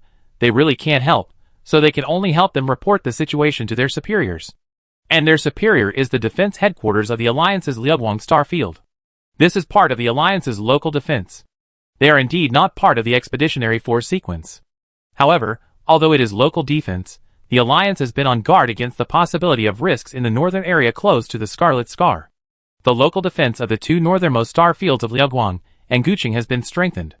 The task is to strictly guard the northern border of the Alliance and eliminate external risks. Under such a background, the superior unit of the patrol ship, that is, the headquarters of the Liuguang Star region, did not agree to send troops. Leaving the Alliance homeland and fighting outside was beyond their authority. They only let the patrol ship inform those planets that wanted to surrender that the Control Committee accepted their return, but so far, there is no clear reinforcement plan. They ask these worlds to stick to their homeland and solve the problem by themselves, but at least do not let the problem get worse.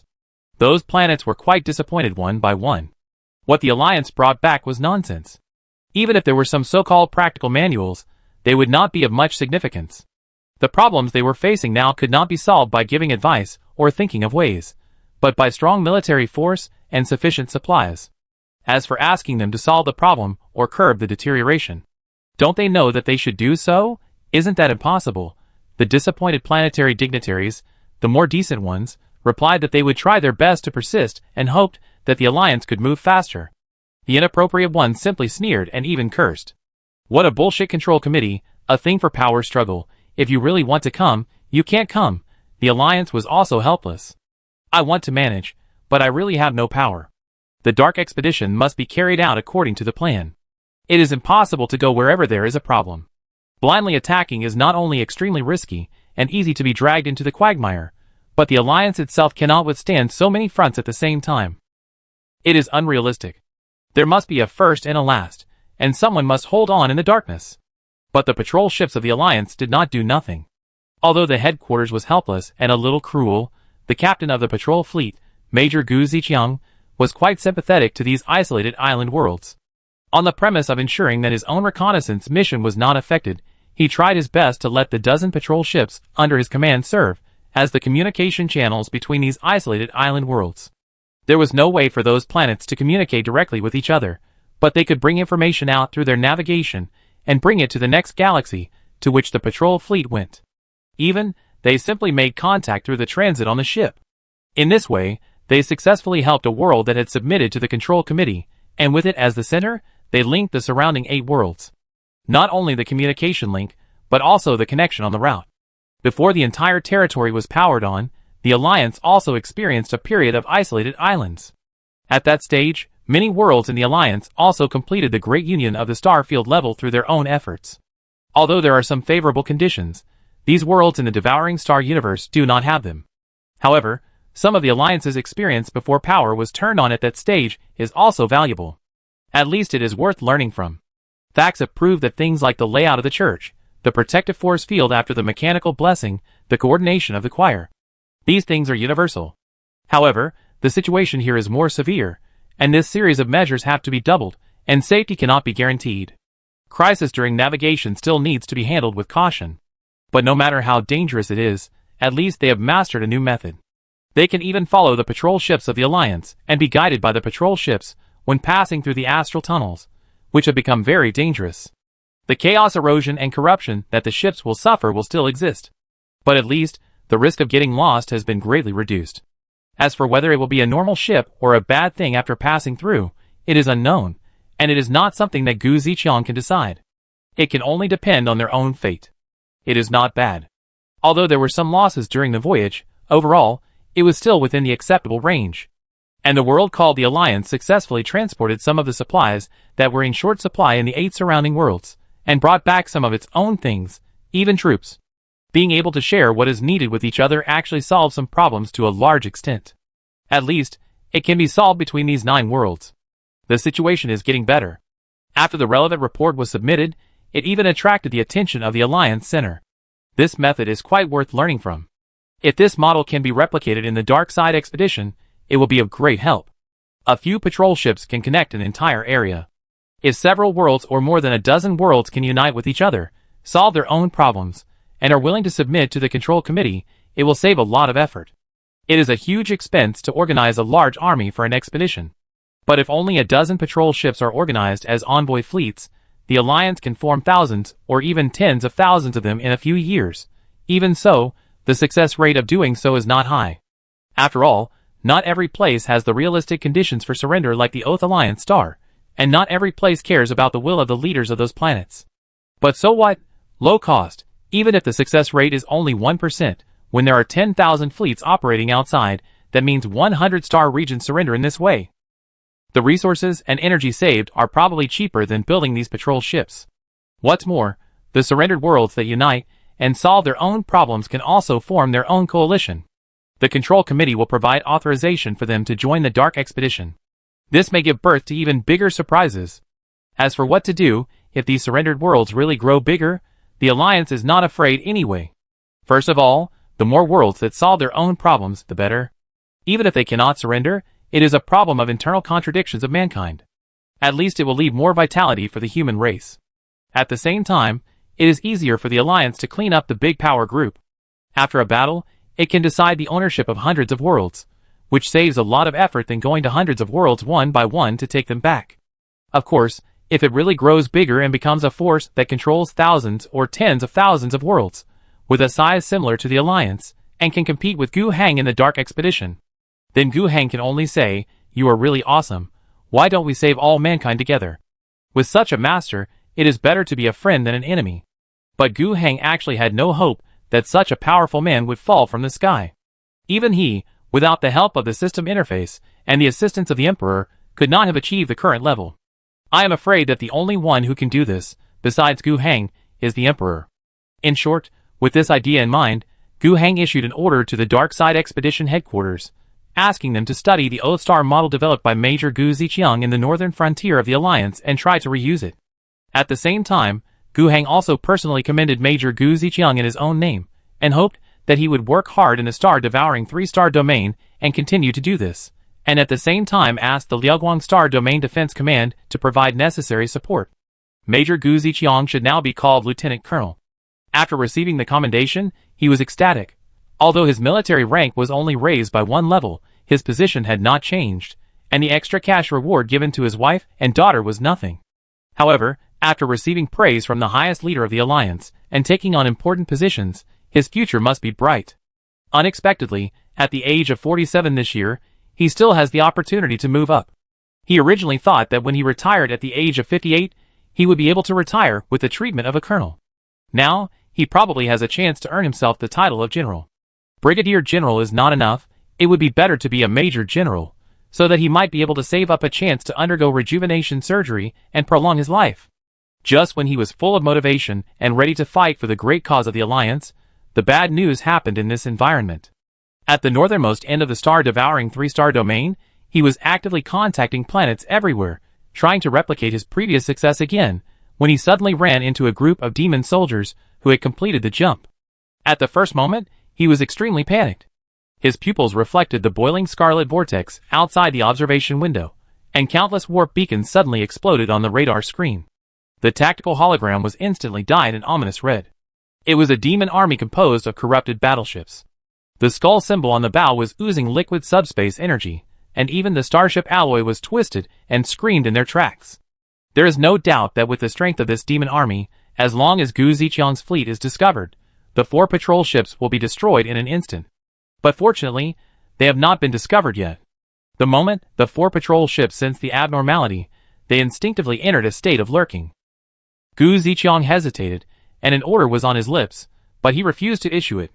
He seemed to have 2 options now. Otherwise, the 4 patrol ships fled separately, all in silent mode, with a chance of deceiving and slipping away quietly. But they could not enter the star tunnel and start the jump engine, otherwise they would be discovered and might be intercepted in the middle of the star tunnel. They could only remain silent and quietly drive the ship to a far place in a conventional way, and then pray quietly that the demon army could pass through before all the supplies on the ship were consumed. In this way, they could survive. The other option was to turn on the communication at all costs, try to contact several other patrol ships that were not in this galaxy, pass the information out, and warn the Alliance. But in that case, they would be exposed and die without a complete body. I have just been awarded, and the road to light has just opened up before me. Do you want me to die now? The daughter has just grown up, and he has not seen her get married yet. He took out a piece of the Emperor's holy image amulet made of fragments of church-stained glass windows, with a trembling hand. The amulet was getting hot in his chest pocket. Recalling the faces of his wife and daughter, his body suddenly stopped shaking. Start the communication protocol with full force. He opened his collar, and the amulet was glowing. The adjutant took a half step back in fear, but no one wants to die, especially when the future is bright. Gu Ziqiang pulled the adjutant away and operated the console himself. The adjutant touched the pistol, but until Gu Ziqiang completed all the operations, he still couldn't make up his mind to draw the gun. Gu Ziqiang turned around and patted the adjutant on the shoulder without saying much. The communication equipment started with full force was so shining. The Chaos Demon warships that completed the jump found their traces at the first time. The main guns of the flesh battleship began to charge, and the portholes of the bridge seemed to reflect the wailing of thousands of wronged souls. Gu Ziqiang suddenly laughed. He turned on the communication channel and roared to the entire fleet of more than 1,000 soldiers. We are the silver needles that pierce the darkness. The Alliance will be proud of us, and humans will be proud of us. He bet his life, along with the lives of 4 patrol ships and more than 1,000 sailors, in exchange for information to be transmitted back to the Alliance. When the corrupt beam of the demon ship penetrated the hull, the blue-silver information flow was escaping along the afterglow of the Thunder Torch. It was a death map woven with the positioning beacons of 4 ships, and each coordinate was soaked in the last brainwave memory of the crew. The alarm of the Liaohua Fire Domain Defense Command suddenly exploded.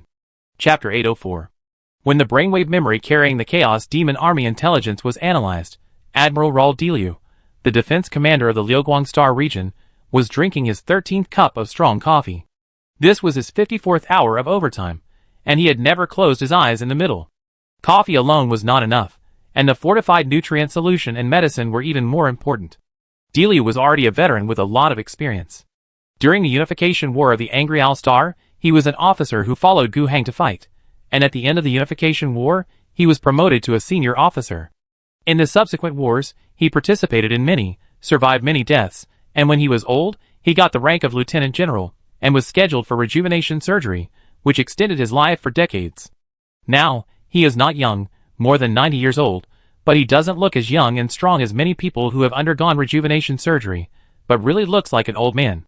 He had the surgery too late, so the rejuvenation surgery could not completely reverse his condition. He will spend the next few decades of his life as an old woman. Even if he has the opportunity to have a second or third surgery, his appearance will not change much. But in fact, he doesn't mind. He is already satisfied to have more time to serve the Alliance. In today's era, he has left the army sequence and turned into the commander of the global defense, sitting in one place.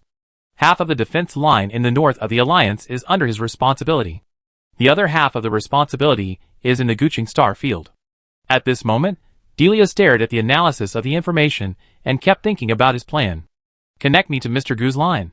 Delia pulled open his blouse, revealing a hideous mechanical interface at his collarbone, which was still smoking. His intense thinking made him feel a little hot.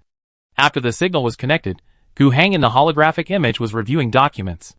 The leader of the Alliance asked without even raising his head, "What do you want?" Delia made his request directly without saying a single polite word. From starships to the army, from the honor guards to the space marines. To put it bluntly, he wanted everything. This was the war plan he asked the staff of his headquarters to make. After making the request, he added, I assure you that the war will be controlled outside the border of the Alliance. The Oath Alliance is the last line of defense. If this Chaos Demon army breaks through the Oath Alliance, I will take full responsibility. The veteran who issued the military order was also betting everything. Gu Heng thought about it. It was not his plan to let Delia take charge of the defense of the northern line. The commander-in-chief of the Dark Side Expedition is Marshal Yin Fangxiu. He can be regarded as the earliest person to follow Gu Heng, even before the establishment of the Alliance. In terms of ability, he may not be the most powerful or strongest in the Alliance military, but his loyalty and qualifications are beyond reproach. Moreover, people will grow up, and Gu Heng never forgot him when he was enlightened in a hero interface. Not only did he enlighten him early, but he also upgraded him whenever he saw that he could upgrade. So far, he is also a level 8 hero. Although due to the low rarity, he has upgraded himself to the level of SR now.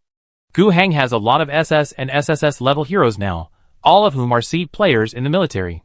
However, Gu Heng would not be superstitious about this. What's more, a commander like Yin Fangxiu doesn't need him to command and be responsible for specific frontline battles. He is responsible for the general direction of the entire Dark Side expedition. Formulate expedition goals and routes, formulate supply plans for each expedition fleet, and propose campaign goals. This is of course a very, very important task, but this matter does not need to be done by him alone. The entire headquarters under his command has various high-level officers, a staff team led by the Chief of Staff, senior political commissars of the military and political department, and senior quartermasters of the logistics and equipment department.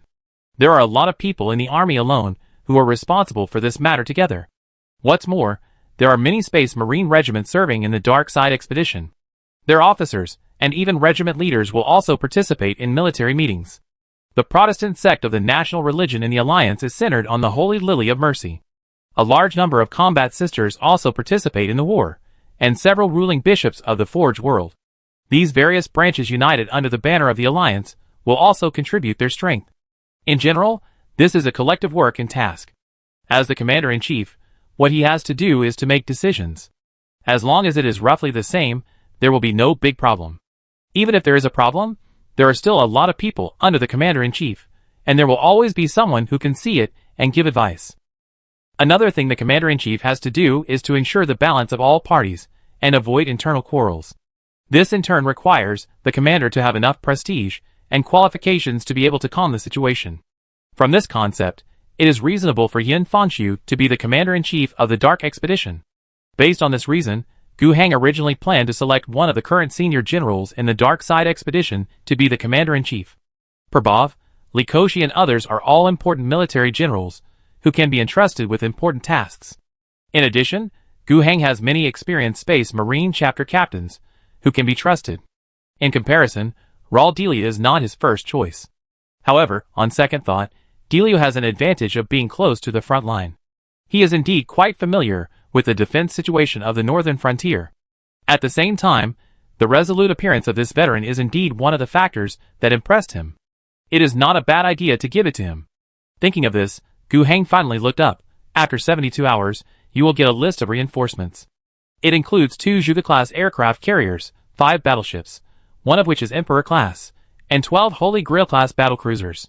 In addition, the number of light aircraft carriers and cruisers is more than 100, plus supporting strike groups. This batch of troops was originally intended to be provided to the 3rd Expeditionary Force of the Dark Side Expedition, and now they are all provided to you. Remember, I want the star-devouring 3 domains to become a monument of honor, not a hotbed for chaos evildoers to attack the Alliance. I will obey your orders. 47 Standard Terra days later, the Oath Alliance star. Delia stood on the observation deck of the Liuguang battleship, staring at the 3,000-kilometer-long front arrow array outside the window. This task force, composed of 1,470 battleships, was using the engine tail flames to carve the attack route in the void. The timing of their arrival was not bad. The Oath of Alliance was not lost. According to intelligence, the enemy's main force is still 3-star regions away. The problem that the Oath of Alliance is facing now is that due to the strong power of chaos, a large-scale internal rebellion has broken out. If it is not properly resolved, then when the chaos enemy comes, it will become a big trouble with the combination of internal and external forces. But now, those enemies are no longer a problem. The Alliance has completely controlled the orbital system of the Oath of Alliance, and the main fleet has arrived. With so many fleets in orbit to support, plus the first batch of landing troops, the problem of this planet will surely be solved quickly. This is a must. For Diliu, since he has already signed a military order in front of Gu Heng, the Oath of Alliance is his last line of defense. He is determined to make this place the location of his headquarters, and live and die with this planet. Of course, he has to defend more than just the Oath of Alliance. His fleet carries a large number of Thunder Torch towers. I didn't intend to retake this area so quickly, but now I have no choice. They must quickly establish a solid defense line here to keep the enemy out. The staff officer reported the content of the data board, and the rescue was about this. In the several star systems north of the Oath Star, the problem is much bigger than the Oath Star, and heavy troops are needed. The first batch of landing troops has been loaded, including 300,000 stormtroopers, 700 Titans, and night mechas. Plus the city burner. Diliu interrupted. Bring enough hot melt fuel and virus bombs. The staff officer's pupils contracted. The burners were extermination troops that specialized in dealing with heavily polluted planets. But when he saw the frontline reconnaissance footage that Diliu had called up, a hive world with a population of over 10 billion before the disaster was mutating into a mother nest of flesh and blood, and the pipes were no longer gushing with sewage, but sticky and smelly plasma. Tell the boys. Diliu stroked the bridge guardrail and whispered, don't consider post-war reconstruction this time. The recovery of the Oath Star and its surroundings was relatively smooth. Before the arrival of the Chaos Army, this line of defense consisting of more than 30 worlds had been established. Although there were only more than 30 days in between, it was impossible to solve all the problems on the surface of the planet. But it didn't matter. As long as we could initially build a line of defense, we could fight the enemy. From the first day of the Chaos Demon Army's arrival, battle reports hit rolled Diliu's headquarters on the Oath Star like snowflakes. In the Battle of the Emperor Demon Star Zone, a swarm of fighters released by a Juga-class aircraft carrier successfully led the Chaos Fleet into the minefield with a loss rate of 89%. 2,000 space mines filled with holy water were detonated at the same time, purifying an area with a diameter of 0.3 light seconds. Although the aircraft carrier was eventually pierced through by countless corrupted beams and destroyed, the price paid was still acceptable compared to the enemy's losses. On the 7th planet of Emperor Demon, the 3rd Regiment of the City Burners, while defending a fortress, used a hot melt cannon to melt through the earth and die together with the Chaos Traders, who were 100 times their own number. In a raid in the cave corridor, a raiding group of the Alliance Glory Guards landed at the Chaos Supply Station and found that the so-called ammunition was actually infant embryos soaked in pus. Before a Lieutenant Lin Mo split the main console with a chainsaw sword, he injected an overload agent into his artery. This is the only way to resist mental pollution. In the last picture he sent back, the embryos were humming disgusting evil songs. Diliu chewed a mental suppression pill and annotated, award Lin Mo the Double Eagle Medal posthumously, and send his gene sample to the research center. Commander. The Oasis Galaxy's defense line collapsed. The scream of the communications staff made Diliu frown. On the holographic sand table, the red tide representing the Chaos Fleet was engulfing the last 3 green blocks. That was the last pure land of the Emperor Demon Star Zone. Let the 4th Fleet take over. But that is the last reserve force to protect the homeland. Now that is the homeland. Diliu has activated the backup electronic brain, and the pain made electric sparks appear behind his head. When 48 frigates rushed towards the red tide, he thought of his son, a group army commander who was fighting on Oasis. In the early morning of the next day, he received a video from the encrypted channel. Oasis had completely fallen and turned into a throne of flesh and blood. The Chaos enemy seemed to know the identity of his son. He was nailed to the wall by proliferating tentacles, and the Chaos egg drilled out of his chest was shouting "Dad" with his vocal cords. Diliu silently backed up this data and sent it to the staff, marking it as Operation Reference Material Number 177. Then, he took out another combat plan and wrote a string of approved words below. 24 hours later, the ambush fleet that had been prepared rushed out of the Star Tunnel and quickly attacked Oasis. Caught off guard, the Chaos Fleet on the periphery was defeated. Half of them were destroyed in the battle, and the other half fled in panic. The human ships did not choose to pursue, but quickly launched 3 extinction weapons on the surface of Oasis. The burning sky torpedo quickly set the entire planet on fire. Oasis was not a bait, but it was definitely the most difficult planet to defend on the defense line. It would be best if it was not lost, but after losing it, there was also a backup plan. This was the backup plan. Countless Chaos Traders and demons burned with the planet. The cruel war lasted for 6 months. 6 months later, When Gu Heng's holographic image entered the headquarters with Stardust, Delia was injecting the 1370th nutrient. 6 months of intense fighting had left his body covered with all kinds of scars, like an old military uniform with patches all over it. Battle damage statistics. Delia knew this clearly. The fleet lost 63%, the ground forces lost 82%, and the burner was completely destroyed. What did you get in return? Gu Heng asked again. Delia smiled on his old face. He did not speak in words, but unfolded a star map to Gu Heng. The scarlet scars of the star-devouring 3-star domain were fading, replaced by a defense network woven by blue-silver veins. At the intersection of those lights, hundreds of broken worlds were using the chaos shipwrecks to build monuments. The names of the dead were engraved on the base. Chapter 805. The anti-demon war in the 3 regions of devouring stars in the north of the Alliance, from the beginning to the end of the Battle of the Oath Star, lasted a short time, only 6 months. From the perspective of time, this war is an outstanding victory. The scale of this invading chaos demon army is terrifying, even not weaker than the strength of the peak ironclad wars. Among them are some chaos space marines, powerful chaos-possessed demons, and Khorne army vanguards. Their leader is a Khorne demon prince, whose original body may be a space marine of a Khorne war band.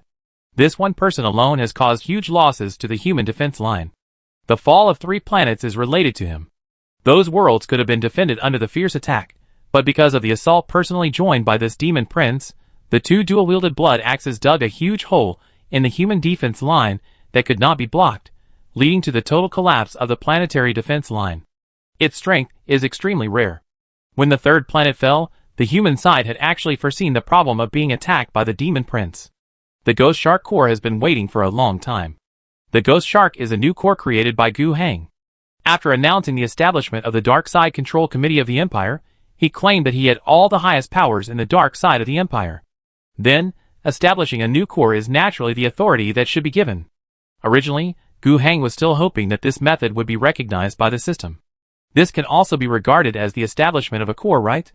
Then should a new corps be added to the cluster interface? In the end, it was not. It seems that the system does not approve of this way of building a new war group. As for the current Ghost Shark, it is indeed a new group that Gu Heng recently announced to build. And the Space Marine seeds of this new group, as you can see from the name, come from the Blood Shark. When the Blood Shark was recognized by the system as a war group of the Alliance, Gu Heng had 2,000 Space Marines to exchange for seeds. This quota includes the current existing members of the Blood Shark. Regardless of whether this seed has developed into a Space Marine or is just a seed, regardless of whether the seed is exchanged or grown naturally. In short, as long as it reaches 2,000, Gu Heng will not be able to exchange this type of seed from the system. Before this, Gu Heng had a total of more than 1,300 Blood Shark seeds. In fact, about half of them were exchanged by Gu Heng and added to the Blood Shark war group, and the other half were produced by the Blood Shark itself. But no matter where the seeds came from, in short, they are now in Gu Heng's hands. This is how the Alliance manages war groups. Since the Blood Shark Regiment has become part of the Alliance, receiving resource support from various alliances, and living a comfortable life, it must hand over all the gene seeds. At first, the Blood Sharks felt a little uncomfortable. For ordinary regiments, the gene seed tax paid to the Empire is only 1/10. For the Blood Sharks, they have accumulated taxes for a long time in their long experience of activities in the Dark Outer Domain. Now they are not very happy to pay all the extra seeds. But there are many reasons to convince them. The seeds will be safe in the hands of the Alliance, and the Alliance will always ensure that the number of personnel in the war group is within 1,000, and in the past few decades, the Alliance has never broken its promise. They gradually believed it. Even if the Alliance used their gene seeds to build a second war group, they did not have much objection. On the one hand, after so many years, more than half of the Blood Sharks are actually Alliance members, and their loyalty is much higher than before. In addition, Gu Heng used the name to build a new bloodline for them. Not only is the name very similar, but he also invited some senior members of the war group to serve as the top leaders of the new group. Even the role of the Ghost Shark war group leader was given to the old Blood Shark. This completely convinced the Blood Sharks to agree to use their own seeds to build a new group. After all, they also recognized Gu Heng's authority. The same situation is the Dragon King Spear war group. Gu Heng used their Dragon Legion seeds to build a new group called the Dragon Queen Shield. These 2 regiments, together with the 3 regiments previously granted to Gu Heng by the Empire, have 6 regiments built with those seeds, a total of 8 regiments, which are the new batch of Space Marines built by Gu Hang, also known as the Dark Side Army. Ghost Shark and Dragon Queen Shield are also the main Space Marines, who went north to fight against the Chaos Demon Army. The head of the Ghost Shark Regiment, who was once the captain of the 3rd Company of the Blood Shark, is an old warrior with 500 years of combat experience. He is the main force of this ambush on the Demon Prince. He brought with him 200 elite Ghost Sharks. However, the operation still failed. Even the first commander of the Ghost Shark Regiment was beheaded by a battle axe in a head-on duel. The final battle to eliminate this Demon Prince was in the trap of Oasis Star.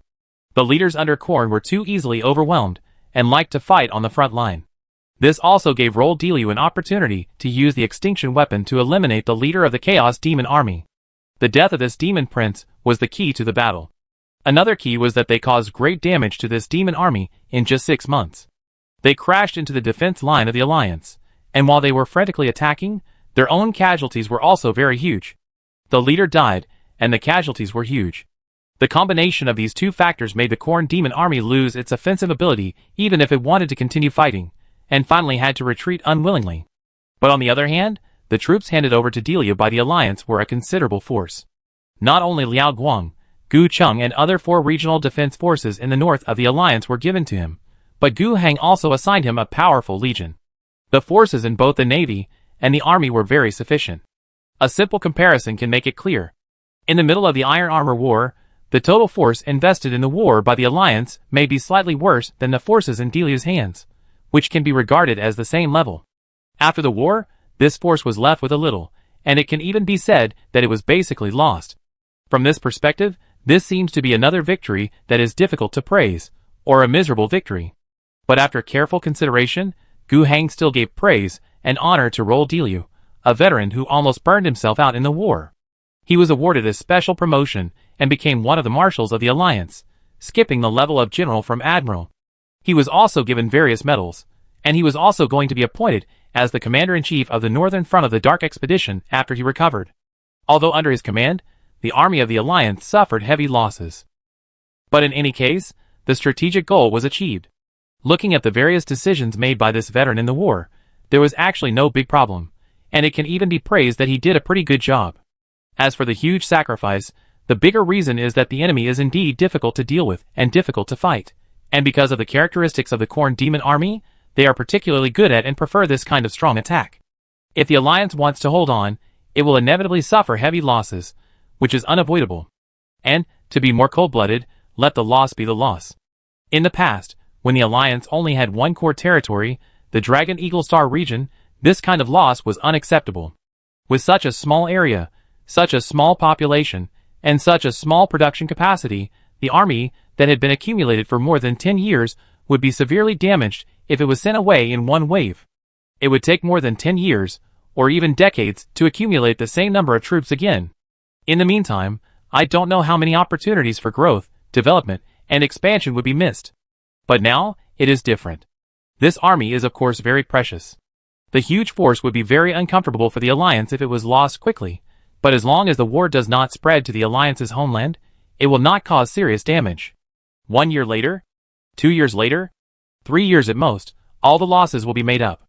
Especially when the wartime system of the Alliance becomes more and more intense, the war potential is more stimulated, and the speed of the Alliance's explosion of troops, and the speed of warships will be further strengthened on the current basis. The cost is completely acceptable. While withdrawing the troops that had been fighting on the front line for half a year, which was extremely intense and many times more tragic than the Dark Expedition to the west, Gu Hang began to formally consider the 3-star domain of the Devouring Star universe as the next stage of the Dark Expedition. At least, a buffer zone should be built around the border of the Alliance and between the Scarlet Spots to avoid being caught off guard when such a large-scale Chaos Demon army rushes out again. To be honest, if the Alliance could have discovered the previous Khorne army 2 years earlier, so that they could have 2 years to manage and build defenses, there would be no need to fight the war to such a tragic point now. However, Rol Deliu rejected Gu Hang's appointment. It was not because he was discouraged or hated war, but simply because his body could no longer support it. The so-called burned out is really a very appropriate adjective for him. When he originally underwent the rejuvenation surgery, he was already older, and the effect of the rejuvenation surgery was not fully exerted.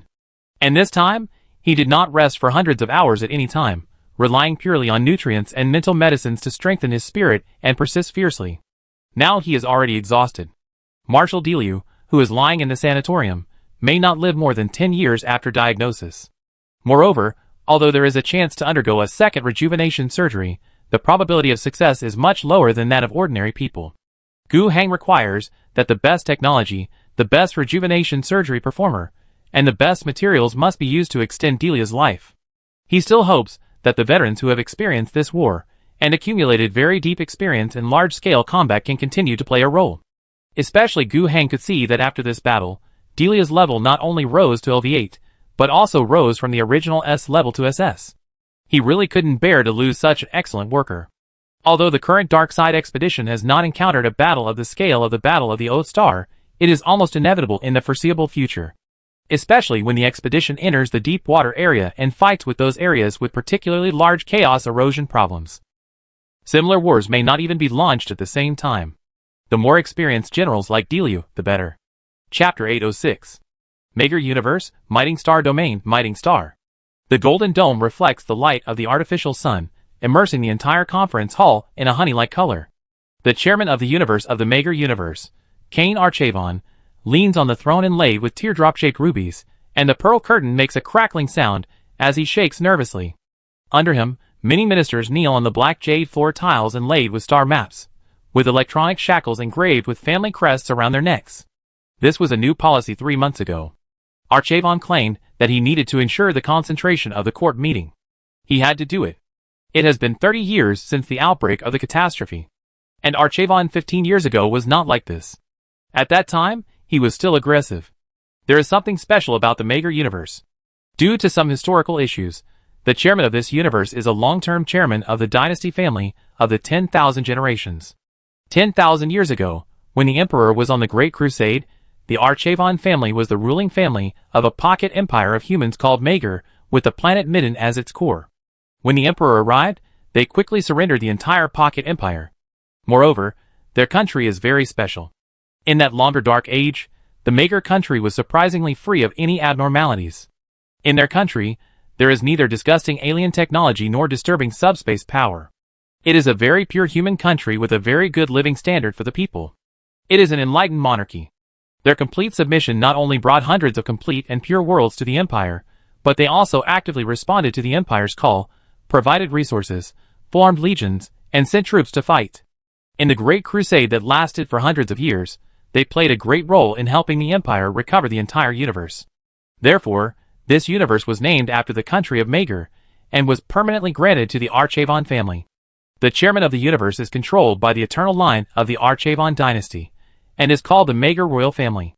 The Archavon family once had a glorious history. Not only did they make great contributions to the empire during the Great Crusade, but after the Great Crusade, they also produced many wise kings. There were even many Mager kings who went to Holy Terra and served as high lords as the chairman of the universe. However, the empire is a big melting pot. After being incorporated into the empire for thousands of years, what the former Mager country was like, I am afraid that only documents, records, and history can show some clues. Today's Mager star field is no different from the general empire universe. The Mager royal family has also fallen in the long, worry-free life of power. It's impossible for a wise king to be born in every generation, right?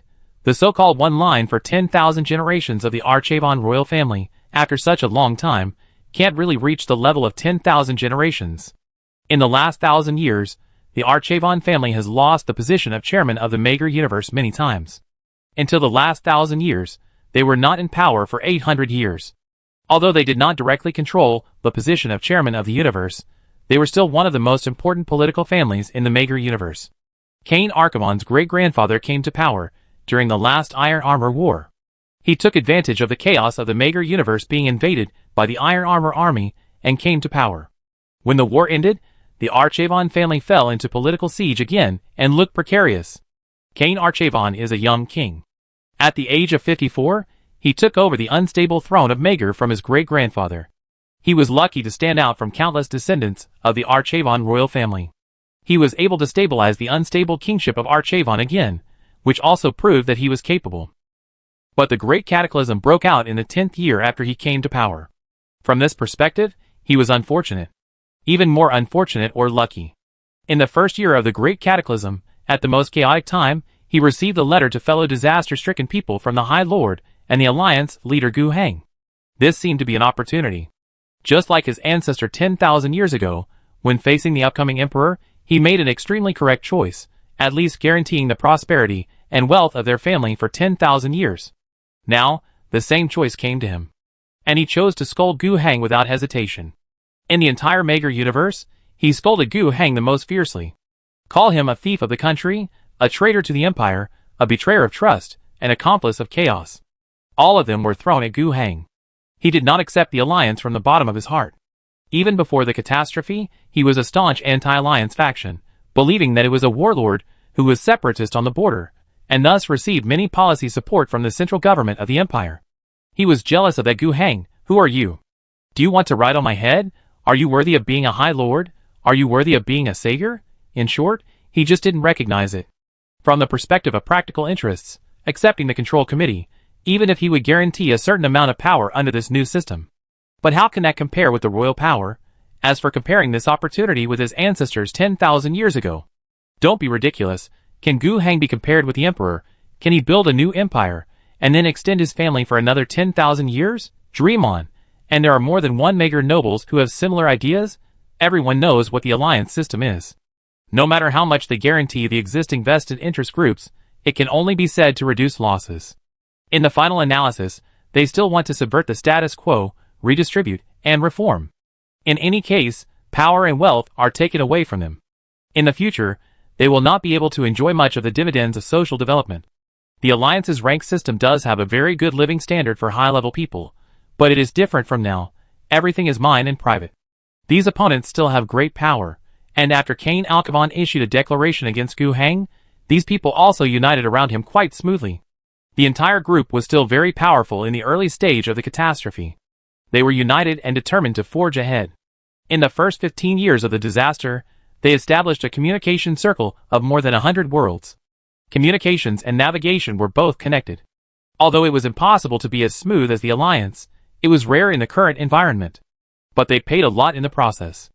The loss of population was secondary, and the shrinkage of wealth was even more heartbreaking. At this point, many people in the interest group felt that it was enough. Everyone was already very successful, and it was time to make money and make back the losses caused by the catastrophe and the cost of redevelopment in the past 15 years. Even Archavon himself had similar ideas, especially in the process of expanding outward. As the entire regime became larger and larger, the cost of expanding outward rose sharply, and the difficulty reached a daunting level. The expansion gradually stopped, and hedonism and extravagance began to regain the upper hand. This step came so quickly that it even caught people off guard. And these trends are even more severe than before the cataclysm. All-day cocktail parties, glorious ceremonies, exquisite buildings and artworks.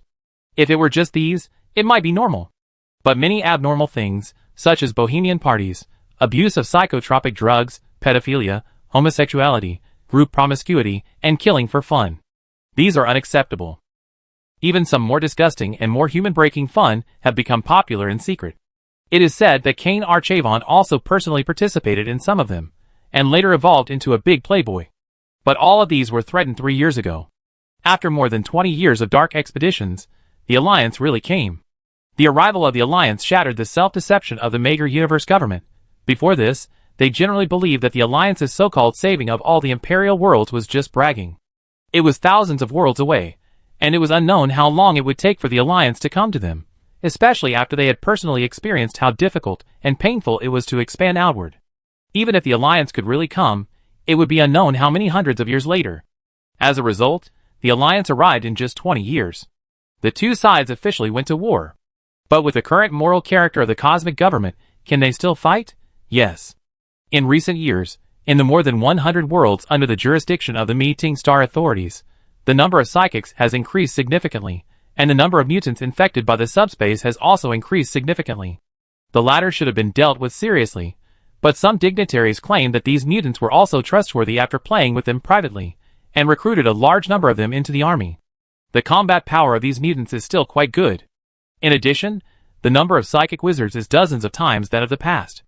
In the early stage of the war, they fought back and forth with the Alliance. It was only the beginning. Then, when the Alliance increased its efforts and changed its tactics, their doomsday was seen to be coming day by day. On Meeting Star, another court meeting was held against such a background. So what you mean is?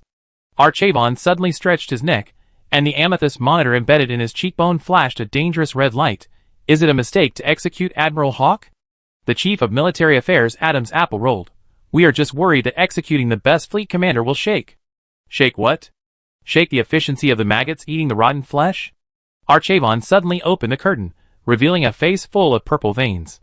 That was the sequelae of long-term injection of some high-quality medicine.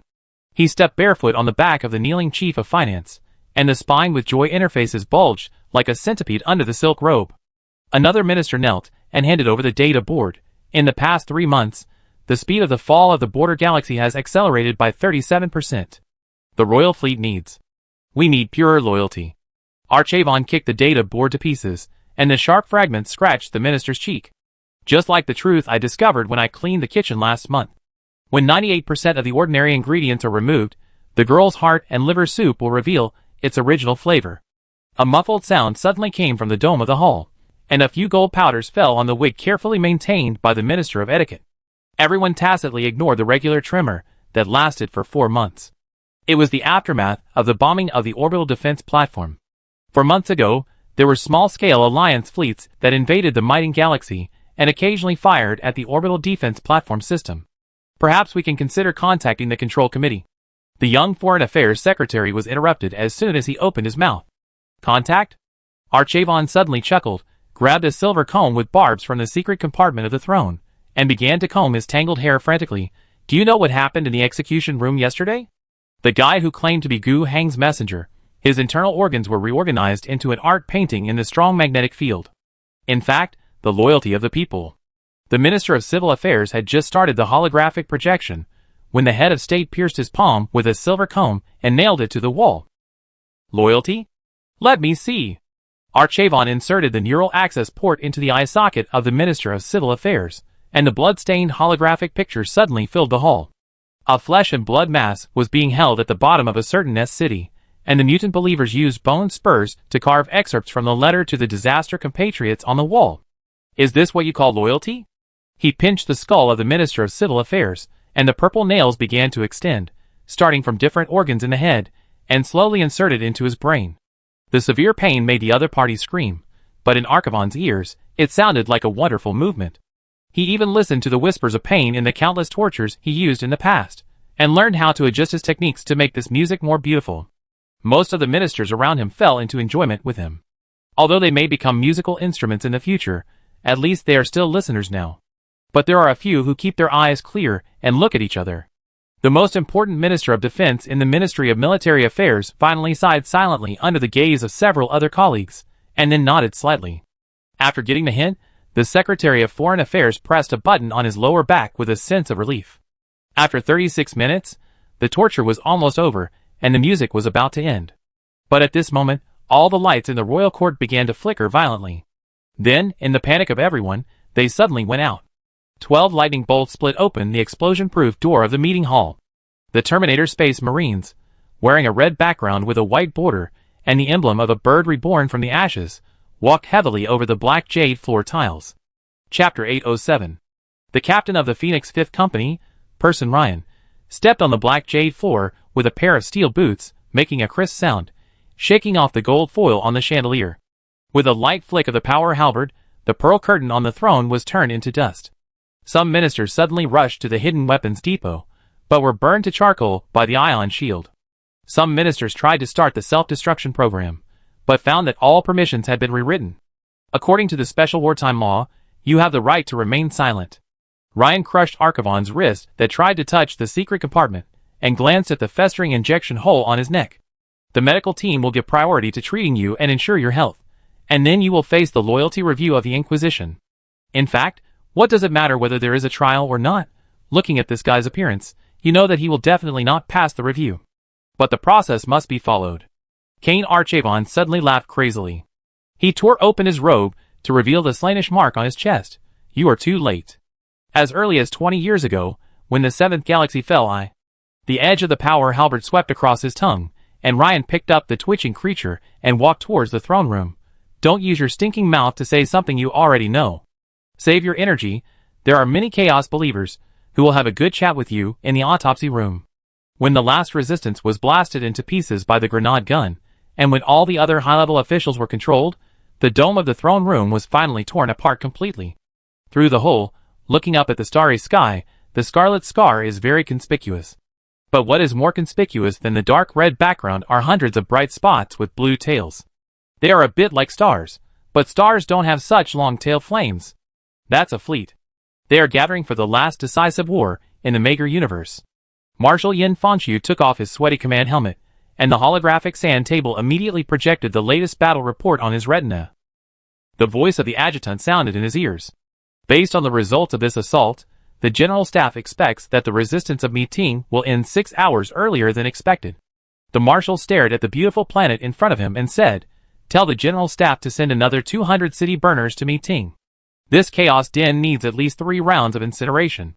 Order the Priest Corps, the Inquisitor Corps, and the Political Commissar Corps to go down together and form a joint identification team. After the basic incineration, tell me how many people on this planet are worth saving." "Yes." The adjutant took the order and left. As soon as he finished speaking, Yin Fangxiu turned his head and saw something moving on the star map. A blood-colored vortex burst out from the northwest corner of the star map, and a certain agricultural star system that had just been recovered for 3 months suddenly broke out in subspace distortion. The Marshal, who was already extremely familiar with this kind of thing, almost instinctively called up the pre-treatment plan. He sighed as he looked at the automatically dispatched purification fleet. His other adjutant came up and reminded, "The time agreed with General Gu is 15 minutes away." "Well, I know." He stood silently for a long time, and it was unknown whether he was thinking about the next conversation with Gu Heng. "Marshal, General Gu is communicating." The moment the holographic image unfolded, everyone in the command center subconsciously straightened their backs. For 27 years, this figure shrouded in lightning has always been the most stable anchor of the Dark Side expedition. How much has the casualty ratio improved? Gu Heng's voice was wrapped in the noise of the subspace storm. "It has dropped by 43% compared to the first decade. We are." Yin Fangxiu called up the data link and began to report to Gu Heng. Gu Heng had actually seen all these data, and after Yin Fangxiu hurriedly passed them over, he just confirmed them again. What Gu Heng wanted to hear most was another thing. "I want to hear your feelings from the bottom of your heart." The Marshal was silent for 2 seconds and wiped off the electrolyte that suddenly flowed out of his nostrils. "Last month, when I inspected the front line, an 18-year-old private asked in the trench why his grandfather and father died on the same planet." Gu Heng sighed in the lights in the command center for a moment. "Tell the children that the trenches they dug are the foundation of the future." "Yes." Yin Fangxiu did say that. Although it may not be this sentence, it is probably the meaning. His military career has been nearly 100 years. He certainly knows that kindness is not good for the army. Many things in his heart that should not be there have long been washed away by the fire of war. At least they will not affect his decision-making. But some things must be kept. Otherwise, he may easily become the prey of some existence. Even Gu Heng's psychic call this time is not just to listen to the data report that he has known for a long time, or to really ask about his subjective feelings. Gu Heng also has to evaluate the current status of his expedition commander. The lesson of the Mager Universe government cannot be repeated in the expedition army. Although the battle on the ground has just officially begun, and even the enemy's orbital defense system has not been completely disintegrated. But in fact, the outcome of this war is already doomed. When the Phoenix Space Marine Company came to the faces of these rulers without their knowledge, it actually proved that their rule had almost collapsed long ago. It's just that it's only buried now. According to the information obtained by the Alliance, the central government of the Mager Universe did a good job in the first 15 years of the Cataclysm. Although Kane Alkavan is opposed to Gu Heng, he still has to make an objective evaluation. They were able to connect hundreds of worlds in a decade without any special help, and stabilize the most stable area in the Mager Universe. Of course, they have contributed to this.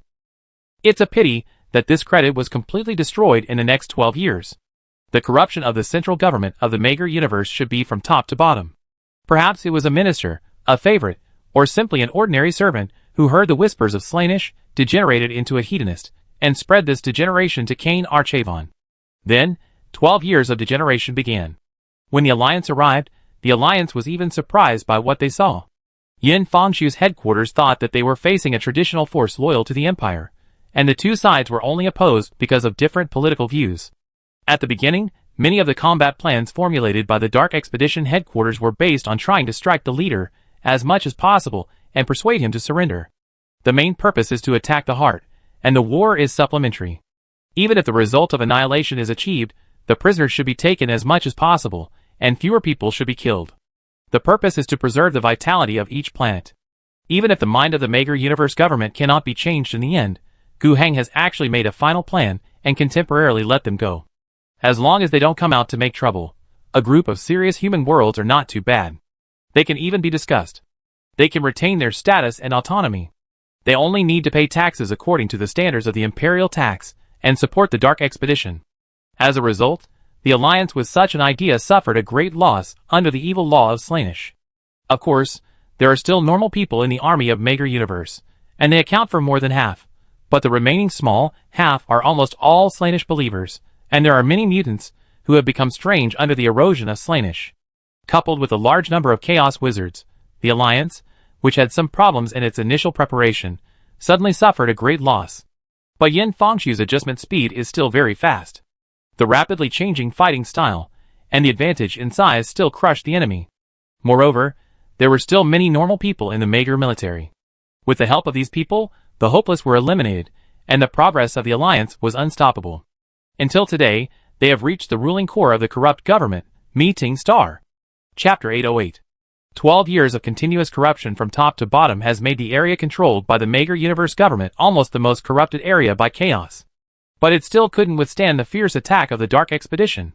When the main fleet assembled by the Dark Expedition arrived at Mighting Star, the rule of the Mager Universe government had basically been declared collapsed.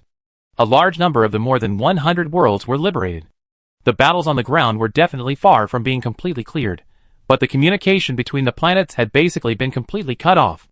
The corruption on the ground was more difficult. According to the experience of the expeditionary force, it would probably take decades of persistent governance to save it. To be honest, this is not a very cost-effective business. But the Alliance also has a routine for this. The worst case is a direct extermination order. In fact, there are not many people who can make the Alliance make this choice. To be honest, each one can be regarded as hopeless. In many cases, the cost of saving a planet is very high, so high that the accounting officials of the Alliance believe that the cost of conquering the planet and collecting taxes after conquering the planet cannot be recovered in 100 years.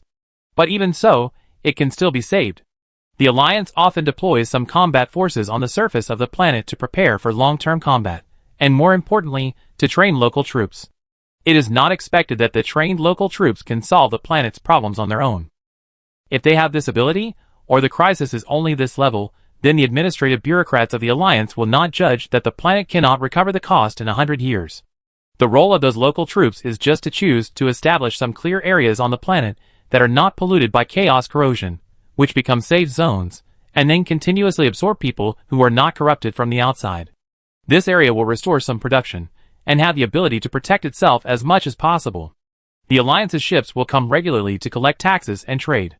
The former will ask for 10% of their output value, which is equivalent to the imperial tax.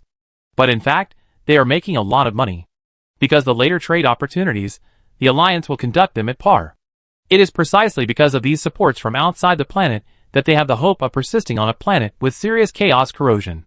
If they have a future, it is best to rely on trade and the help of the Alliance instructors to restore their own production as much as possible and absorb more people as soon as possible. The safe zone can not only protect itself, but also continue to expand, unite with other safe zones, and finally purify the entire planet. This is the best, and what the Alliance expects most. Secondly, they should also have the ability to protect themselves.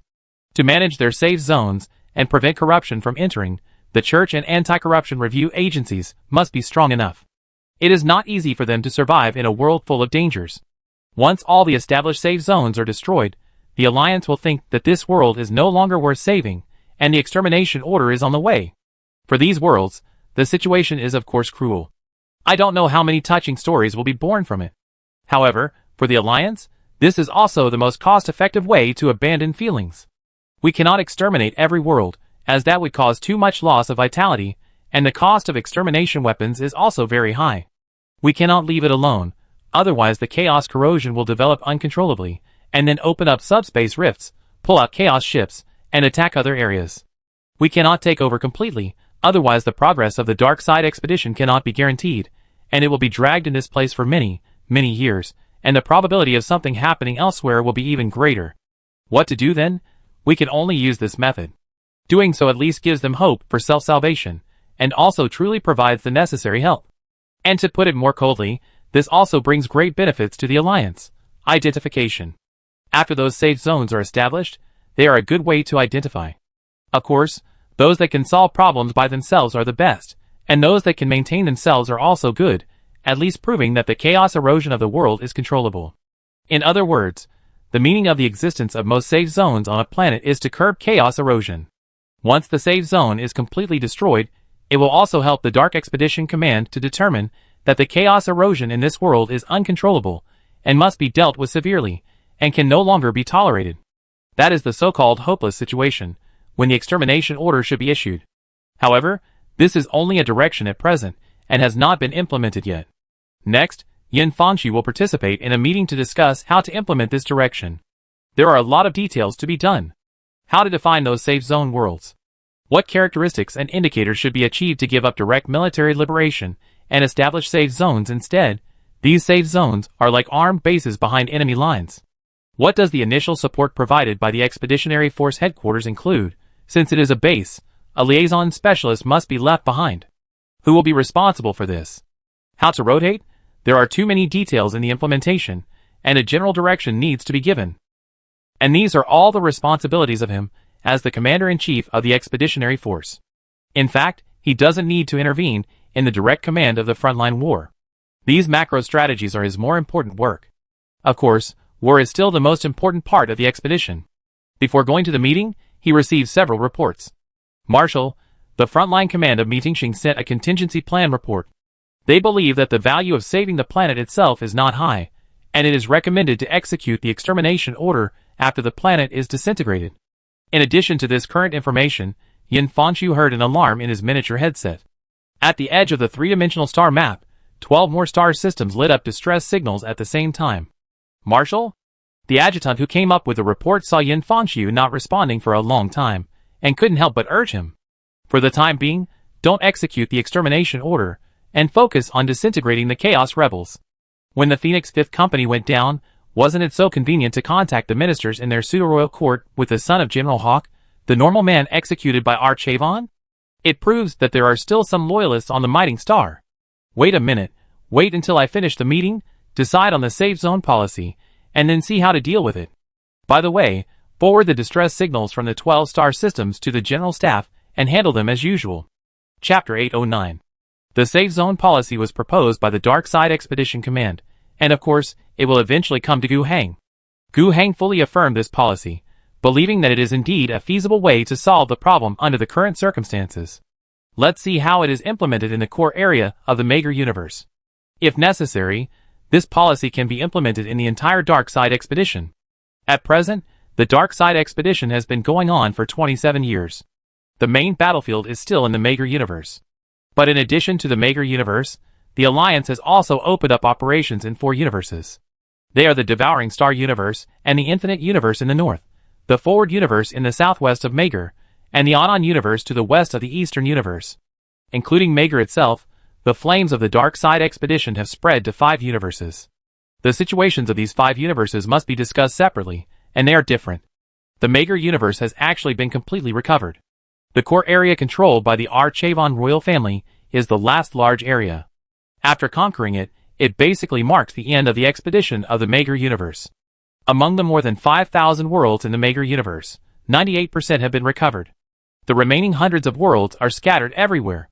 A team responsible for the final treatment can be assigned from the main fleet to deal with them, which will not affect the overall situation. Of course, those many recovered worlds are not without problems. Not to mention those worlds that want to implement the safe zone policy. The ordinary worlds that account for the largest number actually still have serious problems. According to the estimation of the Alliance government, the Mager universe will bring a total of 21 trillion negative fiscal revenue to the Alliance in the next 10 years. If the Alliance governs this universe in the traditional way of the Empire, there will not be such a high burden. It can even make money. After all, according to the traditional model of the Empire, local planets are left to the local planets to govern themselves. The Empire will not interfere too much when there is no demand. except for collecting imperial taxes. Then just collecting taxes without bearing the cost of governance. Can't you make money? It's very similar to all the worlds in the Maker universe, which have implemented a safe zone policy similar to that of the Alliance. But Gu Heng doesn't like this method at all. What's the point of such recovery? I don't expect those worlds recovered by the dark side to reach the appearance of the Alliance's homeland, but at least I expect them to reach the level of the Eastern universe. It is precisely because of this expectation that the Alliance is willing to bear huge financial losses and very large governance costs to govern these worlds. Investment, infrastructure, chaos, corruption management, industrial development. 10 years of losses, let it be a loss. As long as the 5,000 worlds in the Maker universe can turn losses into profits and get on the right track in 10 years according to the plan given by the central government of the Alliance, the future development speed will increase rapidly year by year, and then transform from a financial burden of the Alliance to another engine of the Dark Expedition. The forward universe in the southwest of the Maker universe is actually the offensive direction led by Marshal Yin Fangxiu. A few years ago, when they had beaten the Maker universe to a pulp, some vanguard troops entered the forward universe and launched a first-step action in the universe. Now, the main problem of the Maker universe has been solved, and the main force of the Dark Side Expedition will also move into the forward universe. This is a universe with 7 star domains and 3,000 worlds. It is considered small and medium-sized among all the universes. Yin Fangxiu estimated that it would take about 15 years to conquer it, which is less time than the Maker universe, and the progress is faster. The actions against the Maker universe and the forward universe are generally the western front of the expedition, and the northern front of the expedition is the Devouring Star universe and the Infinite universe. These two should be mentioned together. The two universes are the two most southeastern universes in the Northern Territory. When the Great Rift was formed, 3-star domains from each of them were torn into this side. Originally, they were not in the first phase of the Dark Side Expedition. Considering that their location is very close to the Scarlet Scar, I am afraid that the chaos corruption will be more serious and the difficulty will be higher. But the Battle of the O-Star that year slapped the Alliance in the face. If you don't care, these edited locations near the Scarlet Scar will really create a big crisis for you. If you want to avoid difficulties, then difficulties will come to you. After leaving them alone and treating those worlds as buffer zones and quarantine areas, this idea quickly failed, and the Alliance changed its mindset and planned to actively bring those worlds under its control and manage the borders well. At that time, the Alliance troops fighting the Oath of Alliance Star battle were already half crippled, but it didn't matter.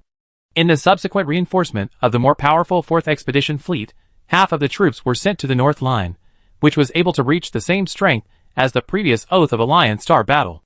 The Dark Side Expedition Northern Command was formally established. General Li Keshi was appointed as the Commander-in-Chief of the Northern Front. The Northern Front Command had 2 tasks: to recapture the 6 star fields of the Infinite Star Field and the Devouring Star Field, which is estimated to be about 3,000 worlds in total.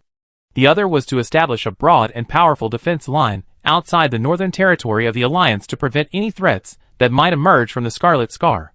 Of the 2 tasks, the latter was even more important. So far, after 27 years of expedition, the Northern Front has captured more than 400 worlds. Compared with the Western Front, this number is far behind.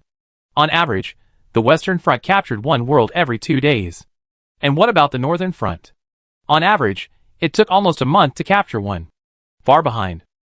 But it was not because the Northern Front did not fight well, but mainly because the difficulty was too great.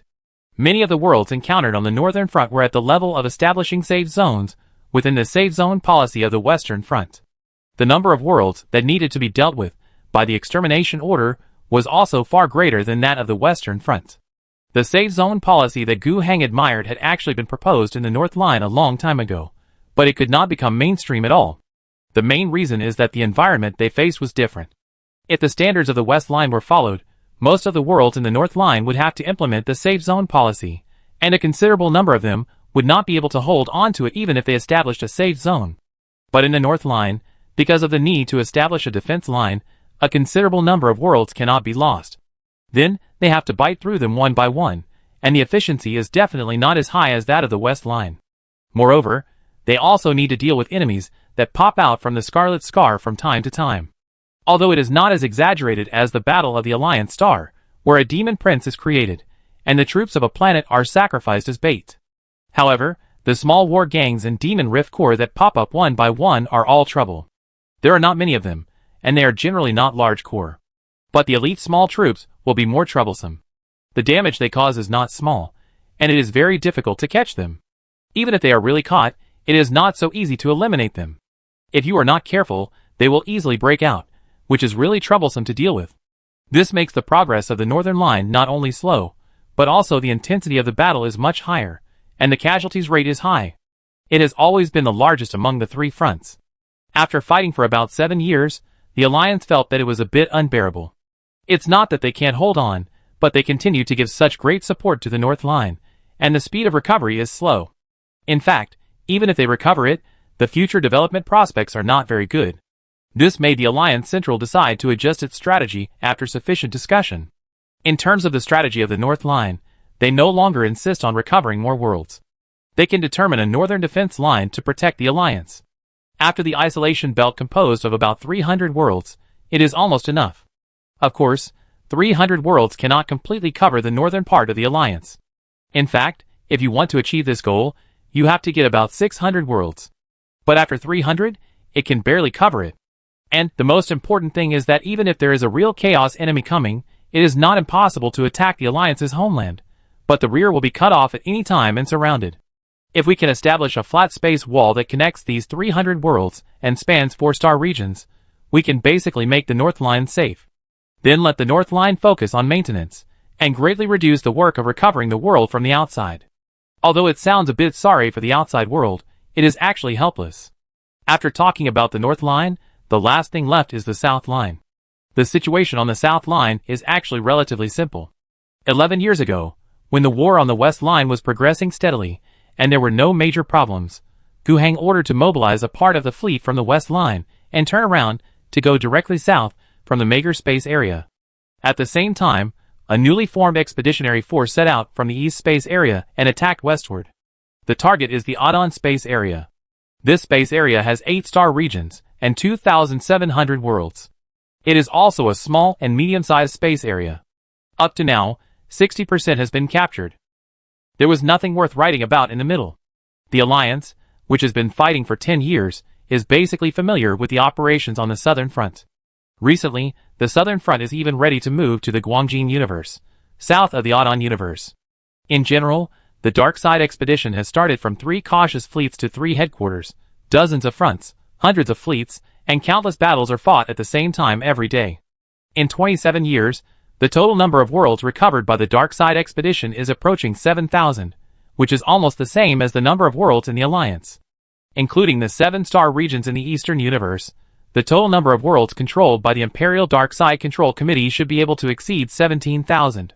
Now, it can be basically announced that the Dark Side expedition has officially entered the climax stage from the early stage.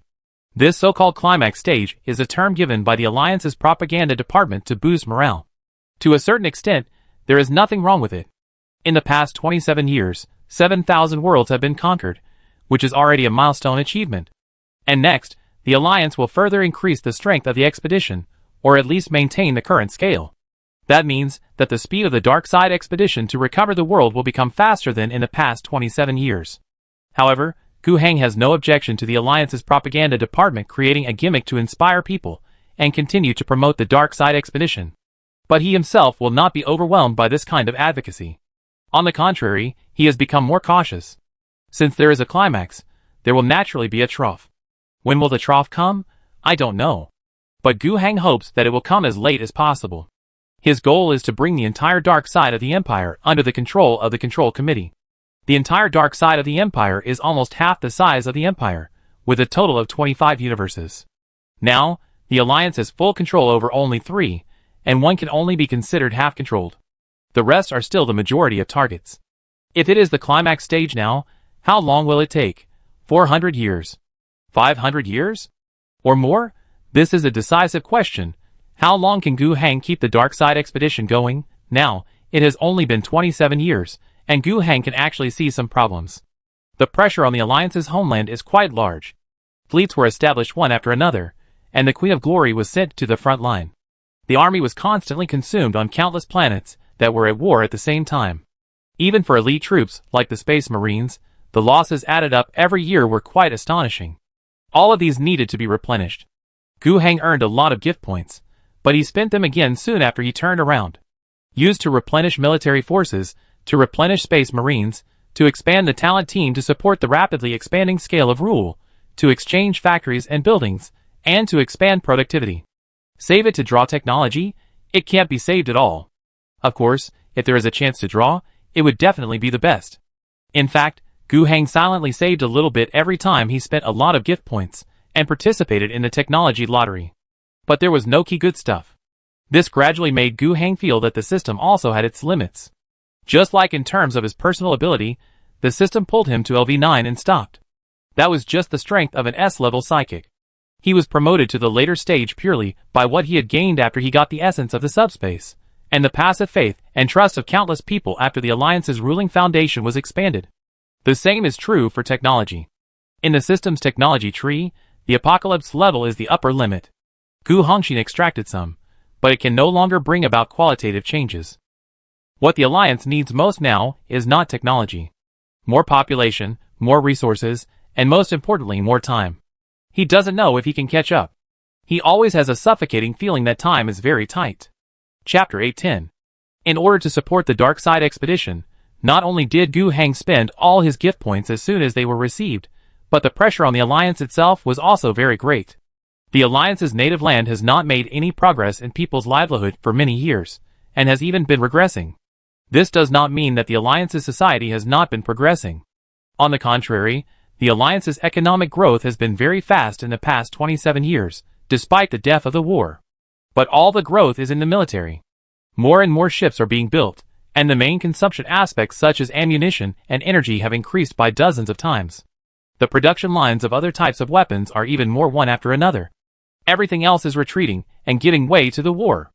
In terms of military personnel, the size of the Alliance's army and navy has increased by more than 20 times in terms of number compared to before the war, and has now reached a scale of nearly 100 billion.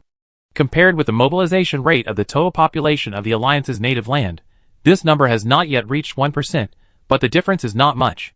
This is only calculating the Alliance's army and navy, and does not include the planetary defense force. If the latter is calculated, this number will expand by more than 5 times.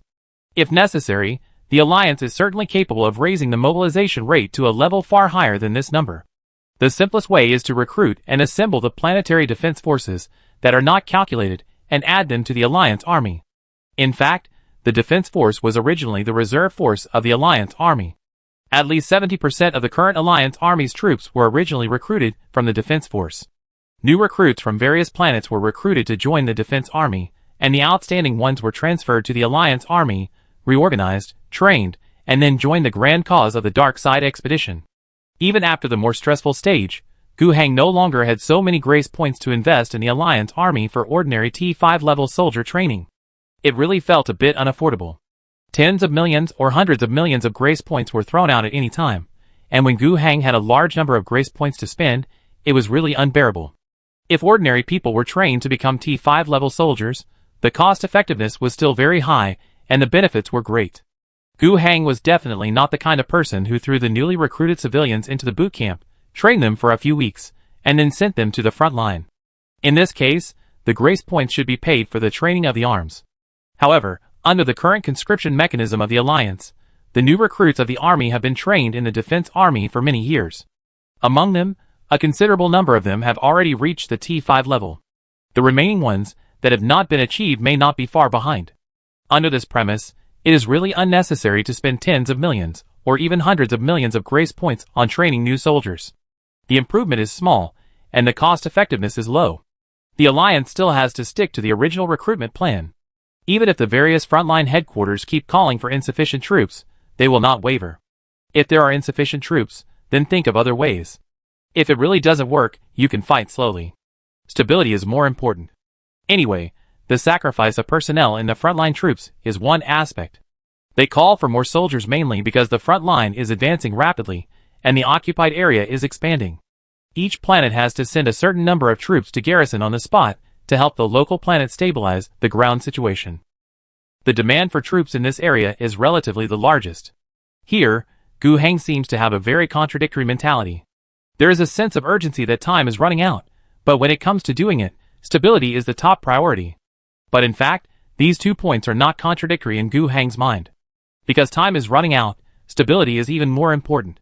His biggest reliance now is the Alliance as a basic base. No matter how fierce the Dark Expedition is, it is supported by this basic base. What he has to do is to ensure the stability of this basic base.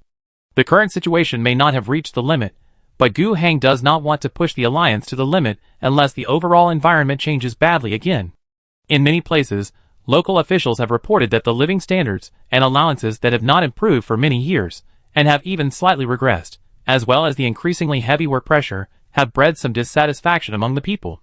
If it is placed in a normal situation, it is easy to suppress these dissatisfactions, and they will not even come to the surface. However, in the current environment of chaos, it is different.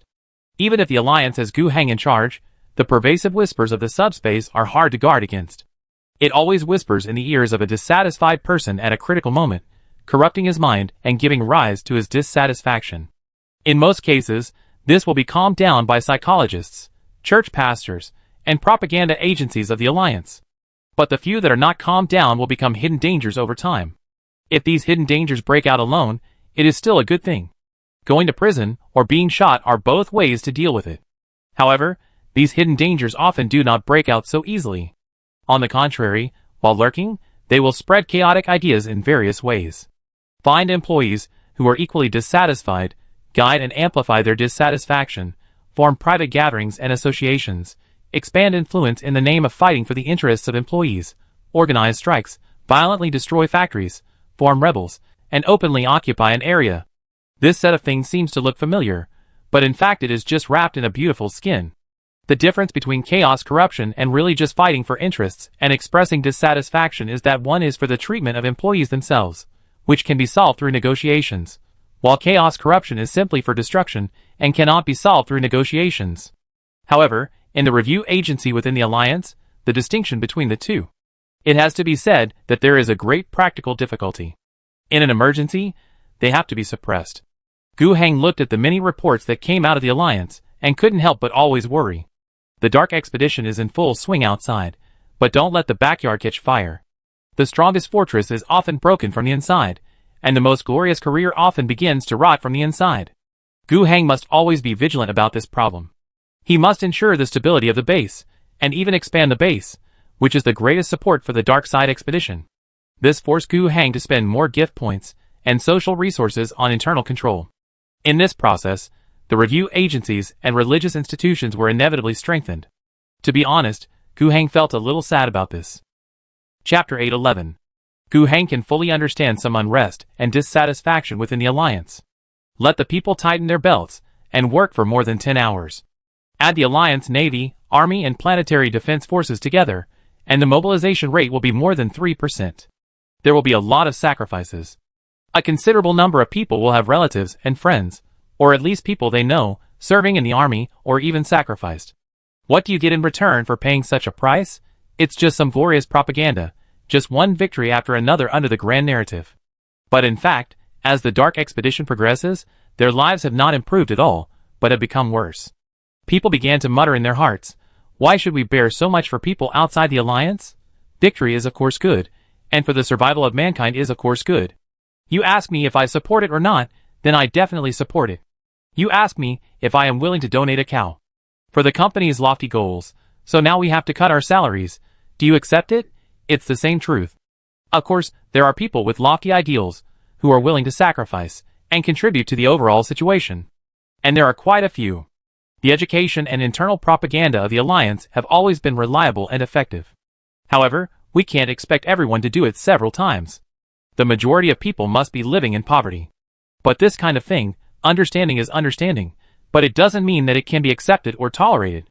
As the ruler of the Alliance, doesn't Gu Heng hope that the people under his rule can continue to improve their living standards? He has been doing this for a long time in the past. In order to concentrate on development, the central government of the Alliance has indeed eaten up most of the development dividends. However, after largely eliminating the exploiting classes such as capitalists, feudal lords, and slave owners, the remaining part can still guarantee a fairly good level when it is distributed to the people. What's more, a considerable part of what the Alliance takes away, whether it is development dividends or surplus value, is used to develop the infrastructure of the planet. Highways, hospitals, higher economic development levels, more job opportunities, more opportunities for promotion. All of these will be fed back to people's work and life. Because of this, people's satisfaction has always been quite high. This is Gu Heng's goal. At the same time, he can also realize that under the centralized decision-making, planned economy and collective system of the Alliance also has a set of ways to stimulate the subjective initiative of the people's producers, allowing them to freely and independently exert their wisdom and talents. The economic system of the Alliance is based on centralized state ownership as the main system, leading centralized, basic, high-tech, huge investment, military-type industries, concentrated in heavy industry, and a part of key light industry as a supplement. The private part is mainly in the service industry, and some light industries. The civilian economy of the Alliance is actually very dynamic, and it is a pillar of economic development that cannot be ignored in the Alliance for so many years. However, in the case of strengthening religion, strengthening censorship, and strongly regulating the words and deeds of the people, this part of the vitality will be significantly stifled. From the heart, Gu Heng himself does not like to strengthen religion and strengthen censorship agencies. It is true that these two tricks can significantly reduce the corruption of chaos.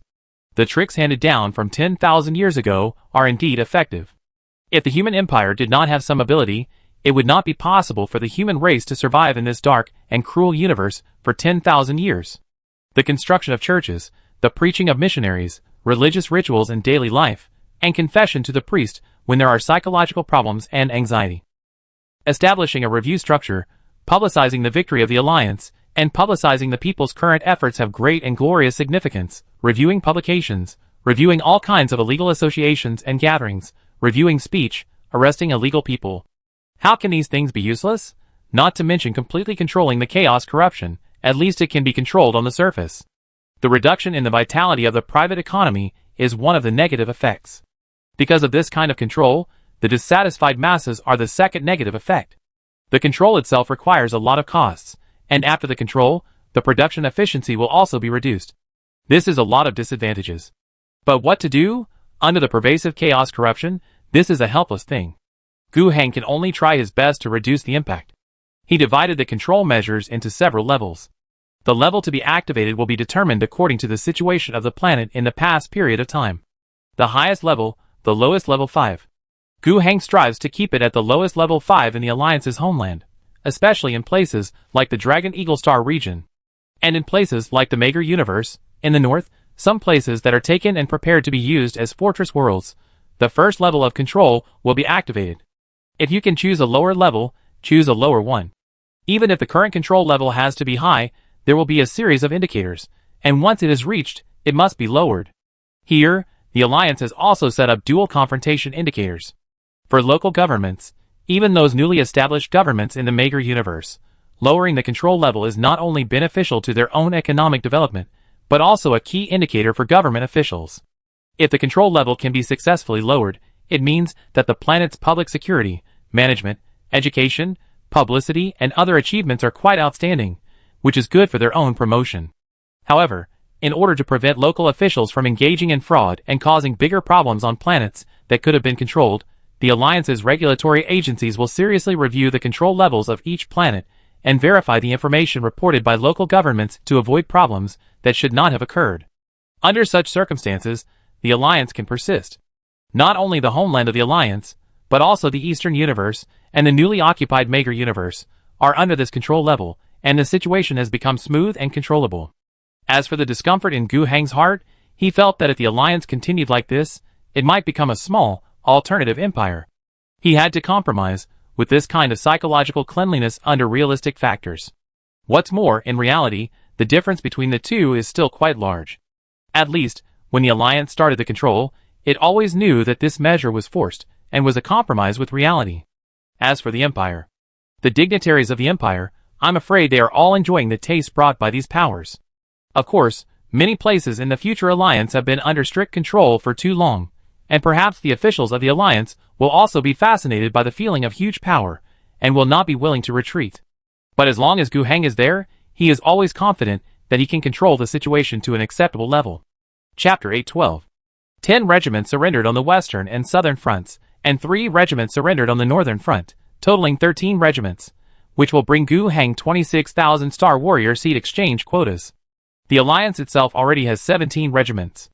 Among them, Phoenix, Blood Shark, Spear of the Dragon King, New World Torch, Domination Barrier, Sky Pioneer, Lawn Knight, Light Crown, Nar.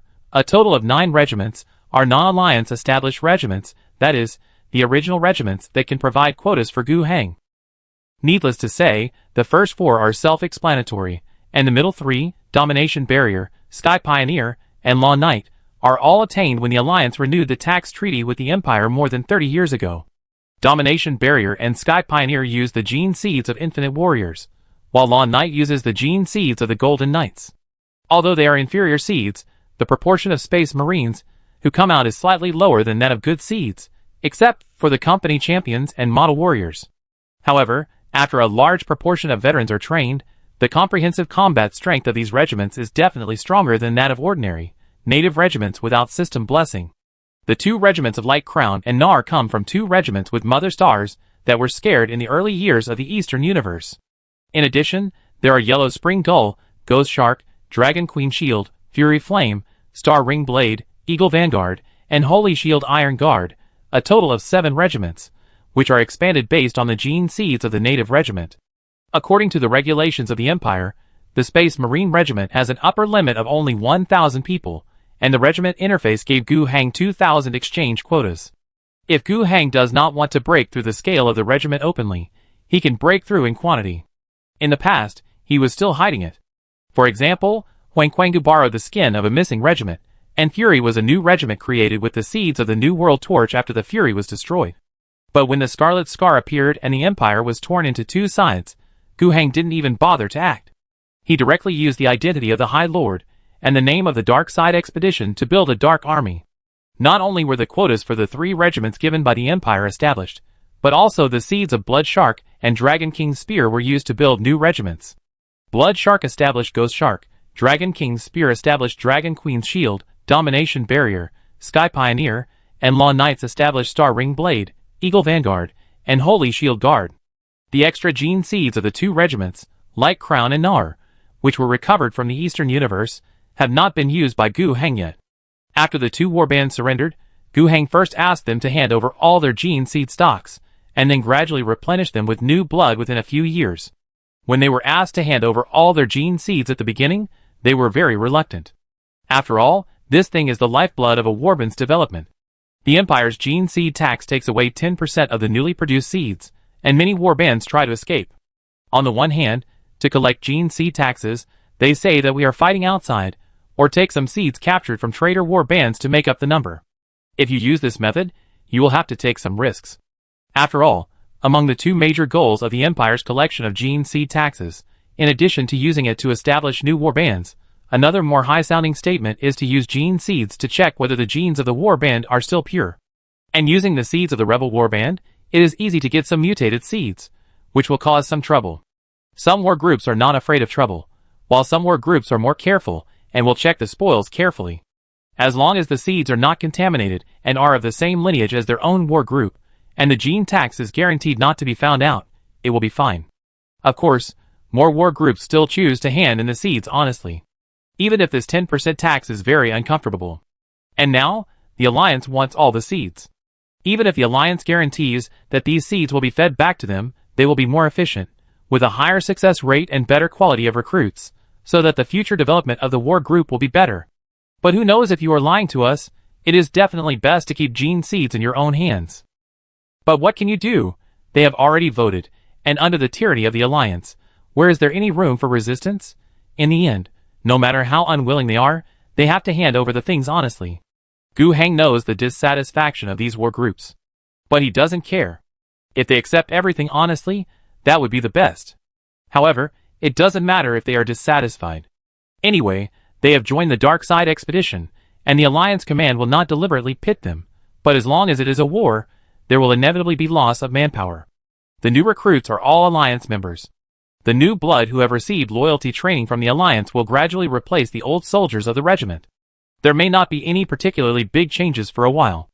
After all, these new blood will be excluded, treated coldly, and not trusted after joining the regiment. However, their outstanding strength level will inevitably improve gradually after a long enough time. These new blood, except for their loyalty to the Alliance, will not be any special difference from the veterans. After a while, the blood will be completely replaced. It doesn't even need to go to this step. As long as the proportion of Alliance members in the leadership of the regiment begins to gain the upper hand, the nature of the entire regiment will change. Gu Heng would call it a mild cleansing, or a blood transfusion. This is how the two regiments of Light Corona and NARS were handled. For the 13 newly recovered Space Marine regiments, this blood transfusion plan can also be reused as an open conspiracy. There are a total of 15 new seed quotas for the newly recovered regiments, and Gu Heng plans to use them all in one go in the near future. This will be called the Second Dark Side Army Building, and it will be much larger than the first. After this army building, the Alliance will have a total of 45 regiments. That is a total of 45,000 Space Marines in full strength. In the Empire's 10,000-year history, since the Emperor ascended and left, has the Empire ever had so many Space Marines and regiments fighting under one flag? Gu Heng has never seen it in explicit records. Perhaps, similar situations have occurred in some lost, unrecorded historical events. Even if we push the timeline back to the beginning of the Empire.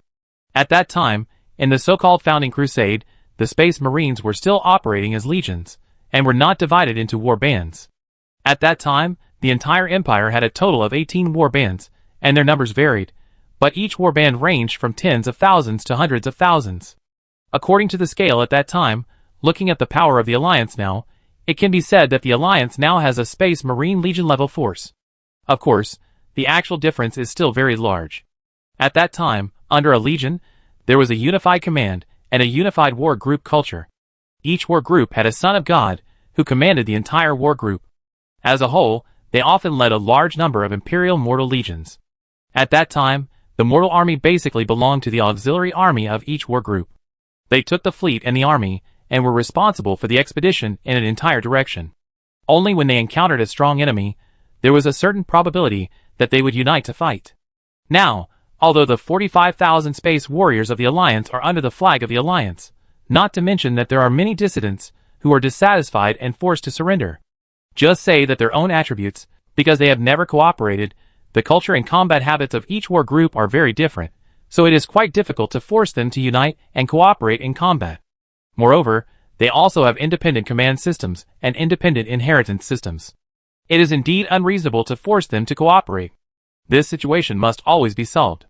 Gu Heng plans to establish a special Space Marine Management Agency under the Imperial Dark Side Control Committee after the Second Dark Side Army is established.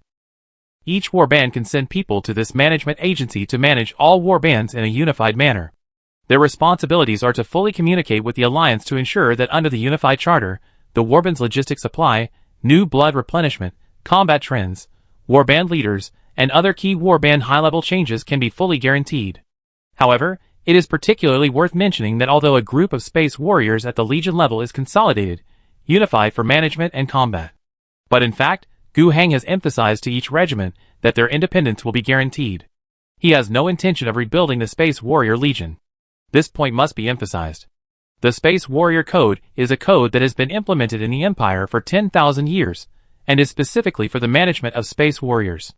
Its greatest purpose is to prevent the large-scale gathering of such a powerful force as space warriors. The reappearance of the Legion is itself a key precaution. The Legion was split because of the civil war that almost led to the destruction of the Empire, which made the Empire reflect on its mistakes. The Loyalist Space Warrior leadership also fully recognizes this rule. If Gu Heng wants to challenge the code, it will be a stupid thing to consume his own prestige.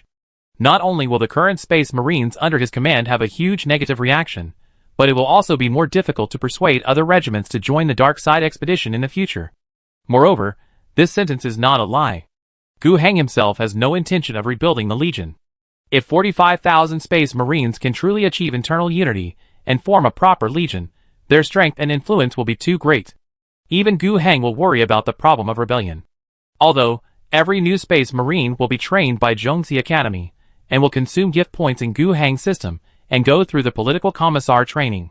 However, the political commissars, who have been trained, can only greatly improve their loyalty. It is a shortcut, but it is not really to lock their loyalty. After a long time, there is a low probability that their mentality will change. Not to mention, if they encounter particularly strong chaos corruption, even if they are really brainwashed, they may also change distortedly. Although this probability is very low, even if there is only a 1 in 10,000 possibility, it should be eliminated as much as possible. If it really happens, the damage to the alliance will be too great. Even if Gu Heng personally goes down to pacify it, it will be seriously damaged. And even if we don't consider the issue of rebellion, the political and military influence of a legion is too great, which will cause a major imbalance in the political environment of the alliance. These are not what Gu Heng wants to see. According to the current 1,000-man scale war group method, it is also good. Most dark expedition battles do not need so many space marines. Often, a company is considered a large investment. There are very few battles that require the entire war group to be involved. Not to mention the full assembly. Their independent fighting habits, styles, and command systems usually do not become a big problem. And if they really encounter a battle that requires a large assembly, then Gu Heng may have to go down in person and calm the situation in person. In this case, there is no need to worry about any particularly big problems. Speaking of the second Dark Side army building, there is a small episode. Among the war groups that chose to join the alliance in the Eastern Universe, there is a most special situation, that is, the Unforgotten Oath war group.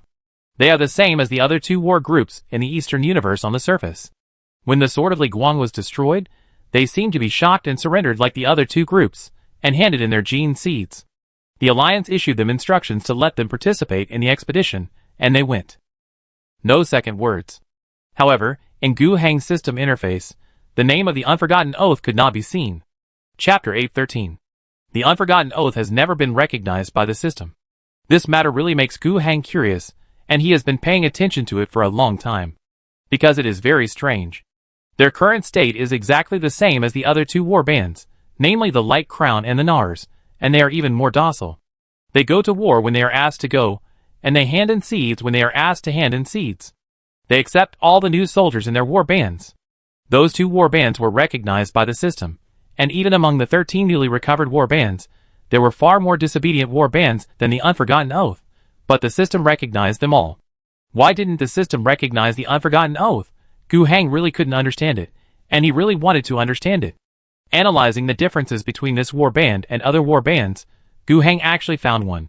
They came from the Death Angels war band. Except for the Unforgotten Oath, among the remaining 44 war bands in the Alliance, no other warband's gene seeds came from the Death Angels. Is it because of the specialness of the Death Angels? What is so special about them? Is it a gene seed problem? Gu Heng doesn't think so. The gene seeds handed over by the Unforgotten Oath have been carefully analyzed by the Alliance's research laboratory, and there is nothing very strange about them.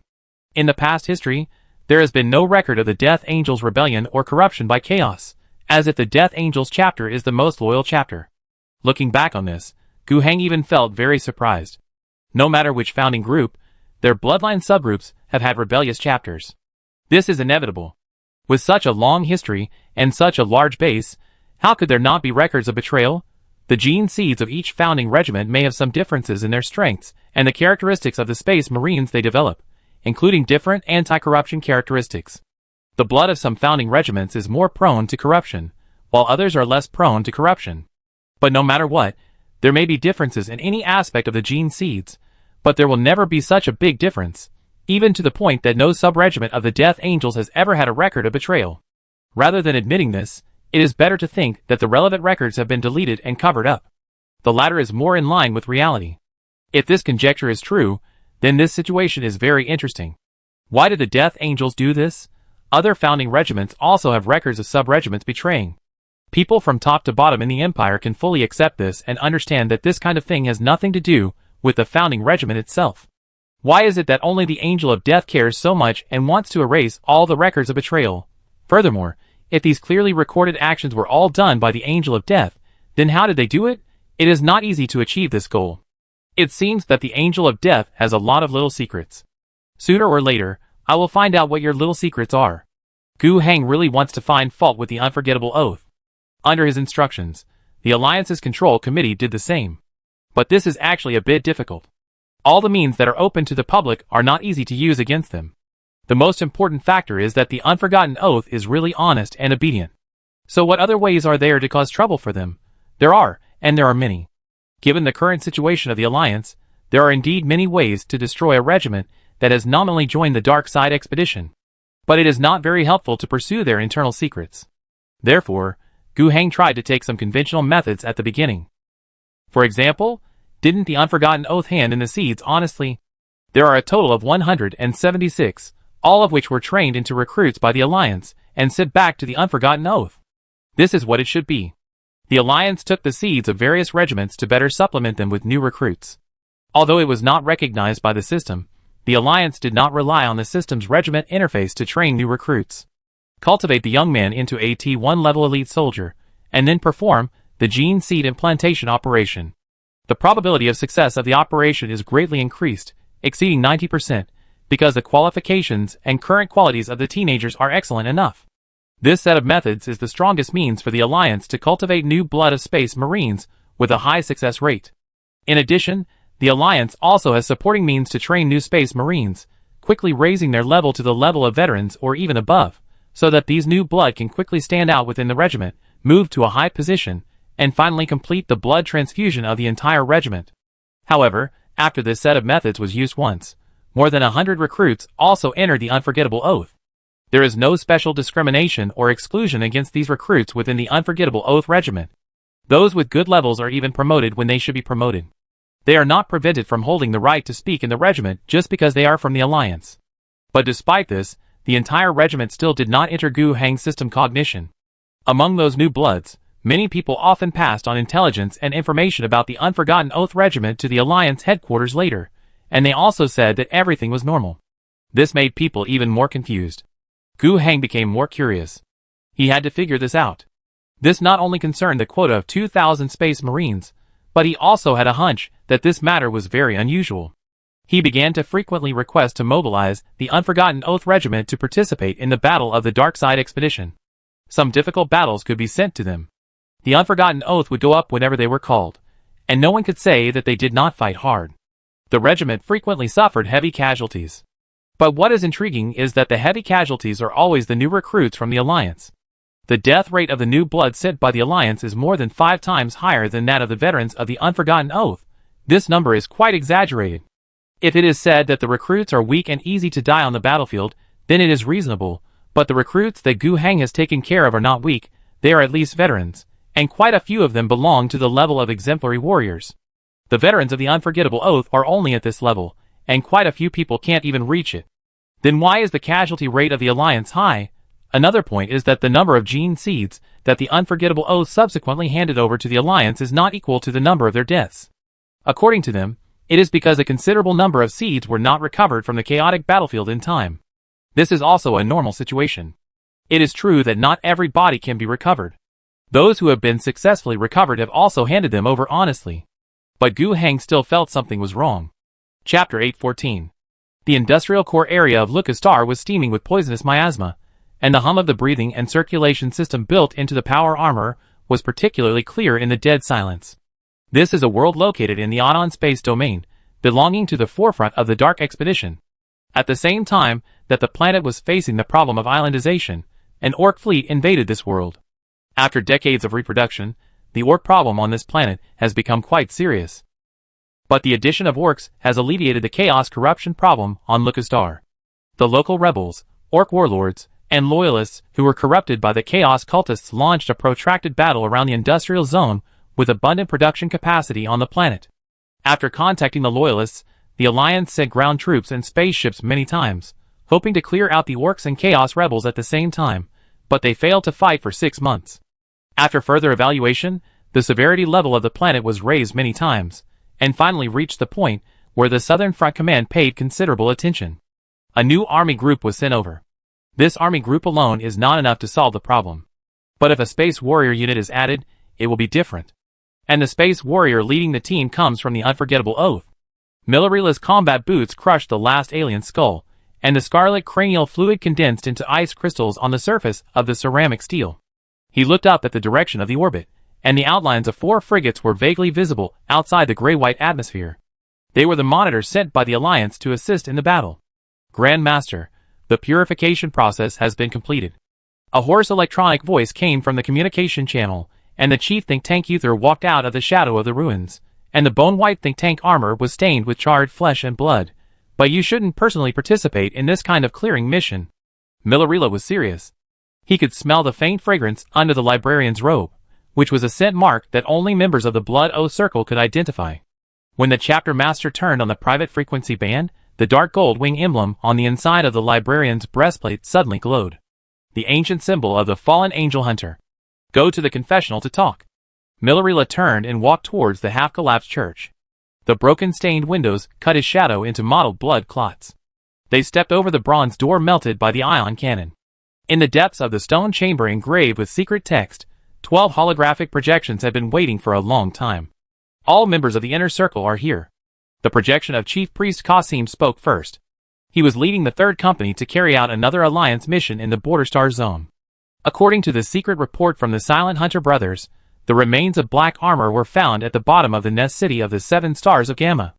The holographic image suddenly switched, and the blurred battlefield record showed that a giant, wearing black power armor, was hit by a plasma beam on the left shoulder. Millerila's neural interface felt a sharp pain. On the inside of the broken shoulder armor, the torn Imperial Sky Eagle was etched. Emperor. One projection was excited. This emblem is of the fallen. Silence. Millerila slammed his fist on the stone table. Uther, verify the intelligence level. The think tank director took out the crystal skull from his robe, and when the blue flames burst out from the eye sockets, the 12 projections knelt on one knee at the same time.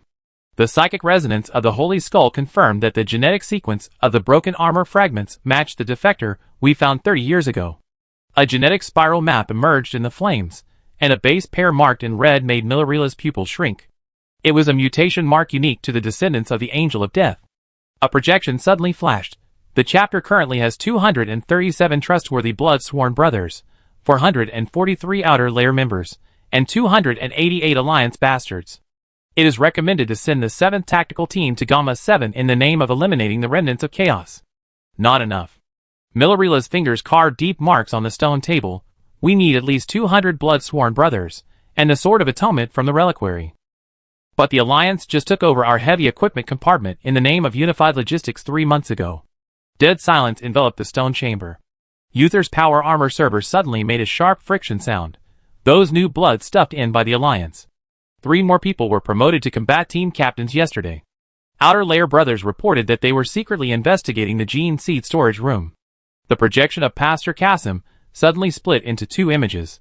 This was a sign that he was using mental suggestion on an Outer Layer member in reality.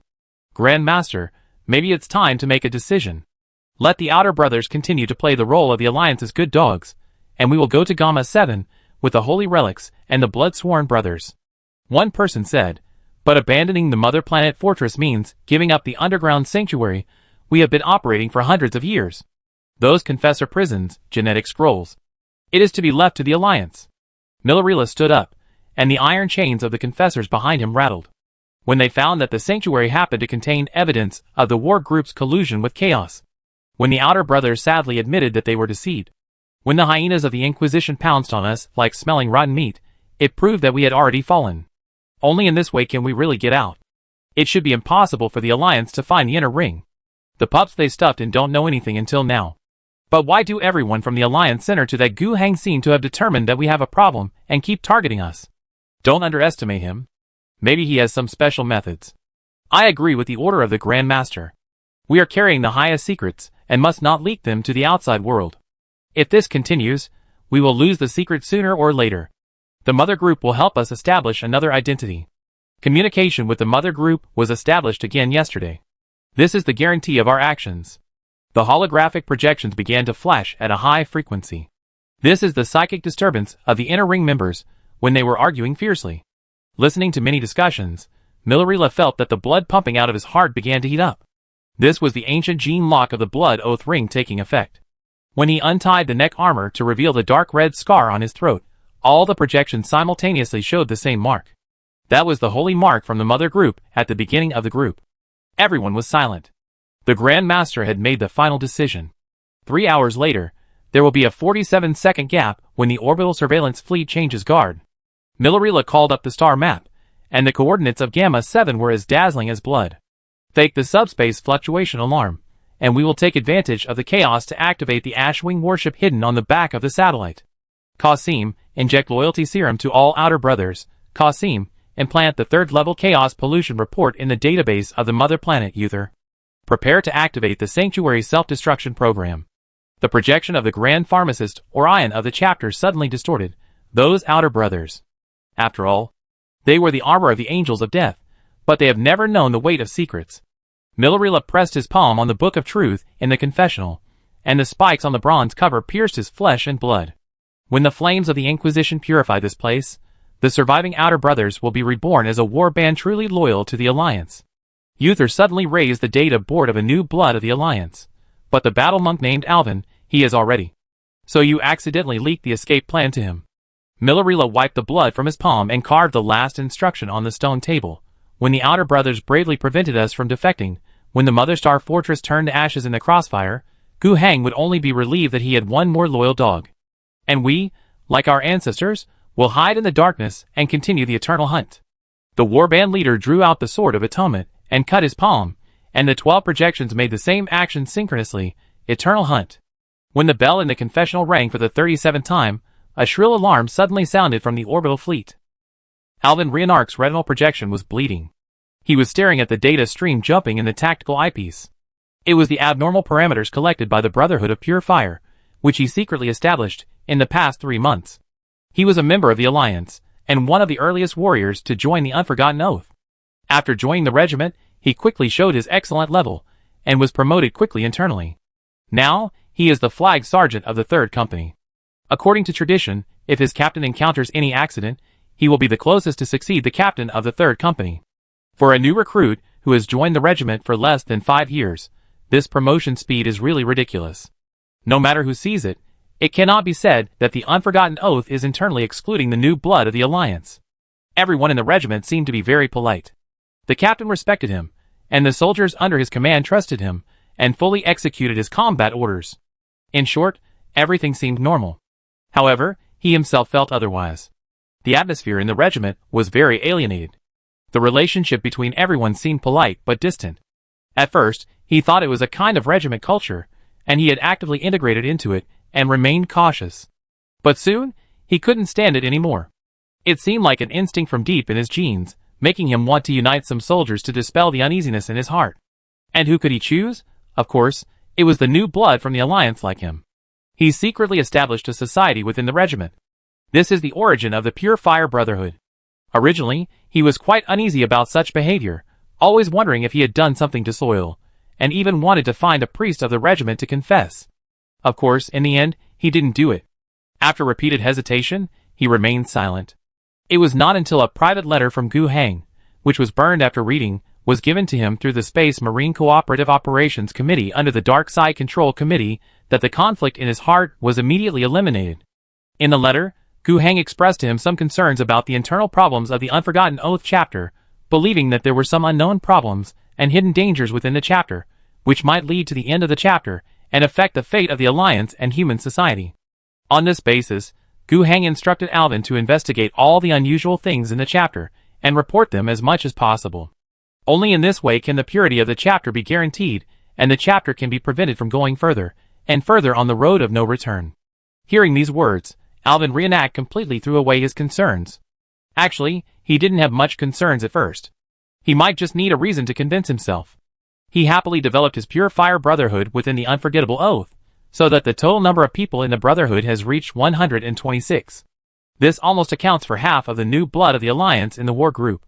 The remaining people who have not been introduced are a group of targets that need to be tested.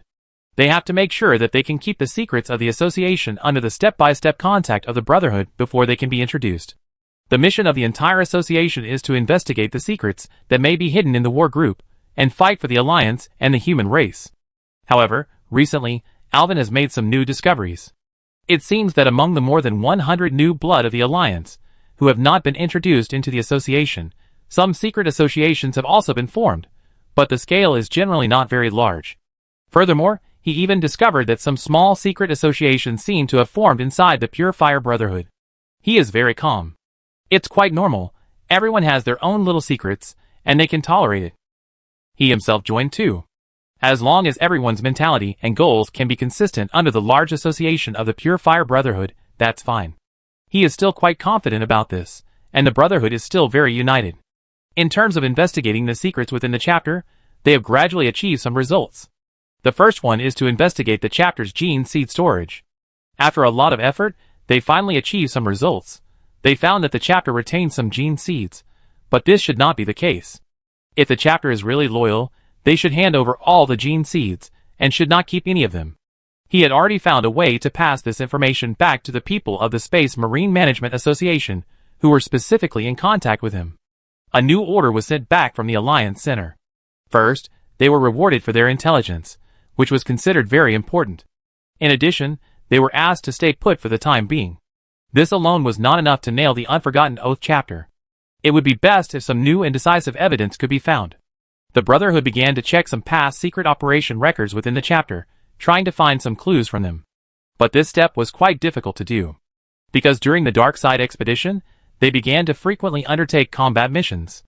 Alvin also noticed that the probability of death and injury of all the new blood of the Alliance, and even the brothers of the Pure Fire Brotherhood, in combat missions was far higher than the average level of casualties of the other chapters. This made him realize that there were indeed many secrets within the chapter. No matter how reasonable those combat orders were, the final result was like this, and they were the ones who were pitted. This gave Alvin a greater sense of urgency, so much so that he took the risk of doing some tricks on several senior members of the war band so that he could track the target at any time. In the Brotherhood, a battle brother named Shaka, who had outstanding psychic talent but concealed his talent when he entered the war band and did not enter the war band think tank, could help do this. Just now, Shaka suddenly found him and told him an urgent matter. The high-level collective of the war band suddenly had an unusual move.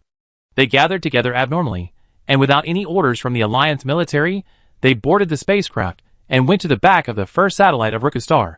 Just when he was hesitant about this, an order from his company commander asked him to lead his team to assemble and act together. Chapter 8:15. Alvin's fingers rubbed the edge of the tactical eyepiece 3 times. This was the code of the Pure Fire Brotherhood. When he looked up at the holographic star map, the warning that Shaka had written with psychic power before appeared in the retinal projection. There is an abnormal frequency fluctuation on the back of the satellite. Thinking about the sudden assembly order from the company commander, Alvin could feel the taste of a storm coming. Stay ready.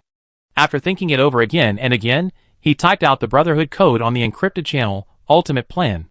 Under this order, 13 Brotherhood members among the 30 soldiers under his command, as the flag sergeant received the news. At the same time, the Brotherhood soldiers of the same company, or even other companies, as long as they were on Rukastar, would find a way to come and assemble according to the requirements of the Ultimate Plan. There was no way for those who really couldn't make it, but those who could make it would all come according to the Brotherhood's charter. Currently, the total number of Brotherhood members on Rukastar is 94. This obviously carries a particularly big risk. How can he, as the flag bearer, be qualified to gather warriors who do not belong to his team? And there are so many of them. You want to rebel, right? And those fighting brothers who act with Alvin will also take huge risks. If it is a normal warband, there is no need to change. Even in the Unforgotten Oath, this is a complete rebellion. If the task is not accomplished, even if all members are executed, it is not unjust at all.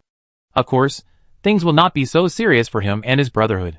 After all, compared with the entire warband, those who come from the Alliance and even accept the secret order of General Gu to investigate the secrets of the warband are the ones with the strongest backstage. Even if the worst happens, he made a big mistake, and the Alliance can cover him up in the end. At most, he will be kicked out of the regiment and exiled. There is already a written document within the Space Marine Management Association. For Space Marines who have committed crimes but are not guilty of death, there is a special penalty camp, which is to put these Space Marines in and perform some mortal tasks.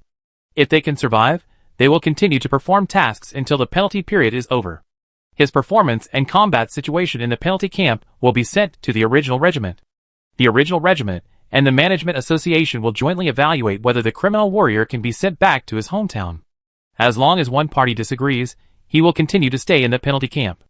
This punishment may be better than death. After all, he can still fight for the Alliance, for humanity, and for his own honor, but it is still a huge price. Otherwise, how can it be called the Ultimate Plan? If it is not until the last ultimate moment, this plan will never be taken out. When Alvin was designing this system, he thought he might not be able to use it in his lifetime. Unexpectedly, it was launched so quickly. To be honest, now might not be a good time. He had no particularly definite evidence to prove that things had really reached such a final moment. However, he had a very strong premonition. If he did not activate this final plan now, then if the things that happened later really happened, he would have no chance. Facts proved that he was right. An hour later, Alvin's team, riding 3 Dragon Elephant fighters, arrived above the target location. Everyone. Alvin activated the squadron's communication frequency band. We received an urgent order from the company commander. We need to conduct tactical reconnaissance in the area below. The neat sound of armor colliding sounded in the queue, but Alvin could hear the heavy breathing in the encrypted channel. In the silence, the eyes of the team members gave each other a different atmosphere in the whole team. Sir, a heat source signal was detected ahead. The driver suddenly sounded the alarm. It should be an alien. Please give instructions. Alvin did not answer the order immediately. Shaka, who was next to him, elbowed him twice and signaled with his eyes. It's a trap, but you must jump it. Alvin exhaled a long breath and was about to give an order. But the next moment, the Dragon Elephant fighter he was riding in suddenly trembled violently. We are under attack, the driver exclaimed, and tried his best to control the fighter, making tactical maneuvers to avoid fire from the ground. At the same time, in the moment of weightlessness, Alvin saw the 7 soldiers in the same fighter plane with him, and they were moving to take out their weapons. He was always alert about this. Among the 30 people in his squadron, only 13 were members of the Brotherhood. Among the remaining 17, there were 4 Alliance members, and the other 13 were all veterans of the regiment. To ensure safety, in the previous arrangement, he arranged 7 veterans of the regiment to be on the same ship with him and kept an eye on their behavior. But at this moment, Alvin still hesitated. In an emergency, drawing weapons does not seem to be particularly unacceptable behavior. Based on this, should we open fire on the Battle Brothers? He didn't do that. He just opened the safety of the gun and quickly unfastened the multiple buckles of his safety belt. This was a very dangerous thing during the rapid maneuvers of the fighter. Even if it was not completely unfastened, his body was a little crooked. But this saved his life. 7 grenade launchers were aimed at him in an instant. He reacted at high speed. He fired first, piercing the helmet of an old soldier head-on. At the same time, he quickly unfastened the last safety buckle. His body was thrown out in an instant, but he avoided the concentrated fire. The 2 shots were not in the key parts, and even the power armor was not penetrated. When Alvin, who was thrown away, fell to the ground, the fighter had just finished the tactical maneuver and stabilized a little. And he took this opportunity to raise his hand to charge the plasma pistol and kill another person. At the same time, he drew out the tactical dagger and rushed towards the other 5 people who were still alive. In a flash, Alvin no longer cared whether he was really capable of fighting 7 alone in such a narrow environment. His adrenaline was soaring, but his mind was extremely calm, turning into the most indifferent fighting machine. And the 5 surviving Space Marine veterans under his command were no match for him.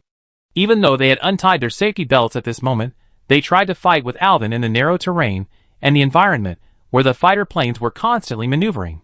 But they were no match at all, and were eventually killed one by Alvin with a tactical dagger. In this process, the other 2 also helped a little. Especially Shaka.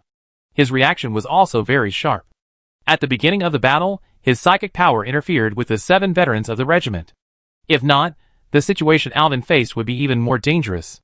But despite the victory in the battle, Alvin's mentality was still not relaxed. Now, all his premonitions have finally come true. This is really a trap. Chapter 816. Alvin looked at the other 2 Dragon Elephant fighters with a worried look. He could deal with the 7 veterans on his own fighter, but what about the brothers on the other 2 fighters? The only comforting thing was that when he arranged the seats at the beginning, he arranged 7 of the 13 veterans of the regiment next to him. There were only 3 on each of the other 2 fighters. The other 7 were configured with 5 Brotherhood members and 2 Alliance members. On those 2 fighters, the Brotherhood had the advantage. But as far as he knew, although the brothers in his team were all excellent, none of them could reach the same level as him. And in the case that no one had a crushing level of combat power, when the fighter was attacked by ground fire and constantly making tactical maneuvers, his own fighters would be attacked suddenly, and what kind of result would be played was really hard to predict. After he had taken the time, he sent a communication signal to the fighting brothers on the other 2 fighters. But for a moment, all that could be heard were roars, gasps, and the violent echoes of the grenade launcher in the narrow environment. Alvin was silent for a moment, and said to the pilot, "Let's land first." Got it. As a mortal pilot, no matter how slow he was, he could vaguely feel what was happening in the cabin. He was confused and scared, and didn't know what to do. No one told me about this. How did the Space Marines, a group of angels, fight each other? Why did they fight? Is there a traitor? Who is the traitor? What should I do? Which side should I help? I can't help much. The confused pilot had very complicated thoughts in his mind, but in fact, he had no choice but to do what he had to do at the moment. When there was fire from the ground, he would dodge. Later, it seemed that the winner was decided. If I was asked to land, I would have to land. After landing, I would unload these plague gods, and then quickly run away, and then pass the news to my superiors, asking them what I should do next. Not only did he think so, but the pilots of the other 2 dragon elephants also thought so. Alvin got off the fighter first. Ignoring the fighter that was about to run away, he tightened his weapon and stared at the other 2 fighters that landed later. He looked at the cabin doors of the 2 fighters and slowly opened them. He had even made the worst plan and was ready to face a battle. What made him feel relieved was that those who came out of the cabin door were all members of the Pure Fire Brotherhood. Although not all of them came out. Among the 10 members of the Brotherhood, only 7 came out, and none of the 4 non-Brotherhood Alliance recruits came out. At this moment, the 9 people around Alvin were all the power he could control at the moment. The surprise attack crisis on the fighter plane has been resolved. But does this mean that all crises are gone? That's far from it. He did not forget that he came here on the order of his captain, Nada. Since the dozen or so veterans of the regiment in his squadron would attack and kill him, what would be the attitude of the entire company, the other 2 squadrons, and the command group directly led by the captain? A bigger crisis is just coming. Alvin's power armor server made a subtle hum, and the tactical eyepiece cut the terrain within a radius of 5 kilometers into countless data fragments. Gaza, a member of the think tank, sent out a drone, which, under the leadership of the Servo Skull, scanned the surrounding situation and shared the information with all the fighting brothers in real time. As for Gaza himself, the Servo Skull has his psychic link, and the reconnaissance efficiency will be higher. At 7 o'clock, there is a Dreadnought mech and a tactical squad. At 11 o'clock, there is the same configuration. At 4 o'clock, there is a Terminator squad, and Nada is there. Shaka's voice was accompanied by electric noise in the encrypted channel. On the shared real-time calculation map, Alvin could see a total of 33 red dots fanning out. That was the hunting squadron led by the company commander Nada himself. According to Gaza, the configuration was quite luxurious. What else could Alvin say? He could only make a joke to make fun of the bitterness. Fortunately, not all the company came. As soon as the joke was finished, before waiting for a response, the first hot melt shell came. That was the long-range firepower projection from the Dreadnought mech. Scatter! Alvin had taken back his main weapon when he got off the fighter plane. The thunderhammer hit the ground hard, and the recoil pushed him to the right. The rock pile where he had been hiding was vaporized in the hot melt beam, and the splashing droplets burned the power armor with bursts of green smoke. The other 2 Brotherhood warriors, who were selected as targets, reacted quickly, and were not hit. There is an underground pipeline network here. Go in. Alvin ran in the rain of bullets, and the thunderhammer swept across to knock away 2 rocket missiles. Shaka will take 3 groups to set up shock mines, and the others will follow me to lead the dreadnoughts away. 9 figures rushed across the wasteland, and the hunting squadron that had already come nearby no longer had any cover, but kept firing at them. The most terrifying of them were the 3 war machines that were as big as hills chasing behind them. Alvin listened to the explosions that came one after another in the channel, and suddenly found that the movement trajectories of these dreadnoughts were abnormally regular. They always maintained an equilateral triangle formation, driving the prey to a certain coordinate. Stop! He braked suddenly in front of a 100-meter cliff, and the power claws penetrated deeply into the rock wall. This is a trap. But it was too late. The ground suddenly collapsed, revealing an underground pipe network full of explosives. Obviously, their previous plan did not work. If they really went in, they would all be doomed. At this moment, a member of the Brotherhood fell into the abyss before he could react. The rumbling explosion made people realize that even the power armor of the Space Marines could not keep him alive in this environment. Nada's voice came from above.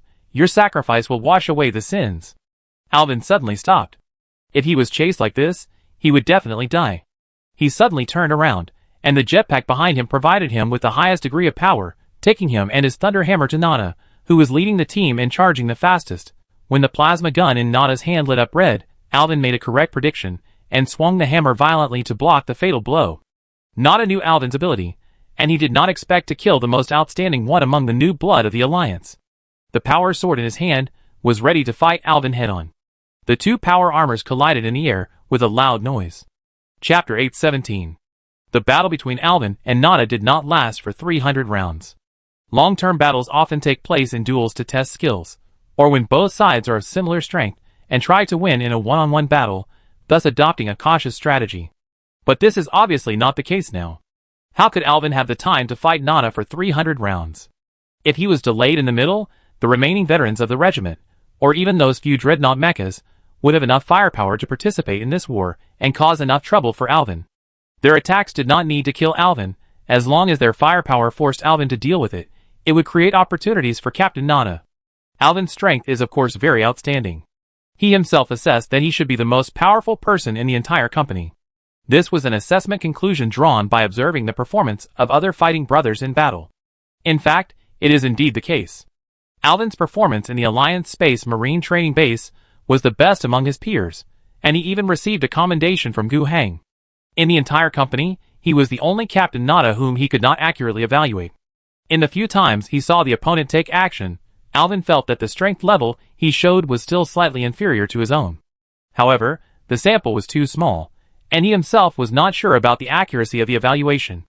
But now there is no extra time to consider these, and the only thing left is to fight to the death, and to kill the opponent in a short time. In the first wave of confrontation, the Thunder Hammer, with an absolutely fierce momentum, hit Nana head-on. Alvin had the upper hand. Alvin could feel that his captain was not as good as himself, at least in terms of strength, momentum, and some small details of exerting force. No, he was indeed stronger than his captain. But Nana did not seem to realize this, or at least was unwilling to admit it. He still believed that it was because the power sword in his hand was in direct confrontation with Alvin's Thunder Hammer, and he suffered a disadvantage in terms of weapons. He was too reckless at first, and did not regard Alvin, a new recruit with only 5 years of experience, as a real rival. When he got serious, Alvin would not be his opponent. He raised the power sword and tried to confront Alvin again. But this time, the speed and flexibility that the power sword should have had the advantage suffered. The disadvantage in the previous round of fighting forced Nana to spend more time and a more hasty posture to fight the enemy, which significantly affected his performance. The moment the Thunder Hammer and the power sword collided, a dazzling blue-white arc burst out, and the visual stabilizer in Alvin's helmet automatically dimmed the light. He could clearly feel the vibration from the hammer handle, and the bionic muscle fiber bundles, with the help of the power armor servo system, dissipated the recoil force into nothingness. And Captain Nana's shoulder armor broke into spiderweb-like cracks in the collision. The decomposition field of the power sword and the atomic disintegration module of the hammer head bit each other, and the splashing particle flow formed a constantly collapsing ball of light between the two. Boom! Nana's tactical boots plowed a few meters long gully on the ground, and Alvin used the reaction force to turn around and retreat, and the plasma gun in his left hand was charged almost at the moment of his body turning. The plasma beam in the 3-shot mode accurately passed through the gap in Nana's defense. Nana was forced to swing his sword to block, but he could only block 2 shots. The 3rd shot passed through his lower right abdomen, causing a big wound. What was even more terrifying was that Alvin's war hammer followed closely. The war hammer, which was covered with lightning, almost covered Nana's head. But at this time, Alvin's back sensor sent a stinging alarm, and the trajectory prediction lines of 2 automatic cannons flashed in the retinal projection. Not wanting to kill Nana and be killed at the same time, Alvin could only hide. The hydraulic joint of his right leg suddenly increased pressure, and the whole person moved half a meter sideways in a posture that violated the laws of physics. The place where he was originally standing was blasted into a huge molten pit by the automatic cannon, and the boiling rock fragments solidified radially on the ground, and some even splashed on Alvin's body. But these fragments would not hurt Alvin. However, in the churning disgust in front of him, a power sword tore through everything and rushed straight in front of him, decomposing the force field and dragging a twisted trajectory in the air. The sharp blade brushed against the long handle of the Thunder Hammer, making a piercing sound. The decomposition force field passed by Alvin's neck armor, burning half of his helmet very hot. Captain Nana cursed as he inserted his power sword into the ground, and pulled out a spider mine from under the armor plate. But before the flying killing machine could unfold its claw blade, the bullet thrown from Alvin's gun accurately hit the detonation chamber. Alvin didn't expect to get rid of the opponent by the spider mine's detonation. In the metal storm caused by the violent explosion, he rushed forward on the still molten floor, and the Thunder Hammer was wrapped in high-frequency shock waves and hit Nana. Crack! The captain's combat experience far exceeded expectations. He caught the hammer with his power sword. Even under the huge force, his unbalanced body could use inertia to kick Alvin. Alvin calmly dodged the kick, completed the charging of the plasma gun again, and charged the power sword against the hilt to shoot. The recoil pushed the 2 men back 3 steps. Alvin threw away the helmet that was broken by the extremely dangerous sword just now, and the nano-repair agent flowed from the syringe in his neck to the burned facial tissue. His left hand had already pulled out the molecular dagger on the side of his leg to block the chainsaw sword that attacked from a weird angle. It was a veteran of the war group who came around, and the rotating saw teeth bit out bright sparks on the energy blade of the dagger. 7 seconds. Alvin muttered to himself as he dodged a series of explosive bombs, and the dagger pierced into the armpit of the power armor along the transmission structure of the chainsaw sword. The sharp blade at the molecular level easily cut the main hydraulic pipe, and the mechanical lubricant with body temperature splashed on the cheek that had just completed regeneration. The old soldier's body, which had not yet fallen, was pushed towards Nana as a shield, and shattered into a bloody rain in the decomposition field of the power sword. In the blood mist, 12 red dots lit up. Alvin's instinct for combat foresight made him cross the thunder hammer in front of his chest. 12 red beams attacked from all directions, and the scorching smell of burning air was mixed with the pungent smell of ceramic steel vaporization. It was scattered from the hot melt array of a dreadnought mecha. He could feel the chest armor falling apart, and the burning pain from the subcutaneous nerve network was drowned by the emergency analgesic. But all hot melt attacks avoided the fatal parts, and his blocking was effective. "It's time to end," Alvin roared, as if he had predicted Nana's advance. He swept his hammer across, blocking all the positions of Captain Nana, who had wanted to take this opportunity to kill him. Nana's pupils shrank into a line in the spreading explosion light. He had never seen Alvin like this. Abandoning all defenses, the blood-soaked warrior was like a sharp blade unsheathed. He raised his power sword again and tried to block. But this more hasty block failed to work. The decomposition force field was hammered apart when it came into contact with the thunder arc, and the combat system built into the helmet issued an overload alarm, which was drowned in the sound of the second heavy hammer smashing the breastplate. Nana could feel that his sternum was shattered inside the power armor, just like the sound he heard when he was transformed by the gene seed in the culture chamber. Both of his hearts suffered a fatal blow. Chapter 8:18. Lifting the warhammer, Alvin looked elsewhere. Just now, of course, the people fighting were not just him and Captain Nana. In addition to the one who was killed by the trap earlier, he had 7 other battle brothers, led by the psychic warrior Gaza, struggling to resist the attack of the veterans of the regiment, who were 2 or 3 times their number. Normally, this is unbeatable, especially since the raiders not only outnumbered them, but also had multiple Terminators, and even 2 dreadnoughts to assist. Then, with the convenience of the raid, I'm afraid that half of the Brotherhood members could be wiped out with heavy firepower in one encounter, and then the battle would be over with a casual cleanup. But in fact, the battle is still going on at this moment. The Brotherhood warriors, not to mention winning, at least don't seem to be collapsing now. In fact, if you really count the casualties, the opponent has already lost 6 veterans of the regiment, including 2 Terminators. On our side, only 2 warriors have lost their combat effectiveness. The remaining 5 people, still led by Shaka, resolutely resisted. All members are members of the Brotherhood composed of Alliance people, and the average quality is quite strong. They are at least veterans, and 3 of them have reached the level of exemplary warriors. This level can only be seen by people at the level of Flag Sergeant, and honor guard of the commander of the General Regiment. And Shaka, on the basis of the level of exemplary warrior, also has the strength similar to that of A-level psychic, which is a great guarantee. Alvin himself dare not say that he can win in a single fight against Shaka. After all, Shaka is not like those mortal psychics. As long as the psychic power is broken, he will be like a lamb to be slaughtered when facing the Space Marines. Shaka himself is also a Space Marine. If he is attacked, he may kill the attacker with a backhand knife.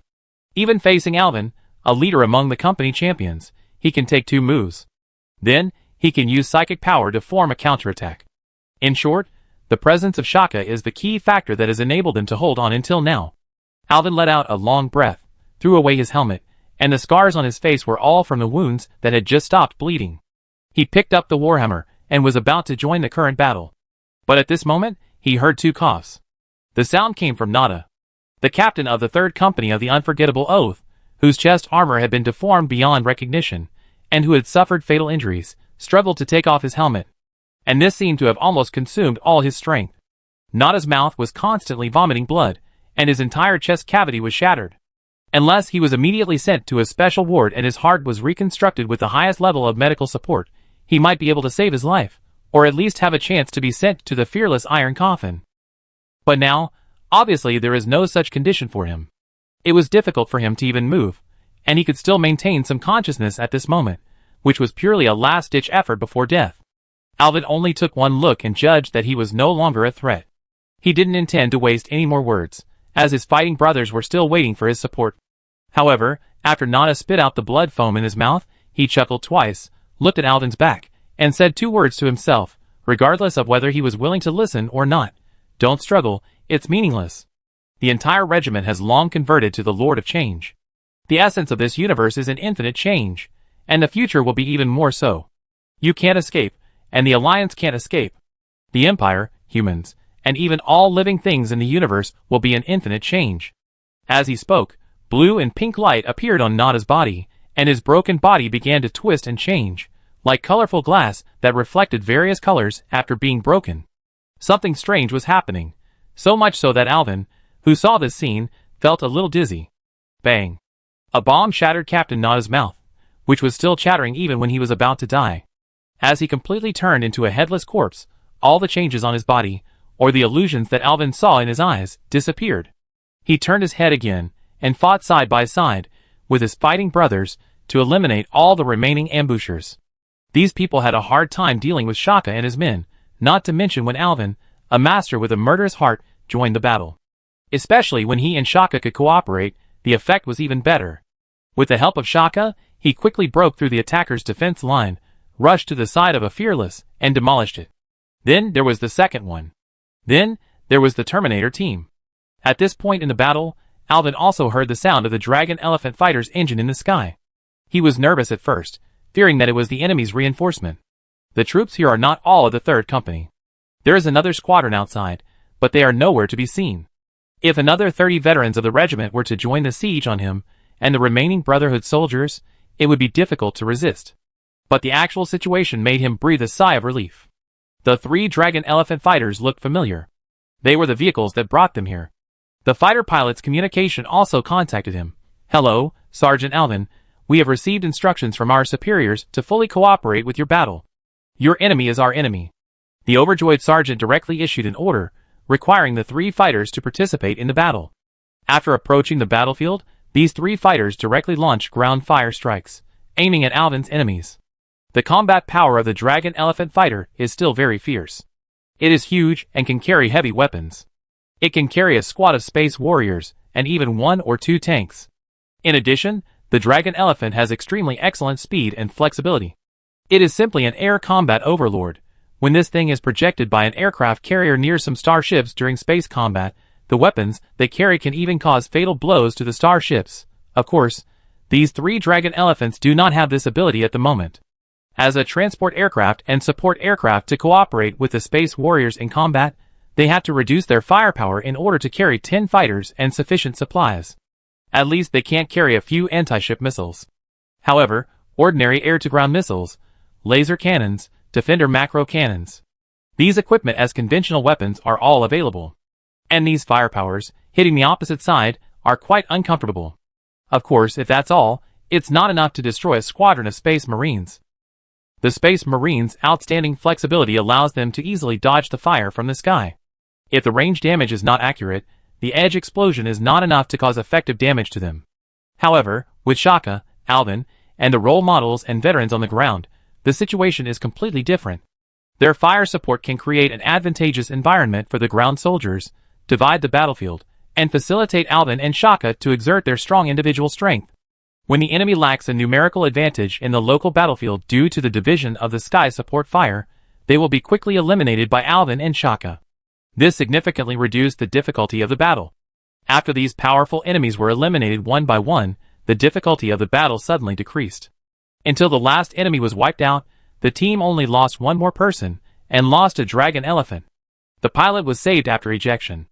At this moment, including Alvin, they still had 5 Space Marines and 2 Dragon Elephants. Thinking of this, the 3rd Company where he was basically useless. His squadron was wiped out, and Nana brought a squadron that was also wiped out, plus the Dreadnought and the Terminator squadron were gone. What was left of the entire company, if it was placed in a normal dark side expedition, even if the company took down 10 or even dozens of worlds, there would not be such a loss. And a civil war, just a few dozen minutes, a company was greatly damaged. This is the cruelty of the Civil War. But there is not much to sigh about. He opened the ciphertext communication and tried to confirm the latest situation with the members of his own Brotherhood. There are a total of 96 Brotherhood members on Lucastar. But since they were attacked here, what about the other brothers? Is it possible that the entire chapter is an enemy? This point seems to be verified from Nada's performance just now. According to the information revealed by Nada, it means that the entire chapter has long been dedicated to the so-called Lord of Change. He knows what the Lord of Change is.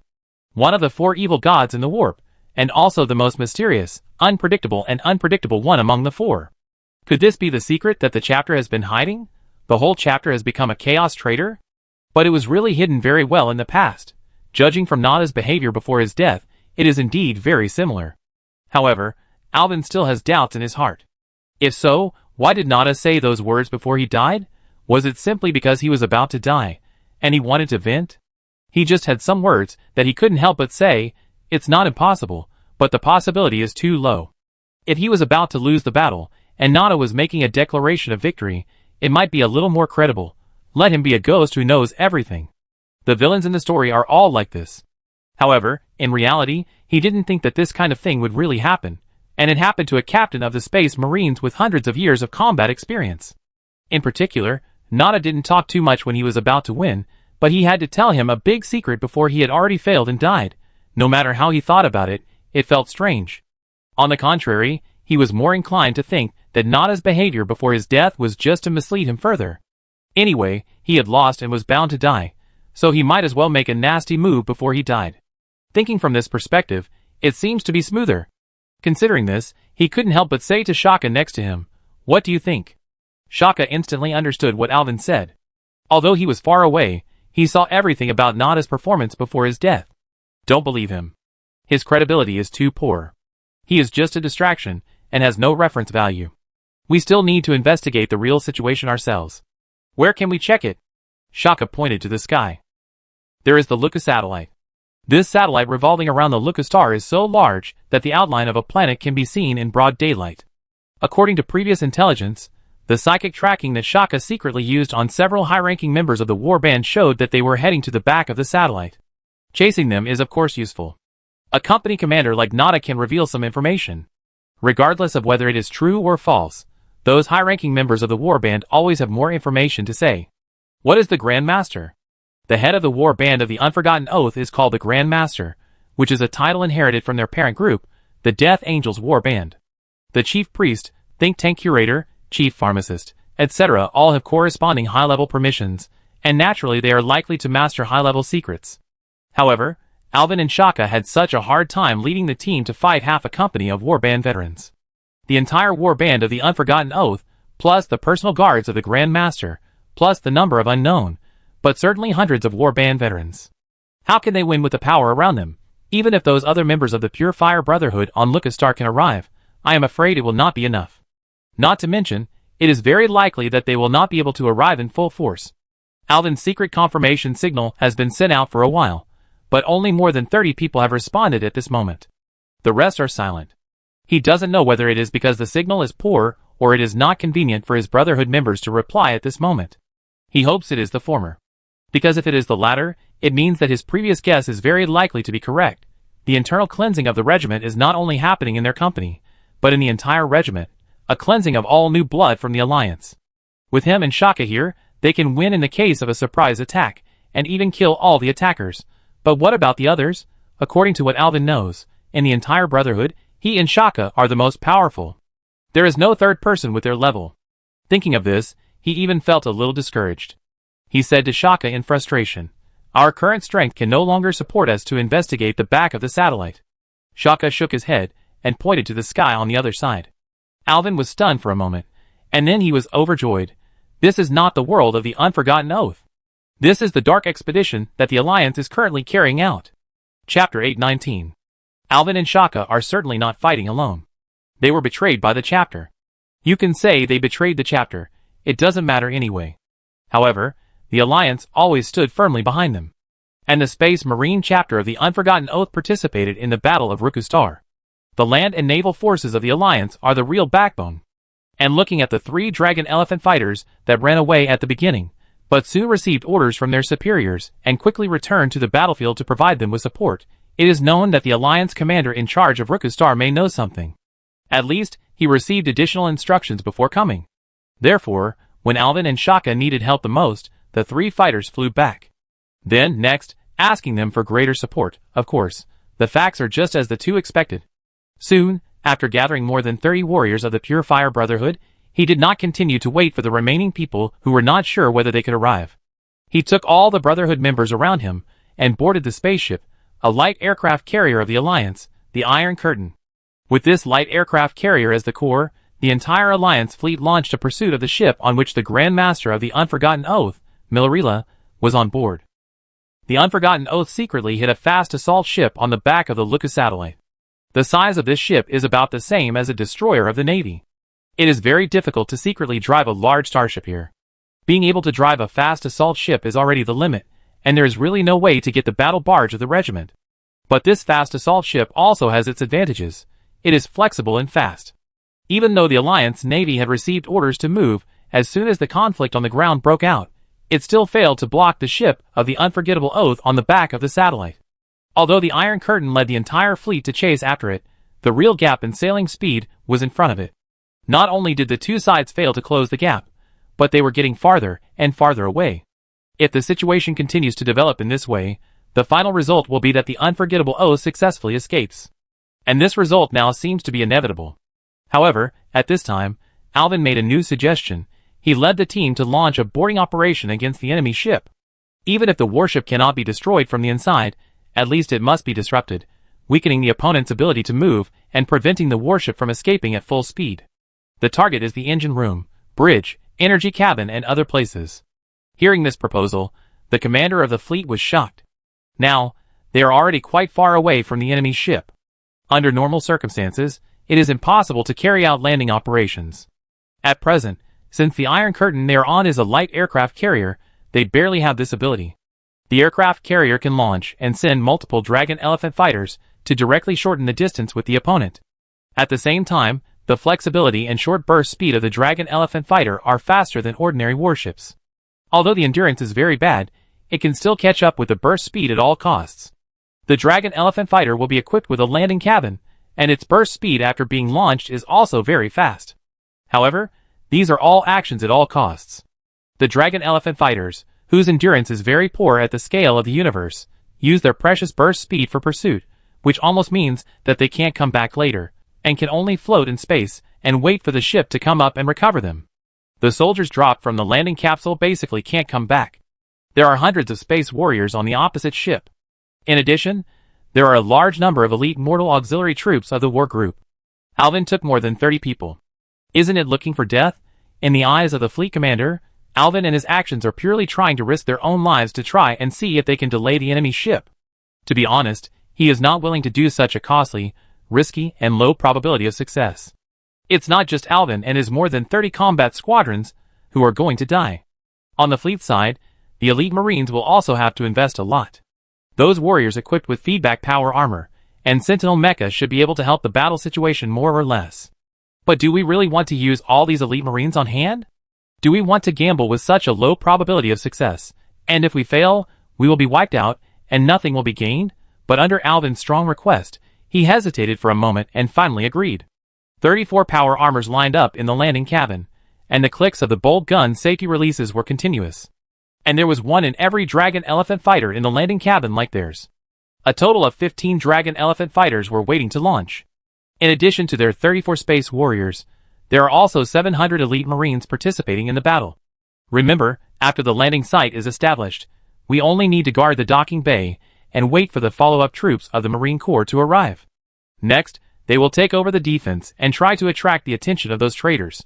Alvin shared the tactical diagram to the neural link network. When that time comes, I will lead the team to attack the bridge as a feint, and immediately turn back to cooperate with Shaka's team to attack the engine room. He was making tactical arrangements. But at this time, he suddenly saw that Shaka's eyes were gradually brightening, really brightening. The azure light, from the vague appearance, gradually became brighter, and now it was impossible to ignore it. Shaka? The governor is talking to me. Alvin was shocked. Talking? With the governor? Is it Mr. Gu? How is this possible? There is a distance of 2 universes, and there is no star language tower here. How can they talk? After a moment, a smile appeared on Shaka's face. The light in his eyes calmed down a little, but in fact it was just more restrained. He said to Alvin, "We will win, believe me. Just bring me within 500 meters of the energy cabin and everything will be over." Alvin's expression gradually changed from confusion and shock to joy. The Dragon Elephant fighters were ejected from the belly of the ship. The fighters launched by the aircraft carrier crossed the distance of tens of thousands of kilometers in the physical universe in an instant and arrived at the extreme projection position. Then, all the Dragon Elephant fighters began to ignite their engines, and their speed was pulled to an extremely fast level, chasing the enemy ships in front.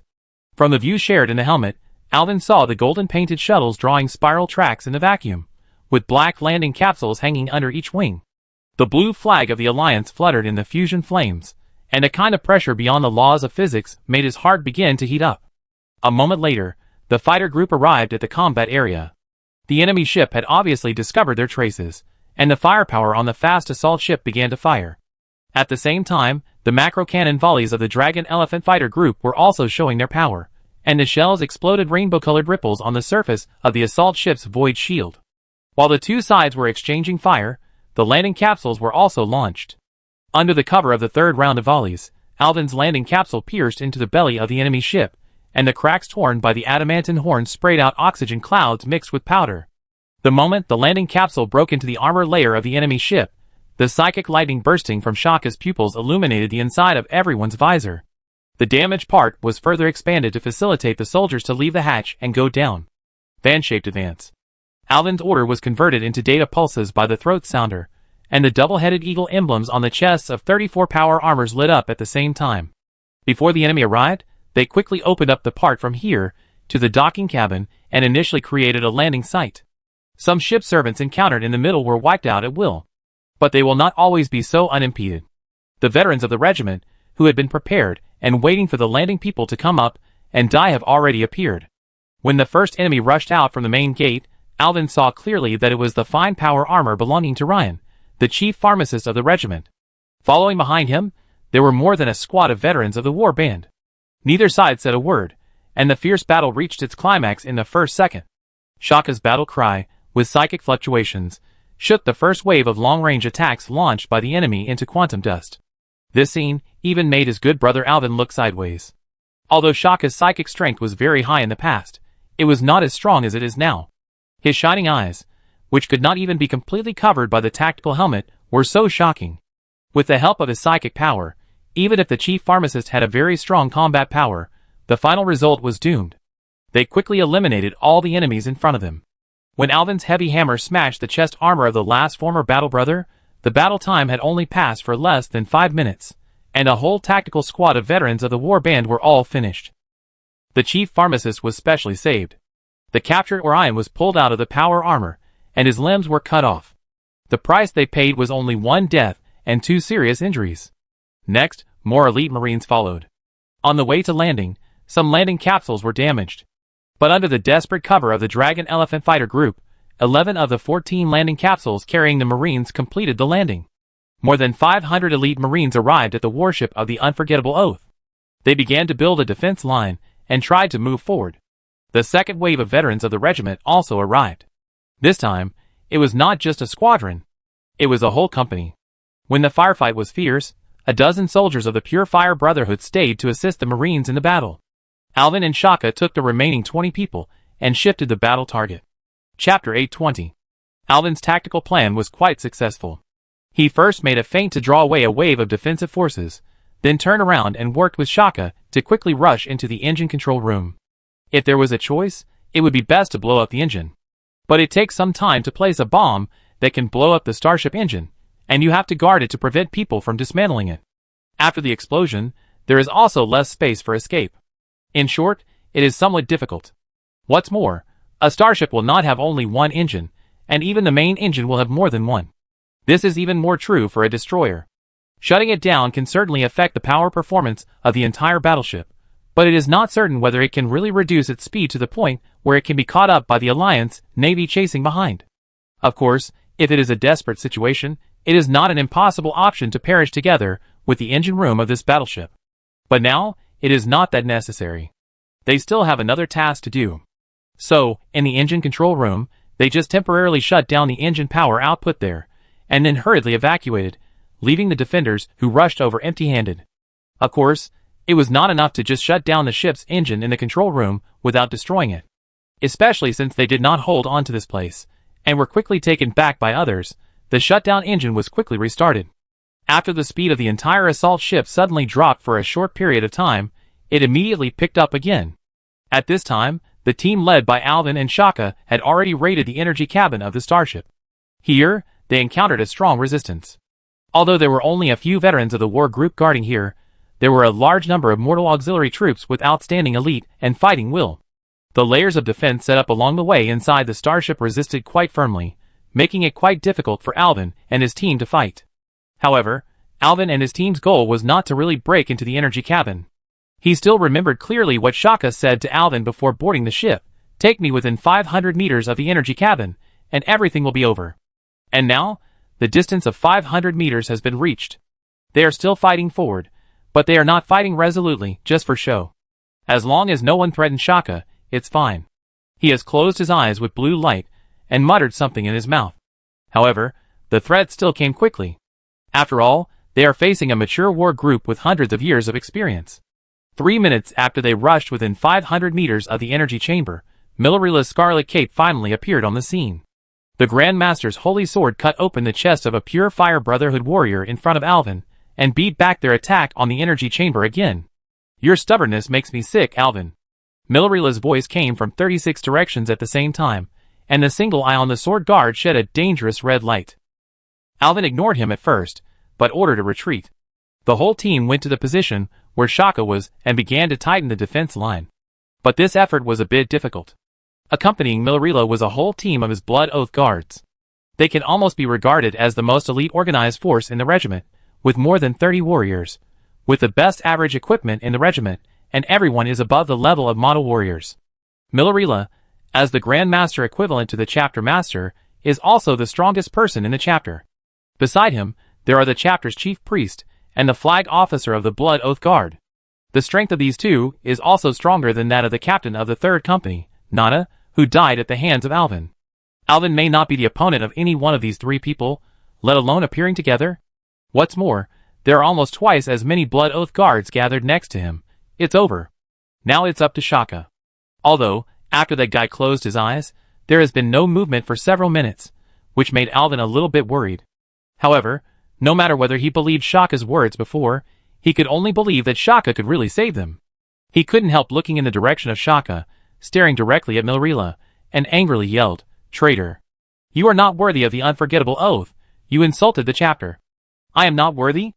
Do you think that people like you, who have only been in the chapter for a few years, and have never accepted the culture of the chapter from the bottom of your heart, are worthy of being a member of the chapter?" Hearing Millerilla's reply, Alvin was delighted. "Yes, that's it.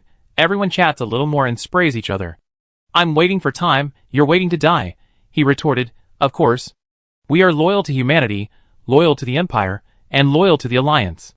No matter what kind of culture the chapter has, this background must not be betrayed. And betraying these..." "Enough." Millerilla interrupted Alvin with disgust.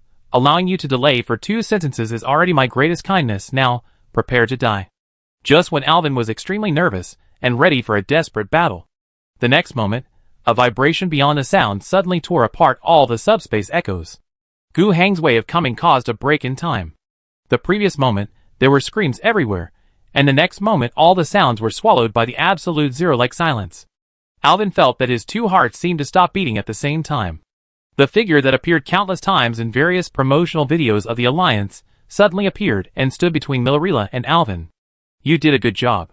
Gu Hang half turned his head and looked at Alvin with a smile. From his side face, Alvin felt that the governor's eyes were like stars, and his voice, like a warm spring breeze, suddenly blew, making Alvin's heart, which had almost stopped beating, start beating again. However, these feelings were completely opposite in the hearts of the Space Marines, who did not forget the oath on the opposite side. Millerilla was only shocked now. Why did Gu Hang appear here? There has never been any intelligence that Gu Hang came to the battlefield of the southern line of the Dark Expedition. How could he appear on the warship of the unforgettable oath? After a moment of shock, Millerilla suddenly gritted his teeth, picked up the holy sword in his hand, and charged towards Gu Hang. No matter what the reason was, the person was in front of him now. It was said that Gu Heng was a top psychic. What he had to do now was to rush to his side and kill him with one knife before Gu Heng had time to show his legendary psychic power that frightened Holy Terra. Perhaps this was the only chance for him to strike. Alvin, who was enjoying the spring breeze, saw Millarila's swift charge. His eyes widened instantly, and he shouted, "Be careful," exerting force on his feet, and rushed forward to block the governor's knife. But his burst speed was much slower than Millarila's. He had only taken the second step, and Millarila had already crossed half the distance between him and Gu Heng. Alvin had already shouted no in his heart, but the next moment, he was awkwardly frozen in place. Because he saw that the aggressive commander of the unforgettable oath was also frozen. Gu Heng just raised his hand and held it empty, and Millarila could not move. The holy relic, the Sword of Atonement, which was constantly mentioned in the historical documents of the war group, and the one eye on the sword guard suddenly began to deconstruct at this time. The Grand Master's scream turned into silence as soon as it came out. His exquisite power armor inlaid with many metals and patterns was undergoing formatting at the physical and system levels. When Shaka knelt on one knee, the sparks from the psychic crown annihilated into a data stream 3 meters around the governor. Alvin saw that Millarila's body began to show a certain perfect form. Every cell followed the golden ratio fission, and every drop of blood was undergoing fractal iteration. This kind of ordering that transcends the laws of physics is more terrifying than any torture. Why? Why? The Grand Master's vocal cords made a sound of gear jamming during the ordering process. You are definitely not a human. How can an existence like you obey humans? The governor's eyes swept over Millarila's body that was fractalizing and chuckled. Don't get the cause and effect wrong. It's not obeying humans. I am a human. This is just the next stage of psychic evolution. How can it change my essence as a human being? Gu Heng said this without blushing at all. The Emperor still says every day that he is a human being. How can I say that? Millarila wanted to refute, but it was meaningless. When the light in his eyes flickered for the last time, the image left on his retina was not a real scene, but countless self-replicating Gu Heng, folding the illusory universe into the shape he wanted, as if it was half of a toy. Before his consciousness dissipated, he finally understood that the real horror was not disordered chaos, but the cold rationality that could compress infinite possibilities into an absolute formula. And after his consciousness disappeared, several fragments of spiritual light were collected by Gu Heng. When his eyes swept across the entire battlefield, almost every veteran of the unforgettable oath found that his body could not move. The governor turned and walked towards the airlock door, with a rhythm accurate to nanoseconds. The folds of his administrative robe seemed to be flowing with the projection of the Milky Way cantilever. Clean it up. This command was accompanied by a quantum-level psychic pulse, and the servos of all the surviving traitor power armors suddenly began to execute the self-destruction protocol, and the entire power armor became a scrap metal with only a shell and no internal components. When Shaka stood up from the ground, the crown made of psychic energy on his head had dissipated, revealing his handsome face after taking off his helmet. He looked in the direction where the governor disappeared, and murmured something devoutly. And Alvin, after coming to his senses, led his Brotherhood members to execute the governor's orders. The roar of the grenade gun sounded again, but this time it was an execution shot aimed at the core of the traitor power armor. When Alvin smashed the warhammer heavily into the traitors, who were still twitching, he suddenly realized that there was condensation on the display screen of his visor. After witnessing the absolute power that transcends reality and illusion, even the genetically modified heart of the Space Marines needs time to calm down the tremors. He also observed that for every veteran of the Unforgotten Oath who was eliminated, some light spots would emerge from his body and fly in the direction where the governor left. Alvin didn't know what it was he was thinking. At this moment, Shaka suddenly pressed Alvin's shoulder armor, and his words were unprecedentedly solemn. Never ask for all the truths.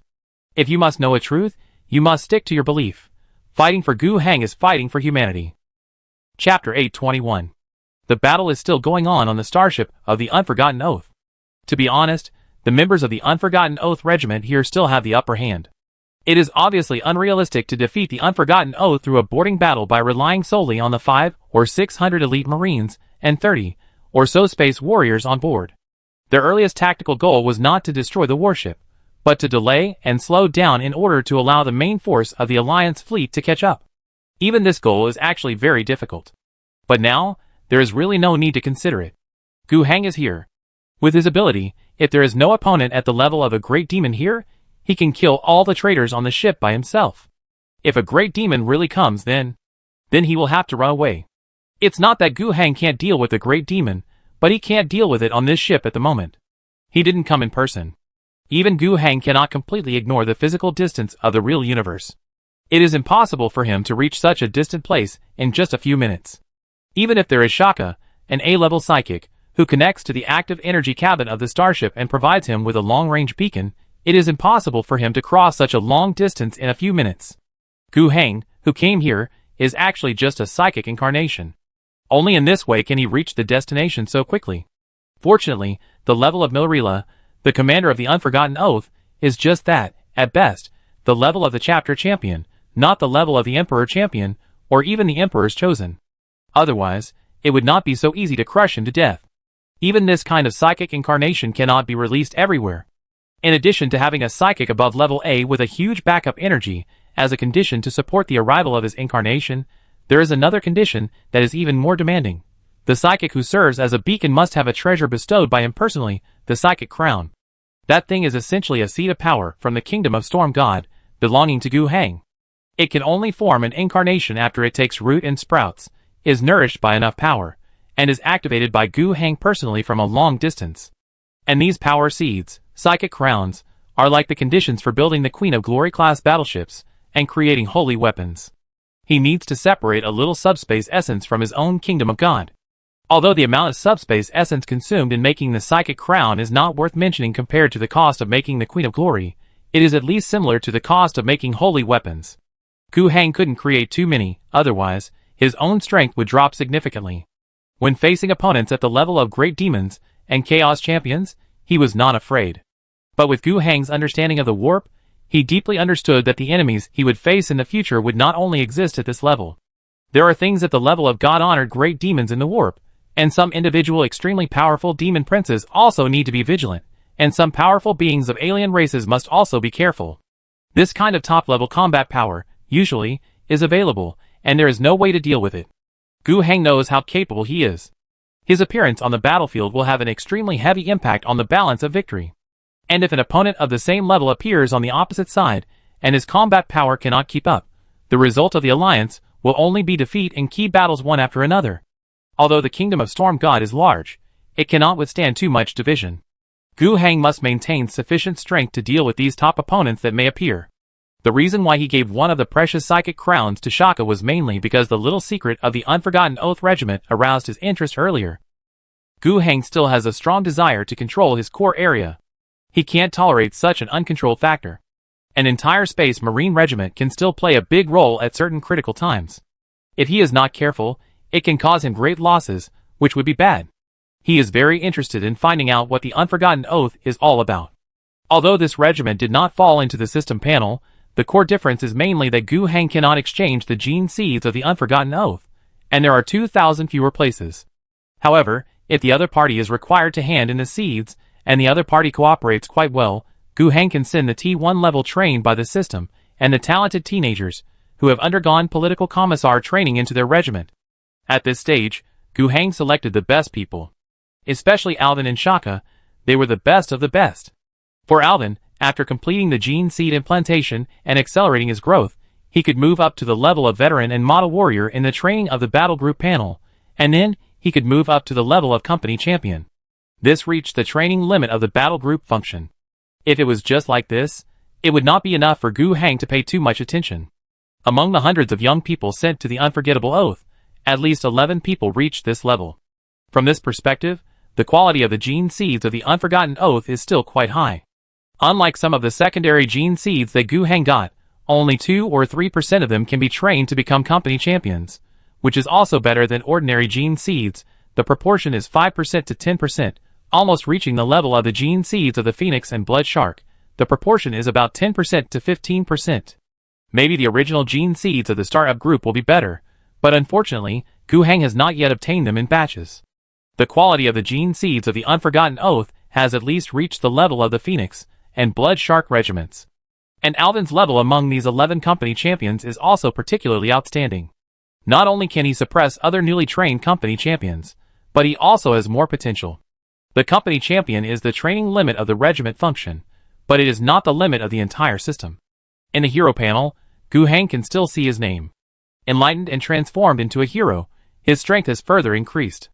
After entering the unforgettable oath and officially joining the war, Gu Heng has always paid attention to him. When he saw that his experience was full, and he could upgrade further, he did not hesitate to give him the gift points. Anyway, the cost of upgrading a single person was not large, so he raised him up one level. Up to now, he has the rarity of SR, and the level of LV6 on the basis of the company champion. This has almost put him on the threshold of the battle group champion, and only the last step is missing. It is estimated that he can be upgraded to LV7, which is the battle group champion. When he reaches LV9, Gu Heng will give him some god's gift, just like the operation he treated Martin's. The Storm God Kingdom will increase the gift, and his strength will be able to reach the level of the Emperor Champion. If the rarity level can be further improved to SSR, Gu Heng can increase the power of God's gift a little more, and perhaps he can reach the level of the Emperor's Chosen, and then he can confront the Great Demon head-on. Of course, Alvin is a little far from reaching the level of God's Chosen, and it depends on personal development. Martin's has not yet reached it. But Gu Heng still has great expectations for them. The Alliance can't have only one top combat force, and he will be too busy to do anything.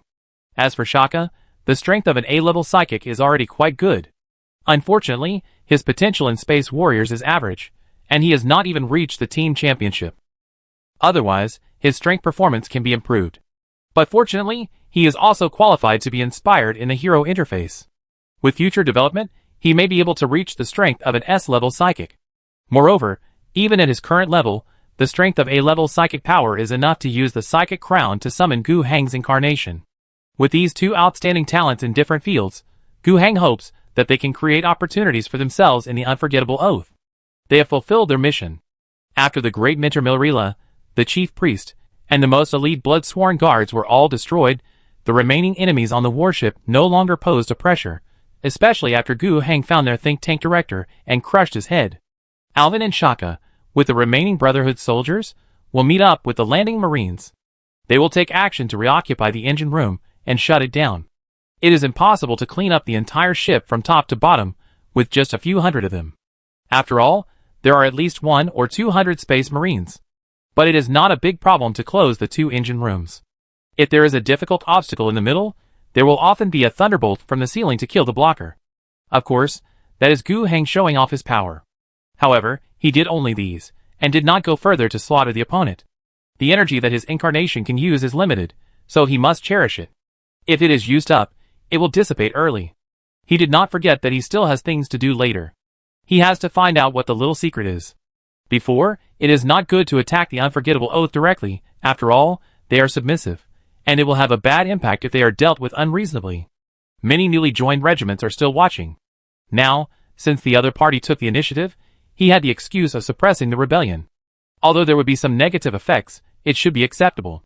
The secret of the unforgotten oath has now opened the door to him. When Alvin and Shaka led the troops to fight, when the Alliance Navy finally caught up with the assault ship with 2 engines shut down and sent more landing troops to participate in the battle inside the ship, Gu Heng had already found a secret room in the ship. This seems to be a secret archive room, which contains a lot of information. In addition to these materials, Gu Heng has another source of information: the souls of the high-ranking members of the Unforgotten Oath. When they died, the light spots flying out of their bodies were their souls. The souls of the dead should have been returned to the warp after the death of the body. The destination of the loyal is the Golden Throne of the Emperor, and the destination of the Alliance warriors is the Golden Throne.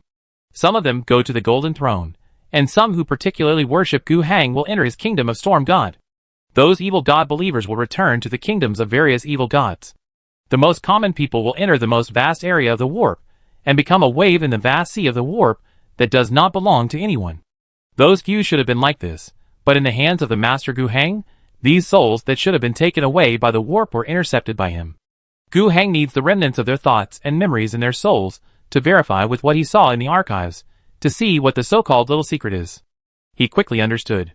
So, the Angel of Death has such a secret? Gu Heng showed a meaningful smile on his face. The Death Angels were not only one of the first chapters of the Empire, but also the earliest Space Marines.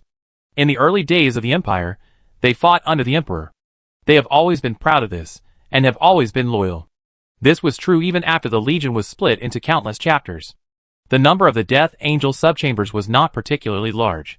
The quality of their gene seeds was very good, but in terms of adaptability, they were still not comparable to the Infinite Warriors, the Golden Knights, and the like. But on this basis, none of their subchambers had become traitors in the Empire's public records. This was something to be proud of. This was also what made Gu Heng curious before. But now it seems that this is not the case. The gene seed of the Angel of Death is certainly not completely incorruptible by chaos. However, the Angel of Death and their subgroups have zero tolerance for traitors. Once they find a subgroup or a single Angel of Death has rebelled, they will do everything they can to hunt them down and fight to the death. They call traitors fallen angels, and they are absolute mortal enemies. Other chapters will certainly deal with traitors, but none of them are as cruel and extreme as the Angel of Death. What's more extreme is that the Angel of Death will erase all relevant records and insiders. Even if the insider is a high-ranking official of the Empire, or even other loyal Space Marines, it is the same. Whoever knows about the fallen angel will be silenced. And the above-mentioned fallen angel-related matters are not the most explosive. The most explosive thing is that the former Angel of Death Legion once collectively betrayed the Empire. That was in the distant Civil War period. After the Emperor ascended, the biggest crisis that broke out within the Empire was the Civil War. The 18 Space Marine legions fought each other in the Civil War, which swept across the entire Empire and ended with the victory of the Loyalists. The Death Angels Legion was one of the Loyalist legions at that time. But who knew that they were once traitors? Chapter 822. It's really exciting. Wow, there's also the Second Empire? These Sons of God are really awesome. Half of the entire Legion actually sided with the traitors and ambushed the Legion led by the Sons of God on their home planet. Fought a civil war. Oh, they blew up their own home planet, right? And blew up their own Sons of God as well. So the famous megalithic mobile fortress monastery of the Death Angels is not an asteroid captured as they claimed, but simply the remains of their home planet after it was destroyed? This legion is really fun. No, it's really tragic. Gu Heng sighed for a long time. In the information he saw at this moment, the secrets of the Death Legion were really big. At the same time, he had a strong sense of confusion in his heart. On the one hand, he felt that the history of the Death Angels was really exciting. No wonder they kept the secret, and would never let others know. If these things were exposed, it would be a huge blow to the reputation of the regiment. On the other hand, he also felt that the Death Angels' actions of blocking information in order to hunt down the fallen angels were a bit too crazy. It was outrageous. And what should be done next? Gu Heng got the information he wanted, but to be honest, this news was a bit beyond his expectations, so that he felt it was not easy to use. Take this information and trade with the Death Angels? Given their level of crazy, Gu Heng doubted whether there was room for a deal. If not, it would bring about a great enemy.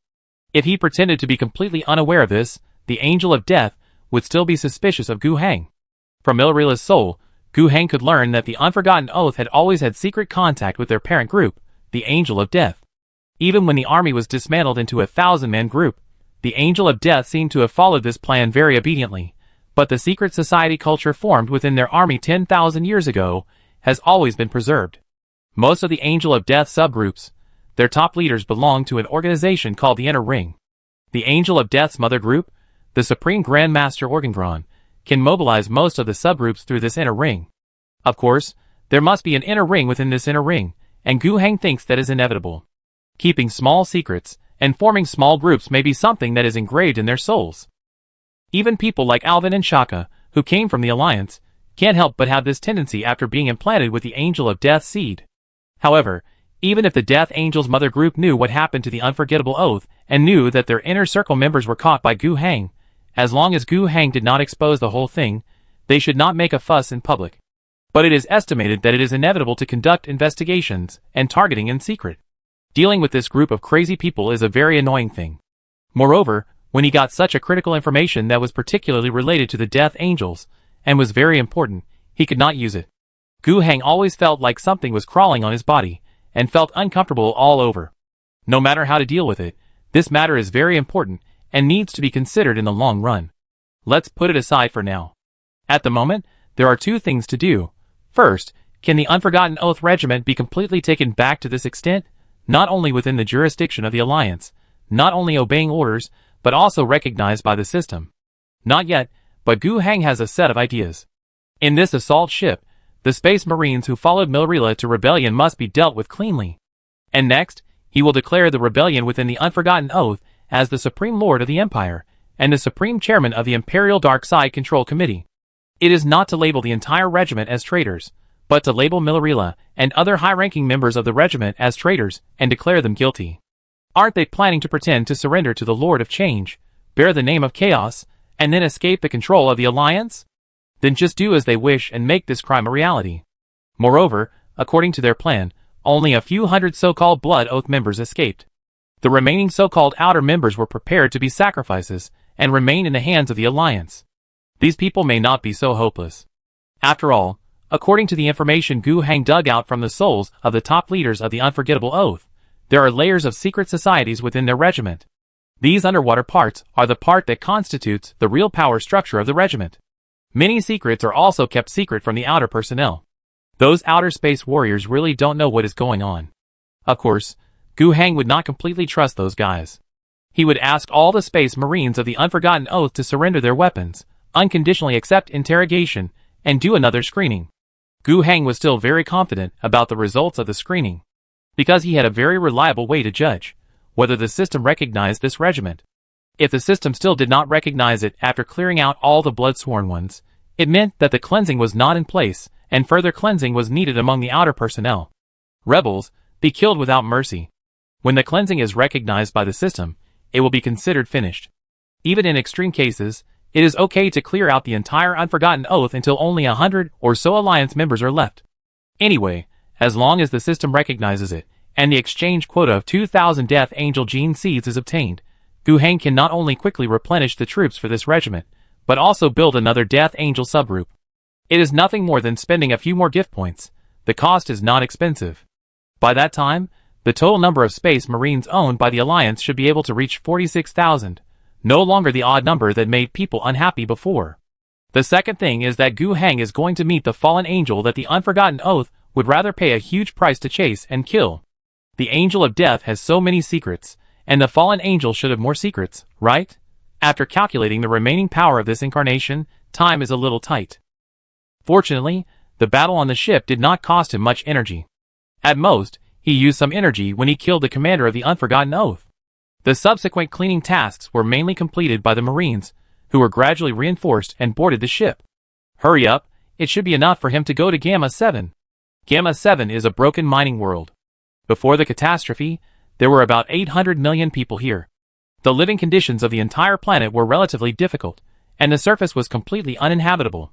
Historically, the underground of this planet has very abundant mineral resources. Human colonists came here because of the mineral resources, dug out a huge and complex mine structure in the underground environment, and formed an intricate underground city. More and more miners, and their descendants, live in the underground city, carrying out mineral mining and smelting work. Later, the precious mineral deposits gradually dried up, and the value of the entire planet also decreased. On the eve of the catastrophe, the economic situation here had already declined considerably, and it could only rely on the increasingly scarce mineral resources and processing industries to maintain some income and withstand the imperial tax. The residents used geothermal resources underground to carry out some average yield planting industries and synthetic starch processing to maintain the difficult survival of 800 million people. After the catastrophe, the world collapsed rapidly. There was a lack of interstellar trade, problems with the internal circulation of food, and problems with the water purification system. Famine and water shortage caused a large number of deaths on the planet. Then, in despair, those who listened to the voice of the loving Father established the Immortal Sect, and a brutal civil war broke out inside the planet. The Alliance's dark expedition had just reached the vicinity of this planet. They confirmed that the situation on Gamma 7 was quite bad, and the value of the entire planet was quite low. It was really a loss to go to the underground city where it was not convenient for a large army to deploy armor and artillery forces, and slowly eliminate the cult regime that had already gained a comprehensive advantage in the war with huge casualties. After discussion, the staff of the Southern Expedition Headquarters gave their opinions on how to deal with this planet. A squadron, with the assistance of a team of Unforgotten Oath warriors, will establish 6 evacuation points underground on the planet for a period of 2 months. Try to take away the loyal residents who have been contacted after identification and migrate away. When the 2 months are up, the Alliance will withdraw all military forces on the surface and underground, and then carry out a devastating bombing of the planet. The Burning Sky torpedo is not effective. There may be many Nurgle believers with strong vitality surviving in the depths of the underground city. As for the use of higher-level neutrons to kill, the effect cannot be guaranteed. As for the strongest Earth-blasting Star Destroyer, this is a one-time solution. After all, if the planet is blown to pieces, the Nurgle monsters on it will not survive no matter how alive they are. However, whether it is neutron-killing or Earth-blasting Star Destroyer, the price is much more expensive than the conventional burning sky torpedo. More expensive than this planet. Not worth it. But after contacting the locals of Gamma 7, with their help, a new plan was developed. The dignitaries of Gamma 7 did not want to live and die with the planet. They were eager to be taken away by the Alliance and get out of this cesspool. At the same time, they also provided the Alliance with some key design drawings of the underground city, so that the Alliance knew which parts to blow up, and that they could use conventional naval gun firepower and spend about 3 days to blow down all the surface underground cities. By then, there will definitely be surviving Nurgle believers or normal people, but they will all be sealed underground and will never come out again. When Gu Heng came to Gamma 7, the evacuation plan had been implemented for 47 days. At this time, the entire Southern Front headquarters knew that their great governor had arrived at the front line. However, Gu Heng asked the commander-in-chief of the Southern Front, de Villiers, to continue his work and not to worry about himself. After he arrived, he first pulled out the squad of the Unforgotten Oath that was active in the planet's underground city. Without Gu Heng's efforts, this group of guys who are good at lurking would not be easy to find.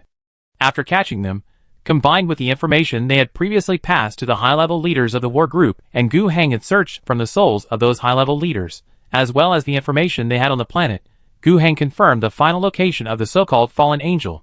At the same time, the behavior of this team also made Gu Heng sneer and feel that there was no big problem with his handling of the Unforgotten Oath. Their original mission was to cooperate with the Mortal Legion of the Alliance to establish a safe zone underground, collect the people, and suppress the chaos evil for 2 months.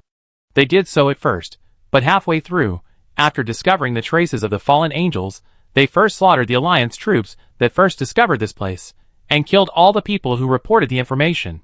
They did this very secretly, but an entire elite Special Forces battalion with the ability to penetrate deep into enemy territory disappeared inexplicably, and key personnel at multiple intelligence nodes died. The Alliance military would definitely not let it go. The person in charge of the frontline command was an Army Brigadier General, who kept sending troops to investigate the problem, but all the troops sent out disappeared. The Brigadier General thought that a large enemy force had appeared at the location, and sent a reconnaissance request to the Space Marines of the Unforgettable Oath. The Unforgotten Oath team went there and lied about the intelligence, saying that there had been a large number of enemies gathered there, but then they disappeared. This statement was somewhat inconsistent with the actual situation, which made the Brigadier General suspicious. But just when the investigation began, the investigation team was assassinated by the Unforgotten Oath warriors, and the Brigadier General died soon after. This group of blood-sworn warriors of the regiment regarded the mission of hunting down and hiding the traces of fallen angels as more important than anything else. Absolutely crazy people. This happened in a small battle that was not very critical. If the Unforgotten Oath was not resolved, and they went crazy in some key battle, wouldn't they have to set off a big firework for the Alliance? After killing the traitor of this team, Gu Heng followed the traces they had traced before, and took Alvin and Shaka, the 50 Pure Fire Brotherhood space warriors who had gathered from other places, and searched in the intricate underground world of Gamma 7 for 16 days. During this period of time, it had exceeded the 2-month evacuation period initially expected by the Alliance Army. But it doesn't matter. Gu Heng requested to extend the evacuation period to 3.5 months. It would have taken 2 months to evacuate all the people. The time was set only for the efficiency of the expedition. In essence, it was to abandon more than half of the loyal population. Now, more loyal people may be saved. And Gu Heng also found the hiding place of the fallen angel on the 17th day. They were 2 black knights. The dark black was used as the base color of the paint, and the silver was used as the color matching. The scarlet sword wing logo was in line with the emblem of the Death Angels. Is this the fallen angel? The color of the armor paint is different from the dark green of the current Death Angels. Chapter 823. The 2 fallen angels were in an abandoned church. The Emperor's statue was polluted when the church was conquered by the evil god's followers. The evil demons destroyed the statue's face, and painted many disgusting chaos symbols on the statue. They also captured many clergymen of the state religion. Instead of killing them, they injected plague and germs into their bodies, turning them into miserable monsters that constantly exuded a foul odor, had cysts all over their bodies, and wanted to die, but could not. Then, they were hung in various places in the church one by one with their intestines. The thick body fluids kept dripping, and the cultists, who had been toyed with, lost interest and left, leaving only those poor people who wanted to die but could not, and continued to suffer terrible torture.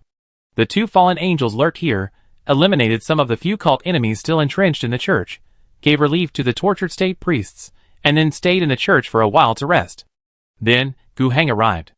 He came so fast that the two fallen angels were not prepared at all. The fallen angels had actually noticed that someone was chasing them a long time ago. But at this moment, they still thought that the people chasing them were the people of the Unforgotten Oath. According to the speed of the Unforgotten Oath, they still had a lot of time to rest. Unfortunately, it was Gu Heng who came. Not only did he get all the tracking information of the Unforgotten Oath before, he could perfectly inherit their tracking progress, and compared to ordinary space warriors, Gu Heng also had far more comprehensive tracking methods than them. The fallen angels had nowhere to escape. They couldn't even break out. When Gu Heng caught them, he found that their strength was far beyond that of ordinary space marines.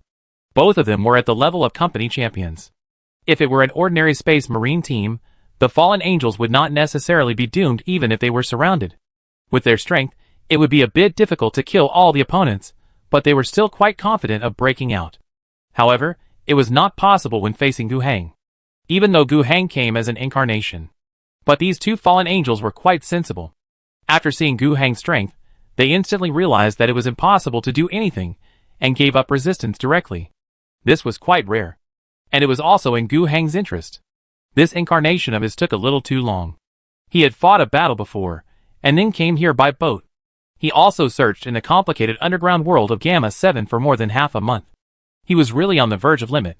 If the two fallen angels did not surrender, Gu Heng would have to kill them with regret. Although it was still possible to intercept their souls, the information in the soul fragments was always incomplete, so it was better to capture them alive. If they really refused to confess, or tried to lie and fabricate wrong information, Gu Heng could deal with them slowly when he had time. What's more, the living fallen angels themselves might also play a greater role. So, there was no rush to interrogate them. Gu Heng had them stripped of their armor and weapons, and captured them naked.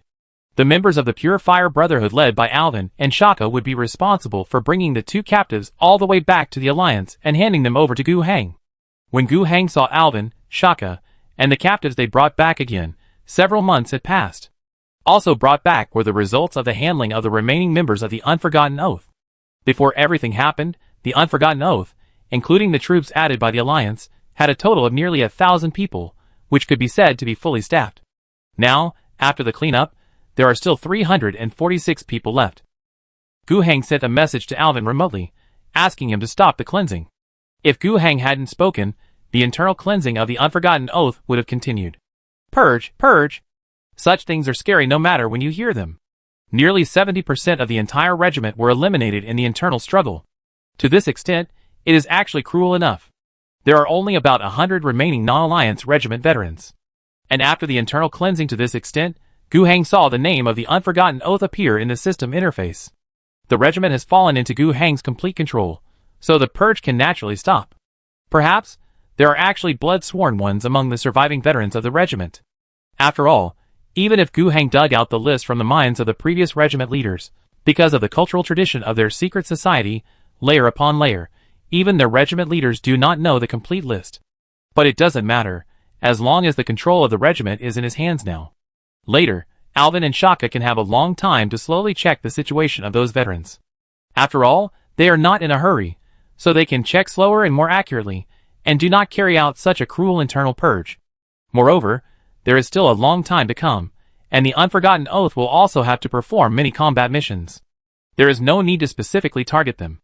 As long as the combat missions are arranged normally, there will always be personnel losses. Slowly consume, and then slowly replenish. Sooner or later, when all the veterans are consumed, won't this war group be pure and flawless? In fact, there are still some minor problems. Gu Heng is quite fed up with the layers of secret societies within the Unforgotten Oath. As a ruler, he naturally dislikes these things. However, this problem does not seem to be eliminated. Look at the Alliance members, like Alvin and Shaka. Their loyalty to Gu Heng and the Alliance is not questionable. But even so, they will still involuntarily establish their own associations without being taught by others. This tendency seems to be buried in their genes. The gene seed of the Space Marines will affect the thinking habits and psychological conditions of the Space Marines. This is something that does not need to be verified anymore. That is the reality. Gu Heng thought about it, but still did not plan to issue a clear order to eliminate it. It is impossible to eliminate it. It is easy to have no association on the surface, but actually become a real secret. It is also easy to breed dissatisfaction. Forget it. Since this is a psychological characteristic imprinted in the gene seed, let them be. Gu Heng replenished all their troops as usual and rebuilt the specifications of the entire regiment. It is expected that after 10 months, a brand new full-strength regiment will be able to return to the front line of the Dark Side expedition. At the same time, Gu Heng is also preparing to establish a new regiment, named Unabandoned Covenant, which uses all the seeds of Unforgotten Oath. They are expected to be able to form an army in about 10 months, and rush to the front line with Unforgotten Oath. Chapter 824. After arranging all these things, Gu Heng still had no time to deal with the two fallen angels. The main reason was that the Dark Side expedition had encountered two relatively large problems in recent times. The first one was from Chaos. On the northern front, the number of Chaos enemies pouring out of the Scarlet Scar was increasing. Unlike the large-scale Khorne army encountered before, the enemy this time did not gather a large army to confront the Alliance army head-on. They were divided into small units, and even the Alliance's reconnaissance fleet observed conflicts between them. Chaos itself was not a monolithic entity. These small warbands and small legions did not have any unified goals. They seemed to be simply because the Scarlet Scar's subspace waves were becoming more and more turbulent, and the reality curtain was becoming more and more fragile and thin. More evil beings in the subspace were released and began to do evil in the real universe unscrupulously. From a certain perspective, these guys are unlucky. The universe is so big that there are plenty of places for them to make trouble. Some of them are like heroes, and they may have a great chance to do something big. As a result, as soon as they go out, they directly hit the iron wall of the Alliance and die with hatred. But the Alliance is not lucky either. The northern line of the Dark Expedition can basically be regarded as a simple defensive line. It is too close to the Scarlet Scar, and this scar is impenetrable. The Alliance cannot gain any benefits from it, but a large number of troops and strategic resources are consumed on this line of defense. If it were just that, it would be fine. The more important thing is that the Scarlet Scars we encountered recently surged. Although the enemies who rushed out did not have a unified goal or a unified plan, there were too many of them. The entire northern Great Wall of the Alliance was almost ablaze with flames everywhere, and faced severe challenges everywhere. This forced the Alliance to increase its support for the North Line. In turn, it triggered some political turmoil. The main reason was that several waves of troops were originally going to the West Line or the South Line. As a result, they are now going to the North Line. The treatment in these three places is very different. In the Alliance military, it is privately said that the North Line is not a good place. For the other two fronts of the Dark Side expedition, it is a good place to make achievements, and the casualties and losses are relatively controllable. But the North Line is different. The conditions are difficult, and the battles are bloody. Each unit is often prone to heavy losses. Moreover, on the South Line and the West Line, when the battle reaches a certain level, the troops can always get a chance to rest. When troops fight too much, sometimes they can get a chance to rest in the rear. Soldiers who fight to a certain extent can have the opportunity to retire and return home. Even if there is no such opportunity, when the troops conquer a planet and need to occupy it for a period of time, it is an opportunity to rest. During this occupation period, the pressure on the troops is definitely much lower than that during the fierce war. However, these situations are very rare on the northern front. Rest? Every day here needs new troops to support, and there is another attack by a Chaos War gang. The opportunity to rest is really hard to get. There is no chance to occupy the planet. Retire? You can retire with a broken leg or arm, but it depends on whether there is a ship to transport war supplies. If you want to apply for retirement after a certain number of years of service, can you survive in the front line of the North Front, where you face chaos traders and demons? It's okay if it's difficult to come back alive, but it's also okay to make achievements. In the North Front, if you want to get promoted, it's very fast. After a tragic war, a platoon leader dies first, then a company commander dies, and then a battalion commander dies. If more people die, you may get a high-level military position that you can't see in peacetime. But such a promotion really requires walking out of a sea of blood and corpses. Under normal circumstances, How many people are willing to accept it? Often the defense line is penetrated, and the army is lost.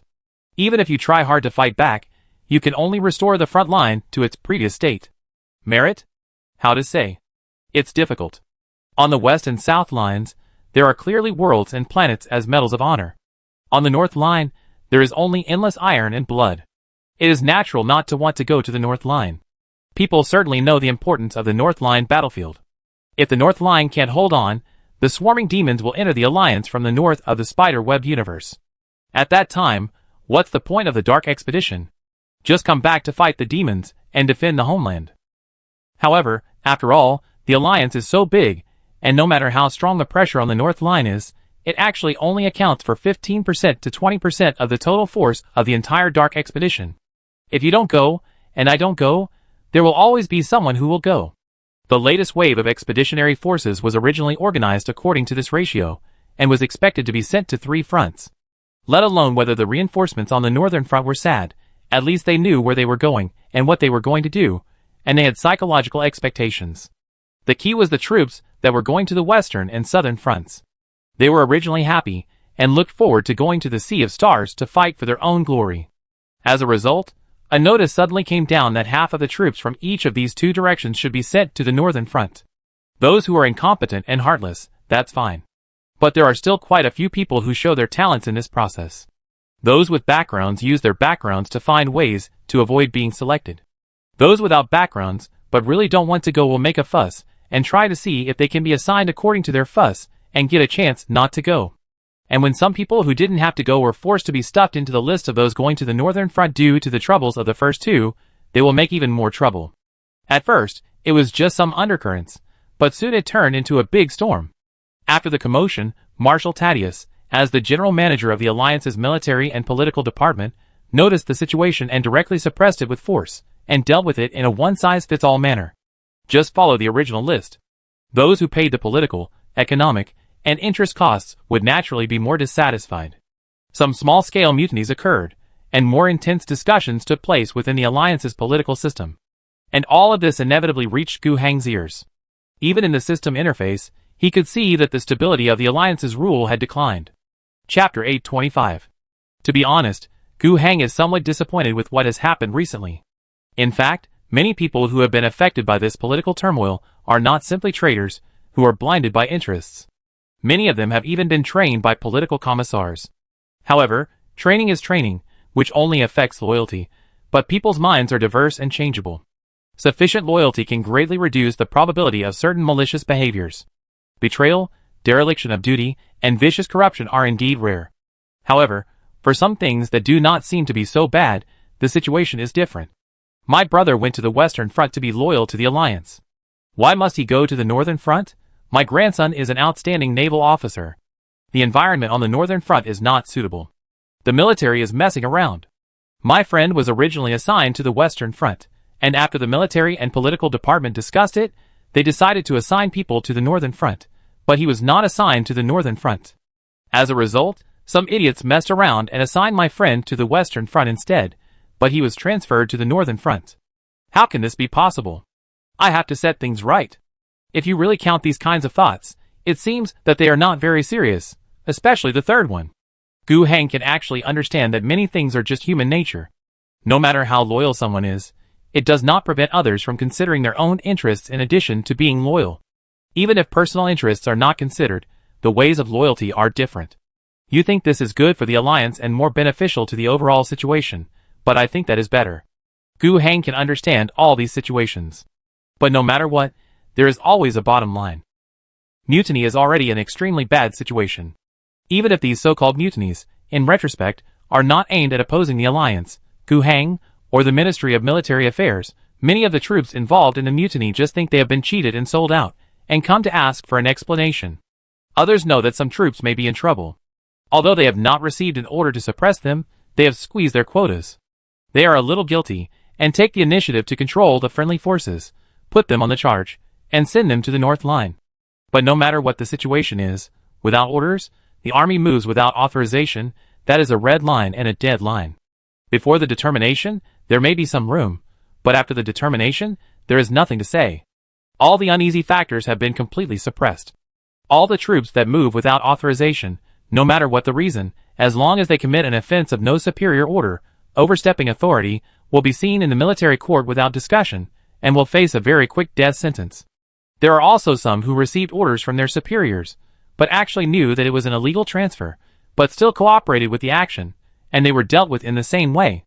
There are also some who received orders from their superiors, knew that it was an illegal transfer, and then refused to execute the order and arrested their superiors. After careful screening, they were sent back to their original positions, but they were not given any rewards. There are also some cases that have a little room for negotiation. For example, as a junior officer, he really didn't know anything.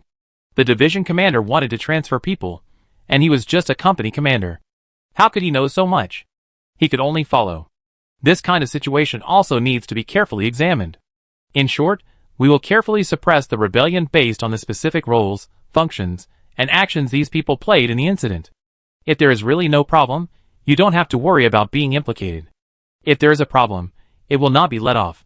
It is not the death penalty, but there is also imprisonment, exile to the redemption unit, deprivation of military position, demotion. There is always a suitable one among all kinds of punishments.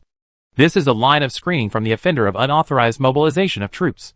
Although the number of people involved is very wide, to be honest, this is a relatively easy thing to do. The definition of the crime is clear. There are also written examples in the military court on how to deal with it.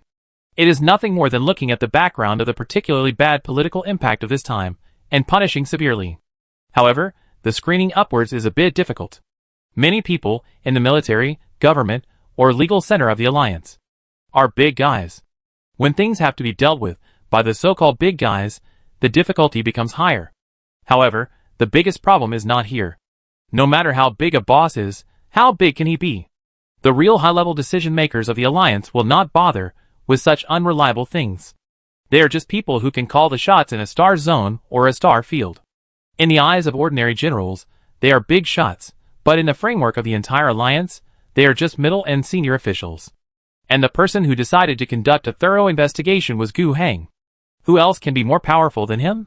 Marshal Tadius, Prime Minister Asuna, and the like, a total of nearly 20 real high-ranking officials of the alliance, gathered together and were scolded by Gu Heng. One by one, they went down to do their work in disgrace. From this level, if there is really something wrong, no one can bear it. No one can oppose the will of thorough investigation. Many intelligence agencies and spy agencies within the alliance have started to move. The Ministry of Internal Affairs, the Ministry of Security, the Anti-Corruption Agency, and the General Military Police have all been busy. Even worried that these agencies, which are already under the government, the military, and the Legal Affairs Center, will not do their job properly, Gu Heng also let the demon hunters, who are completely outside the alliance system, intervene. However, in the process of advancing the matter, it also encountered some troubles of realistic factors. The most important thing is that many behaviors are not easy to define. Those so-called big guys are not fools. Some fools really jumped up and down in this matter. There are clear handles and evidence, so there is no need to say more. But there are also some smart ones. They often use very rigorous words when speaking to relevant departments. I noticed that a certain colleague was assigned to the support list of the Northern Line Army. Please tell me the specific reason. A certain colleague was put on the list of going to the Northern Line. I think he is more suitable to go to the Western Line. I suggest that you study the specific situation again. I fully respect the result. A certain colleague is my nephew. Please be sure to follow the principle of fairness when making relevant arrangements. If it is all like this, how can you arrest people? The person who speaks may be a lieutenant general of the military and political department of a certain star field. When he sees that there are changes in the support list of the Northern Line, he asks the reason. Isn't it a normal job behavior? For other things, the person who speaks may not be from the military sequence, but he is giving a kind suggestion, asking you to study it again, and he has expressed his position and respects the result. Do you want to arrest people and strip off their official skin? It is true that he is your nephew, but they clearly said that you must follow the principle of fairness. They told you to do it fairly, but they are afraid that you will bend the law for personal gain because of your identity. However, these words seem to be high-sounding, but who can't see the actual meaning? If you really want people to be fair and just, why do you mention the names of your colleagues? And point out the relationship? If this person is transferred, you have to check the list again? What does it mean? Isn't it clear? In actual operations, things often develop like this. Although he may not be your direct leader, and there are several departments between him, he is a high-ranking official, and he has to deal with his words and opinions. If you really want to do it stubbornly, he won't say much, but often there will be some difficulties within his authority. Or when you are having a meal with your direct leader, or the leader of your leader, or when you are discussing personnel transfers, you mention that your colleague's ideological awareness is not in place. These are two independent things, and they didn't say they were related to the previous one. However, even if they knew the ins and outs, they said frankly that they didn't mean to arrest people now. Whether it was official documents or verbal statements, it was just the literal meaning. For this matter, do we have to deal with a high-ranking official who has worked hard, made many achievements, and has a prominent position? They are not convinced, and will also report it to higher authorities. Moreover, if we want to deal with these people, we can often report it to Asuna, Thaddeus, and others. We can even report it to Gu Hang. They are all old colleagues and brothers. They have worked hard and made contributions when they were fighting for the country and defending the country. Many of them have even been personally commended by Gu Hang. I just said something that was not ambiguous, and the Ministry of Internal Affairs wanted to deal with me, and the demon hunter wanted to take me away. Is this reasonable? Gu Hang told everyone that it was reasonable. Let's do it, but we won't do a big purge without evidence. Whether it's the demon hunter, the Ministry of Internal Affairs, or the General Military Police, when they come to you, what are you thinking at the time? Just tell them honestly, and they will deal with it normally. If you don't agree, you can appeal. Gu Hang really took time out of his busy schedule to meet them one by one. Those who are far away can also chat through interstar communication. They are all senior officials, and they have reached a level that is enough for Gu Hang to take time to meet. And Gu Hang has 100 ways to tell whether the person on the other side is telling the truth or a lie. If it is true, and there was really no strange intention at the beginning, then I wrongly blamed you, and all punishments will be cancelled. If there is really a problem, and it is exposed by Gu Hang, then the crime will be aggravated and the punishment will be severe. Under normal punishment, perhaps it is not being evaluated for excellence for 5 consecutive years, not being promoted, or being demoted, or being removed from the position. But for Gu Hang, it is severe and severe, whether it is being removed to the end, imprisoned, or exiled to the frontier, it is considered comfortable. At this stage, no matter who it is, Gu Hang really does not show any mercy. There is also a lucky thing here. The few people closest to Gu Hang did not get involved so recklessly. Otherwise, whether it is Yi Lixia, Gu Hang's biological mother, or Gu Jing, if something really happened to them, Gu Hang would be hard-hearted and kill his relatives for the sake of justice, no matter how difficult it is. Fortunately, such a thing that would make Gu Hang too embarrassed did not really happen. After several unlucky people appeared one after another, the remaining people really didn't dare to resist. If the Internal Audit Department came to you, just say it honestly. Unless you have no guilt at all, you dare to appeal. And those who are not high enough to find Gu Hang or senior leaders, they can only wait for the Internal Audit Department to decide. They don't dare to go to their superiors, old leaders. Old leaders are also afraid. Unless they really know that there is no problem with their subordinates, and are quite optimistic about them, they dare to raise their opinions with trepidation. It is not a big purge or a purge, it is not true. After all, it is not so serious that if you make a mistake and there is no evidence, you will be arrested and shot or exiled. However, this matter is still like a storm, sweeping the entire alliance political arena. It once made people panic. Is it necessary? Gu Hang sometimes asks himself this question. But he soon made up his mind. It is necessary. Perhaps the necessity of this matter itself is not that high. The reluctance to go to the northern line comes from the natural tendency of people to seek benefits and avoid harm. Those mutinies are very small in scale, and most of them do not require bloodshed. A senior officer can calm things down by showing up and patting the table with a fierce face. The urgently needed military support for the northern line was not delayed, and it was still set off as scheduled. However, Gu Hang wanted to use this matter to expand and make it serious. This is a rectification of the internal atmosphere. The Dark Side expedition has been going on for decades. It is indeed very long, but in fact, it is also correct to say that it has just begun. This huge action, with the grand goal of saving half of the empire, tens of thousands, or even hundreds of thousands of worlds, is destined to be an action that will last for dozens of generations. If, at this stage, some trends are not stopped, how should they be dealt with in the future when they are too serious to be reversed? Not only this time, but Gu Hang will have to do it again in the future. He is the founder of the Alliance, with supreme prestige. Only with him in charge can these things be pushed forward. When he can no longer manage things, Any of his successors who want to promote similar actions will become much more difficult than now. Fortunately, Gu Heng estimates that even if he is not an immortal, his lifespan will be extremely long, so he does not have to worry about the end of the government after his death. As long as his own will is firm, he will try his best to ensure the purity of the entire system during his long life.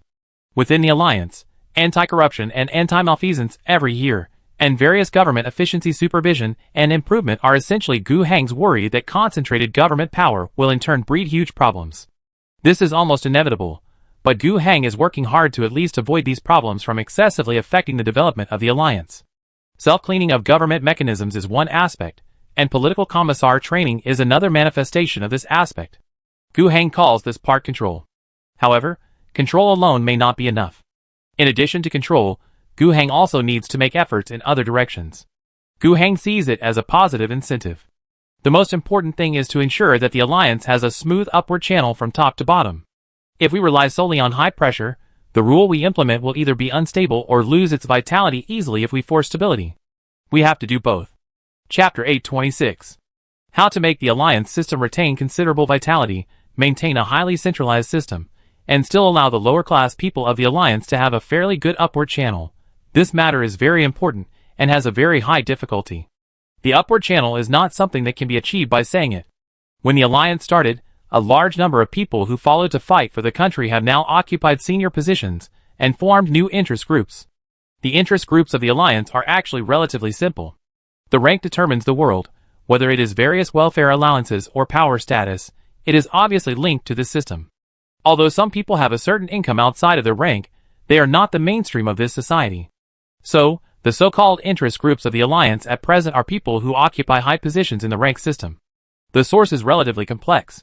The most important and legitimate ones are those who followed the expansion of the alliance and fought for the world together in the process of economic development. Another important component is the original dignitaries of various worlds, who actively integrated into the alliance system in this process. After decades of development of the alliance, the two have merged significantly. The fundamental reason is that any interest group, after gaining a firm position, naturally tends to consolidate its own group interests. The current alliance's upward channels have two cores: obtaining a relatively high-level stepping stone to enter the social system through academic education, and then being promoted through work performance within the system, or directly having outstanding performance at work, being promoted, and obtaining educational opportunities and further studies.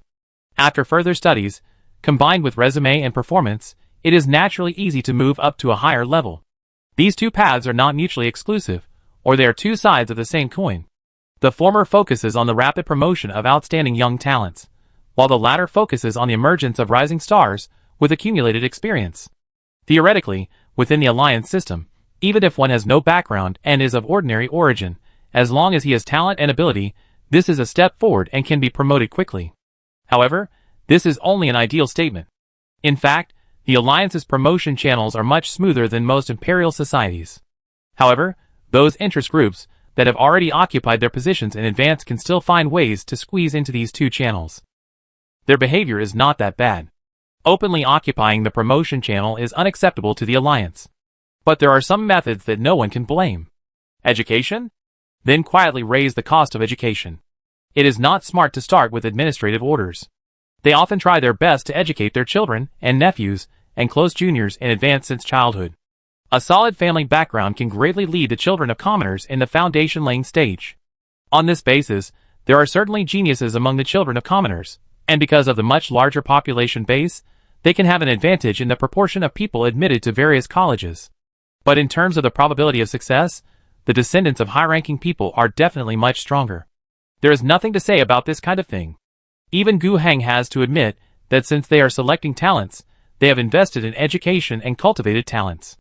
It is impossible for the college to consider their origins when enrolling and give more places to the common people. This is actually unfair. In fact, Gu Heng does not have different views on talents because of their background. As long as they can contribute to the great cause of the alliance, no matter who they are, they should be respected.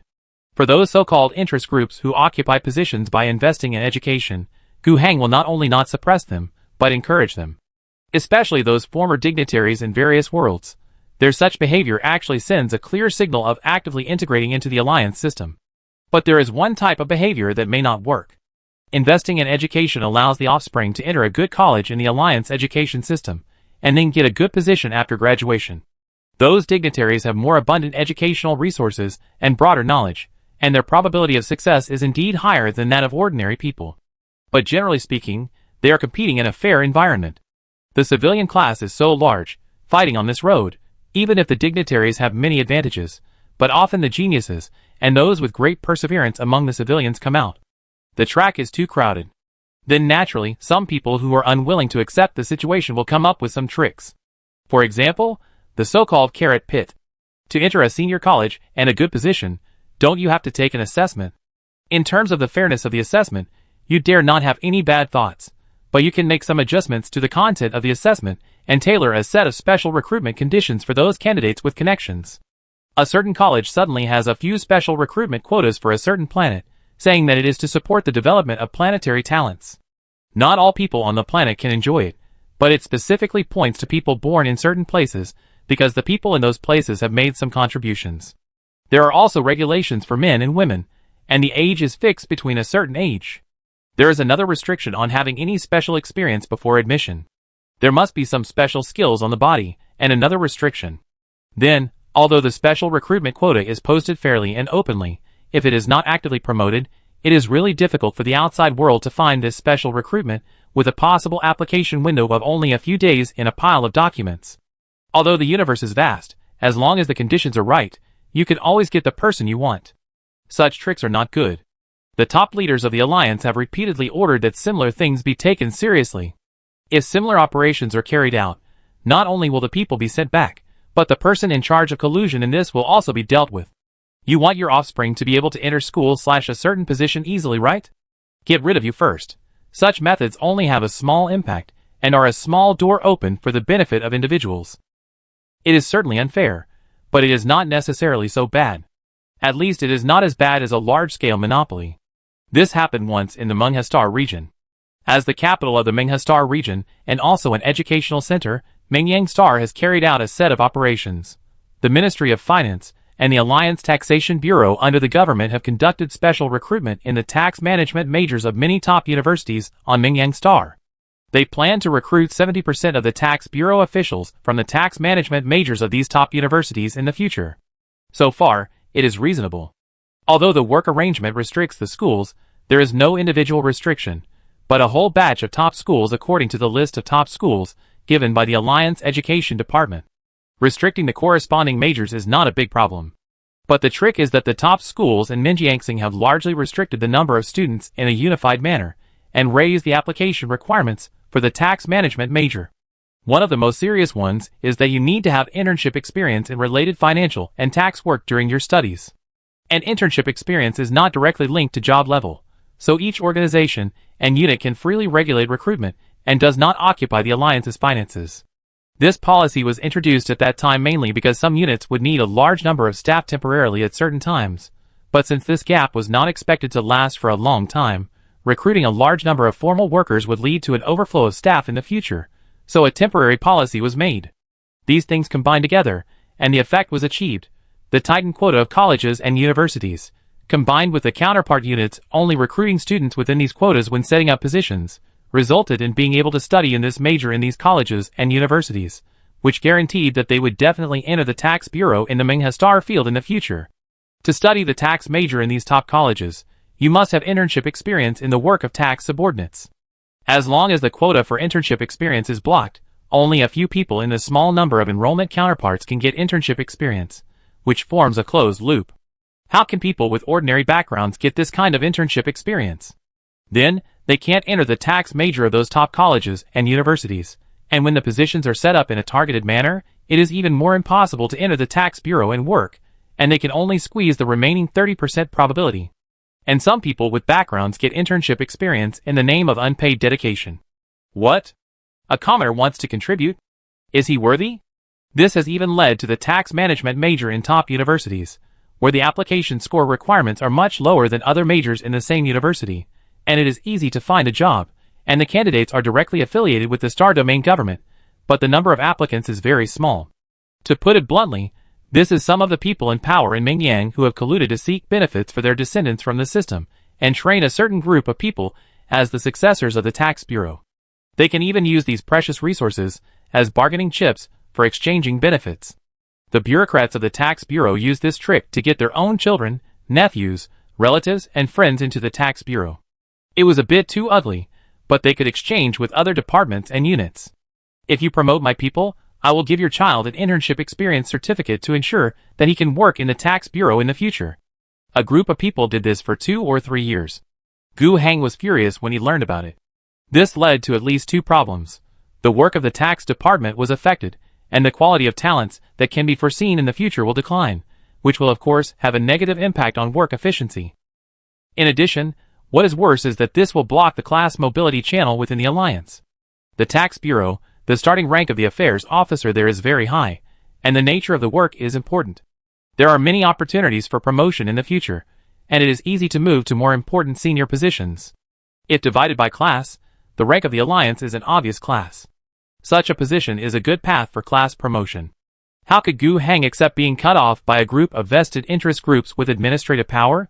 This incident directly led to a particularly serious internal cleanup of the horizontal and vertical government agencies such as the Mingyang Planetary Government, the Minghastar Region Government, the Alliance Finance Department, and the Alliance Education Department. Many senior officials, even if they had nothing to do with this incident, had to bear leadership responsibilities.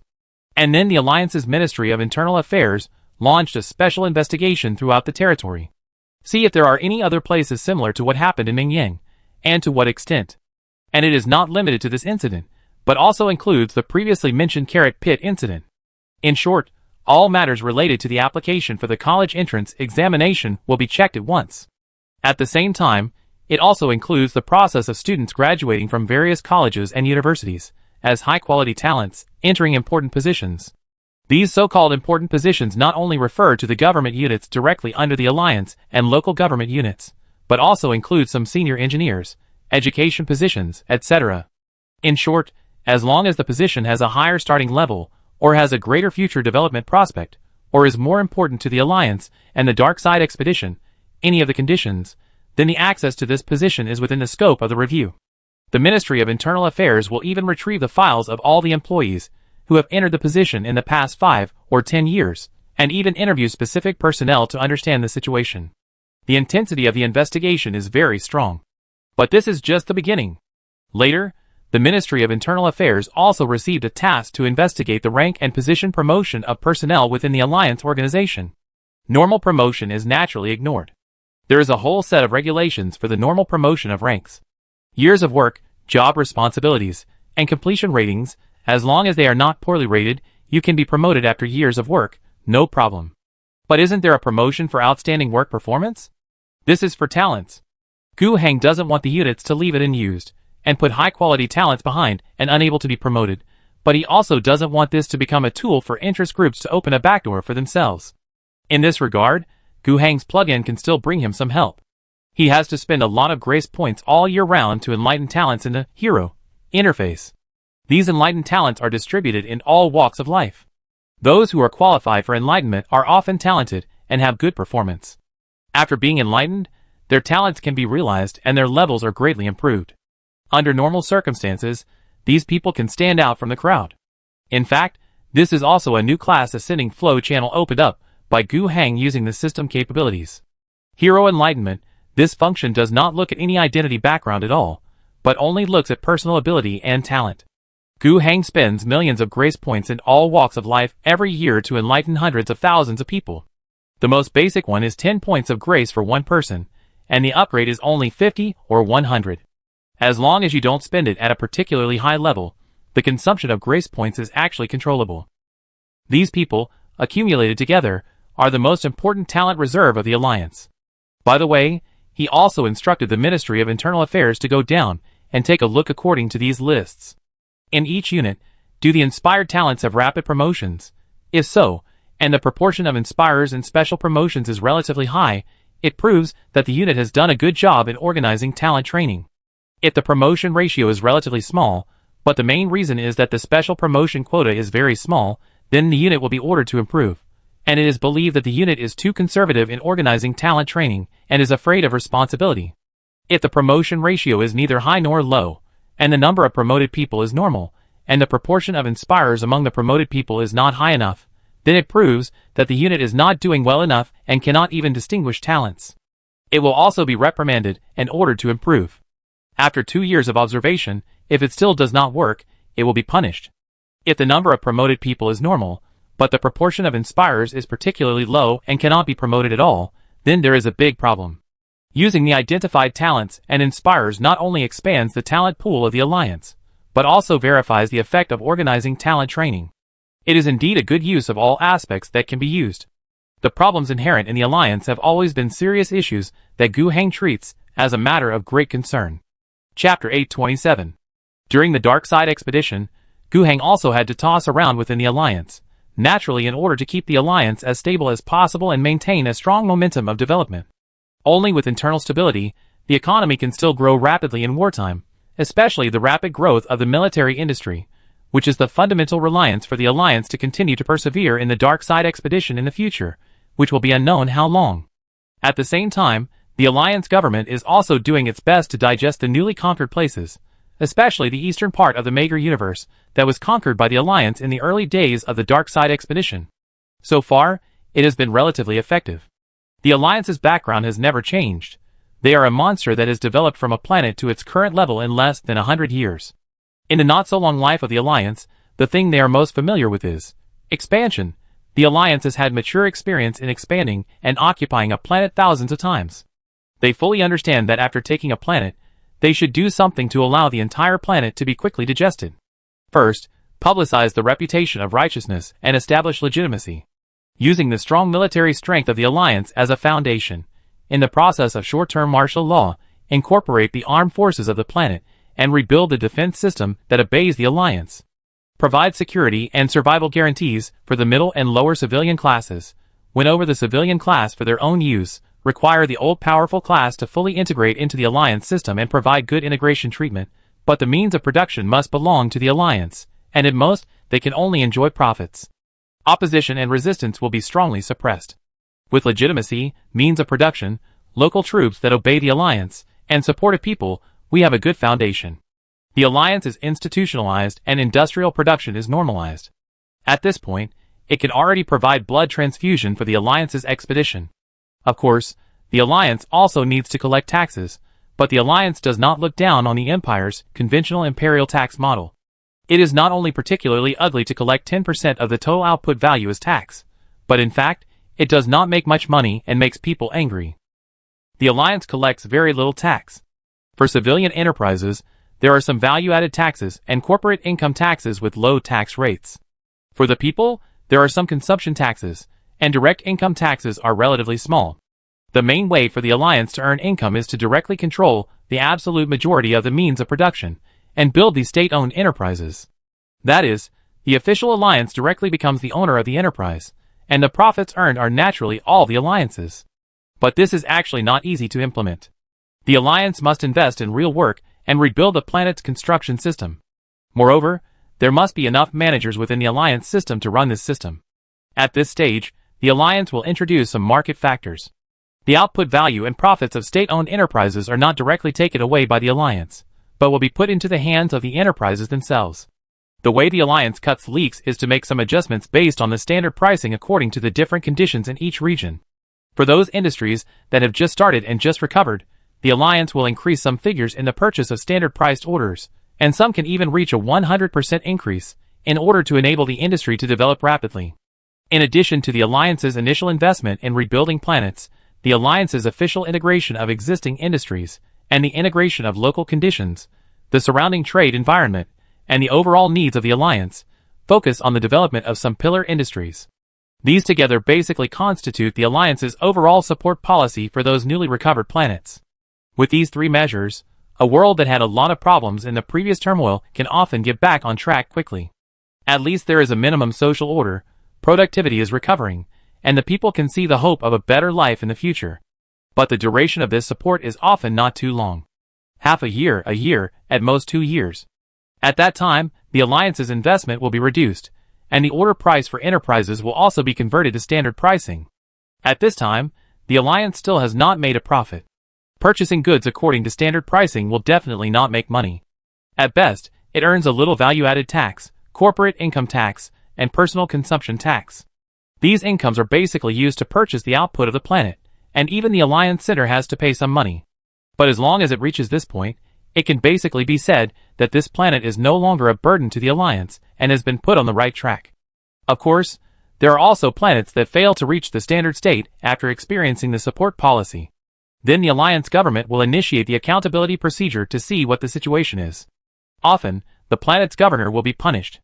Whether it is inadequate management, production recovery is not as expected, internal public support is not strong enough, local dignitaries are revived and resist the Alliance's rule, there are continuous riots inside the planet, it has not settled down, there are military threats.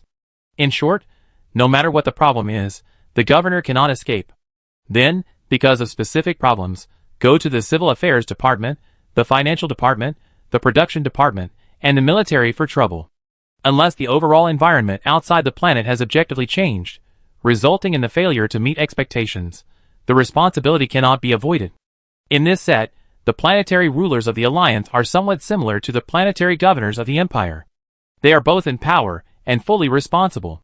But the difference is that the Empire only needs you to pay taxes to the Empire. But the assessment of the Alliance is too detailed. If there are problems, they must be found out, and they must be held accountable. Being a politician in the Alliance is not a comfortable thing. Although the internal power struggle is far from being as naked, cruel, and fierce as in the Empire's political arena, the business pressure on the body is much greater than in the Empire's political arena. Everything else is empty, and the fundamental thing is whether the essential work is done well.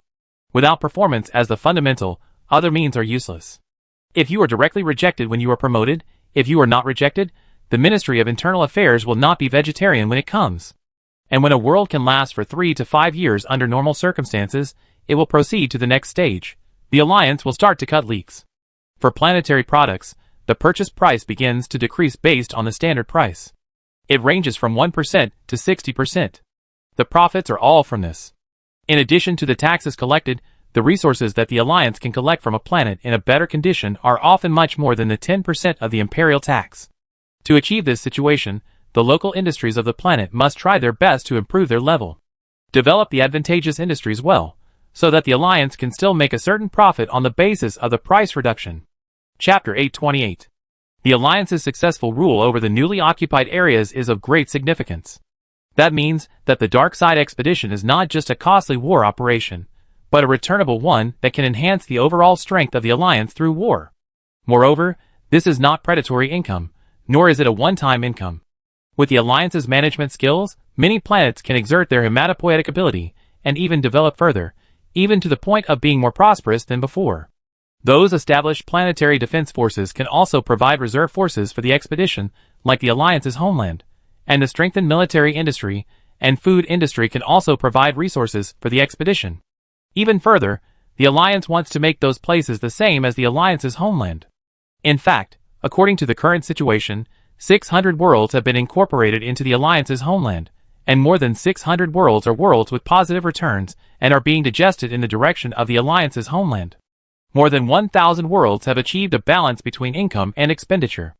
In the Mager universe, there are almost 1,000 worlds that are currently losing money. The rest are basically safe zone worlds. This is also a small loss, but it is basically between being saved and not being saved, and is generally abandoned by the Alliance. Unless they work hard and the safe zone can be expanded to cover more than half of the world, the Alliance will invest significant resources to normalize their world. This is the general situation of the Mager universe, which can basically be regarded as the entire territory of the Dark Side expedition. The main force of the Western Front Expeditionary Force has already arrived at the advanced space. On the Southern Front, in the operations in the Anon space and Guangjin space, about 1,400 worlds have been conquered. There are 400 that can achieve a balance of income and expenditure, and most of the remaining 1,000 are still in the support stage, and a small number are implementing the safe zone policy. The situation of the areas that have been conquered is probably like this. The problems in these areas have now been characterized as internal affairs of the Alliance, or the Imperial Dark Side Control Committee, rather than military issues.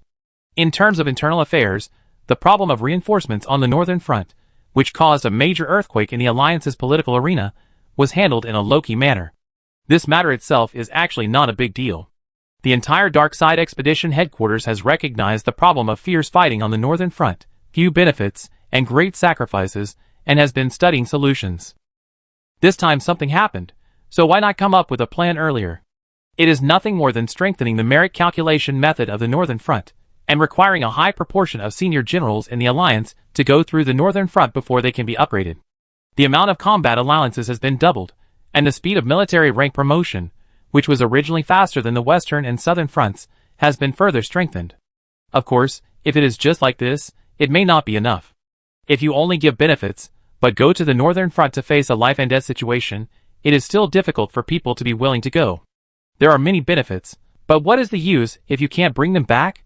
Although it is so-called leaving them for family, the current living standard of the Alliance is not particularly low. As long as you have a sense of responsibility, and do things well in the Alliance system, you will never get to the point where you have to sacrifice your life to exchange for a good life for your family. As for those who are really doing badly, they often don't have this sense of responsibility. Recruiting soldiers from those poor worlds that have just been recovered is a feasible idea. But doing so is always not good for face. For those worlds that have just been recovered, the Alliance is still making orthodox claims, promoting that everyone is a family, and the Alliance is here to save the world. As a result, after saving them, they pulled the lightly equipped labor force to the cruel battlefield on the Northern Front to fill the line, right? It's not particularly good, and it doesn't solve the fundamental problem. The solution the General Headquarters came up with is rotation. Strengthening the rotation of troops on the Western, Southern and Northern Fronts and institutionalizing it is one of them. The second is to further improve the demobilization mechanism of the Alliance Army, so that soldiers fighting in distant places will not really enlist at the age of 20, and return with injuries at the age of 50. If all the soldiers are like this, then the difficulty of recruiting soldiers will be too high. Third, even if you are determined to develop in the army, you can fight on the Northern Front for 5 or 6 years, and then withdraw when necessary, rest for 2 years, and then go to the Western Front or the Southern Front. Fourth, all newly formed troops from the Alliance's homeland should go to the Northern Front first to ensure the stability of the Northern Front and get sufficient support, while facilitating the replacement of the participating troops on the Northern Front. These strategies can only be implemented when there is spare capacity. After all, if a war really breaks out, the frontline battlefield will be very tragic, and there will be no time to care about demobilization and rotation. You have to fight to the death. This is not a complete solution to the dilemma of the Northern Front. The core reason for the problems on the Northern Front is the great military pressure faced by that direction. This fundamental reason is an objective condition and cannot be solved. Other various methods can only play a temporary, but not fundamental effect. But being able to slightly solve the symptoms is much better than letting the current situation continue, which leads to the low morale of the troops sent to the Northern Front. Such internal affairs of the Alliance actually took up a lot of Gu Hang's time. These problems must be solved, and they cannot be solved once and for all. There will inevitably be endless problems in the future, which require continuous governance. Gu Hang is ready for a long war. But the problems currently faced by the Alliance are not only from the inside. There are also many external challenges. Let's not talk about the problems on the Northern Front. The military pressure faced is great, and we can only find ways to overcome it, constantly increase troops, and invest more manpower to maintain the front line. However, on the Western Front, a new problem is even more troublesome. That was a report Gu Hang received about the forward space. When the main force of the Alliance's Dark Expedition entered the forward space, they soon ran into a big trouble. In the Algeria star field, this entire star field, which was once considered relatively rich, has now become an uninhabited area. According to the exchanges between the expeditionary force and many worlds on the edge of the Algeria star field, this place was harassed by green-skinned pirate warlords about 30 years ago. The problems caused by the Scarlet Scar and the successive military failures made the Starfield government completely incapable. An Orc empire rose slowly in the Algeria star field and grew rapidly, almost occupying the entire star field and forming a green tide. And if it was just that, it would be fine. The more critical problem is that there is a very smart inquisitor who led a Void Zerd tentacle fleet that was raging outside several star fields to Algeria. Chapter 829.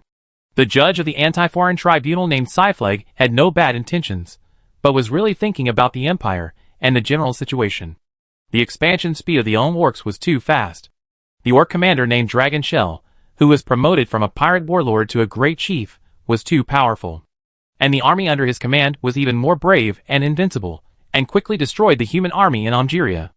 In the era of catastrophe, The ability of humans to connect with each other between the stars was greatly weakened, and the isolated worlds could not stop the green tide at all. After the most hopeful legion directly under the Star government and a dissatisfied war group operating in Algeria suffered a tragic defeat, the green tide was actually unstoppable.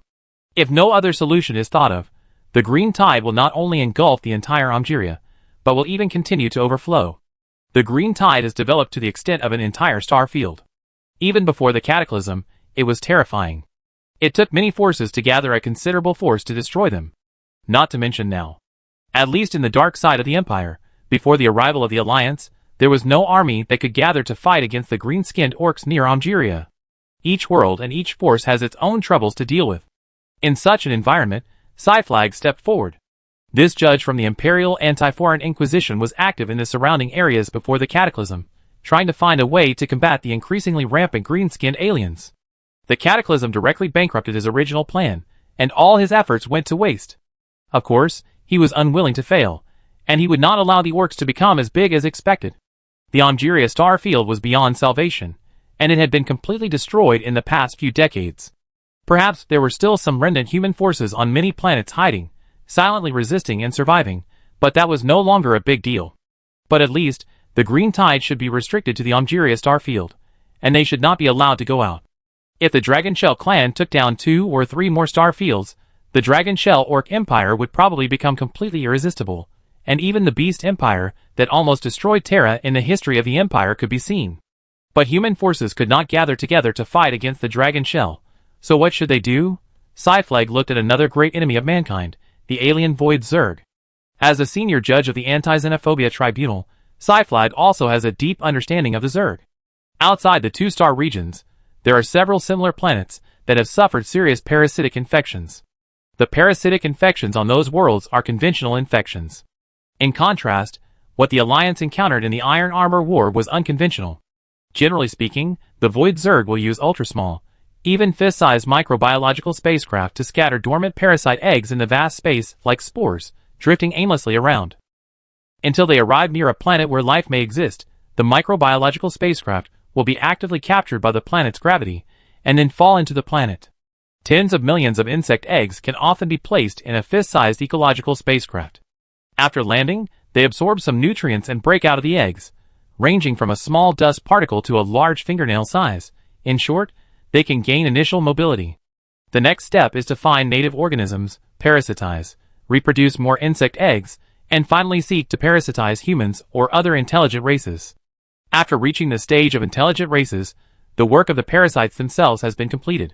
They are too small, and have too weak a connection with the queen mothership that casts them, but they are a seed.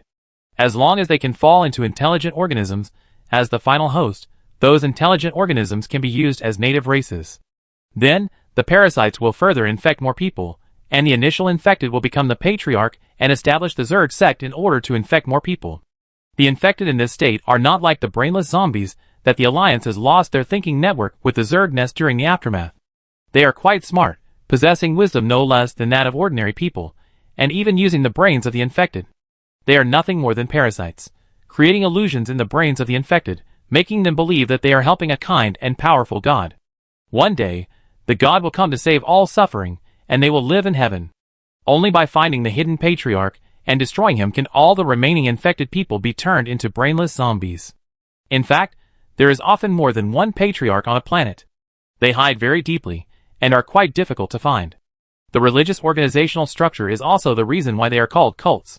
Humans often call them parasitic sects or infected sects. Their wisdom inherited from the original host makes them difficult to deal with. Not only in war, their tactics are not rigid at all, but the more troublesome problems are outside of war. They will lurk in the native society of the infected host. Those who have the smallest difference from the native race in appearance will enter the society and be responsible for seducing and developing more believers. And some targets that need to be solved secretly, or when riots are held, those parasites that have developed into non-human states will act as military support. When they develop to a certain extent and their number is quite large, the parasitic patriarch can use enough parasitic believers to light the lights together, and the countdown to the end of the world will begin. The collective thinking will break through the waves of the subspace and cross the physical distance of the real universe. In the Hive's mental network, this is a beacon that flashes in the darkness, telling all the hive fleets clearly that there is delicious food here. Often, the nearest hive fleet will rush over. For humans, the best situation is of course to completely annihilate the parasitic sects on the planet. Even if it is not possible, they must strictly control their size, and prevent them from becoming powerful. And if they become powerful, they must be eliminated from the inside as soon as possible, and then be prepared to face off against a hive fleet. The worst case scenario is that when the hive fleet arrives, the parasite cult has not been eliminated, and there are even quite a large number of them. They often hold riots inside the planet, cooperate with the descending hive fleet, and destroy the defense of the entire planet. Even if the rebellion is suppressed, the planet's defense will be damaged and fall into panic, and will become more vulnerable to the upcoming full-scale invasion. Of course, in fact, each specific infected sect has a different attitude towards the arrival of the Zerg. There is a record of a world invaded by the Zerg. When the Zerg appeared and was about to devour everything, 75% of the population of this planet voluntarily and calmly jumped into the Zerg digestion pit. But this is a special case.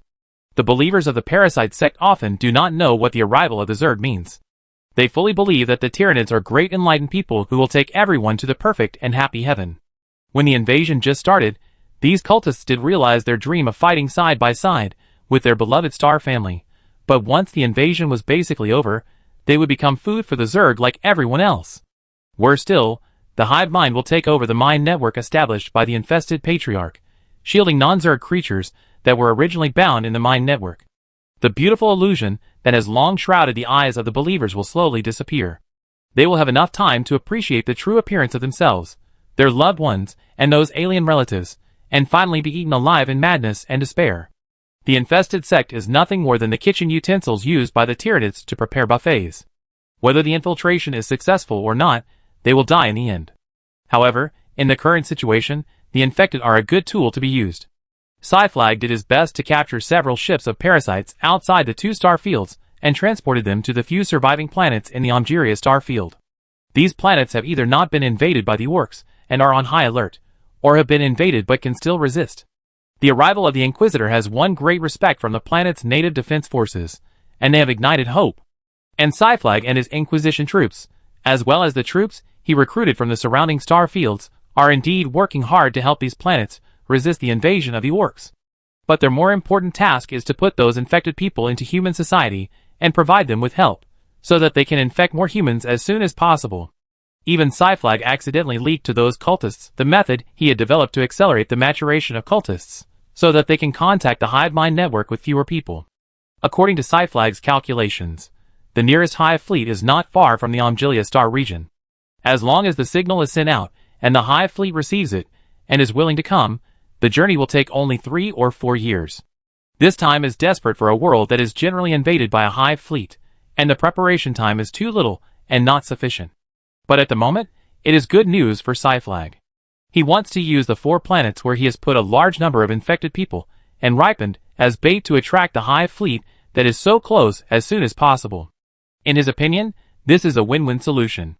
Since humans can't seem to stop the overflow of the Dragonshell clan, let the Zerg stop it. Since they can already calculate that the Zerg hive fleet is so close to the human territory, their subsequent invasion is probably inevitable. Those worlds that have been disturbed by parasitic sects will sooner or later be unable to contain the internal infection problems in the current era of catastrophe, and eventually lead to the invasion of the Zerg hive. Let them fight on their own. Both sides are aliens, fighting each other fiercely. No matter how many people die, Psyflag will not feel the slightest heartache. In this process, there are actually some different opinions within his team. If it is some other alien race, when it is difficult for humans to gather strength and cannot be eliminated, let the 2 aliens fight each other, preferably to kill both sides, and kill until no one has the strength, and the human army will come out to clean up the mess in the end. That is of course the best result. But unfortunately, the 2 sides participating in the war are the green-skinned orcs and the void Zerg. These 2 races are the kind that will become stronger the more they fight. Orcs have a strong reproductive capacity, and can gain combat experience and improve their war technology by eating enemies. At the same time, the more brutal the war, the more intense the fight, the more rewards they can get from the orc gods, and the more WAF energy they gather, making the orcs in each tribe stronger, and finally pushing the entire tribe to become stronger and stronger. The best way to destroy the orcs is to win in one battle, directly eliminate their leaders, and then cause chaos in their internal affairs, so as to quickly eliminate them. The situation of the Zerg is about the same. They also become stronger the more they fight. The way they proliferate is to eat organisms, obtain biomass, and then produce more Zerg units. Ordinary organisms can only provide ordinary biomass, but intelligent organisms with souls, especially the smarter and more powerful intelligent organisms, can obtain higher quality biomass by eating. When producing some powerful Zerg units, such as Swarm Tyrant, Brain Worm, Giant Assassin Worm, Hive Ship and the like, these high-quality biomass are needed.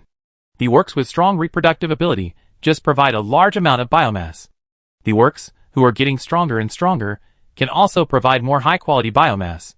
Some of Cyfleg's subordinates believe that if the two races fight each other for a long time, they may not be able to wait for the loss they want.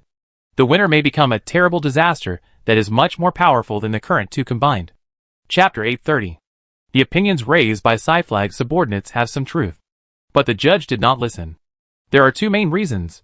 First, this is just a guess. They have not carried out similar actions on a large scale. There is no evidence, and the guess is only based on logical inference, which may not come true. There is still a possibility that the two sides will fight to the death, but in the end no one will get any benefit, and the human army, which has recovered its breath, will be wiped out in one go. Second, the current situation is too critical. If it is not dealt with, the 3 or 4 star fields around Algeria will all face the huge green tide impact. The Wyke energy gathered by those green skins at this scale is already very exaggerated, and it can completely guide their huge fleet as a beacon to sail between the stars. When the green skin orcs' advantage in interstellar navigation is much greater than that of humans under the influence of the Scarlet Scar, it will be even more impossible to stop them. In order to solve the current problem, it is also a helpless move to lure the Void Zerg over. Even if this thunder will really roll bigger and bigger in the future and finally explode, it will not matter. If you are going to die now, why worry about the future? Under the guidance of such thoughts, Cyfleg still carried out his actions. To some extent, he is still quite capable.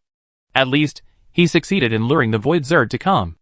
A fleet of Zerg hive tentacles did arrive in Algeria 4 years after he spread the infection to several planets. As an attractant, it is not even just the few human worlds where he spread the infection. Humans can be infected by parasites, so can greenskins not. In fact, they can. It is said that orcs are big mushrooms that reproduce asexually, so it is hard to imagine that the infected among orcs can last for more than 2 generations. Moreover, there is no privacy in the orc society. If someone's mushrooms look wrong, they will be directly shoveled. Infiltrating orcs is a cosmic problem. But despite this, infection can indeed happen. The infected orc parasites have 6 limbs, purple skin, super strong and extremely ugly. Although their efficiency of continuous infection is significantly lower than that of continuous infection among humans, they also have different advantages. Among humans, once a parasite is discovered, it is completely unacceptable to the entire race and must be dealt with. But it is different in the orc society. Those orcs who have grown up through infection can often make a name for themselves in the tribe with their strong individual strength. If they are fierce enough, strong enough, and good at fighting, then they are waff enough, and the orcs are not unacceptable. However, the only problem is that the more the real orcs fight and win, the stronger and bigger they will become. This is a positive cycle. However, although the orc infected have stronger natural qualities, they are not as good at fighting monsters and upgrading. Their strength is basically fixed, and will not be enhanced by the Wyke force field. This also allows those orc parasites to exist in the orc society, but it is difficult for them to rise to a high position. In addition, the efficiency of orcs being infected is low, so the situation faced by orcs is smaller. But the problem is that these orc infected are also infected. They can collude with the infected among humans and act together. As the human side, Cyfleg and his subordinates also observe this. Although, in the 3-way melee, the human side is absolutely at a disadvantage, but they can take some actions to create some opportunities as much as possible. In addition to their secret method of accelerating infection, in short, these worlds quickly became extremely attractive to the Zerg hive fleet, and indeed attracted the Devourer of the Universe. The meeting between the Cancer of the Universe and the Devourer of the Universe came just like this. In the past, researchers in the Human Empire actually observed the war between the Zerg and other aliens.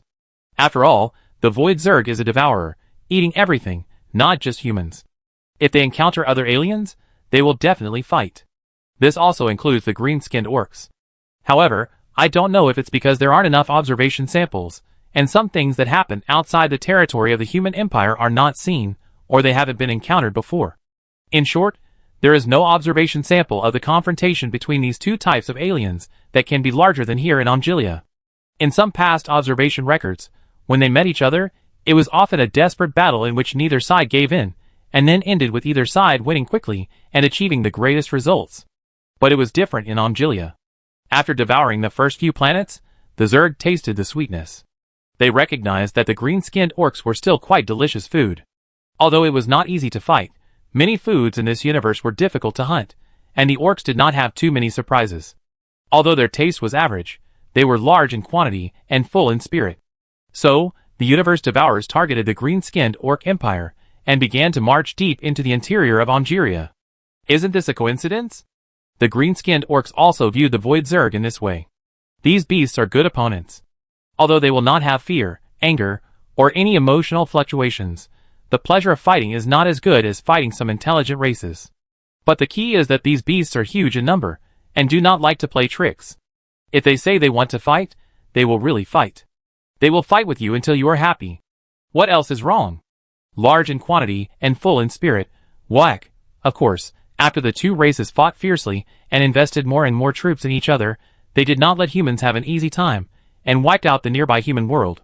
Scyfleg himself almost got trapped, but fortunately he ran away in the end. But he did not run far, and took a small fleet to observe at the edge of the battlefield. Then, humans witnessed a shocking and tragic war. The war broke out in hundreds of worlds at the same time, and the battle lines of both sides were quite long. Both races were relatively less dependent on logistical supplies. Not only could weapons and ammunition be made locally, but dead soldiers could even be grown and hatched locally. Both sides could throw themselves into the tragic war without any scruples. In the first stage, the Zerg gained an indisputable advantage.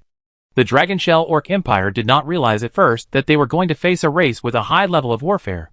They were still in a state of fun and frolicking with the fragile human army.